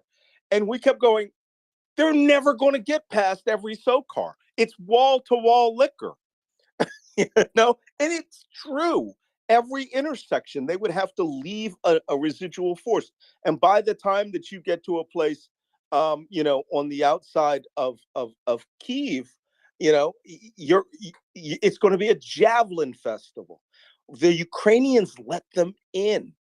They let them have this large logistics pipeline. I'm talking about the Northeast offensive, which would have fuel trucks for 7 hours, guys, in a limousine, in a sedan. How long do you think it'll take with tanks? 6 days, a week, 10 days. And it was just, a partisan fest. It was a special operations festival. They didn't hit tanks. They hit fuel trucks. And they let the tanks come to these spearheads. And then they were javelin festivals. And they just blew every tank out there. And they terrified these guys. The summary that I'm putting on as a field intelligence collector, if I were to make if I had a presidential daily briefing bullet that they say, Malcolm, you could write this bullet, 5 sentences, 1 header, it would be, Russia sucks at war. Right? And that's the summary. And they that's are being not polite. a good force. They are not a force. They are a rabble. I fought major Middle Eastern armies. I fought in Libya, Syria. I fought Iran. I'm one of the few guys that has ever been in direct combat with Iran. It was a naval battle, but they almost got us. I've been bombarded by Iranian missiles. Iraq, where else? Chad and Somalia. These guys, the Iraqis of 1991 actually had a better force, I think, than the Russians. But they cannot out-strategize us. Somebody was saying, "Wow, the Ukrainians really are going at these fuel and oil and ammunition depots." Do you think it's really the Ukrainians doing that? They're good. They're shooting. They're doing this, but they're having conferences with National Geospatial Intelligence and Defense Intelligence. And as I like to say, they were going out of a meeting to get a cup of coffee, and a sheath of every ammunition dump in the entirety of the AOR, has fallen off a table, and the Americans said, "Hey, we got to leave," and the Ukrainians are like, "Wow, that's down to the meter." It's like, shoot, or is it? shoot How HIMARS from here. interesting it is that in a 40-mile convoy, just all the trucks with fuel on it seem to go bye-bye. That's a coincidence if I've ever seen one. No, Malcolm. that was another prediction that I made when they were like 40-mile convoy. And I said, look, I have been down that road. Okay. It is not a highway. It was a single track road rutted with potholes with a drop off to the left and to the right. The Russians will not be able to use it for two-way traffic. They could barely use it for side-by-side traffic. They are stuck there because my wife, who was a landscape architect, used to train me on how to evaluate roads. And she would call these roads road failures, where the capacity of the road to maintain the traffic, density at rush hour would fail and would turn into a stall. It wasn't 40 miles. It was 40 miles of pinpoint groups of Russians, 40 kilometers. And I said, the You wouldn't reason call they're it not tactical, would you? yeah. The reason they're not moving is because everything at the end of that road is dead and burning. And they're stuck there. They don't know where to go. They don't know they can't go backwards. They can't go left. They can't go right. And I said, they're decimating them. There's probably drones and special forces and partisans every night. I would do the Indian war cry and just just for like 10 minutes to terrify them, do the Cossack cry and then don't Maybe hit a them. bagpipe. Bagpipes or, I'm a big advocate of psychological operations. I've said this to the Ukrainian Army Command. Start playing surrender, walk home audio to these guys on loudspeakers. Say, hey, man, you don't want to die here. Your buddies are dying here. Your commanders have already gone across the bridge. Y'all might want to walk home. We did that to the Iraqis. It's effective when they get punched in the face and they know there's no way out. Don't give them an option to fight. Tell them to walk home. Say, we're not going to shoot you if you start walking east. And see how many, we called them walk norths in Desert Storm, where we literally would not shoot them. We say, if you're walking north, you're fine. If you're in your position, we're going to kill you. And they were like, well, time to go home. So let's give these guys. Maybe the Ukrainians should be dropping little sacks of potatoes, little, you're not going to get a full one. No sustainment for these guys. This is what's happening in Kherson. What's happening here is a miniature version of Desert Storm, right? D0 plus to D30, which is they're going to exhaust their logistics. They have no bridges. They have no way out. Russian soldiers have been buying like little inflatables and finding pool, inflatables and air mattresses and stuff, because at some point they're going to realize there's no way off of what's now essentially a peninsula or an island. That at some point the Ukrainians they're going to start running out of food. They're going to start running out of fuel. They're going to start running out of will to fight. And I would say anyone that's walking east on that pontoon bridge is going to survive. All the rest of you, there will be no survival. The reason why I said the potato at the beginning of the war, they were giving a bag of potatoes to the families of dead Russians, and I said the joke is if you give them a few potatoes, you can say, "Listen, you don't die, but you get a couple potatoes to bring home to your family." That's because the Chechens were giving a sack of potatoes and a sack of onions. I mean, God, what's a life worth, right? Yeah, a lotta apparently. So, and that's not a whole lotta, is it? No, that's not a whole lot of. Oh, yeah, I know. I'm horrible. Malcolm, John just dropped. He came up. He wanted to talk to you. Get John Spencer. Someone send John Spencer a message. I feel left out. I helped John out there in Kiev, and then next thing you know, he's having lunch with you and sending me pictures, taunting me. Oh, we had a great time. Well, I got to be there the next time. What do you think? All right. All right. Listen, so we've got the link up. Sorry, some housekeeping. Although this is great and I love it, I want to see material effects on the ground. Do we have confirmation from the team here that Malcolm's tapestry link is up? Can I get an amen from Axel or Domin? We need the link up there for we're gonna shove traffic his way. We're going to do what we do. This is the beauty. Mostly people hate the internet, social media. especially Twitter. Some have called it a cesspool. Who knows? It's a miracle we're here. But if we can get Malcolm's information there, pin it to the repin the Malcolm invite speaker card, and in it put his link, please. Whoever's done that, please. Being done as you speak. His card is up, his channel is up, and the link is coming in a sec. Okay, can we redo the whole thing though, right? Because I want it on the first page so people don't have to click further in. Just find First it right one up. there. All right, Malcolm. Yeah, you see, that's how we roll here. We're a bit of a fine-tuned machine, and we want to make sure we bring that supporting fire for you. Whole bunch of questions. We got a Dr. Francis Hunter, not a fake name. I love it, Francis, and he's from under the planet in New Zealand. You might have heard of it. Oh, Yeah, yeah, hey, I've Malcolm. got down in Wellington. Oh, wonderful, Malcolm. You're a legend. Thank you so much for being here. And I want to thank you for mentioning Dominic Abelin, Oh, I the love Dominic. the New Zealand Defence Force corporal who was killed in action in Donbass this week. And that guy's a legend to me. You know, he took leave from his regiment, traveled halfway around the world to put his life on the line to defend freedom in Ukraine. So I want you to know I'm going to send you a contribution in, in memory of Dominic, and I sincerely hope that everyone here does the same.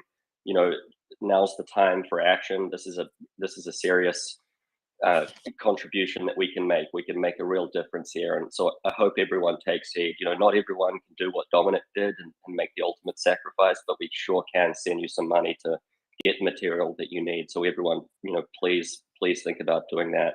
I'd love it, Malcolm, if you could share any anecdote or story about Dominic. I'd really love to hear that. Thank you.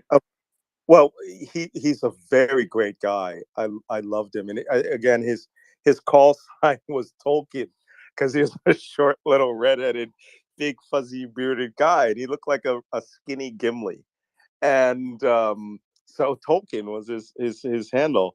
And I can't tell you about where we were, but what I can tell you is about what happened the other day when we heard the news. And a lot of the guys who were in these various special mission unit teams came up. We have a private chat that wasn't really used much.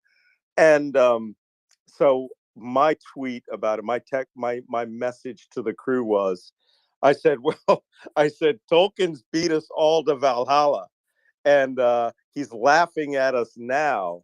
And I said, you know, the fountain of unlimited beer. And then I said, hey, does he still have my sling?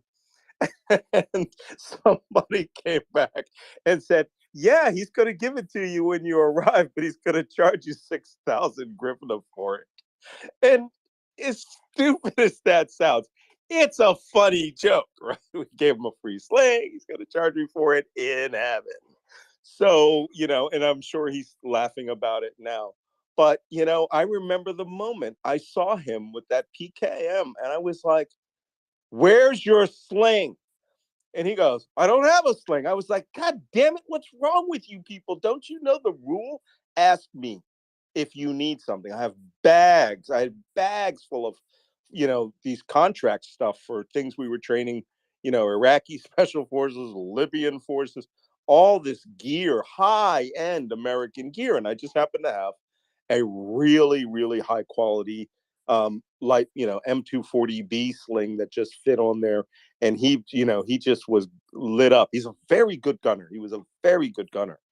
And I really love that guy. And I'm going to miss him now. And I'm going to go, you know, gonna go see if I got 6,000 extra grivna to make sure it's in my pocket when I reach Valhalla. Amen. Thank Malcolm, you, Malcolm. I love that. And sorry, Yehuda, just to finish up super quickly, just to say, you know, if Dominic, you know, a 30-year-old young guy can make that sacrifice for Ukraine, the least we can do is send you $50, $100, $1,000, right? So everyone, please, let's get behind this and get this material there. Super secret about him. He received a medal for valor before and on operations over the last few months, and he wasn't a big fan of it. So, you know, he was a very self-effacing guy. Somebody said he hated that medal because he didn't feel like he earned it. Well, I feel like he's earned it in spades now. And but I'm glad they recognized him, his ferociousness and humor. Oh my God, lethal humor before he passed. And again, free fountains of beer in Valhalla. Amen. We've got John here. Malcolm, listen, I want to go back to housekeeping. We've now updated the Maria Report page. Even Malcolm, you should retweet that. That has your name on there. It has the tapestry.org link on it. We need to get it up, let people know. As Francis said, God bless you, and thanks for sharing that. Even in memory of fallen comrades who've given the ultimate sacrifice, they're not going home. Their home is a spiritual one, one where we can join in the benefits of freedom and democracy because other people stood up and did the right thing. So my condolences to his family. There's nothing more noble than that, Malcolm. He is being escorted back by a Legionnaire, and we will be in the future starting a memorial fund for all of the fallen Legionnaires here. We're going to have a Legion Soldiers Fund. Amen. Great. John, thanks for coming up. We have Major Giroux's coming up too. He's in the background there. I'd like to have him up. He's not working, I don't think, so he can get up. John. I thought we had this conversation about too many Canadians and we can't understand any of you. But not enough Canadians, all right? Hey, so it's wonderful to hear you, Malcolm. It sounds like spirits high. And I'm, of course, on Team Malcolm and will do everything I can to spread the word about all the needs of the Legionnaires. Absolutely. Well, thanks. I really appreciate that. And, really, it's not about me at all. I give freely to the Legion. I'm just that guy that cannot see these guys go out without gear. By the way, again, I didn't know we got paid a salary. I just found that out. I got 4 or 5 months back pay, and I immediately spent it on Comtech, ear sets, active hearing for the guys, and 25 M14 magazines. So, I just am that guy. I cannot allow someone to go out without what they need to do the mission. And, and I'm glad all of you support that. And, I know this is coming off as sort of like, the Malcolm Nance anti-orc telethon. No, not at all. But, not at all. But I like it. No, Malcolm, we're here. We need to do this all the time. If you're going to the bathroom, I don't care. We need to hear from you because people want to know what's going on. They want to know. Look, there are people that feel impotent, helpless. They're all over the world. I used to get messages for months, and I thought, oh my God, are these people crazy? They're like, Yehuda, thank you. You're bringing me hope. I feel so helpless listening to your show about Ukraine. And I'm like, why are you happy to hear? And I realized there is a deficit. There's a void. People don't know what's going on. And I'm not that person. You are. You are, Malcolm. Yeah. Go ahead. I 100% agree. And Malcolm, and I know from meeting you personally that that's not it's not about you. It's about Ukraine. It's about the Legionnaires. It's about the brave men and women. But people do like stories, and they like real stories. They like, and that's what I've been doing ever since meeting you in Ukraine, is spreading the word. He's the real deal. You're the real deal. James, Rip, all you guys, and that's what people want to hear, the real stories, and that's what we do in the space, is bring Ukrainians in as well. But I've taken since the day I met you as my own personal mission of my role. I can say, like, Malcolm's the real deal and an amazing, generous guy fighting for freedom. Yeah. Well, I thank you. And, your study on the Battle of Kyiv is going to be seminal. People, let's put it this way. Required reading. Even though there's been some drop off in enthusiasm in the United States, and it's being sort of overtaken by events from, political, crumbling of the Western wall of democracy is what I called it when I was home on leave on my book tour.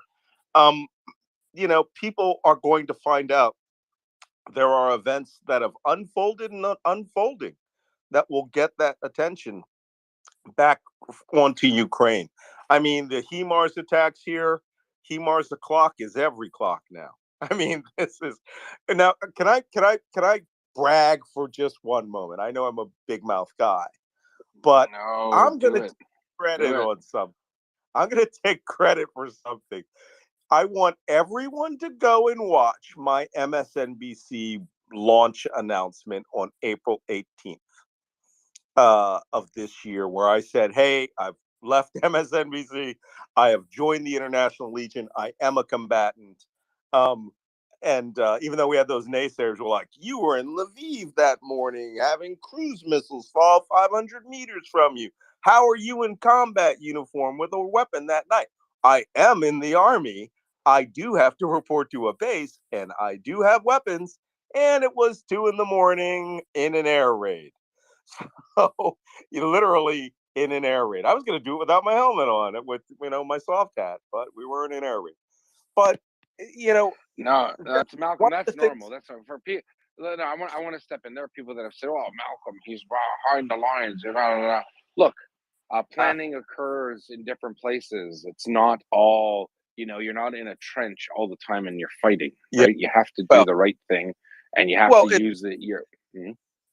In that Go ahead. particular instance, the Minister of Defense ordered me to Lviv to go do this How thing. dare Right? you? How dare It was Malcolm? How dare you? it was very important that that people, not just the Ukrainians, but the American people, see that Americans were sacrificing and ready to sacrifice, and that I left a pretty good playing career to come here. And it's not a game. It's not something anyone could do. And we encouraged people to come. But there's a key part I want you to look at. If you haven't seen it, or maybe Miriam Report will go get that clip, go look at the last 30 seconds of that interview where I say, and Mr. President, no, I think I said, I have a personal note for President Biden. And that was not part of the script. They did not ask me to do that. They did not ask me to say that.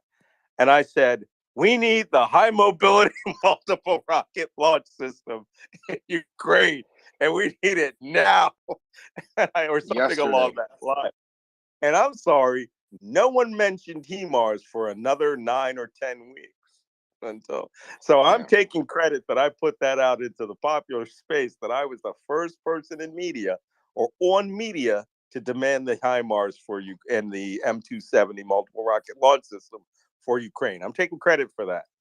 Fair enough. No, listen, there are a lot of people there that have not, like, we know what the mainstream media is doing, what they're not doing. Here we've got experts. I told you about CJ, the RD officer, talking about HIMARS from the beginning. We need to get those there. And everyone said, oh, you're crazy. You're crazy. They're not going to give it to you. We're going to give the M777. That's a bridge too far. We don't want to upset the Russians. We don't want to give them an excuse. An excuse for what? They're already raping children. What could they do worse? I mean, the Russians. That reminds me of a comment that was made to me in an interview after I had done that big thing.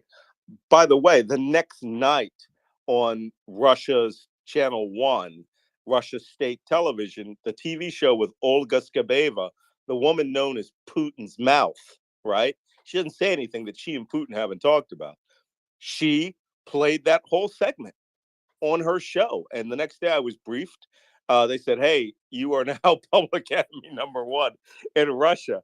And, people were coming at me saying, whoa, are you fearing for your life? Are you going to start carrying a sidearm? And I said, what are they going to do? Invade Ukraine to get me? I mean, I'm going over there. I'm going to increase their chances dramatically. But, this is a country at war. But now only 20% or less of the of the territory of Ukraine, less actually, I would say it's less, maybe geographically if you include all of Donbass and Donetsk and Luhansk, is affected or under the spell of the war. Even here in the Northeast, they bombard regularly. I'm a little surprised I haven't heard anything in the last hour, but people go about their lives. People have to do business. Wheat has to be harvested. Restaurants have to stay open. Bolt taxis have to go, and food deliveries still happen. Not every man is in the armed forces like we were in World War II, because the Russians suck at war. That's it. Yeah, we actually had a few of our NAFO friends said, "Can you get Malcolm to say that?" They want to clip it for some meme. Apparently, they said, "Get him to say sum up the Russians' ability at war," and I think it's the Russians suck at war part. Russians suck at war. NAFO is well represented here, bros. I'm sorry. I got my I got my fella done a couple of months ago, and what I love is that it's my at the time I was rocking an AK-74 and an M320 grenade launcher, and they at least put my coffee cup, my Navy Chiefs coffee cup, in my hand, which actually I use an Inglorious Amateurs coffee cup, the PhDs. That's actually my command intelligence motto here is PhDs who could win a bar fight. So, but hey, I got a coffee mug in my hands all the time around here. Listen, John's here. You're here. Can you talk to us about, we've had a lot of stories of people showing up say, "Hey, I'm kind of a big deal," and they want to join. I know we've been through that. You, John, a lot of other people. Can you just for our American, North American, European audiences, can you talk about the importance? I mean, people poo-pooed the Foreign Legion or the International Legion and said, it's a little silly. Now that it's 6 months in and you guys are well grounded, you're all shook out. What's the how do other Ukrainians look at you? Because at the end of the day, you're Ukrainian. As far as I'm concerned, you're fighting for their country. So you get that nod, you get that pass. You're an honorary member. You're invited to the Ukrainian barbecue. What do you say to those who say, that it's a bit of a PR stunt? You know what? It wasn't. I really think that they were desperate for the manpower. And early on, I'm going to be honest with you. I arrived after going home. I arrived in New York on the morning of the 25th, which was D plus 12 hours or something, and Z plus 12 hours. And then I went home, went to my house in upstate New York, saw my daughter, kissed my daughter, hugged the dogs, went into the weapons locker, my gear locker from Iraq, and loaded out. I knew exactly what was going on. I knew I would go there to help in some capacity. But we had a very mixed bag in the early days when the Yavoriv Training Center, the International Peace and Security Cooperation Center, which I know Melanie is very familiar with, was struck. That was called the Great Flush Out. There were a lot of posers who just showed up. And, guys who they thought they would be handed a weapon that day. They would be pointed to the front and they could just go do their own thing because they were watching the Territorial Defense Forces on there. Am I still on?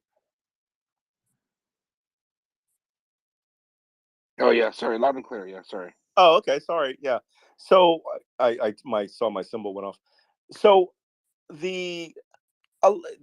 those people were not the kind of people we wanted in the Legion, and there were a lot of guys with experience here. But you're literally throwing them together in one spot, and they would have to figure out what they were doing. The Ukrainian army was moving. The regular main force Ukrainian army had been on the line for 2 weeks, Z minus 14 days. That's why, I went to Donetsk at Z minus 17 or something, and where I was down with General Pavlio Kinsersky. And the Ukrainian army was already in position to fight the war. They were prepared. All their ammo had been distributed. And I thought, man, I don't see any military vehicles moving. They were moving at night and they were moving all over the place. And the next day, you couldn't find a truck on the highway. These guys were really well prepared. But they sent a few officers to help the Legion form it and just to get manpower together, get them out there.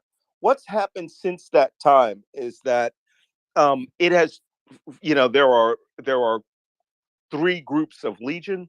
There's 2 battalions and another, how can I put it, small school bus special guys thing. So they 1st Battalion is the infantry battalion. They are, the force and the remnants since them. I mean, the battalion has turned over in the last 6 months, probably that most of that force at least twice. But there are a lot of original guys here and women. Then there's the 3rd Battalion, which is the newest, which is where I'm at. It's the official Special Forces Battalion. And they are a direct action special mission force as dictated by the brigade and theater commanders here. And there's a lot of special forces here. There's a lot of SSO.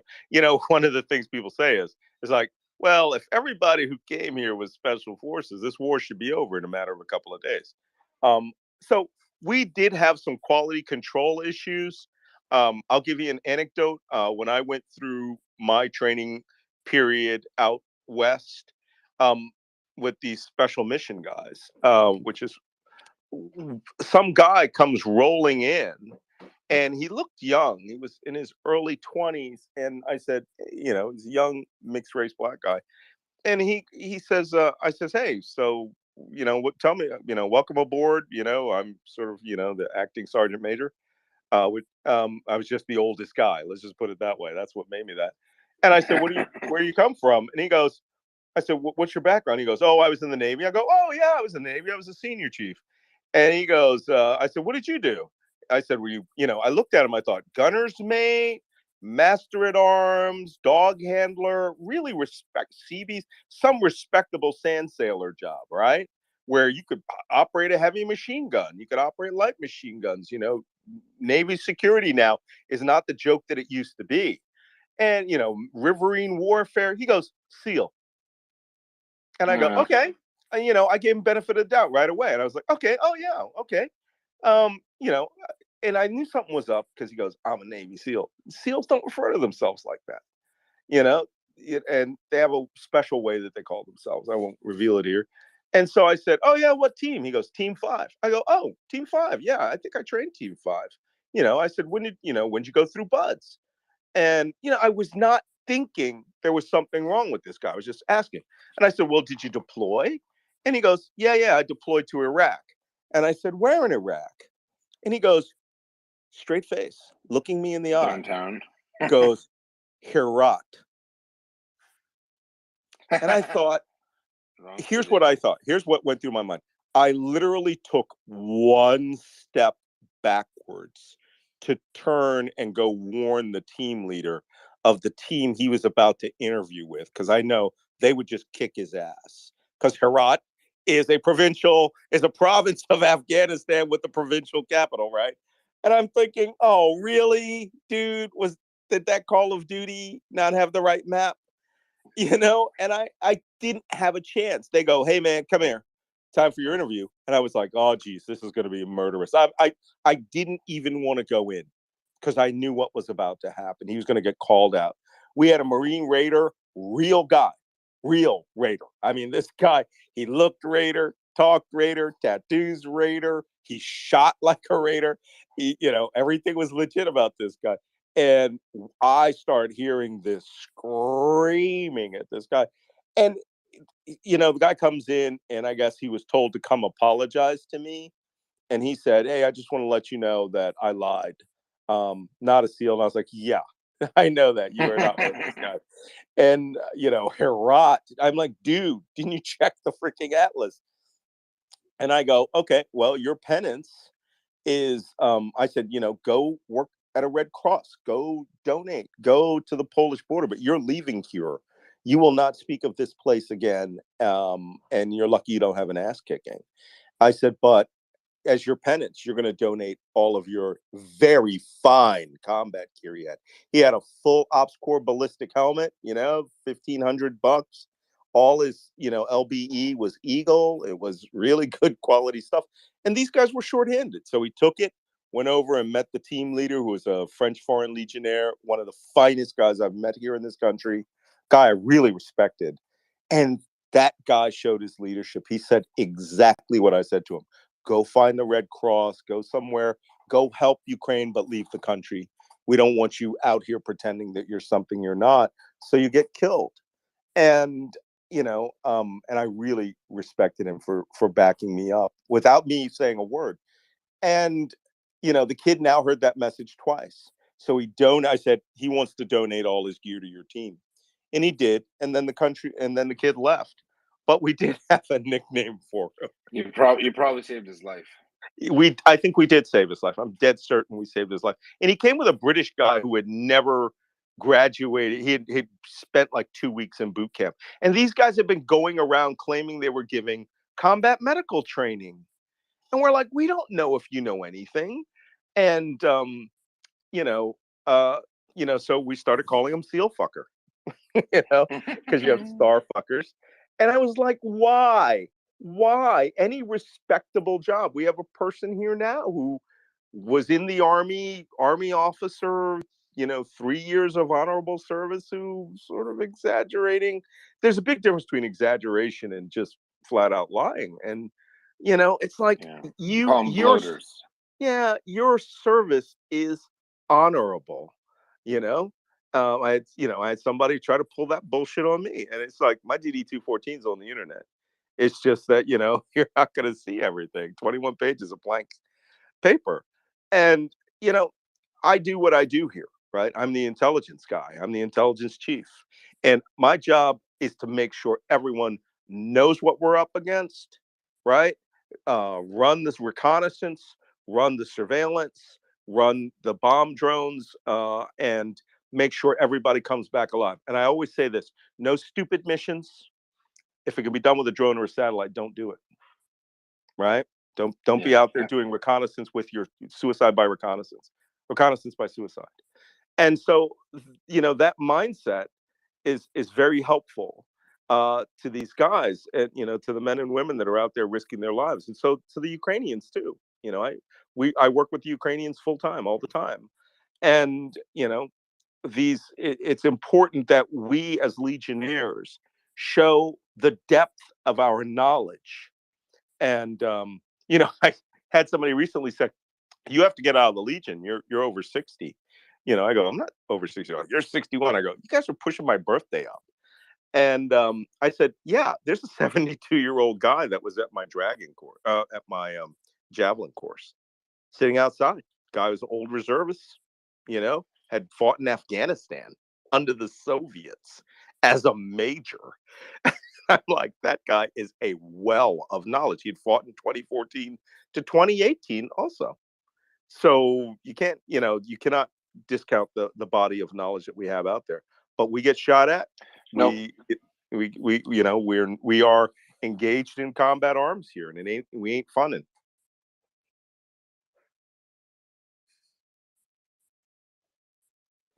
Malcolm, you there? Yeah, I'm here. Did you finish? Oh, sorry. Okay, so some you cut off a bit. Housekeeping. Yeah. Go to MryiaReport, our Twitter handle. We've got Malcolm Nance's information plus the tapestry.org link. Please do. This is the time, if it's ever you have a few dollars at the end of the month, throw your beer money there. Throw your Lego money. I don't know, whatever you got. Let's show them that love. Let's help them out. I think we can, help turn the tide. I have a friend of mine who's a colonel, and he's a staff college instructor now. Several tours of Afghanistan. One of the nicest guys I know. And he said to me, he found out what Melanie Lake was doing through Maria Aid, and it got back to to him about me. And then he said, you know what you guys are doing? And I said, no. He said, you're putting your finger on the scale of history. Never has modern warfare included civilian social media, private individuals being able to influence the outcome of a war. And he goes, and he's a psyops guy. I mean, he was an infantry, company commander in Afghanistan, and then he eventually, because he's a very bright fellow, he's also an academic, PhD. Now, after Afghanistan, he went to academia, and he said there will be studies in the future about what people did online. Collective people, little old ladies in Ohio and Gardner in Alabama who have access to the internet and have said, you know what, I'm here, I like what I'm hearing. I think I can make a difference and I can help change the world.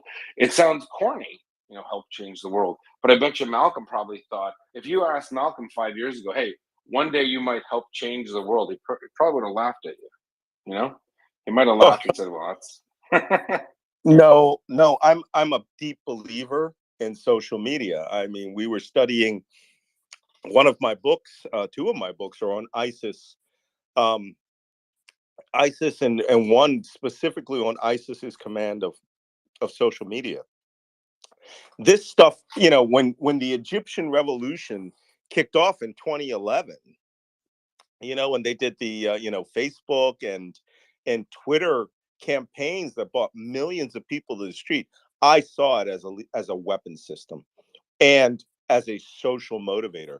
And then the dictators, using experts from the United States, suddenly realized they could use it as a weapon against their own people. So I am a big fan of using this against them. In fact, we're going to be, 3rd Battalion is going to be doing the James Vasquez thing. We're going to be putting up a lot of social media. We have a lot of combat action. We have a lot of, kills out there, vehicles and things like that. People want to see that. But here's what they don't see. They don't see the Legion doing it. And there was a small clip of video from Severodonetsk. There's occasionally you'll see something with somebody who's speaking English or an American. And that's what my going on air, being put on air by the ministry, was supposed to represent. They didn't want that out there at that time in April. They wanted the Legion to recruit and not to be, show the Russians where to aim, right? And I said, well, they can aim at me. I'll leave and go out. And, if they, Olga Skabeva wants to keep talking about me as a soldier of fortune. And she says that in the way that she would talk about a saucy pirate.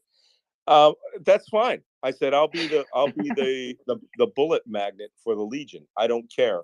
My job here is to make sure that these young men and women can be effective as possible. I am a combatant. I do carry weapons. I am in the field. I am at the front. I do go on operations. And now, we're running a lot more attack operations. We run an aerial bombardment wing, I say. It's very important for us to have that support from social media. And the NAFO thing, right, with the fellas is hilarious. I mean, we've got that. You saw that they scaring Russian diplomats off the internet. How dare you? Oh, I'm going to be, labeling one of my guns Super Bonk. So, you know what? Oh, I didn't even think about it. My M320 hasn't been named. So the M320 is about to name Super Bonk or Super Bonk 40 millimeter. So, or whatever. But I did label our rounds. NAFO had NAFO Sends a Kiss was one of the 40 millimeter rounds that I had on my belt. Got used. So there, Bonk. 100%. We've got 2 questions here. Let's wrap that up. By the way, go to the Maria Report. Look at Malcolm Nance's speaker's card. His tapestry.org thing link is there. We want you to click it if you can. Please send some stuff his way. This is the beginning of a relationship between ourselves and Rip Rawlings at Ripley's Heroes. They're going to come up here and you know what? Our audience is their audience. We all have the same goal in mind. We're here to help. We're here to, we want to end this war quicker. We're not about genocide in 2022, and we're not about sitting on our arses and pretending it's not happening. It's happening. If some people might only want to support if they feel they're on the winning side. In case you haven't figured out, Ukraine is the winning side, and it's only going to get stronger because as the West and the United States and other countries support Ukraine in its fight for freedom and independence, so that the Russians aren't on their borders, the Russians similarly have their capabilities degraded, have fewer and fewer troops that are interested in fighting. These are people, as Malcolm said, they just hope they survive to the next morning, right? Whereas the Ukrainians are asking, where's the front? Let's get there. That's not a joke. That's not a joke. Not a joke. Keeping people off the line is a problem. There's especially the territorials. A lot of these guys, they are here to fight, and they go out and they do it. Ask James Vasquez. He had 6 people in his unit killed. And last week, they're a territorial defense unit, but they're right on the line, and they throw it at them. And I don't mean willy-nilly. It's just that level of that piece of line is lethal, and it's artillery that's the killer, right? But, the Legion, again, we lost 2 guys the other day on an operation, and 5 wounded, I believe. So that's almost an entire special mission team. So, it's dangerous here, and the only reason I'm here on right now is we're in preps. We're in pre-mission preps, and we're constantly prepping. Missions get called. We do our thing, and we get everything together. I mean, we're just going through we're doing equipment checks right now, and then the mission gets canceled. But for another mission, something bigger and better. My whole loadout here. Change the maps, but keep the drone. We got a big drone bank going here. IOEs. Yeah. Guys always got to do their work. Malcolm, let's go to Jim. Also, welcome. Do us a favor again. Go check it out, the Murray Report. Give Malcolm a like. He's got millions of followers as it is, and so everyone counts because he's speaking the truth to power, helping out. Jessica Berlin, you might know her. She's been to Manhattan. It. Yeah, Jessica. Hi, Malcolm. How's it going? Hey. All right. Well, I got to do my intro. She's been to New York, although she hasn't taken Manhattan. She's taken Berlin, Malcolm. So I wanted to have her come up and speak with you. Okay. Hey. We meet again. We do. Yeah. How you been? What do you think about what Malcolm's saying here? You both remind me you're very similar people to me, because both of you probably got a lot of flack for being so apparently unabashedly supportive of Ukraine. But I think your call sign is going to be canary, because you're the canaries in the coal mine. You told the world ahead of time what we've all learned the hard way. Am I right?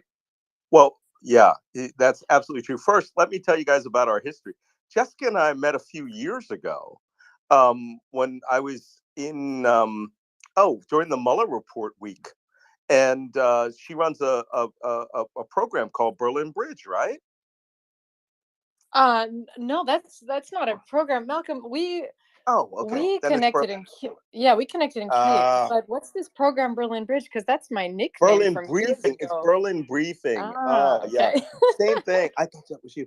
All right. Well, look, I'm an old man now. No, you're such a celebrity. You're always meeting so many people. You can't keep them straight. I know. You should. Wow, Malcolm, you got called out. I got help out there. I'm an idiot. It's all good. He would never say it, but I was like, he had to break off a round of texting between us once because he was on his way to meet with the vice president's office, this kind of thing. So, it happens. It happens. Sometimes I have to interrupt a call because my cat has thrown up on the carpet. It's also a thing, it happens. That's true. I'm sure it's nothing Malcolm can't make up with a dinner. Let's be honest. Fair enough. Yeah, after victory. But I wanted to loop back on what you guys were saying about putting your finger on the scales of history. I love that phrase.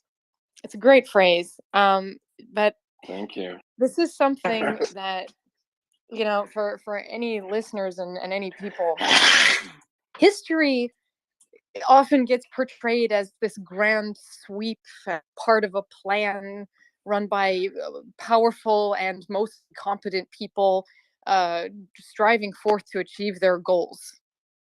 That's not how it works. You know, I've been kind of in the room and on the wall in a lot of countries and a lot of situations over the years, and you know, I learned at an early age, oh wow, all these great and powerful don't actually know what they're doing half of the time and are just faking it, you know, and the other half of the time they think they know what they're doing and are wrong. So it is not that difficult to put your finger on the scale of history if you're willing to take the most difficult but most important first step of just stepping up and showing up. And it doesn't, you know, and this counts for, you know, random civilians like me, as well as for super experienced and skilled soldiers like Malcolm, but also for people, for everyday citizens who don't work in foreign policy or politics of any kind. You know, look at any successful civic uprising in history. You know, look at the Maidan, look at, you know, Poland and Prague and Berlin in 1989, 1988, 1989, you know, even these recent examples, they didn't know what they were doing. They didn't know it was going to end in success. They were making it up as they went along, but doing so courageously with the goal in sight. And, you know, so wherever you are, whoever is listening, don't be shy. Step up, stick your finger on the scale, because the more of us who do, it'll actually move the scale. And, you know, this means call your parliamentarians and your congresspeople and your senators, you know, call your local newspapers or your national newspapers when you see them spouting Russian propaganda. Call it out. And when I say call, I'm literally also like pick up the phone and call. When you're talking about government offices, you'd be amazed. They notice when their landline is ringing off the hook all day about the same issue. You know, hit social media, write those emails, pick up the phone, and of course, if you can, send money. You know, it's as simple as that. And if you can do more, if you can organize locally, you know, I've got so many Germans writing to me on Twitter and such, saying, "Oh, you know, danke, thank you for saying what you're saying. Finally, someone's saying it.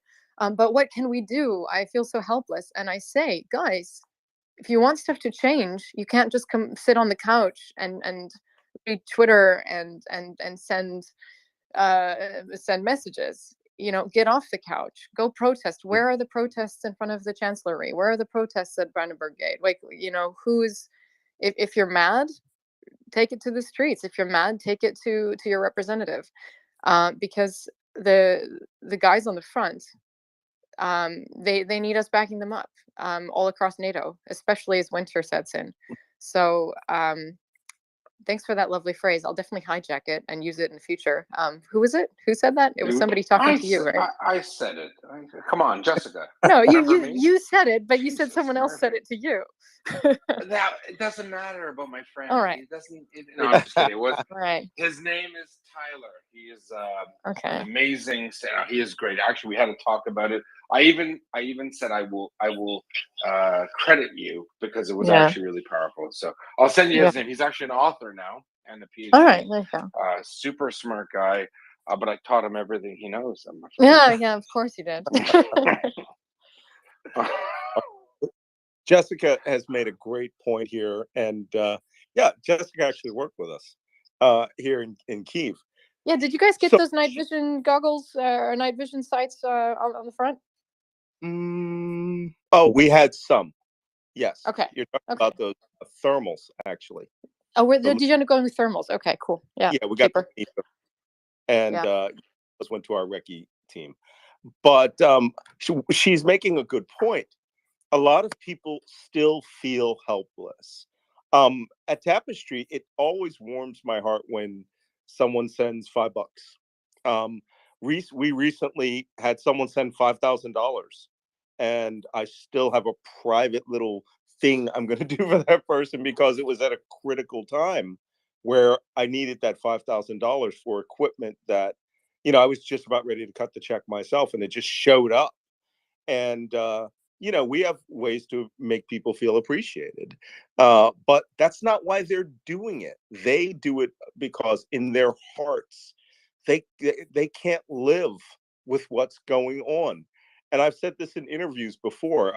I was interviewed at for Davos. They pulled me off the line again and brought me to a safe space and just let me talk, with these four other people. And I said, pick the event that breaks your heart. Pick it. Which one is it? I have a new one. I'm a widower. My wife passed a few years ago, and there was this event recently here in Kharkiv, or in this area, where a woman went out to feed a cat and was killed by a shell, and her husband arrived just in time to where they were about to load her body, from the body bag onto a stretcher, and he stops them. He's insane with grief, and he is just heartbreaking. And I tweeted that, and I said, I have been there. I have been right there. The cause of the passing was very different, but you hate the world, you curse God, you are torn with grief, and you're just wondering, I call it a traumatic amputation of your marriage, and you will always feel the ghost limb that is not there. And this man's wife went to feed the freaking a cat, not their cat, a cat. And if you watch the BBC video, they haul her away. The husband is on the ground just crying his heart out. The son's trying to console him. And then when the ambulance leaves, they cut back. The cat's dead too. It was under her when she fell, and it was killed as well by the shell. These people we are fighting must be destroyed. They cannot be allowed to maintain organizational capacity to do this kind of random, senseless, individual mass murder of civilians. And, there's a saying, I don't recall who said it, that, a real warrior, we don't fight the people in front of us because we hate them. We fight the people who are behind us because we love them. And that's what this is about. This is a righteous, just war. And if you can do anything, fly a Ukrainian flag. I have a 9-foot by 4-foot banner on the hillside in front of my house that says, I stand with Ukraine. I think I'm going to get one that says, I serve in the Ukrainian army, just to piss people off. Because we have a bunch of right wingers who are all pro-Putin, pro-Trump, right? If Trump They're says not right wingers. They're liars. They're traitors. Yeah, right. So find something that breaks your effing heart and makes you say, I'm going to do something today. I think President Zelensky says, just do something, even if it's just think about Ukraine once a day. But this is the good fight. This is a World War II level war going on here. And, I was talking to a new guy we got, and he was just like, well, I always bring my Samsung tablet to the field. I was like, dude, you are going back to the Argonne Forest, this is 1944. We patrol here. We don't bring nods. Night vision is as high technology as you're going to have. We are not bringing iPads and phones out there. Those will kill you. They can find them. And he's just like, whoa, this is old school, the oldest school. But we do it because there are people behind us that will die if we don't do this. And I don't want to see anybody grieve the way I grieved my wife. It breaks my heart. This is a country awash with grief. We don't even know how bad it is in the places that are occupied. Mariupol, they estimate 30,000 civilians are dead. There's dogs bringing up the bones with flesh on them. You might have seen that photograph. These people are a orc horde that must be destroyed. And we're Rohan, y'all. 100%. Jessica. Yeah, I couldn't agree more. And for so many people, continuing to live in the peace in that secure bubble that we've all known since the end of the Cold War in Western Europe and North America, this sense that we're just untouchable, and those horrible things belong to the past. And stuff like that doesn't happen here anymore, not to people like us. Well, firstly, it's wrong the whole time, because our peace and security has been the exception, not the rule. You know, all around the world, peace didn't come for everyone when the Cold War ended.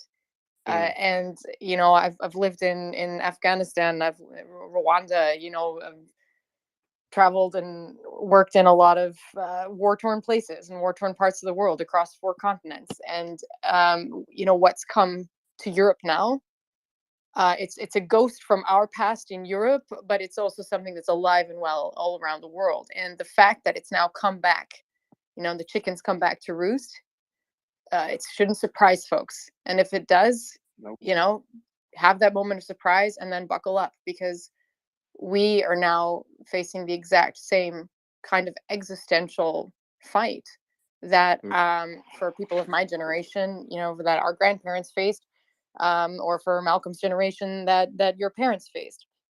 And this is just the reality. We need to accept that now it's on us. What we do, what we don't do right now will shape the course of history for the rest of time, just like World War II did. You know, my dad joined the Navy in 1944 when he was 15. Yeah, God. Just imagine Yeah. the motivation it must have caused him to join the Navy. He wanted to go to the Pacific. He wanted to fight in the Pacific at 15 in Georgia. Right? Yeah. And now what do 15-year-olds want to do? Play Call of Duty and do TikTok, right? Yeah. Look at the motivation. Yeah. Yeah, it's a different time, but we need to find a way to make it real for folks.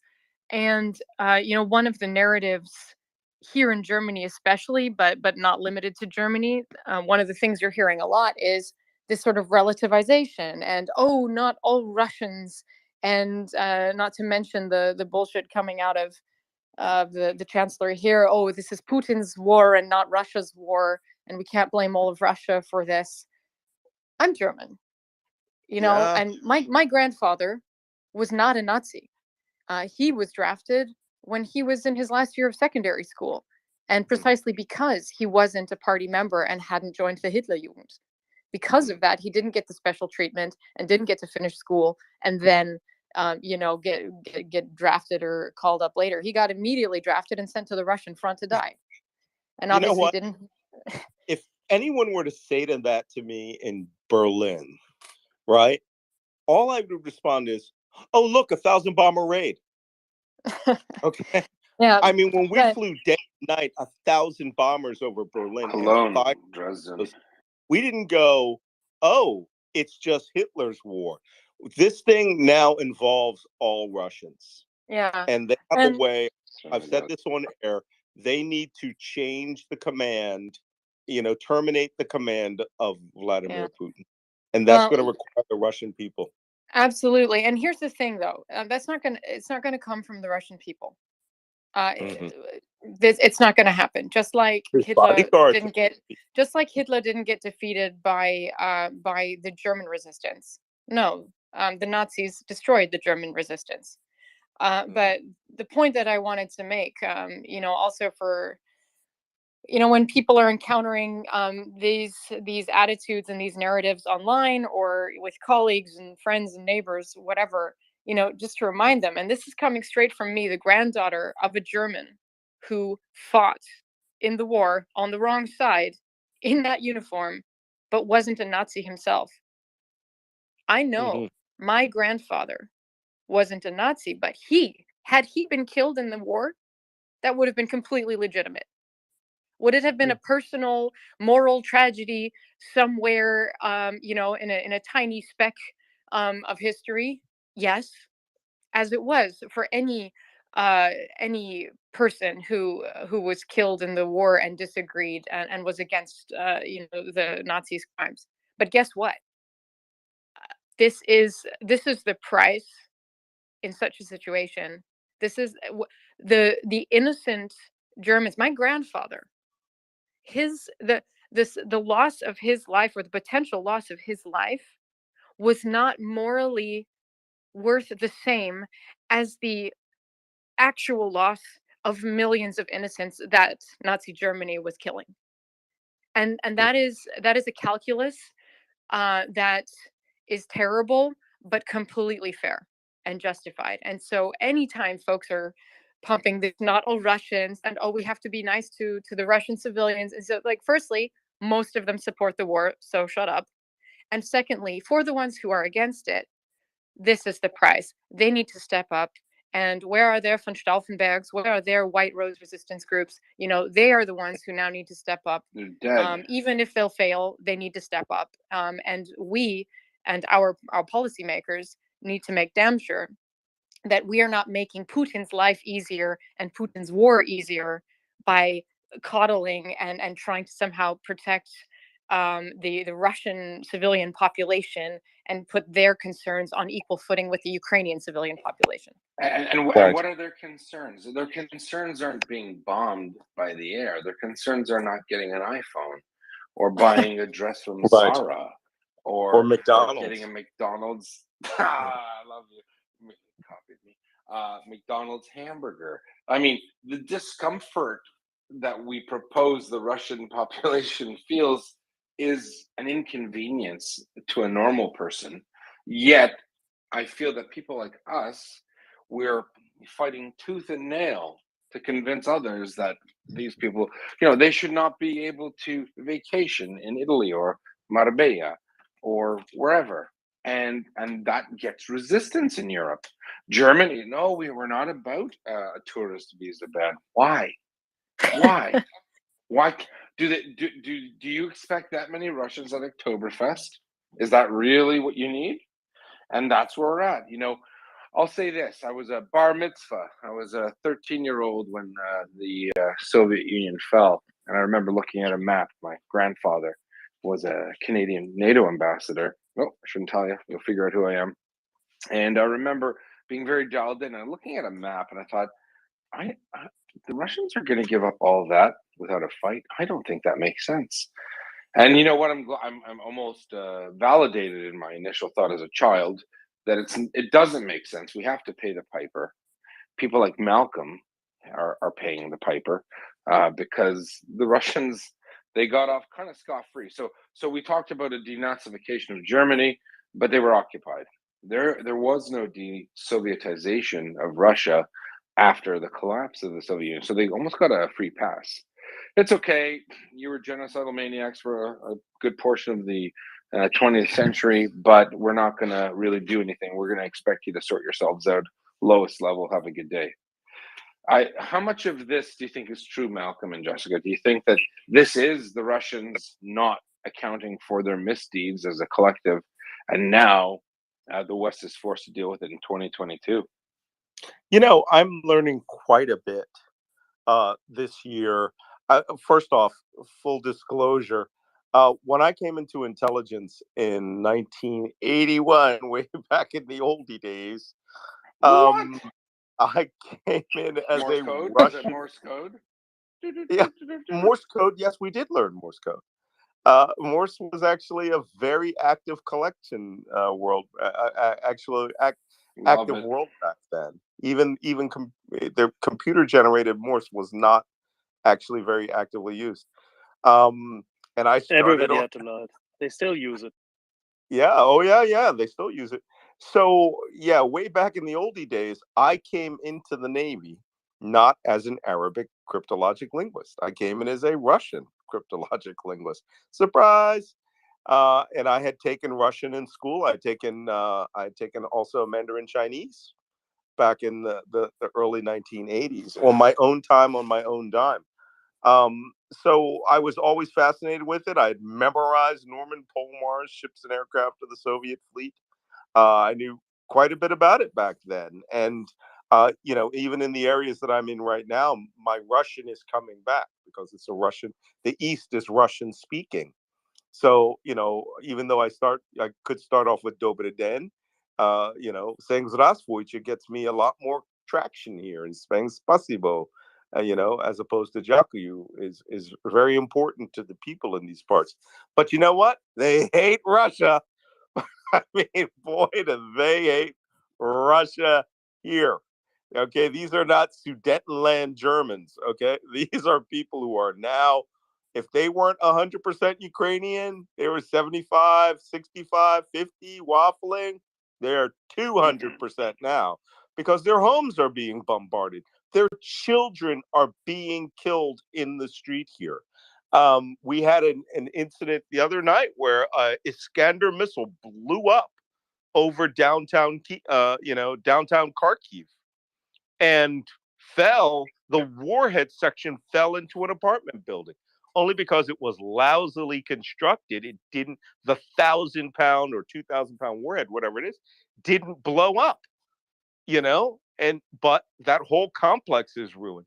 They destroy buildings randomly every day in villages all over the place here along the Russian border are uninhabitable. They will be war villages forever.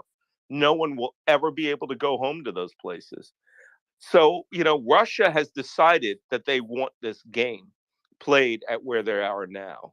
But I suspect as the Ukrainians get the resources, again, I was one of the first people to tell the president on air, give them HIMARS, give them the M270 MLRS, and it's now paid off in space. It's not just the HIMARS. The Germans are giving them M270s. The British gave them M270s.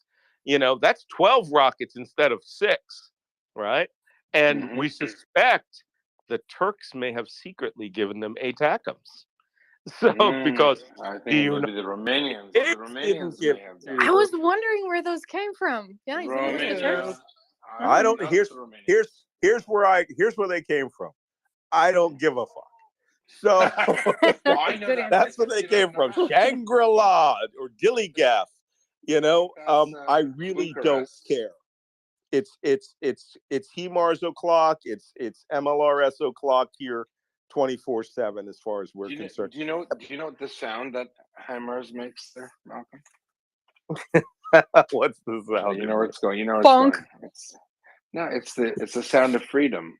Let freedom. Sound of freedom. Yeah, sound of liberation. Amen. Listen, no, Malcolm, we got Chuck. Chuck wants to say hi. Chuck is our resident Navy SEAL. I'm our resident Navy. Chuck Farr, yeah, I'm the resident Navy Walrus.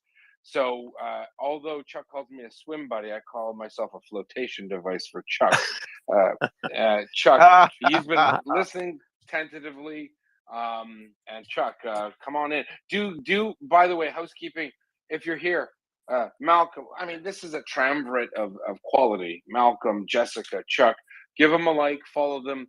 I want you to please, for all of our active listeners and those who donate to Maria Aid, give on this special day. Let's especially because Malcolm's here, and also the Kiwi soldier that died under not his watch, but Dominic under the situation that we're in. Please do see what you can do to help out. They want to make weapons lighter for their special forces, 3rd Battalion Legion, in Ukraine. Go to tapestry.org. It's in the link from MryiaReport. Show them some love. Show them what we're capable of, because this is a work in progress. We're going to keep doing this, speaking truth to power. And on that note, do follow Chuck, Jessica, Malcolm, Chuck, Navy SEAL extraordinaire, kind of a badass. Chuck, welcome. Chuck will know what's going on here because we know what's going on. Malcolm, we're upgrading these M1s to Mark 14, bro. That's right, Malcolm. It's great to talk to you. I had somehow forgotten that we went into the nav at exactly the same time, which was 81 is when I came old. We're old, dude. And Jessica, it's nice to talk to you as well. Thanks for having me on, you guys. Yeah, nice to connect. And in the 80s, I was very busy watching the Fraggles. So, also we're old. Represent Fraggle Rock. Oh yes. Hey Chuck, well, as long as I got you here, you're old enough to remember the team guy that really inspired me to do something that would later become tactical cryptologic support to naval special warfare. Who was that? His name, Senior Chief Green. He's a tall, 6'5" black guy. Absolutely, absolutely. I And did a float with him, and it was the most hilarious float I've ever done. We couldn't stop laughing at that whole float. We were on a LPA, no, we were on an LPD somewhere, one of the old LPDs, and he yeah, was the there's team guy, one of the team leaders. well, you know what? A deployed element, as you know, Malcolm, will tend to attract the good guys, and I'm sure it was good deals for good seals, and I hope he treated you right. And I know Oh my Eb, he's a God, great guy. he had the best sense of humor. 6'5" black guy in 1984. Right. In the SEALs, huge the handlebar mustache, and he was hilarious. I think he was a chief back then. He was a chief, and I was like a third class. But Yeah. I could speak Arabic, so I suddenly became a valuable commodity. But he was married to a 6'4" Australian woman, and all this guy would do was joke. I died laughing the whole float. It was like, is Chief Green up here? Because something stupid's going to happen. And he just had the best sense of humor. He literally embodied the whole, the only easy day was yesterday, because he was just like, his whole attitude was, oh, was any of this hard? Was it hard? Okay, well, if that was hard, let's see what's next. And I was like, what's wrong with this man? And they were like, SEAL. I was like, oh, okay, that explains it. But that was old school team guys. Yeah, I'm one of those old guys too. You're pretty old when your gear is in the UDT SEAL Museum, so that's a bad sign. But I'm glad he took care of you, and I would have snapped you up too out there. So I have a ghillie suit in the International Spy Museum, and one of your wise guy later team guys goes, he's never been a sniper. What did he need a ghillie suit for? And it's like, bro, there are other missions that don't require SEALs, that require you not to be seen. So yeah, it's like I did something. yeah. That was a very uninformed question, uninformed statement right there about that exhibit. I would have looked at that and gone, I'm going to have to ask him about that one day. And I'll tell you when we will have our face-to-face Chiefs mess. Yeah, absolutely. Well, you know what? I could barely sneak into the Chiefs mess being a zero and all, but I'd be happy to be there at your invitation, Chief. So you'll be my sea lawyer. Absolutely. I've been a sea lawyer, and that hurt as well. This is salty Navy talk, you guys. Stop breaking the rules. Hey, gentlemen. All right. All these Navy SEAL talk. I mean, is there anything I can do to help? Maybe if I get my mother-in-law over to help fight the fight for Malcolm. How do I arrange that, Malcolm? So, you know what? You could send your mother-in-law over here to do something, and drone capabilities. No, Ukraine. Western Ukraine and Lviv and Kyiv are completely safe. If you guys want to do tourism, jump over there, fly to Zhuzhov, take the taxi or train to Medica, get on the free Uber shuttle bus to Lviv. And Lviv is like a miniature Vienna. There are air raid sirens. There is no threat. I've been there. There were 15 cruise missiles fired at the city during the time I was there. The only thing they hit that was my neighbor's car wash that did kill 6 people. They're awful. They suck at war. But Kyiv, same thing. It's returned to pre-war capacity. Send your mother is what you're saying. And have her. No, I thought she'd block maybe a BTG, like turn them into the kill zone. That's what I was thinking. No. Have her come and make camo netting with these camo net groups. Amazing. And it's amazing. These women by the hundreds get together and they hand take scrap cloth and they run it through net and they hand make camo nets. There isn't a job too small for anyone who's committed, especially as I said, my mother-in-law, she'll show me a video of Putin in the basement and she'll whisper his name. Putin, no, the House of Putin said so you're not in the Soviet Union anymore, Baba. You can you're safe, and it's Oh. still this kind of like this she's been conditioned, right? She's a 6-year-old woman, and she thinks that Putin's listening to her talk crap about him in Canada. And a lot of people who are from the state, they just don't understand that, right? They just don't understand the. You know, she's throwing a Baba curse, right? When she does that. we pay up here when those old, the old Babas walk in front of us and they look at us and they give us the evil eye. They come and ask for money. We throw money at them. Like 200, 300, 500 grivna. We cannot afford to cross those little old ladies. That's a wise move, Malcolm. This is true in any country and in any insurgency. When you've lost the little old ladies, you're done. So this war is over. And funny sidebar, it's amazing how many people in Western Europe can't wrap their heads around the fact that Russia is still really superstitious. Oh my God! I don't know, Malcolm, if you've encountered that when you've been talking to folks in the States, but like here in Germany, I've mentioned just offhand, some stories, some jokes from Ukraine about, how the soldiers are all paranoid because the Ukrainian babushkas are cursing them, and they've made these really incredible music videos and TikTok videos that are actually like really goosebump, spine tingling. PsyOps videos that's of Ukrainian thing. It's PsyOps. It's PsyOps straight up, and really effective. Really, good songs, good music, creepy as hell. But they're basically, cursing the Russian soldiers and saying, "Oh, you want this land so much," and running her hand through the brown earth and saying, "You want this land so much, well, you will stay in it, and your body will rot in it, and then you will have the land, and the land will have you," and stuff like this. And they've, like, the Russian army, they had to invest in their own witches to counter the curse of the Ukrainian psyops, and folks here did not want to believe me. They were trying to tell me, no, that's silly. That wouldn't be a thing. They don't believe that. I say, no, you don't believe it. But a lot of Russians, especially uneducated ones, they believe in witches and curses. From this the is effective villages, psyops. Jessica. Yeah, In the villages, they will sprinkle celery water. I call it celery water. The priest will put celery stick in water, and they'll bless the guns. It won't help them. I mean, it might rust their weapons quicker. What do you think? Yeah, well, let me tell you something.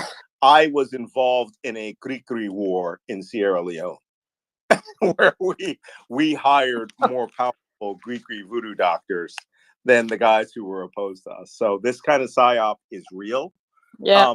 They do believe it. They're horribly. These are the most paranoid, conspiracy-laden people in the world. It's like a QAnon convention with atomic bombs, right? And this is why I think no, really, this is why you need to be careful. Don't say that. Depending on who ends up in the White House in a few years, that might be what we have. Don't send it up there. But they are incredibly superstitious. But I want to hear from Chuck, because we can talk all night, and I'm actually just killing time now because my gear checks are done, Chuck. So, Chuck, go. Hey, everyone, go to the page. We're working here. Listen, love Chuck, Jessica. We're here for Malcolm right now. I love him.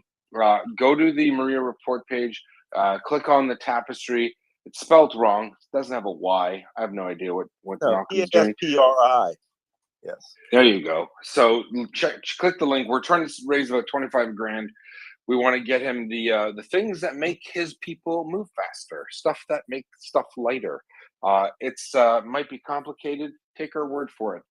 They're doing God's work, and as I said, I don't want to sound religious. I sometimes do, but it's the righteous, holy right hand of God, and it's just coming down and to slap down the Vatnik and all those silly Russian genocidal psychopaths. Please do help Malcolm out if you can, if you're in the position. If you're not, retweet, like, smash, subscribe, do all that stuff the internet does, and help us out. Thanks so much, and do like and follow Chuck and Jessica. They are friends of the show. They're always here. Malcolm, you've set us a high bar, so we expect to see you back. Even if you're on your way to the store for 15 minutes, pop in. This is your home. Chuck, over to you.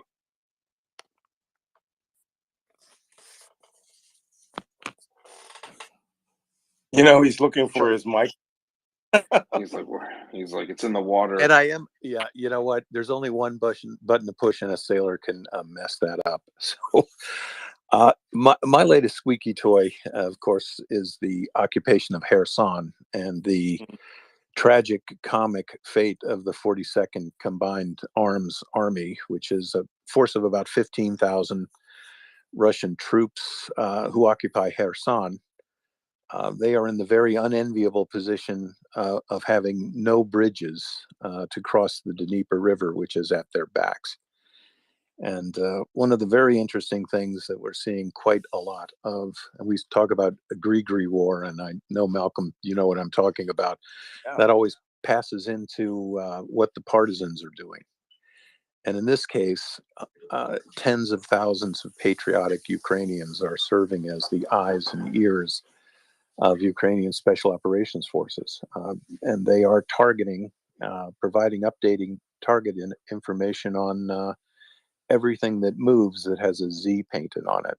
And we've seen just in the past 24 hours, partisans are able to communicate real-time targeting data to HIMARS batteries, who have been able to hit bridges and pontoon bridges just as Russian vehicles are crossing. And as far as deep penetration SOF goes, that is it, folks. That's the royal flush. That's your full house aces over kings. That is a great thing to do. And this is a problem that the Russians are going to have for the foreseeable miserable future of their occupation of Ukraine. They are literally surrounded by enemies. And with HIMARS standing by, when the babushka puts a curse on you, HIMARS is going to deliver. And that curse comes in the form of an 8-digit grid coordinate. And we're seeing it, and it's lovely. And I'm sure Malcolm has seen it close up. It's quite a wonderful thing. Yeah, we have 777s that are always going out around here, and they have a very distinct sound. And it's the one time you go, oh, I can go to sleep now. I don't have to worry about that. You know, HIMARS is still very limited here in Ukraine. Even the M270s, the British and German ones, are online now because it's very easy to operate. Crew of 3. And, you know, especially when, like I said, I'm dead certain. I mean, that those grid digits, 8-digit grids, maybe even 10 digits, are falling off are falling off at some liaison officer, or being tricked right over, and it's going into the what do you call it, the strike pit table, where they're determining its priority for that night. And this country, the war doesn't stop, by the way. It goes 24/7. I can attest to my, every attack that has successfully hit me has occurred between 3 a.m. and 4 a.m. And that's only because Russian mid-watch are a little more proficient, because by 6 a.m. they have to report something to the Kremlin. So they try to hit early, and then they can go have breakfast. But we, the Ukrainians, are hitting all the time, and they're outgunned by the Russians, but not for long. The HIMARS are carrying out strategic attacks, and instead of hitting the tubes themselves, they just destroy every round of artillery and every charge bag in that area of operations, and then they got to sit there at their guns and get bombarded by other systems that they can't respond to. And that's just brilliant strategy. Yeah, you've seen lots of videos of those secondary explosives, but especially the charge bags going off in a big old stack of ammunition right at a crossroads, which tells me people are lazy, or they want to get out of the forward edge of the battlefield as quickly as possible. But those are lucrative targets that cry out for judgment. Malcolm, we got a question here from CJ, a close friend here, and wants to know how you balance giving. CJ's the ranger officer, the officer of Rangers. You might know him. Yeah, he's one of the first guys we lost here was a ranger. So I know how he feels. Yeah, and we still haven't recovered him in the 8, not 10 weeks he's been missing. Awful. CJ's Ranger, and one of the. I mean, I actually, as you know, Malcolm, I do some work. I don't like artillery officers as a rule. Never liked them too much on the infantry side. Not only do I love CJ, he's literally probably the smartest army officer I've ever met, and he can't speak right now, but he sent Chuck a question for you. Yeah, Malcolm. So CJ'd like to know, how do you balance getting the Ukrainians kind of the gear they need right now instead of getting Ukraine the gear they need for the long term? So I think we're talking about, I'm sure Senior Chief Green told you about first, second, and third lines of gear.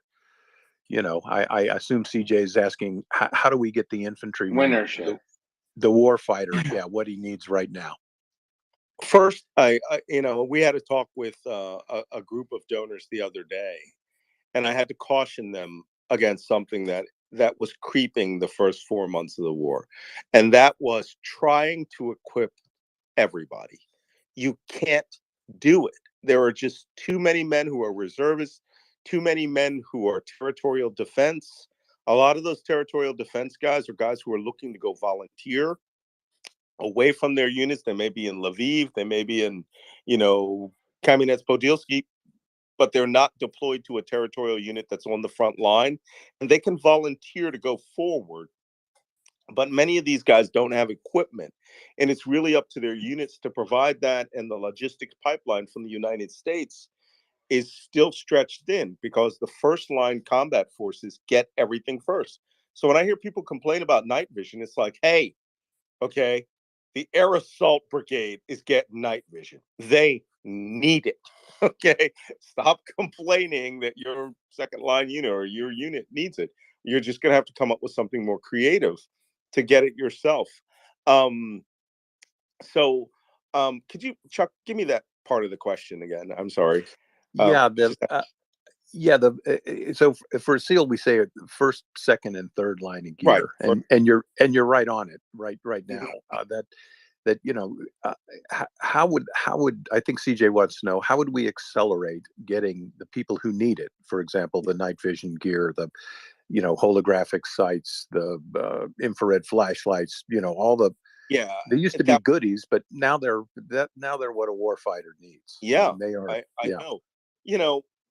It's hard to say this. It's going to break everybody's heart. Night vision is not first line gear required here by every soldier. They are not they do not fight like the U.S. Army. They are not a night army. SSO, the Special Operations Forces, they have a direct relationship with U.S. Special Operations Command. Many of those units are in PVS 31s and, quad panoramic night vision. So, they're getting provided for by the United States government. It's the territorials, it's units of favor like the International Legion. They don't have a lot of night vision, but do they need 300 pieces of night vision right now? That's something the unit commander would have to provide and would like to have it in the TO&E. But do they have body armor? Yes. Do they have helmets? Yes. Do they have IFACs? Yes. We have crazy numbers of IFACs. Does everybody have 4 tourniquets? Yes. We all have 4 cat tourniquets or soft tourniquets. So what's next? Do you have your uniforms? Yes. In fact, I want to start a relationship with Patagonia, which, by the way, provided uniforms, level 9 uniforms in multicam to Special Operations Command, and to get us all into a common uniform. I had a Marine show up the other day in full MARPAT, everything. Well, MARPAT looks very similar, and Navy AOR 1 and AOR 2, the Navy Woodland, the new one, looks very similar to the Russian tactical camouflage. And I was like, lose it, Marine. Go find multicam or go find.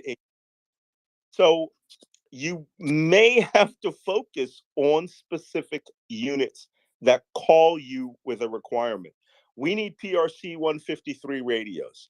They are down the pipeline going to the major brigades who are on the front line.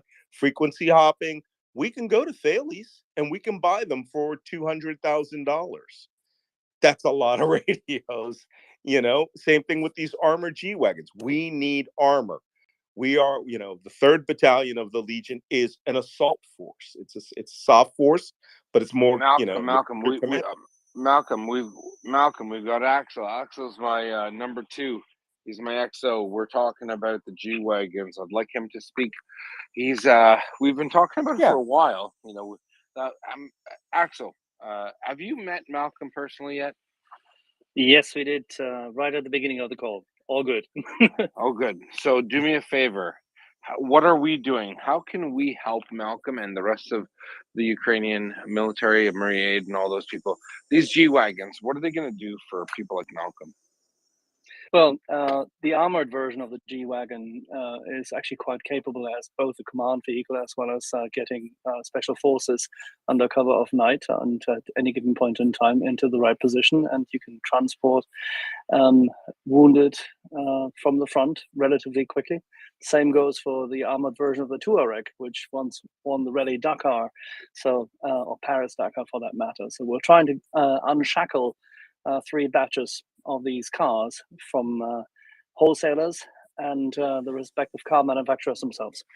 Somewhere in Estonia, Malcolm asked me. We can talk about it. It's not a secret. No. Some of them are in Estonia, absolutely. Yeah, there's a lot of good military vehicles that were cycled out of Estonian army and other armed forces, 5-ton trucks and things like that. But these are, we're running out there right now. My sergeant major's unit is an old Mercedes-Benz, station wagon that was now spray painted green and, given rims on the front and the back. But it's still 1980, I hope. Yeah, no, it's still a commercial vehicle, spray painted green, and they get shredded out here. We need the armor protection, and if I can bring both battalions of the Legion into this, and then redistribute as B, we're ready to get those vehicles. It'll be another fundraiser. That's where I'll whip out my billionaires, and we 250. Those are 250K. All we need 250K euros. Yeah. It sounds like a big ask. And if I can just jump in because I have to leave in a minute, but Malcolm, let's talk about this bilaterally sometime. You'll already know what I'm talking about, but for the Maria guys and everybody else, right now I'm working on setting up basically a European-wide Europe for Ukraine pooling fundraising initiative, because what we've got right now is folks from Portugal to Finland and beyond doing these small-scale fundraisers that are bringing in, 10K here to 100K there. But for some of these purchases, especially for armored vehicles and the like, we need big money. We need to raise millions. And also we need to be able to see where from the industry side can we get old models just donated, or directly from the militaries. Where can yeah, exactly. And so combining these efforts, if you guys are working on a piece of this, we're working on a piece of this on the German side, etc. Let's combine and conquer. Jessica, this is where the nexus is. I've spoken to Malcolm offline, Rip, Melanie from MryiaReport. Trucks is something that everyone can get behind all day, every day. And if you Axel is our link rather from Maria into the German industry side of it. You're right. It is millions. I think 110 vehicles for an astronomically small number is a big deal. And if we can combine our efforts, this is social media. If we can combine our efforts and say, you know what, look, like no one here at MryiaReport, just for the record, no one asks for money. No, Axel, myself, Domin, any of the people here, no one cares. We're not in it for ourselves. If we can help the big players like Malcolm and people who are influencers like Jessica and Chuck to help those who are creating effects on the ground. Creating effects on the ground. Listen to those words. If you want to help create effects on the ground, retweet, tell everyone, pass this on. We can do it right here. You could do it anywhere perhaps, but this is where we're at now. we have a big audience, and not only do we have a big audience, we, unfortunately, we only have like 900,000 people on right now. We, without any promotion, we have 1,000 random people who could be anywhere else, but they're here listening to us. We can bump that up with promotions. We can get people here. We can get 20,000 at any given time. At any given time, at the end of the day, we have tens and tens of thousands of listeners.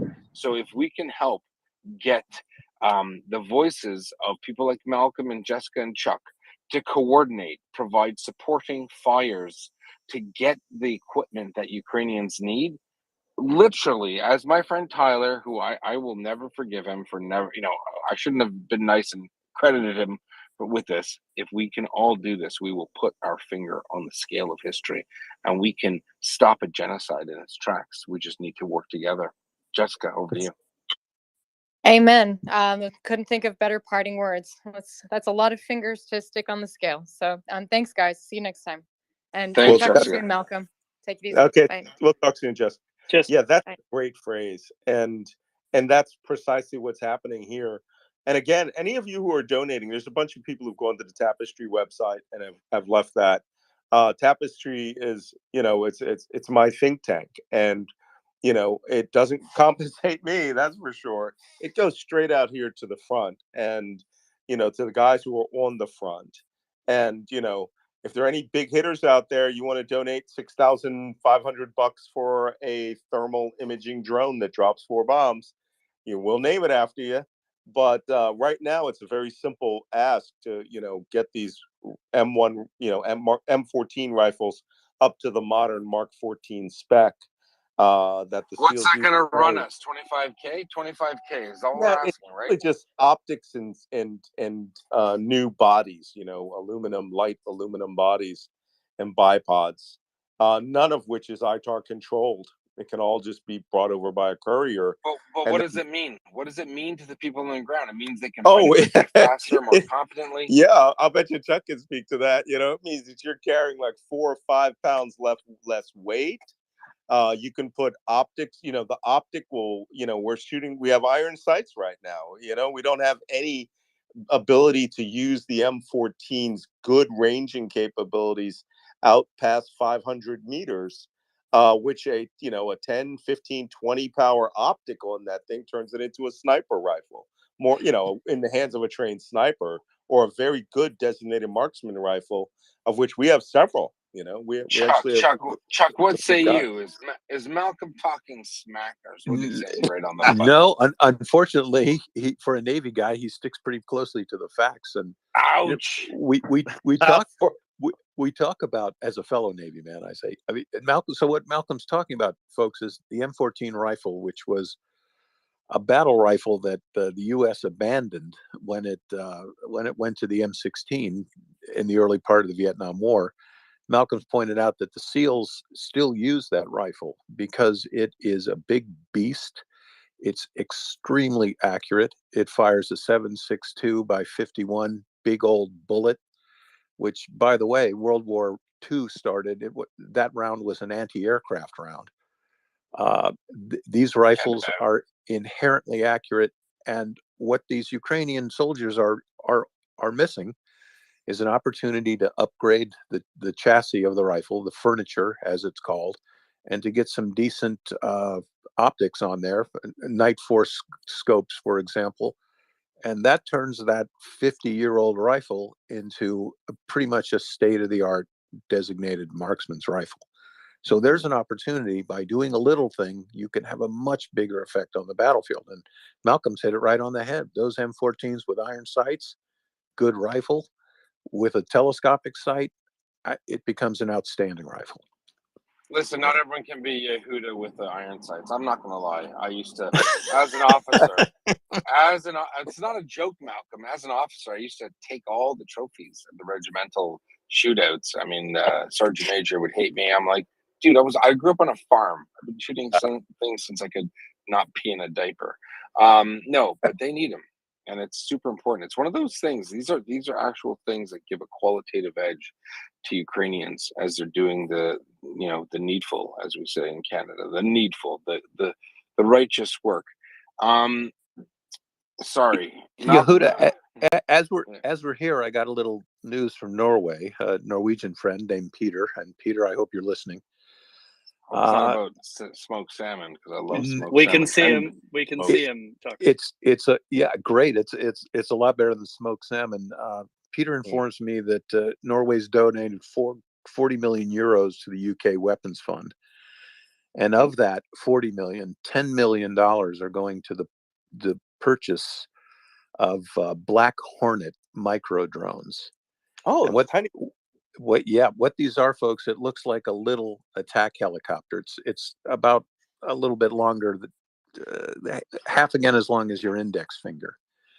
And you can let this thing go inside a building and it'll fly around the corners. It'll look into doorways for you. It'll hover. It's a completely vital tool. Formerly, these things were only used by DevGru, SEAL Team 6, deployed forward SEAL elements. So again, here's some important equipment, and it's going to be going to Ukrainian special forces, the guys in whose hands it'll do the most good. There is a lot of urban combat that's gone on. There's a lot more to come in the future, God willing, with these Ukrainian offensives. This is the kind of equipment that is a force multiplier for your 6-man team of SOF. You can imagine you get on the roof of the building, you can send this Black Hornet down a stairway and you don't have to send a man there. Really great, important gear, and talk to Norway. And Is that Peter Frolich? It is indeed. I blew my Why sword is that right man on. not coming up? Why is he not coming up? I want him to say it. Because he's a shy. proud Norwegian and humble.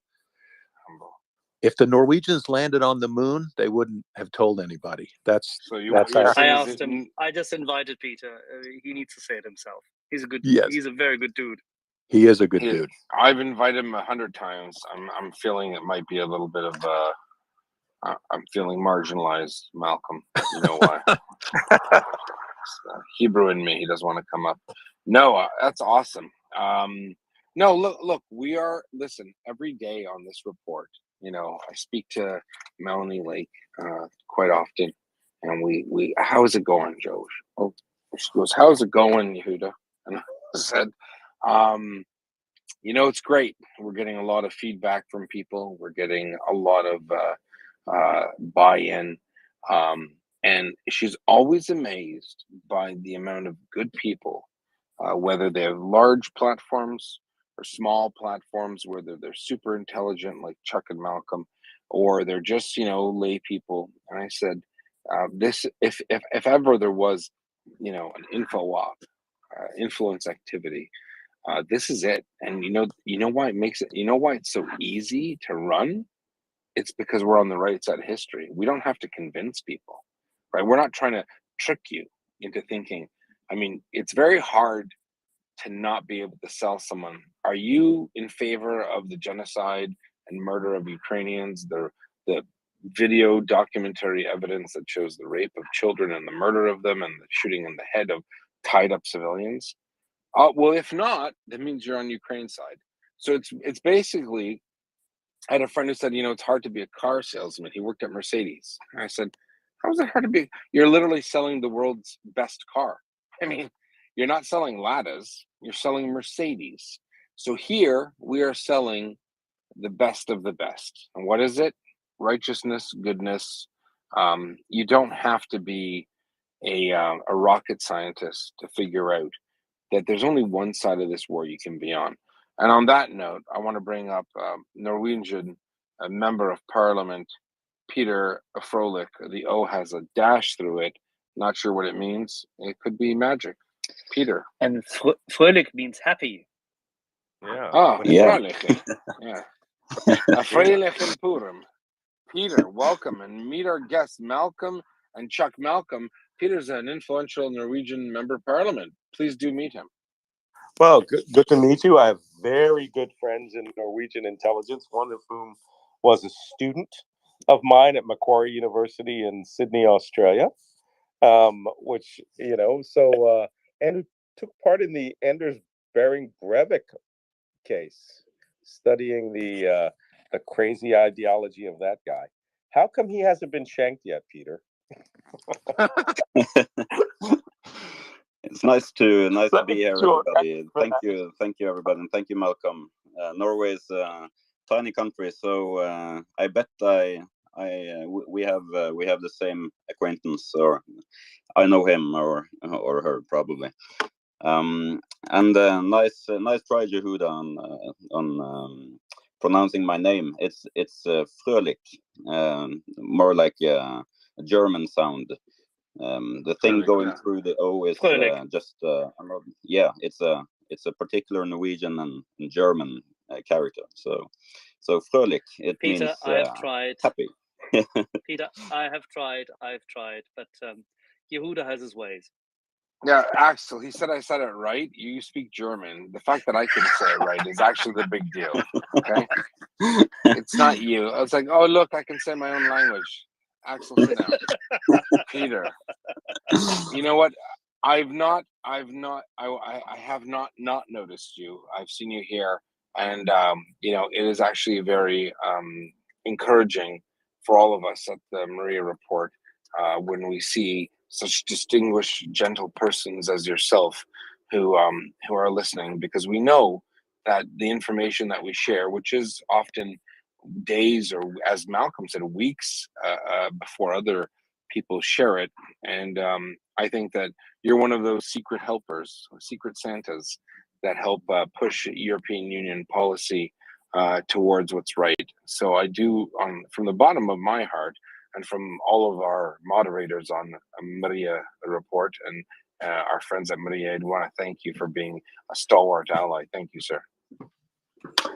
Thank you, Jehuda, and the pleasure is mine. I've been really grateful for all that you have done, hosting this space, keeping it going, and bringing out all the important information to the world. It has been of direct importance in my capacity as a member of parliament. I have used this space as a source for information and as encouragement in my working for more support, more weapons to Ukraine. So thank you all very, very much. Also, I would like to say hello to Chuck. You're a great guy, Chuck. It's a pleasure to follow your updates, and I really appreciate having you as a friend on Twitter. Peter, it's back at you. Peter and I have been communicating on back channels for a couple of months now, and I've always found him to be an incredible friend of the effort, and also a terrific source to confirm or deny a lot of the stuff I hear. And it is great to talk to you, Peter, and I hope to visit you. I too have a long association with Norway. I was on exchange to the FSK for a while, and a great friend of Norway as well. Thank you. That's great. For our audience, I want you to hear what Peter said, or I want you to digest what he said. A lot of people come into our space and say, what can we do? I'm a nobody. I'm an ordinary person. Well, guess what? I'm an ordinary person, and I'm a nobody as well. But when you have an aggregate form of ordinary people, you create the extraordinary. I think Malcolm will tell you that from a PSYOPs perspective. There is a critical mass of people that are required to do a thing. And for those who thought, well, maybe what I'm thinking isn't such a big deal.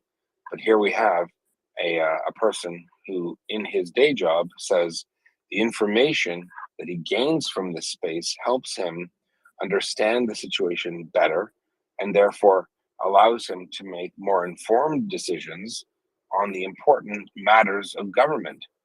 If that isn't a victory in itself, we don't need 100 Peters. We probably have 100 Peters, but we have Peter here to tell us. So I think that's a big deal. Malcolm, what's the effect from your intelligence perspective?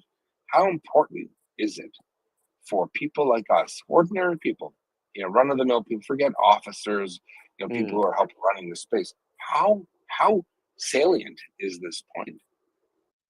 It's very salient. I mean, I'm a big advocate on pushing as much information as far down the chain of command as possible. I think it's important that when people go out and they, Chuck Farr's page, in his Twitter feed is just amazing. I can't say how amazing, but it's pretty dang amazing for open source intelligence.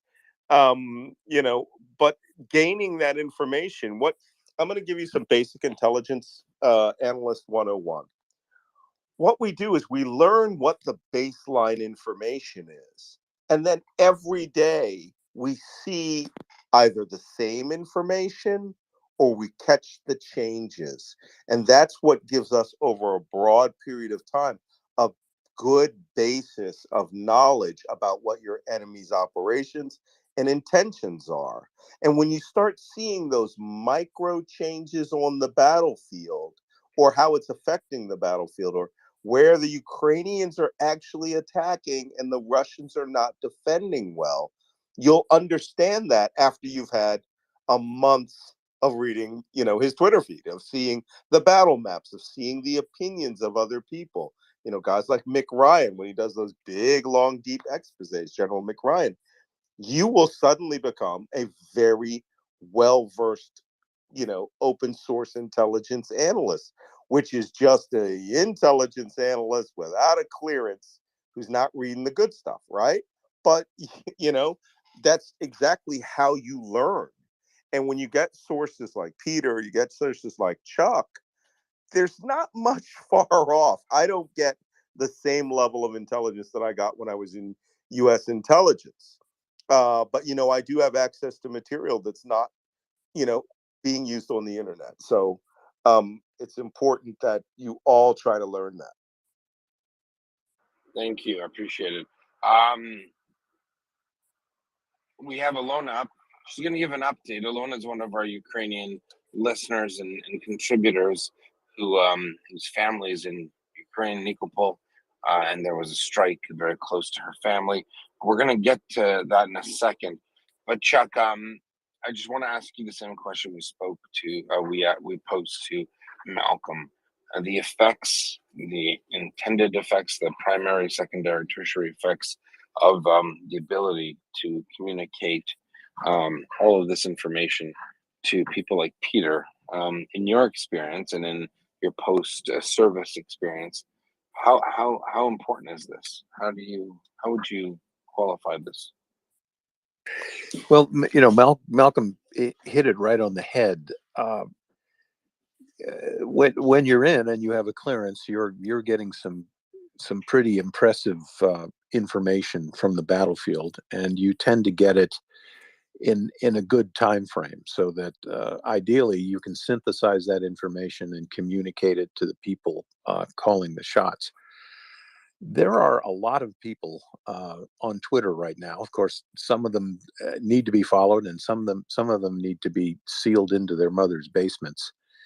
But the ones that are worthy of being followed, in many times, we're getting video from the battlefield, or truthful, accurate battle information from the battlefield within a matter of minutes. It can go from occurring in Ukraine to being put in a Twitter stream, one of the reliable Twitter streams. It was a great compliment from Malcolm about the Twitter feed that I run, Indications and Warnings, that what I try to bring to that equation is I try to produce the sort of slide that I would put under the nose of an admiral, under the nose of a SEAL team commodore who's commanding task groups in the field. I try to bring, the quality of presentation and analysis that you'd get, that the big boys get. A battle map that it does not have too much information to get you down into the weeds, but shows you, here are the highways, here are the bridges, here are the terrain features. And as Malcolm pointed out, you stay with his feet for a while, and Malcolm hit it right on the head. You read yourself in, as the term of art goes, to the information that's going down, and you watch for those little changes. You watch for things out of the ordinary. we've been able a lot of times. The news that gets put out, because there are good sources to it, it's 2 or 3 days sometimes ahead of the BBC, which I would consider a state-of-the-art news organization. Getting this information into the in front of decision makers like Peter, like a lot of other people who watch and lurk in these spaces, but this is sort of the democratization of intelligence. This is something that's good for us, the good guys, but very bad for the Russians, because if we get a fix on something, if, for example, it can be discerned that the 42nd Combined Arms Army in Kherson, we can see these bridges are blown. We expect that there's been a negative logistic impact on them. But communications intercepts have also stated the Russian soldiers are complaining that they don't have food and water. Look, if you're a soldier in the field and you don't have food or water and all your ammunition's blowing up, you're not a soldier, you're a hobo, right? you're no longer a combatant. I mean, you're hungry and you're rolling around looking for a chicken to steal. Or a dog. Right. So again, it's, you know, we live in this sort of wonderful time, and this is Twitter living up to its, you know, its possibilities instead of, you know, people yelling and insulting each other.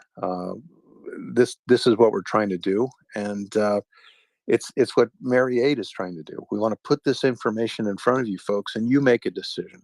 You know, you look at this, and as Yehuda said, if you ever wondered what you could do, what can you do to help these people who are bombed out of their homes? What can you do to stop soldiers from firing anti-aircraft missiles willy-nilly into cities? Look, and as Malcolm said, these things aren't designed for that. It's just 1,000 tons of wreckage, 1,000 pounds of wreckage coming down in a playground.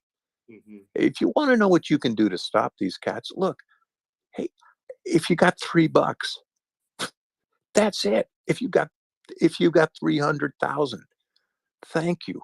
Anything you can do. And if you can't do anything, man, that's totally cool too. Retweeting, like, yeah, exactly. Spread the information and spread the love. You said something that's incredibly important and powerful, and that is the democratization of intelligence.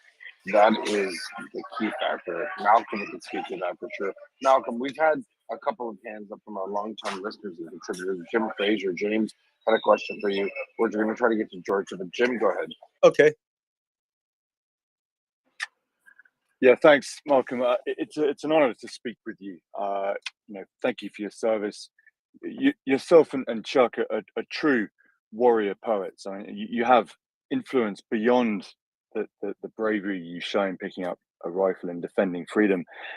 You know, I'd like to, you know, I'd like to find out what really motivated you. What was there a trigger point? Was there a moment where you famously said on camera, "I'm done talking"? Yeah. Well, that moment came because it was necessary, and I was pretty frustrated. You know, to be quite honest, with some of my news media cohorts, and you know, when the invasion started, friends of mine were being attacked, were being bombarded. People that I had just seen, friends of mine who were in the armed forces, were saying they were going to die. And I went home, got my gear. And then, you know, when I got back to Ukraine, it was pretty clear that I was a special snowflake.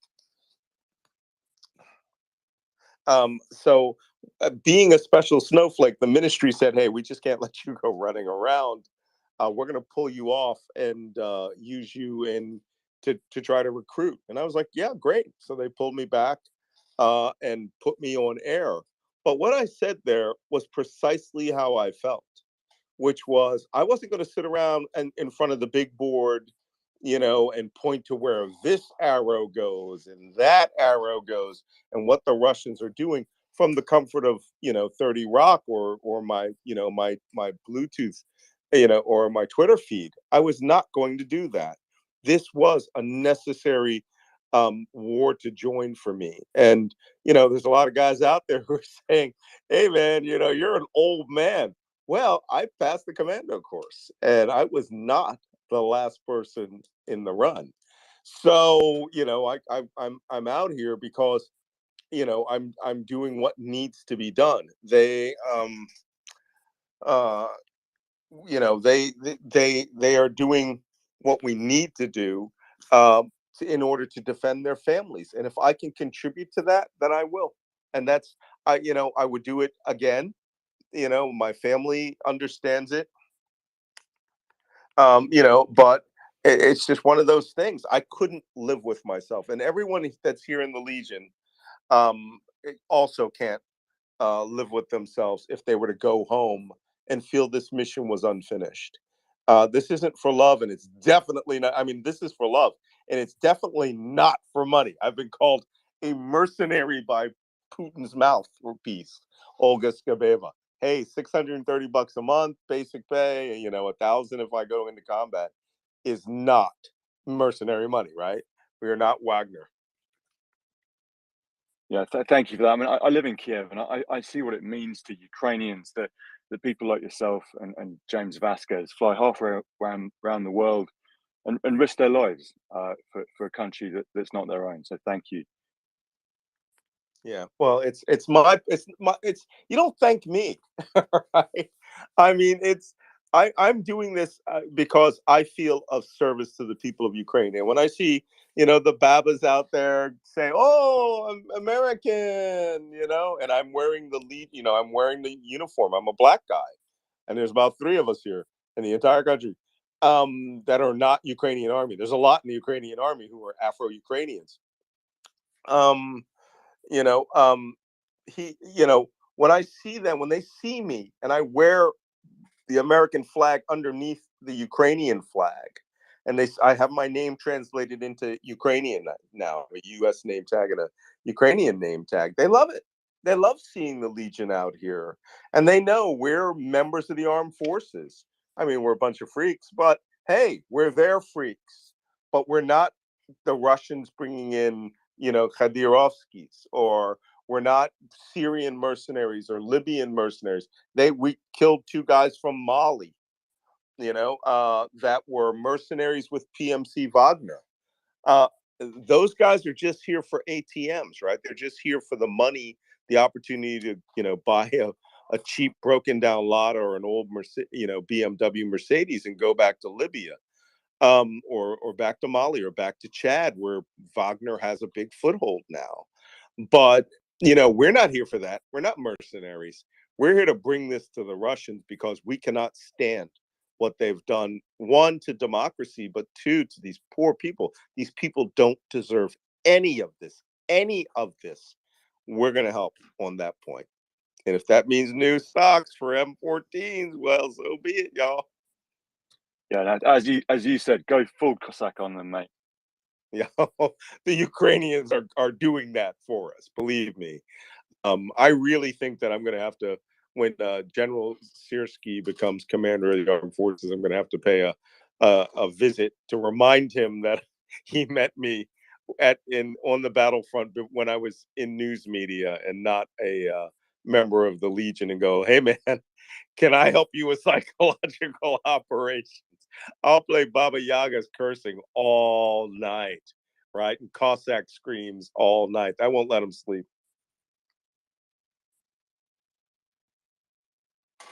Yeah, Alexander Sirski is a real hero. Yeah, when I met him, he's a short guy. Both him and General Pavlyuk. General Pavlyuk at the time was commander of the Joint Task Force down in Donetsk and Luhansk.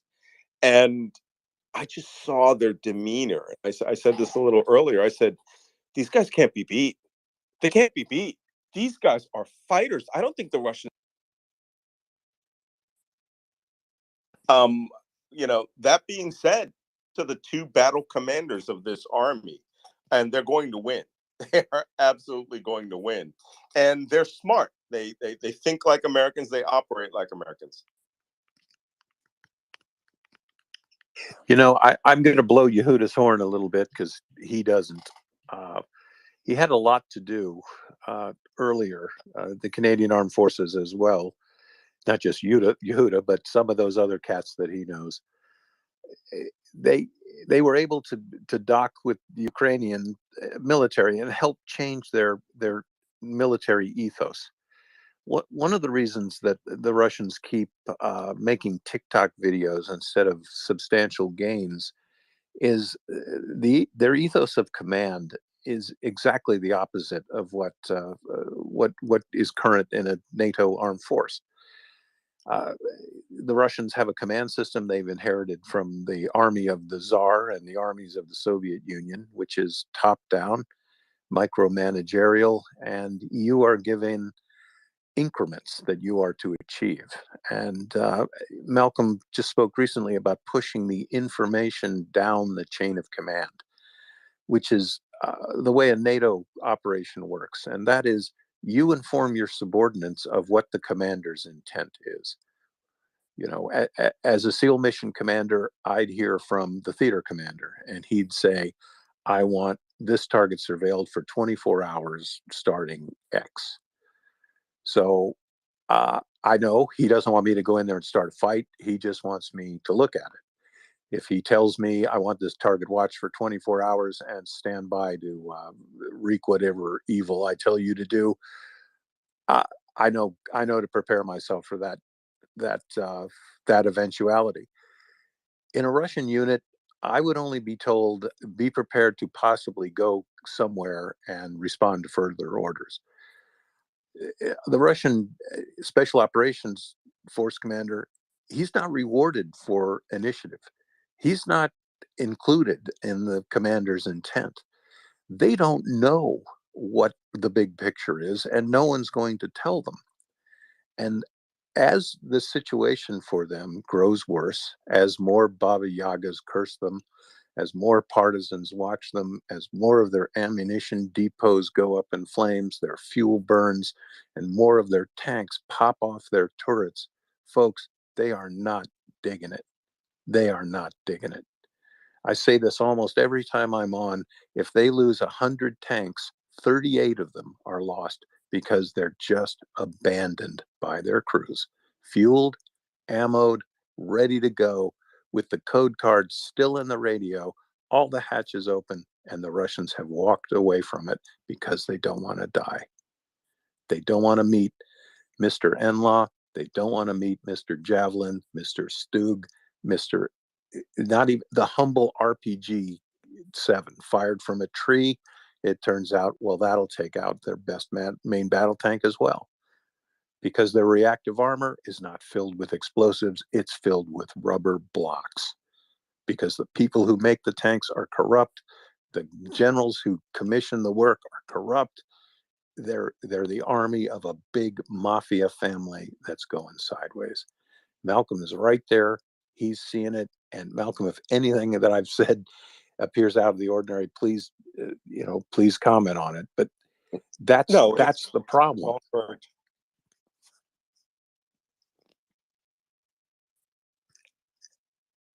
Yeah, I'm saying it's all correct. And I'll add one additional thing. We do take casualties. Okay, this isn't a one-way street. They are throwing back at us, but they kill more civilians than they do soldiers. And, the soldiers are here to fight. And, everybody asks me, are you an advisor or are you a fighter? I go, I'm a fighter. Right? I just have to make my people fight better, fight smarter, fight with better planning, which is what the Russians aren't doing. Again, they just want to survive the night. And we've got to make sure that they feel that they can walk away from this, or at least, shoot their commander and walk away. That's what I'm trying to get them to. Absolutely. And folks, there are hundreds of Ukrainian patriots dying every day. Patriot soldiers who've put down their lives to fight for their country. I ran a statistic this past week in my Twitter feed. 95% of Russian munitions target civilians. less than 5% actually hit Ukrainian military targets. Okay, that's no accident. That is no accident.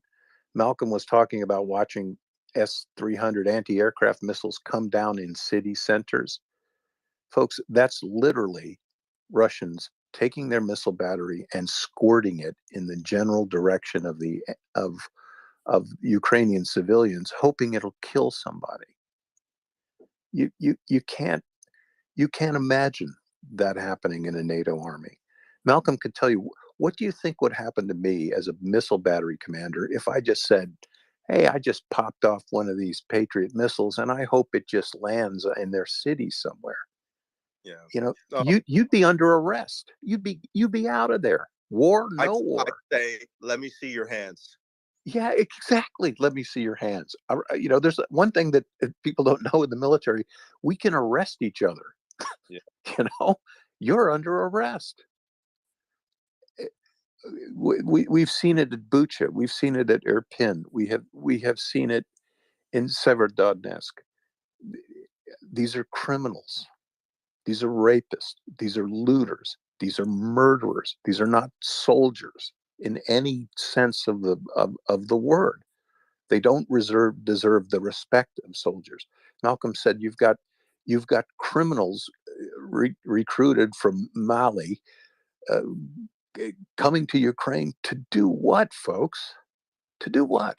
To kill people for a couple $100 to get a lotta? Yeah, I'm afraid that's true. That's true. That also tells me something.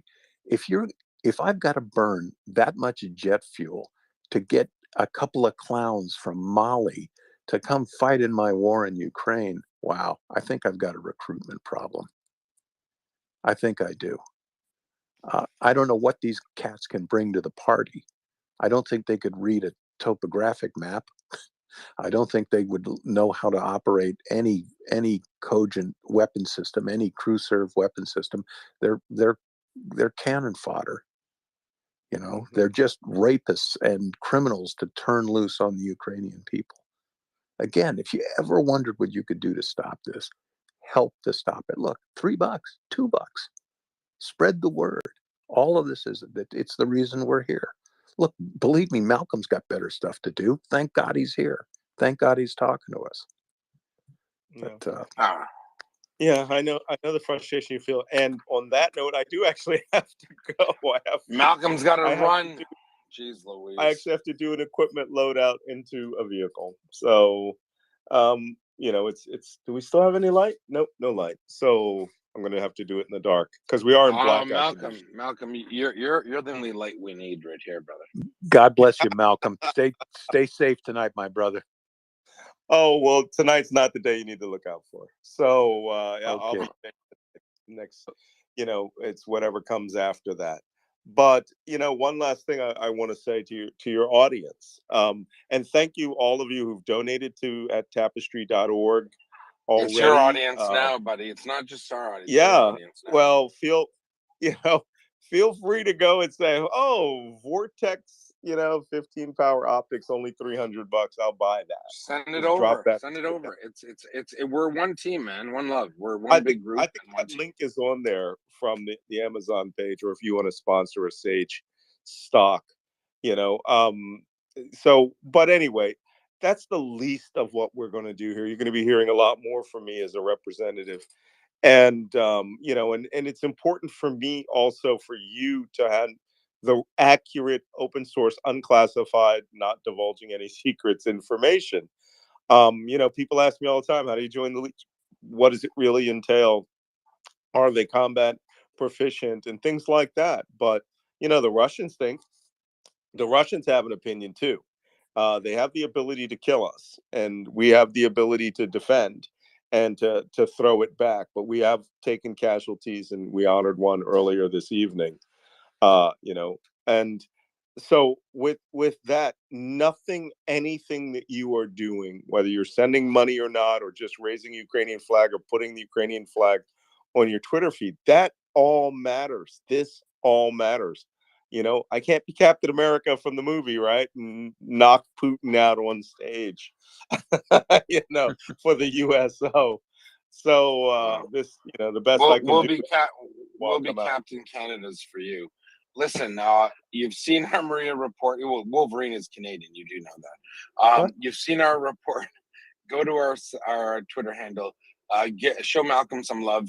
Him and his people deserve it. They've been fighting the fight that we can only fight, metaphorically through the internet and virtually rather. So please do come back whenever you have a moment. We're going to keep your information up, Malcolm. I'd love to circle back with you. I want to make sure that this is good for you and your team. You have promised me sort of documentation and videos so we can highlight the work you do, right? It's important. Unfortunately, this is about tooting your own horn. We need to know what you're doing. I don't, but there are people that do want to see it. And if you're able to do that, as you said, I think it would go over super well with the audience. What do you think, Malcolm? Yeah, well, we'll see. I've got to get permission. I know 3rd Battalion has a video archive that they want to start showing the world, and these weapons are going That's to what I'm both talking about. and 1st Battalion and 3rd Battalion. So these how can I put it? These enhancements to the the M14 rifles to the Mark 14 standard are equal opportunity. They're going to all Legion battalions.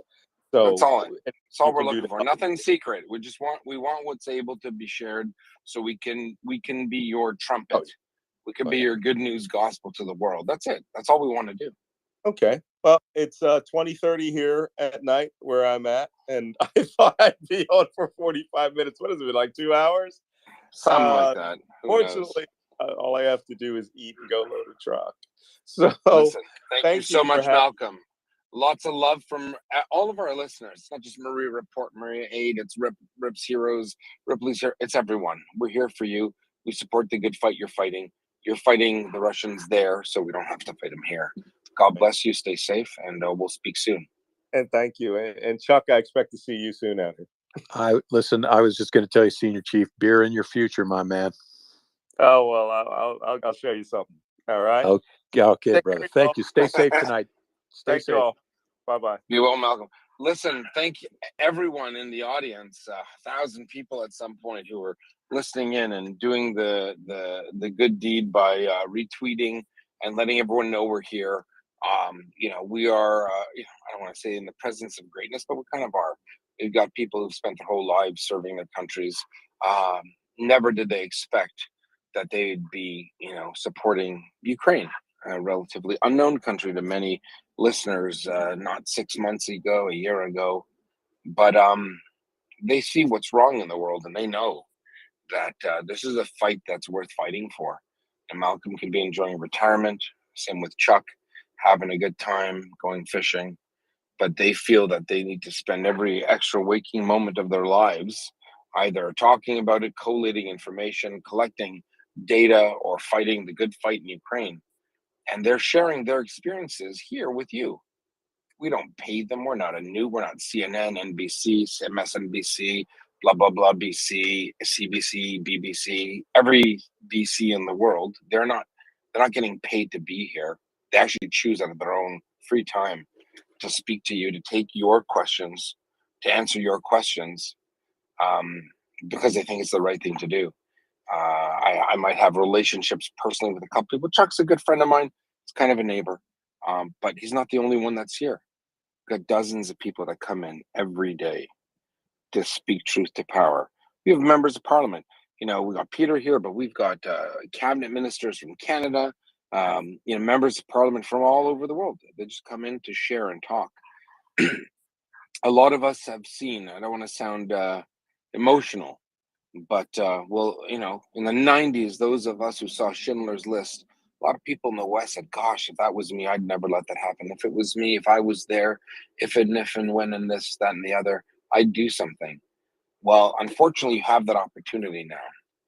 It's not, you might not live in Dusseldorf or Cologne and you're not hiding a Jewish family in your basement, but just with your words and your fingertips, you can create things and do things that will save the lives of Ukrainian men, women, and children, civilians. All you have to do is help. All you have to do is show you're interested, retweet, like, pass this on. You got $10 to spare? Most people have $10. Send it over. Help them out. They're trying to fight the battle today so that our children don't fight this battle tomorrow.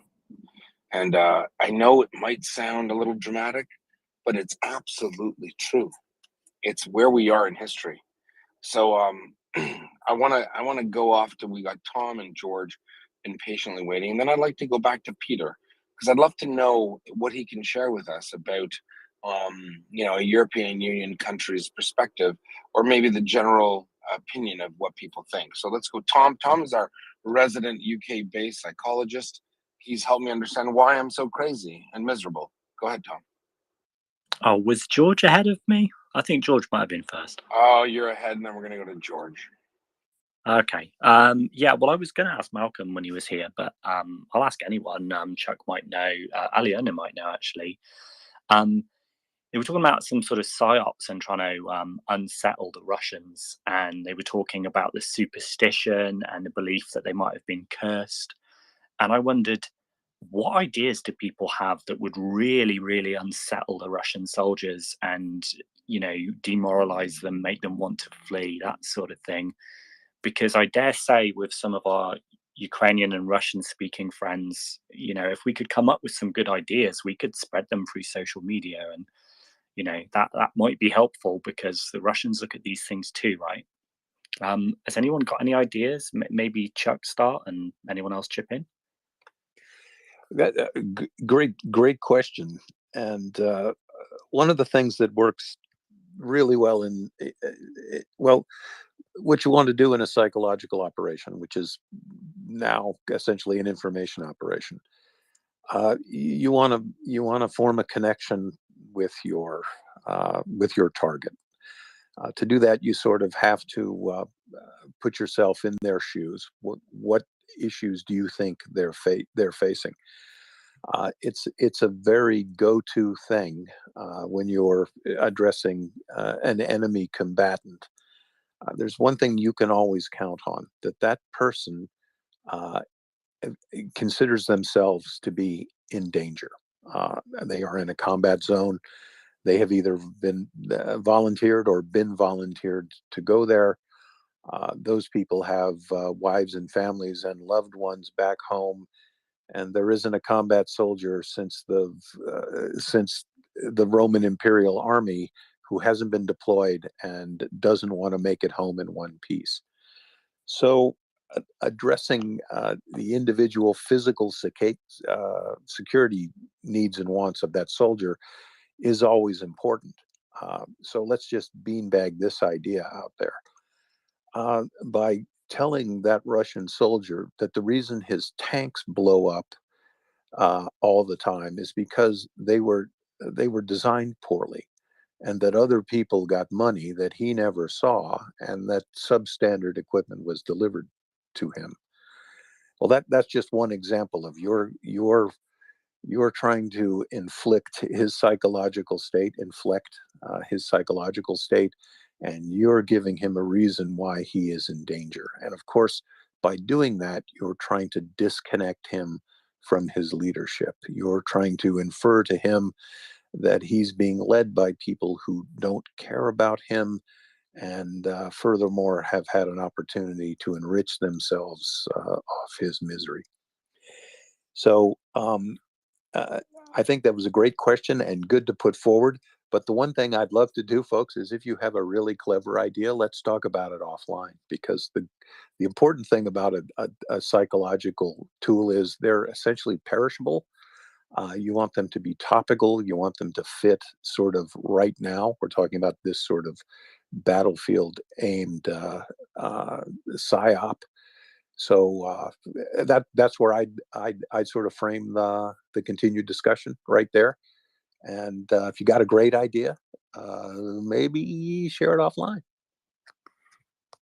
So, yeah, because I was thinking, because a lot of the time I use cognitive behavioral therapy, and typically I'm trying to help people with anxiety to overcome anxiety so they can do things that they want to do.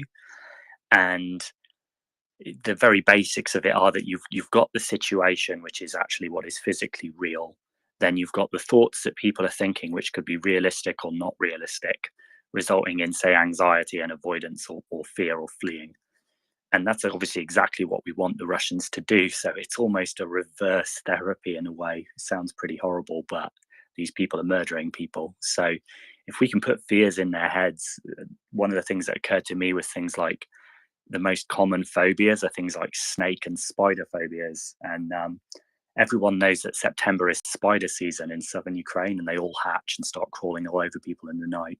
You know, this is the sort of thing that just occurred to me. But I wonder what ideas other people have got. I can see Aliona's got a hand up. I hope I'm saying your name right. Aluna, what's her name? Hello everyone. Что доходит? Yeah, well, sorry, 1 second. Let me close the balcony door. Well, about ideas, as the previous speaker said, probably be better to take this offline. I joined to quick comment on this. I try to, when I speak to Russians, well, not the ones in the Russian army, but generally like Russian citizens who have been feeling very much discriminated and unfairly treated, which is ridiculous. I always try to remind them that their like opinion on the state of things really doesn't matter, like unless they're doing something that's impactful. It doesn't matter if they are against the war, which, you know, Russians are sometimes praised immediately the moment they say that they are against the war, which is not a huge achievement in my view. But yeah, just kind of that, you know, helping them to get used to the thought that their view is just irrelevant most of the time, so they can keep it to themselves, which is like a wild like mind-blowing thought for them. But yeah, I joined to give an update on Nikopol. I found out that, well, first of all, to give you a bit of background, Nikopol is a town in Dnipropetrovsk region. I've currently have I have family there, and I was speaking to my mom, and she said to me that Russians have been shelling Nikopol from helicopters today, which is unusual even for Nikopol. And what's been happening there basically is that it's very close to Enerhodar, where Zaporizhzhia nuclear power plant is located, and so obviously it's been occupied by Russians for quite a long time now, pretty much from the beginning of the full-scale invasion. And they've been basically using the NPP for as a cover for their artillery positions, and so they're currently turning Nikopol into a second Mariupol because they can, right? Because we cannot hit back at them, and so today they also started shelling from helicopters. And as far as I know, it was Mi-28 helicopters. They're called Night Hunters in Russian. I think the NATO name is Havoc. And so, yeah, my dad sent me some really heartbreaking for me footage.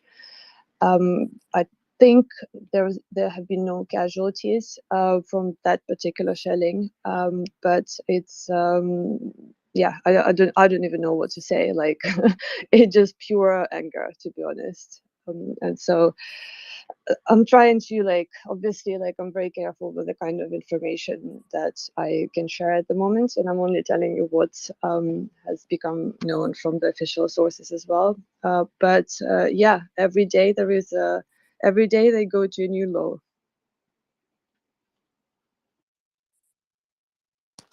Yeah, and again, this is another example of the Russian sort of indifference to civilian targets. No, they are targeting civilians on purpose. It's not just indifference. And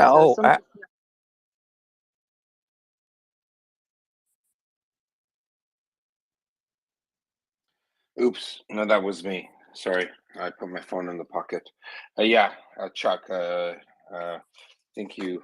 Sorry, you were saying indifference doesn't mean that they did it by mistake. It means that they don't care.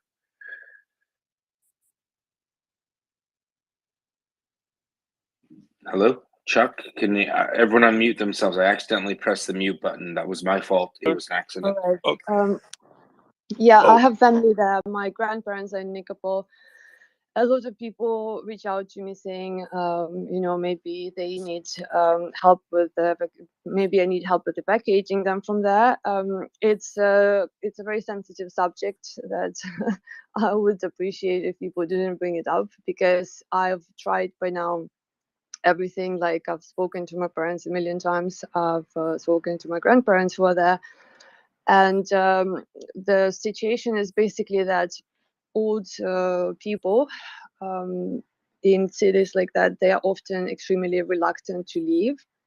And so they literally will prefer to be shelled, but to be shelled in their own homes, as opposed to in their mind, it's like being shelled elsewhere, right? But they would probably be safe to where they would be taken, more or less safe, right? But they just don't want to leave their homes, and there is nothing we can do about it. And my dad is like, what am I supposed to do? And so No. Alona gets that a lot. Sorry, Alona gets that a lot, and no one's gonna tell them to leave. I did it once a couple months ago, and you explained it, and I get it. I said it as a friend, but the truth is, these people live their whole lives. They don't want to leave their homes. They don't want to. They're not afraid of the Russians. The Russians think that they're afraid of them, but they're not. Little old babushkas, they're going to stay put, and that's why if it's ever more prescient, a point to make, that's why we need to support people like MryiaReport, Malcolm Nance, Ripley's Heroes. We need to tell them, we need to help them, because Ukrainians aren't running away. They're tired of running. They're tired of starving. They're tired of being told that they're little Russians or stupid Russians. They're done. The time for obfuscating, for delaying is over. Today is the time. The time is now. Ukrainians will fight for themselves. We need to go and help them.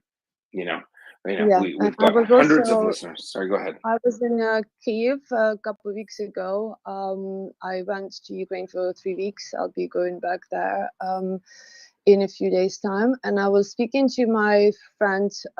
She's originally from Dnipro, but she's been living in Kyiv for quite a while. And she basically left Kyiv in March for some time, and then came back when it probably wasn't advisable yet to come back. And she said to me that she is she was like, if the situation gets as bad as last time, God forbid, she was like, I'm not going anywhere. And I was I was like, why? And she said, it's not me who should be running away. So it's not I don't know whether to say fortunately or unfortunately, because it doesn't sound reasonable, right? But she was like, I'm not scared. I'm not going anywhere. So if they come back, that's it. But yeah, that's kind of the mood that's pretty much prevalent in Ukraine, which is probably like crazy to hear. Nope, why would not crazy. It's your country. Why should you have to run, right? Well, you shouldn't. It's your own home, and think about it. If you're a citizen of Europe or you're a citizen of the United States, floodwaters can be rising in your backyard, and that's the perfect example of an irresistible force. But you don't want to leave because your home is everything to you. And why should her grandparents leave? They didn't start this war. They didn't invite the Russians to come there. They don't need to be denazified. This is a horrendous war of aggression. And look, if Ukraine were forced to roll over and make concessions to Mr. Putin, Folks, do you think it would be enough? How much would be enough?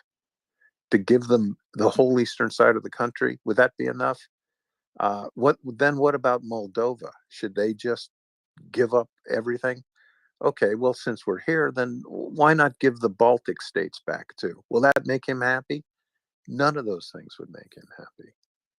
He has to be defeated on the battlefield. And by defeated on the battlefield, folks, we have to defeat the people he sends into Ukraine. Mr. Putin is never going to wake up, have a cup of coffee in the morning and go, wow, this was a bad idea. Let's pull out. His forces have to be defeated on the battlefield until no one else is willing to follow his crackpot orders. That's it. He believes he's on a mission. He's not Putin. He believes he's the extension of Russia, a thing, a concept. But the funny, Well, the funny sorry to thing interrupt. about funny thing. Hold on. Super sorry The to funny interrupt thing. you, like, Yeah, I just no. want to check the language. I have to. It's not the Putin is not the problem. It's not. He is the a problem, but he's not the problem. Okay, so it's very dangerous to kind of just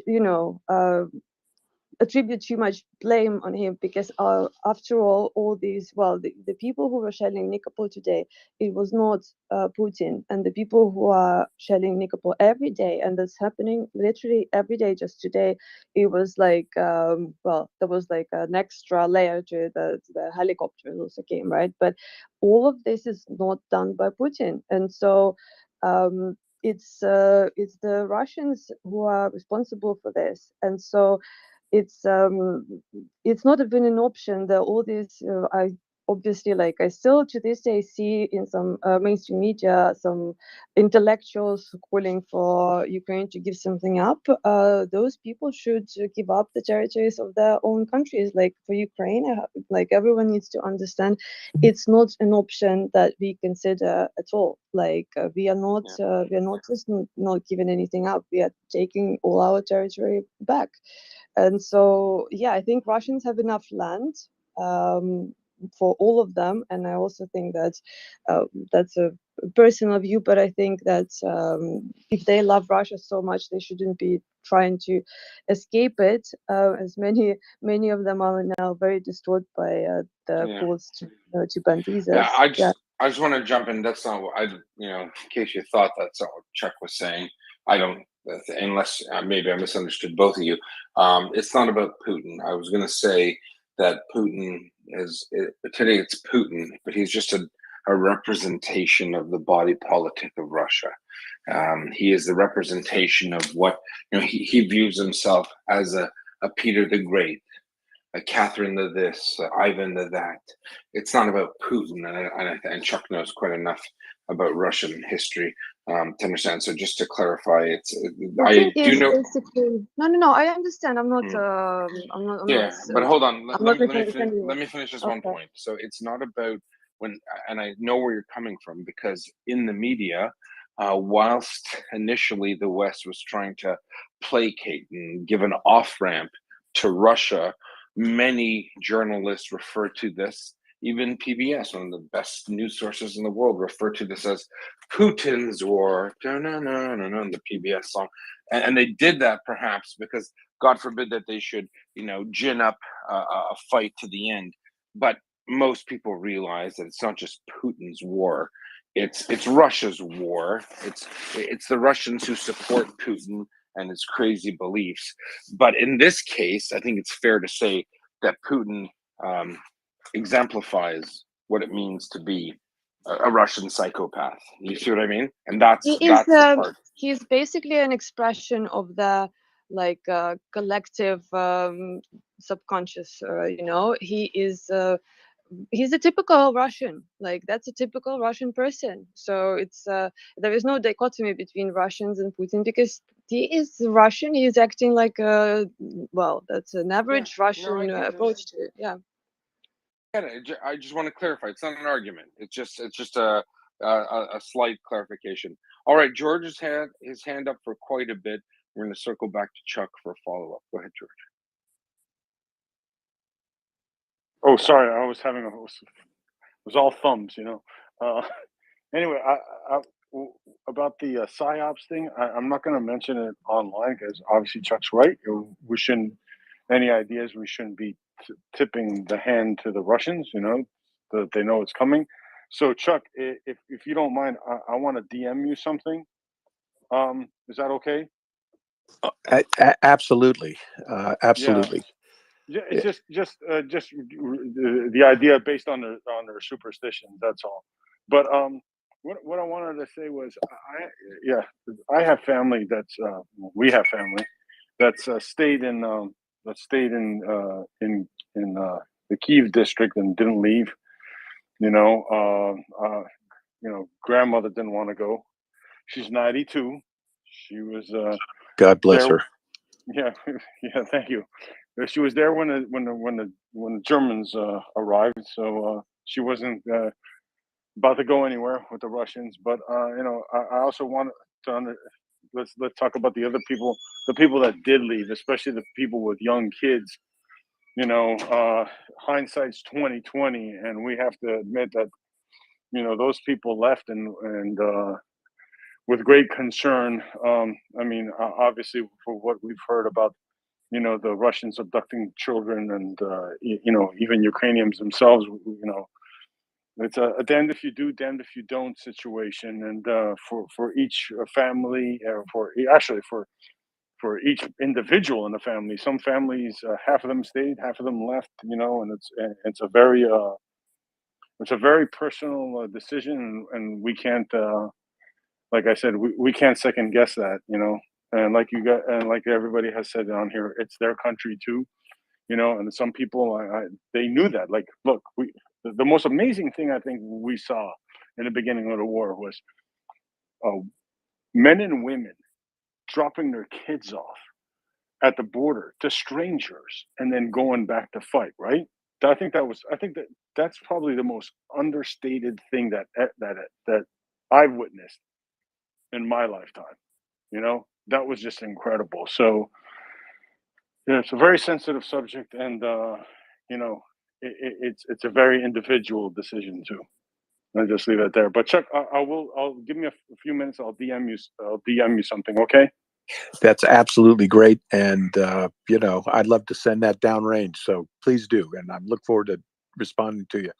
I might take a bit to get to it because no, I understand. But I will. I promise. And listen, angels around your grandma. I mean, what a woman! What a patriot!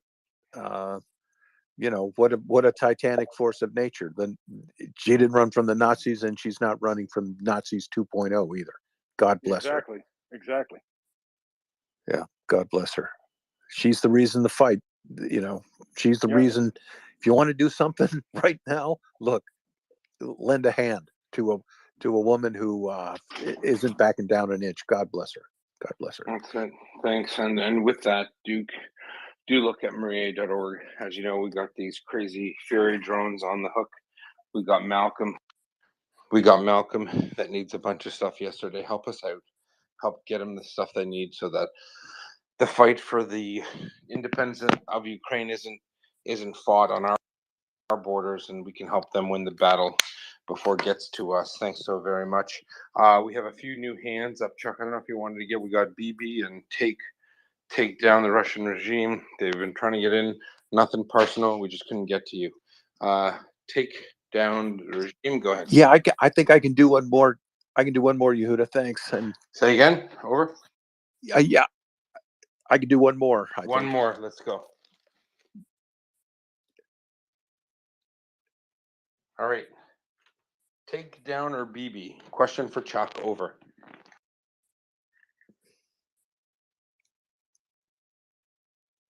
All right. Cat's got their tongue, Chuck.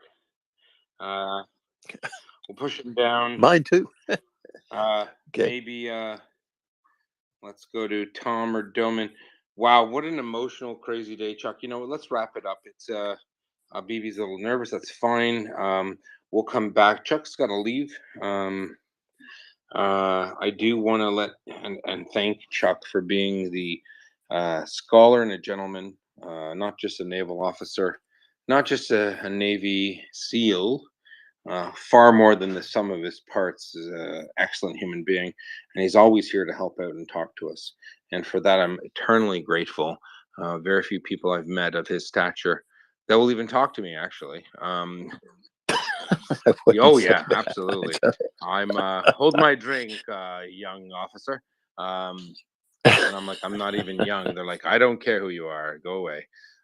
That's me at a mess event, but Chuck's the type of guy that just reaches out to everyone. He touches everyone in a good way.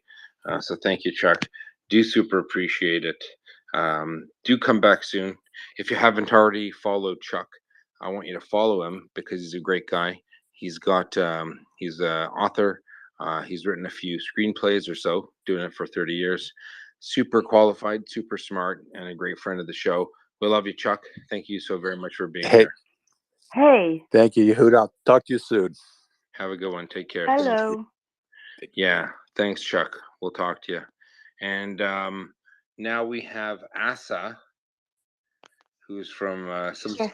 Scandinavian country with weird dots on the letters there. Asa, go ahead. Yes, it's Åsa. Or I'll take your word. Can you hear me? Yeah, Can you hear me? I can hear you.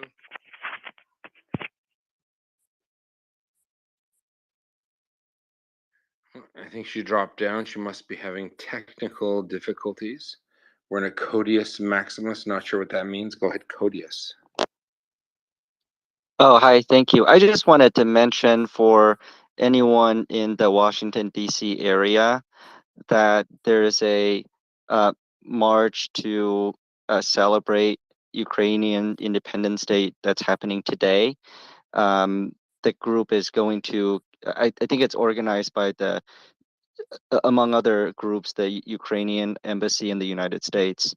The group is going to meet, start to assemble on the near the White House on the north side, and then there'll be programs and speeches and activities later. So, yeah, if you're in the Washington D.C. area, please come out. I share the information. There's a Facebook group. I share the information in a reply to this space. I just wanted to mention that, and that's it. All right, thanks for that. Codius, you go to DC, they've got something going on there. I wish I had Facebook, but I got Facebooked by my wife, not allowed on there anymore. I'm just kidding, I have Facebook. Or I don't. Check out Codius's thing. That's awesome. Thank you very much. We've got Axel and Doman who need to start how do you call it, carrying their weight around here. I have to run. We've got Asa. Asa's from, or Asher, from Sweden. Can't hear her. We've got Tom, George, Nafo. Nafo, did you want to speak, Nafo Connect? Yeah, I just want to do a shout out to all the NAFO fellas out there and all the great work that they're doing in the information space. And yeah, I mean, keep it up. Keep it up, NAFO. Why don't you get all your NAFO friends? They've followed us a bit, but I'm not seeing enough NAFO interaction with us. So why don't you pass that on to the command of NAFO? What do you think? But Hi. we're decentralized and we don't have that. Oh, but okay. last night we had a space actually for the first time that, you know, we were actually like hearing each other over the internet. And it was actually quite a thing. We had something like 300 or 400 NAFO guys in a chat and just like telling our backstories and everything. And a lot of it seems to be, again, coming back to what Malcolm was talking about, of just like, oh, I don't know what to do. Like when the invasion happened, you know, I just kind of felt helpless and like anxious about it and couldn't fathom how I could help in such a way. And so a lot of people were like, yeah, so giving $10 to the Georgian Legion or buying some St. Javelin gear and then getting your fella and then basically being able to contribute in the information space is their way of really kind of like trying to do their part without physically being able to go and fight. So it was actually enlightening to see that there's a lot of like-minded people out there. Yeah, well, first steps first. We need to get your NAFO friends there. I don't really care if you're decentralized or centralized. Get on in here. As you saw, the magic that just happened with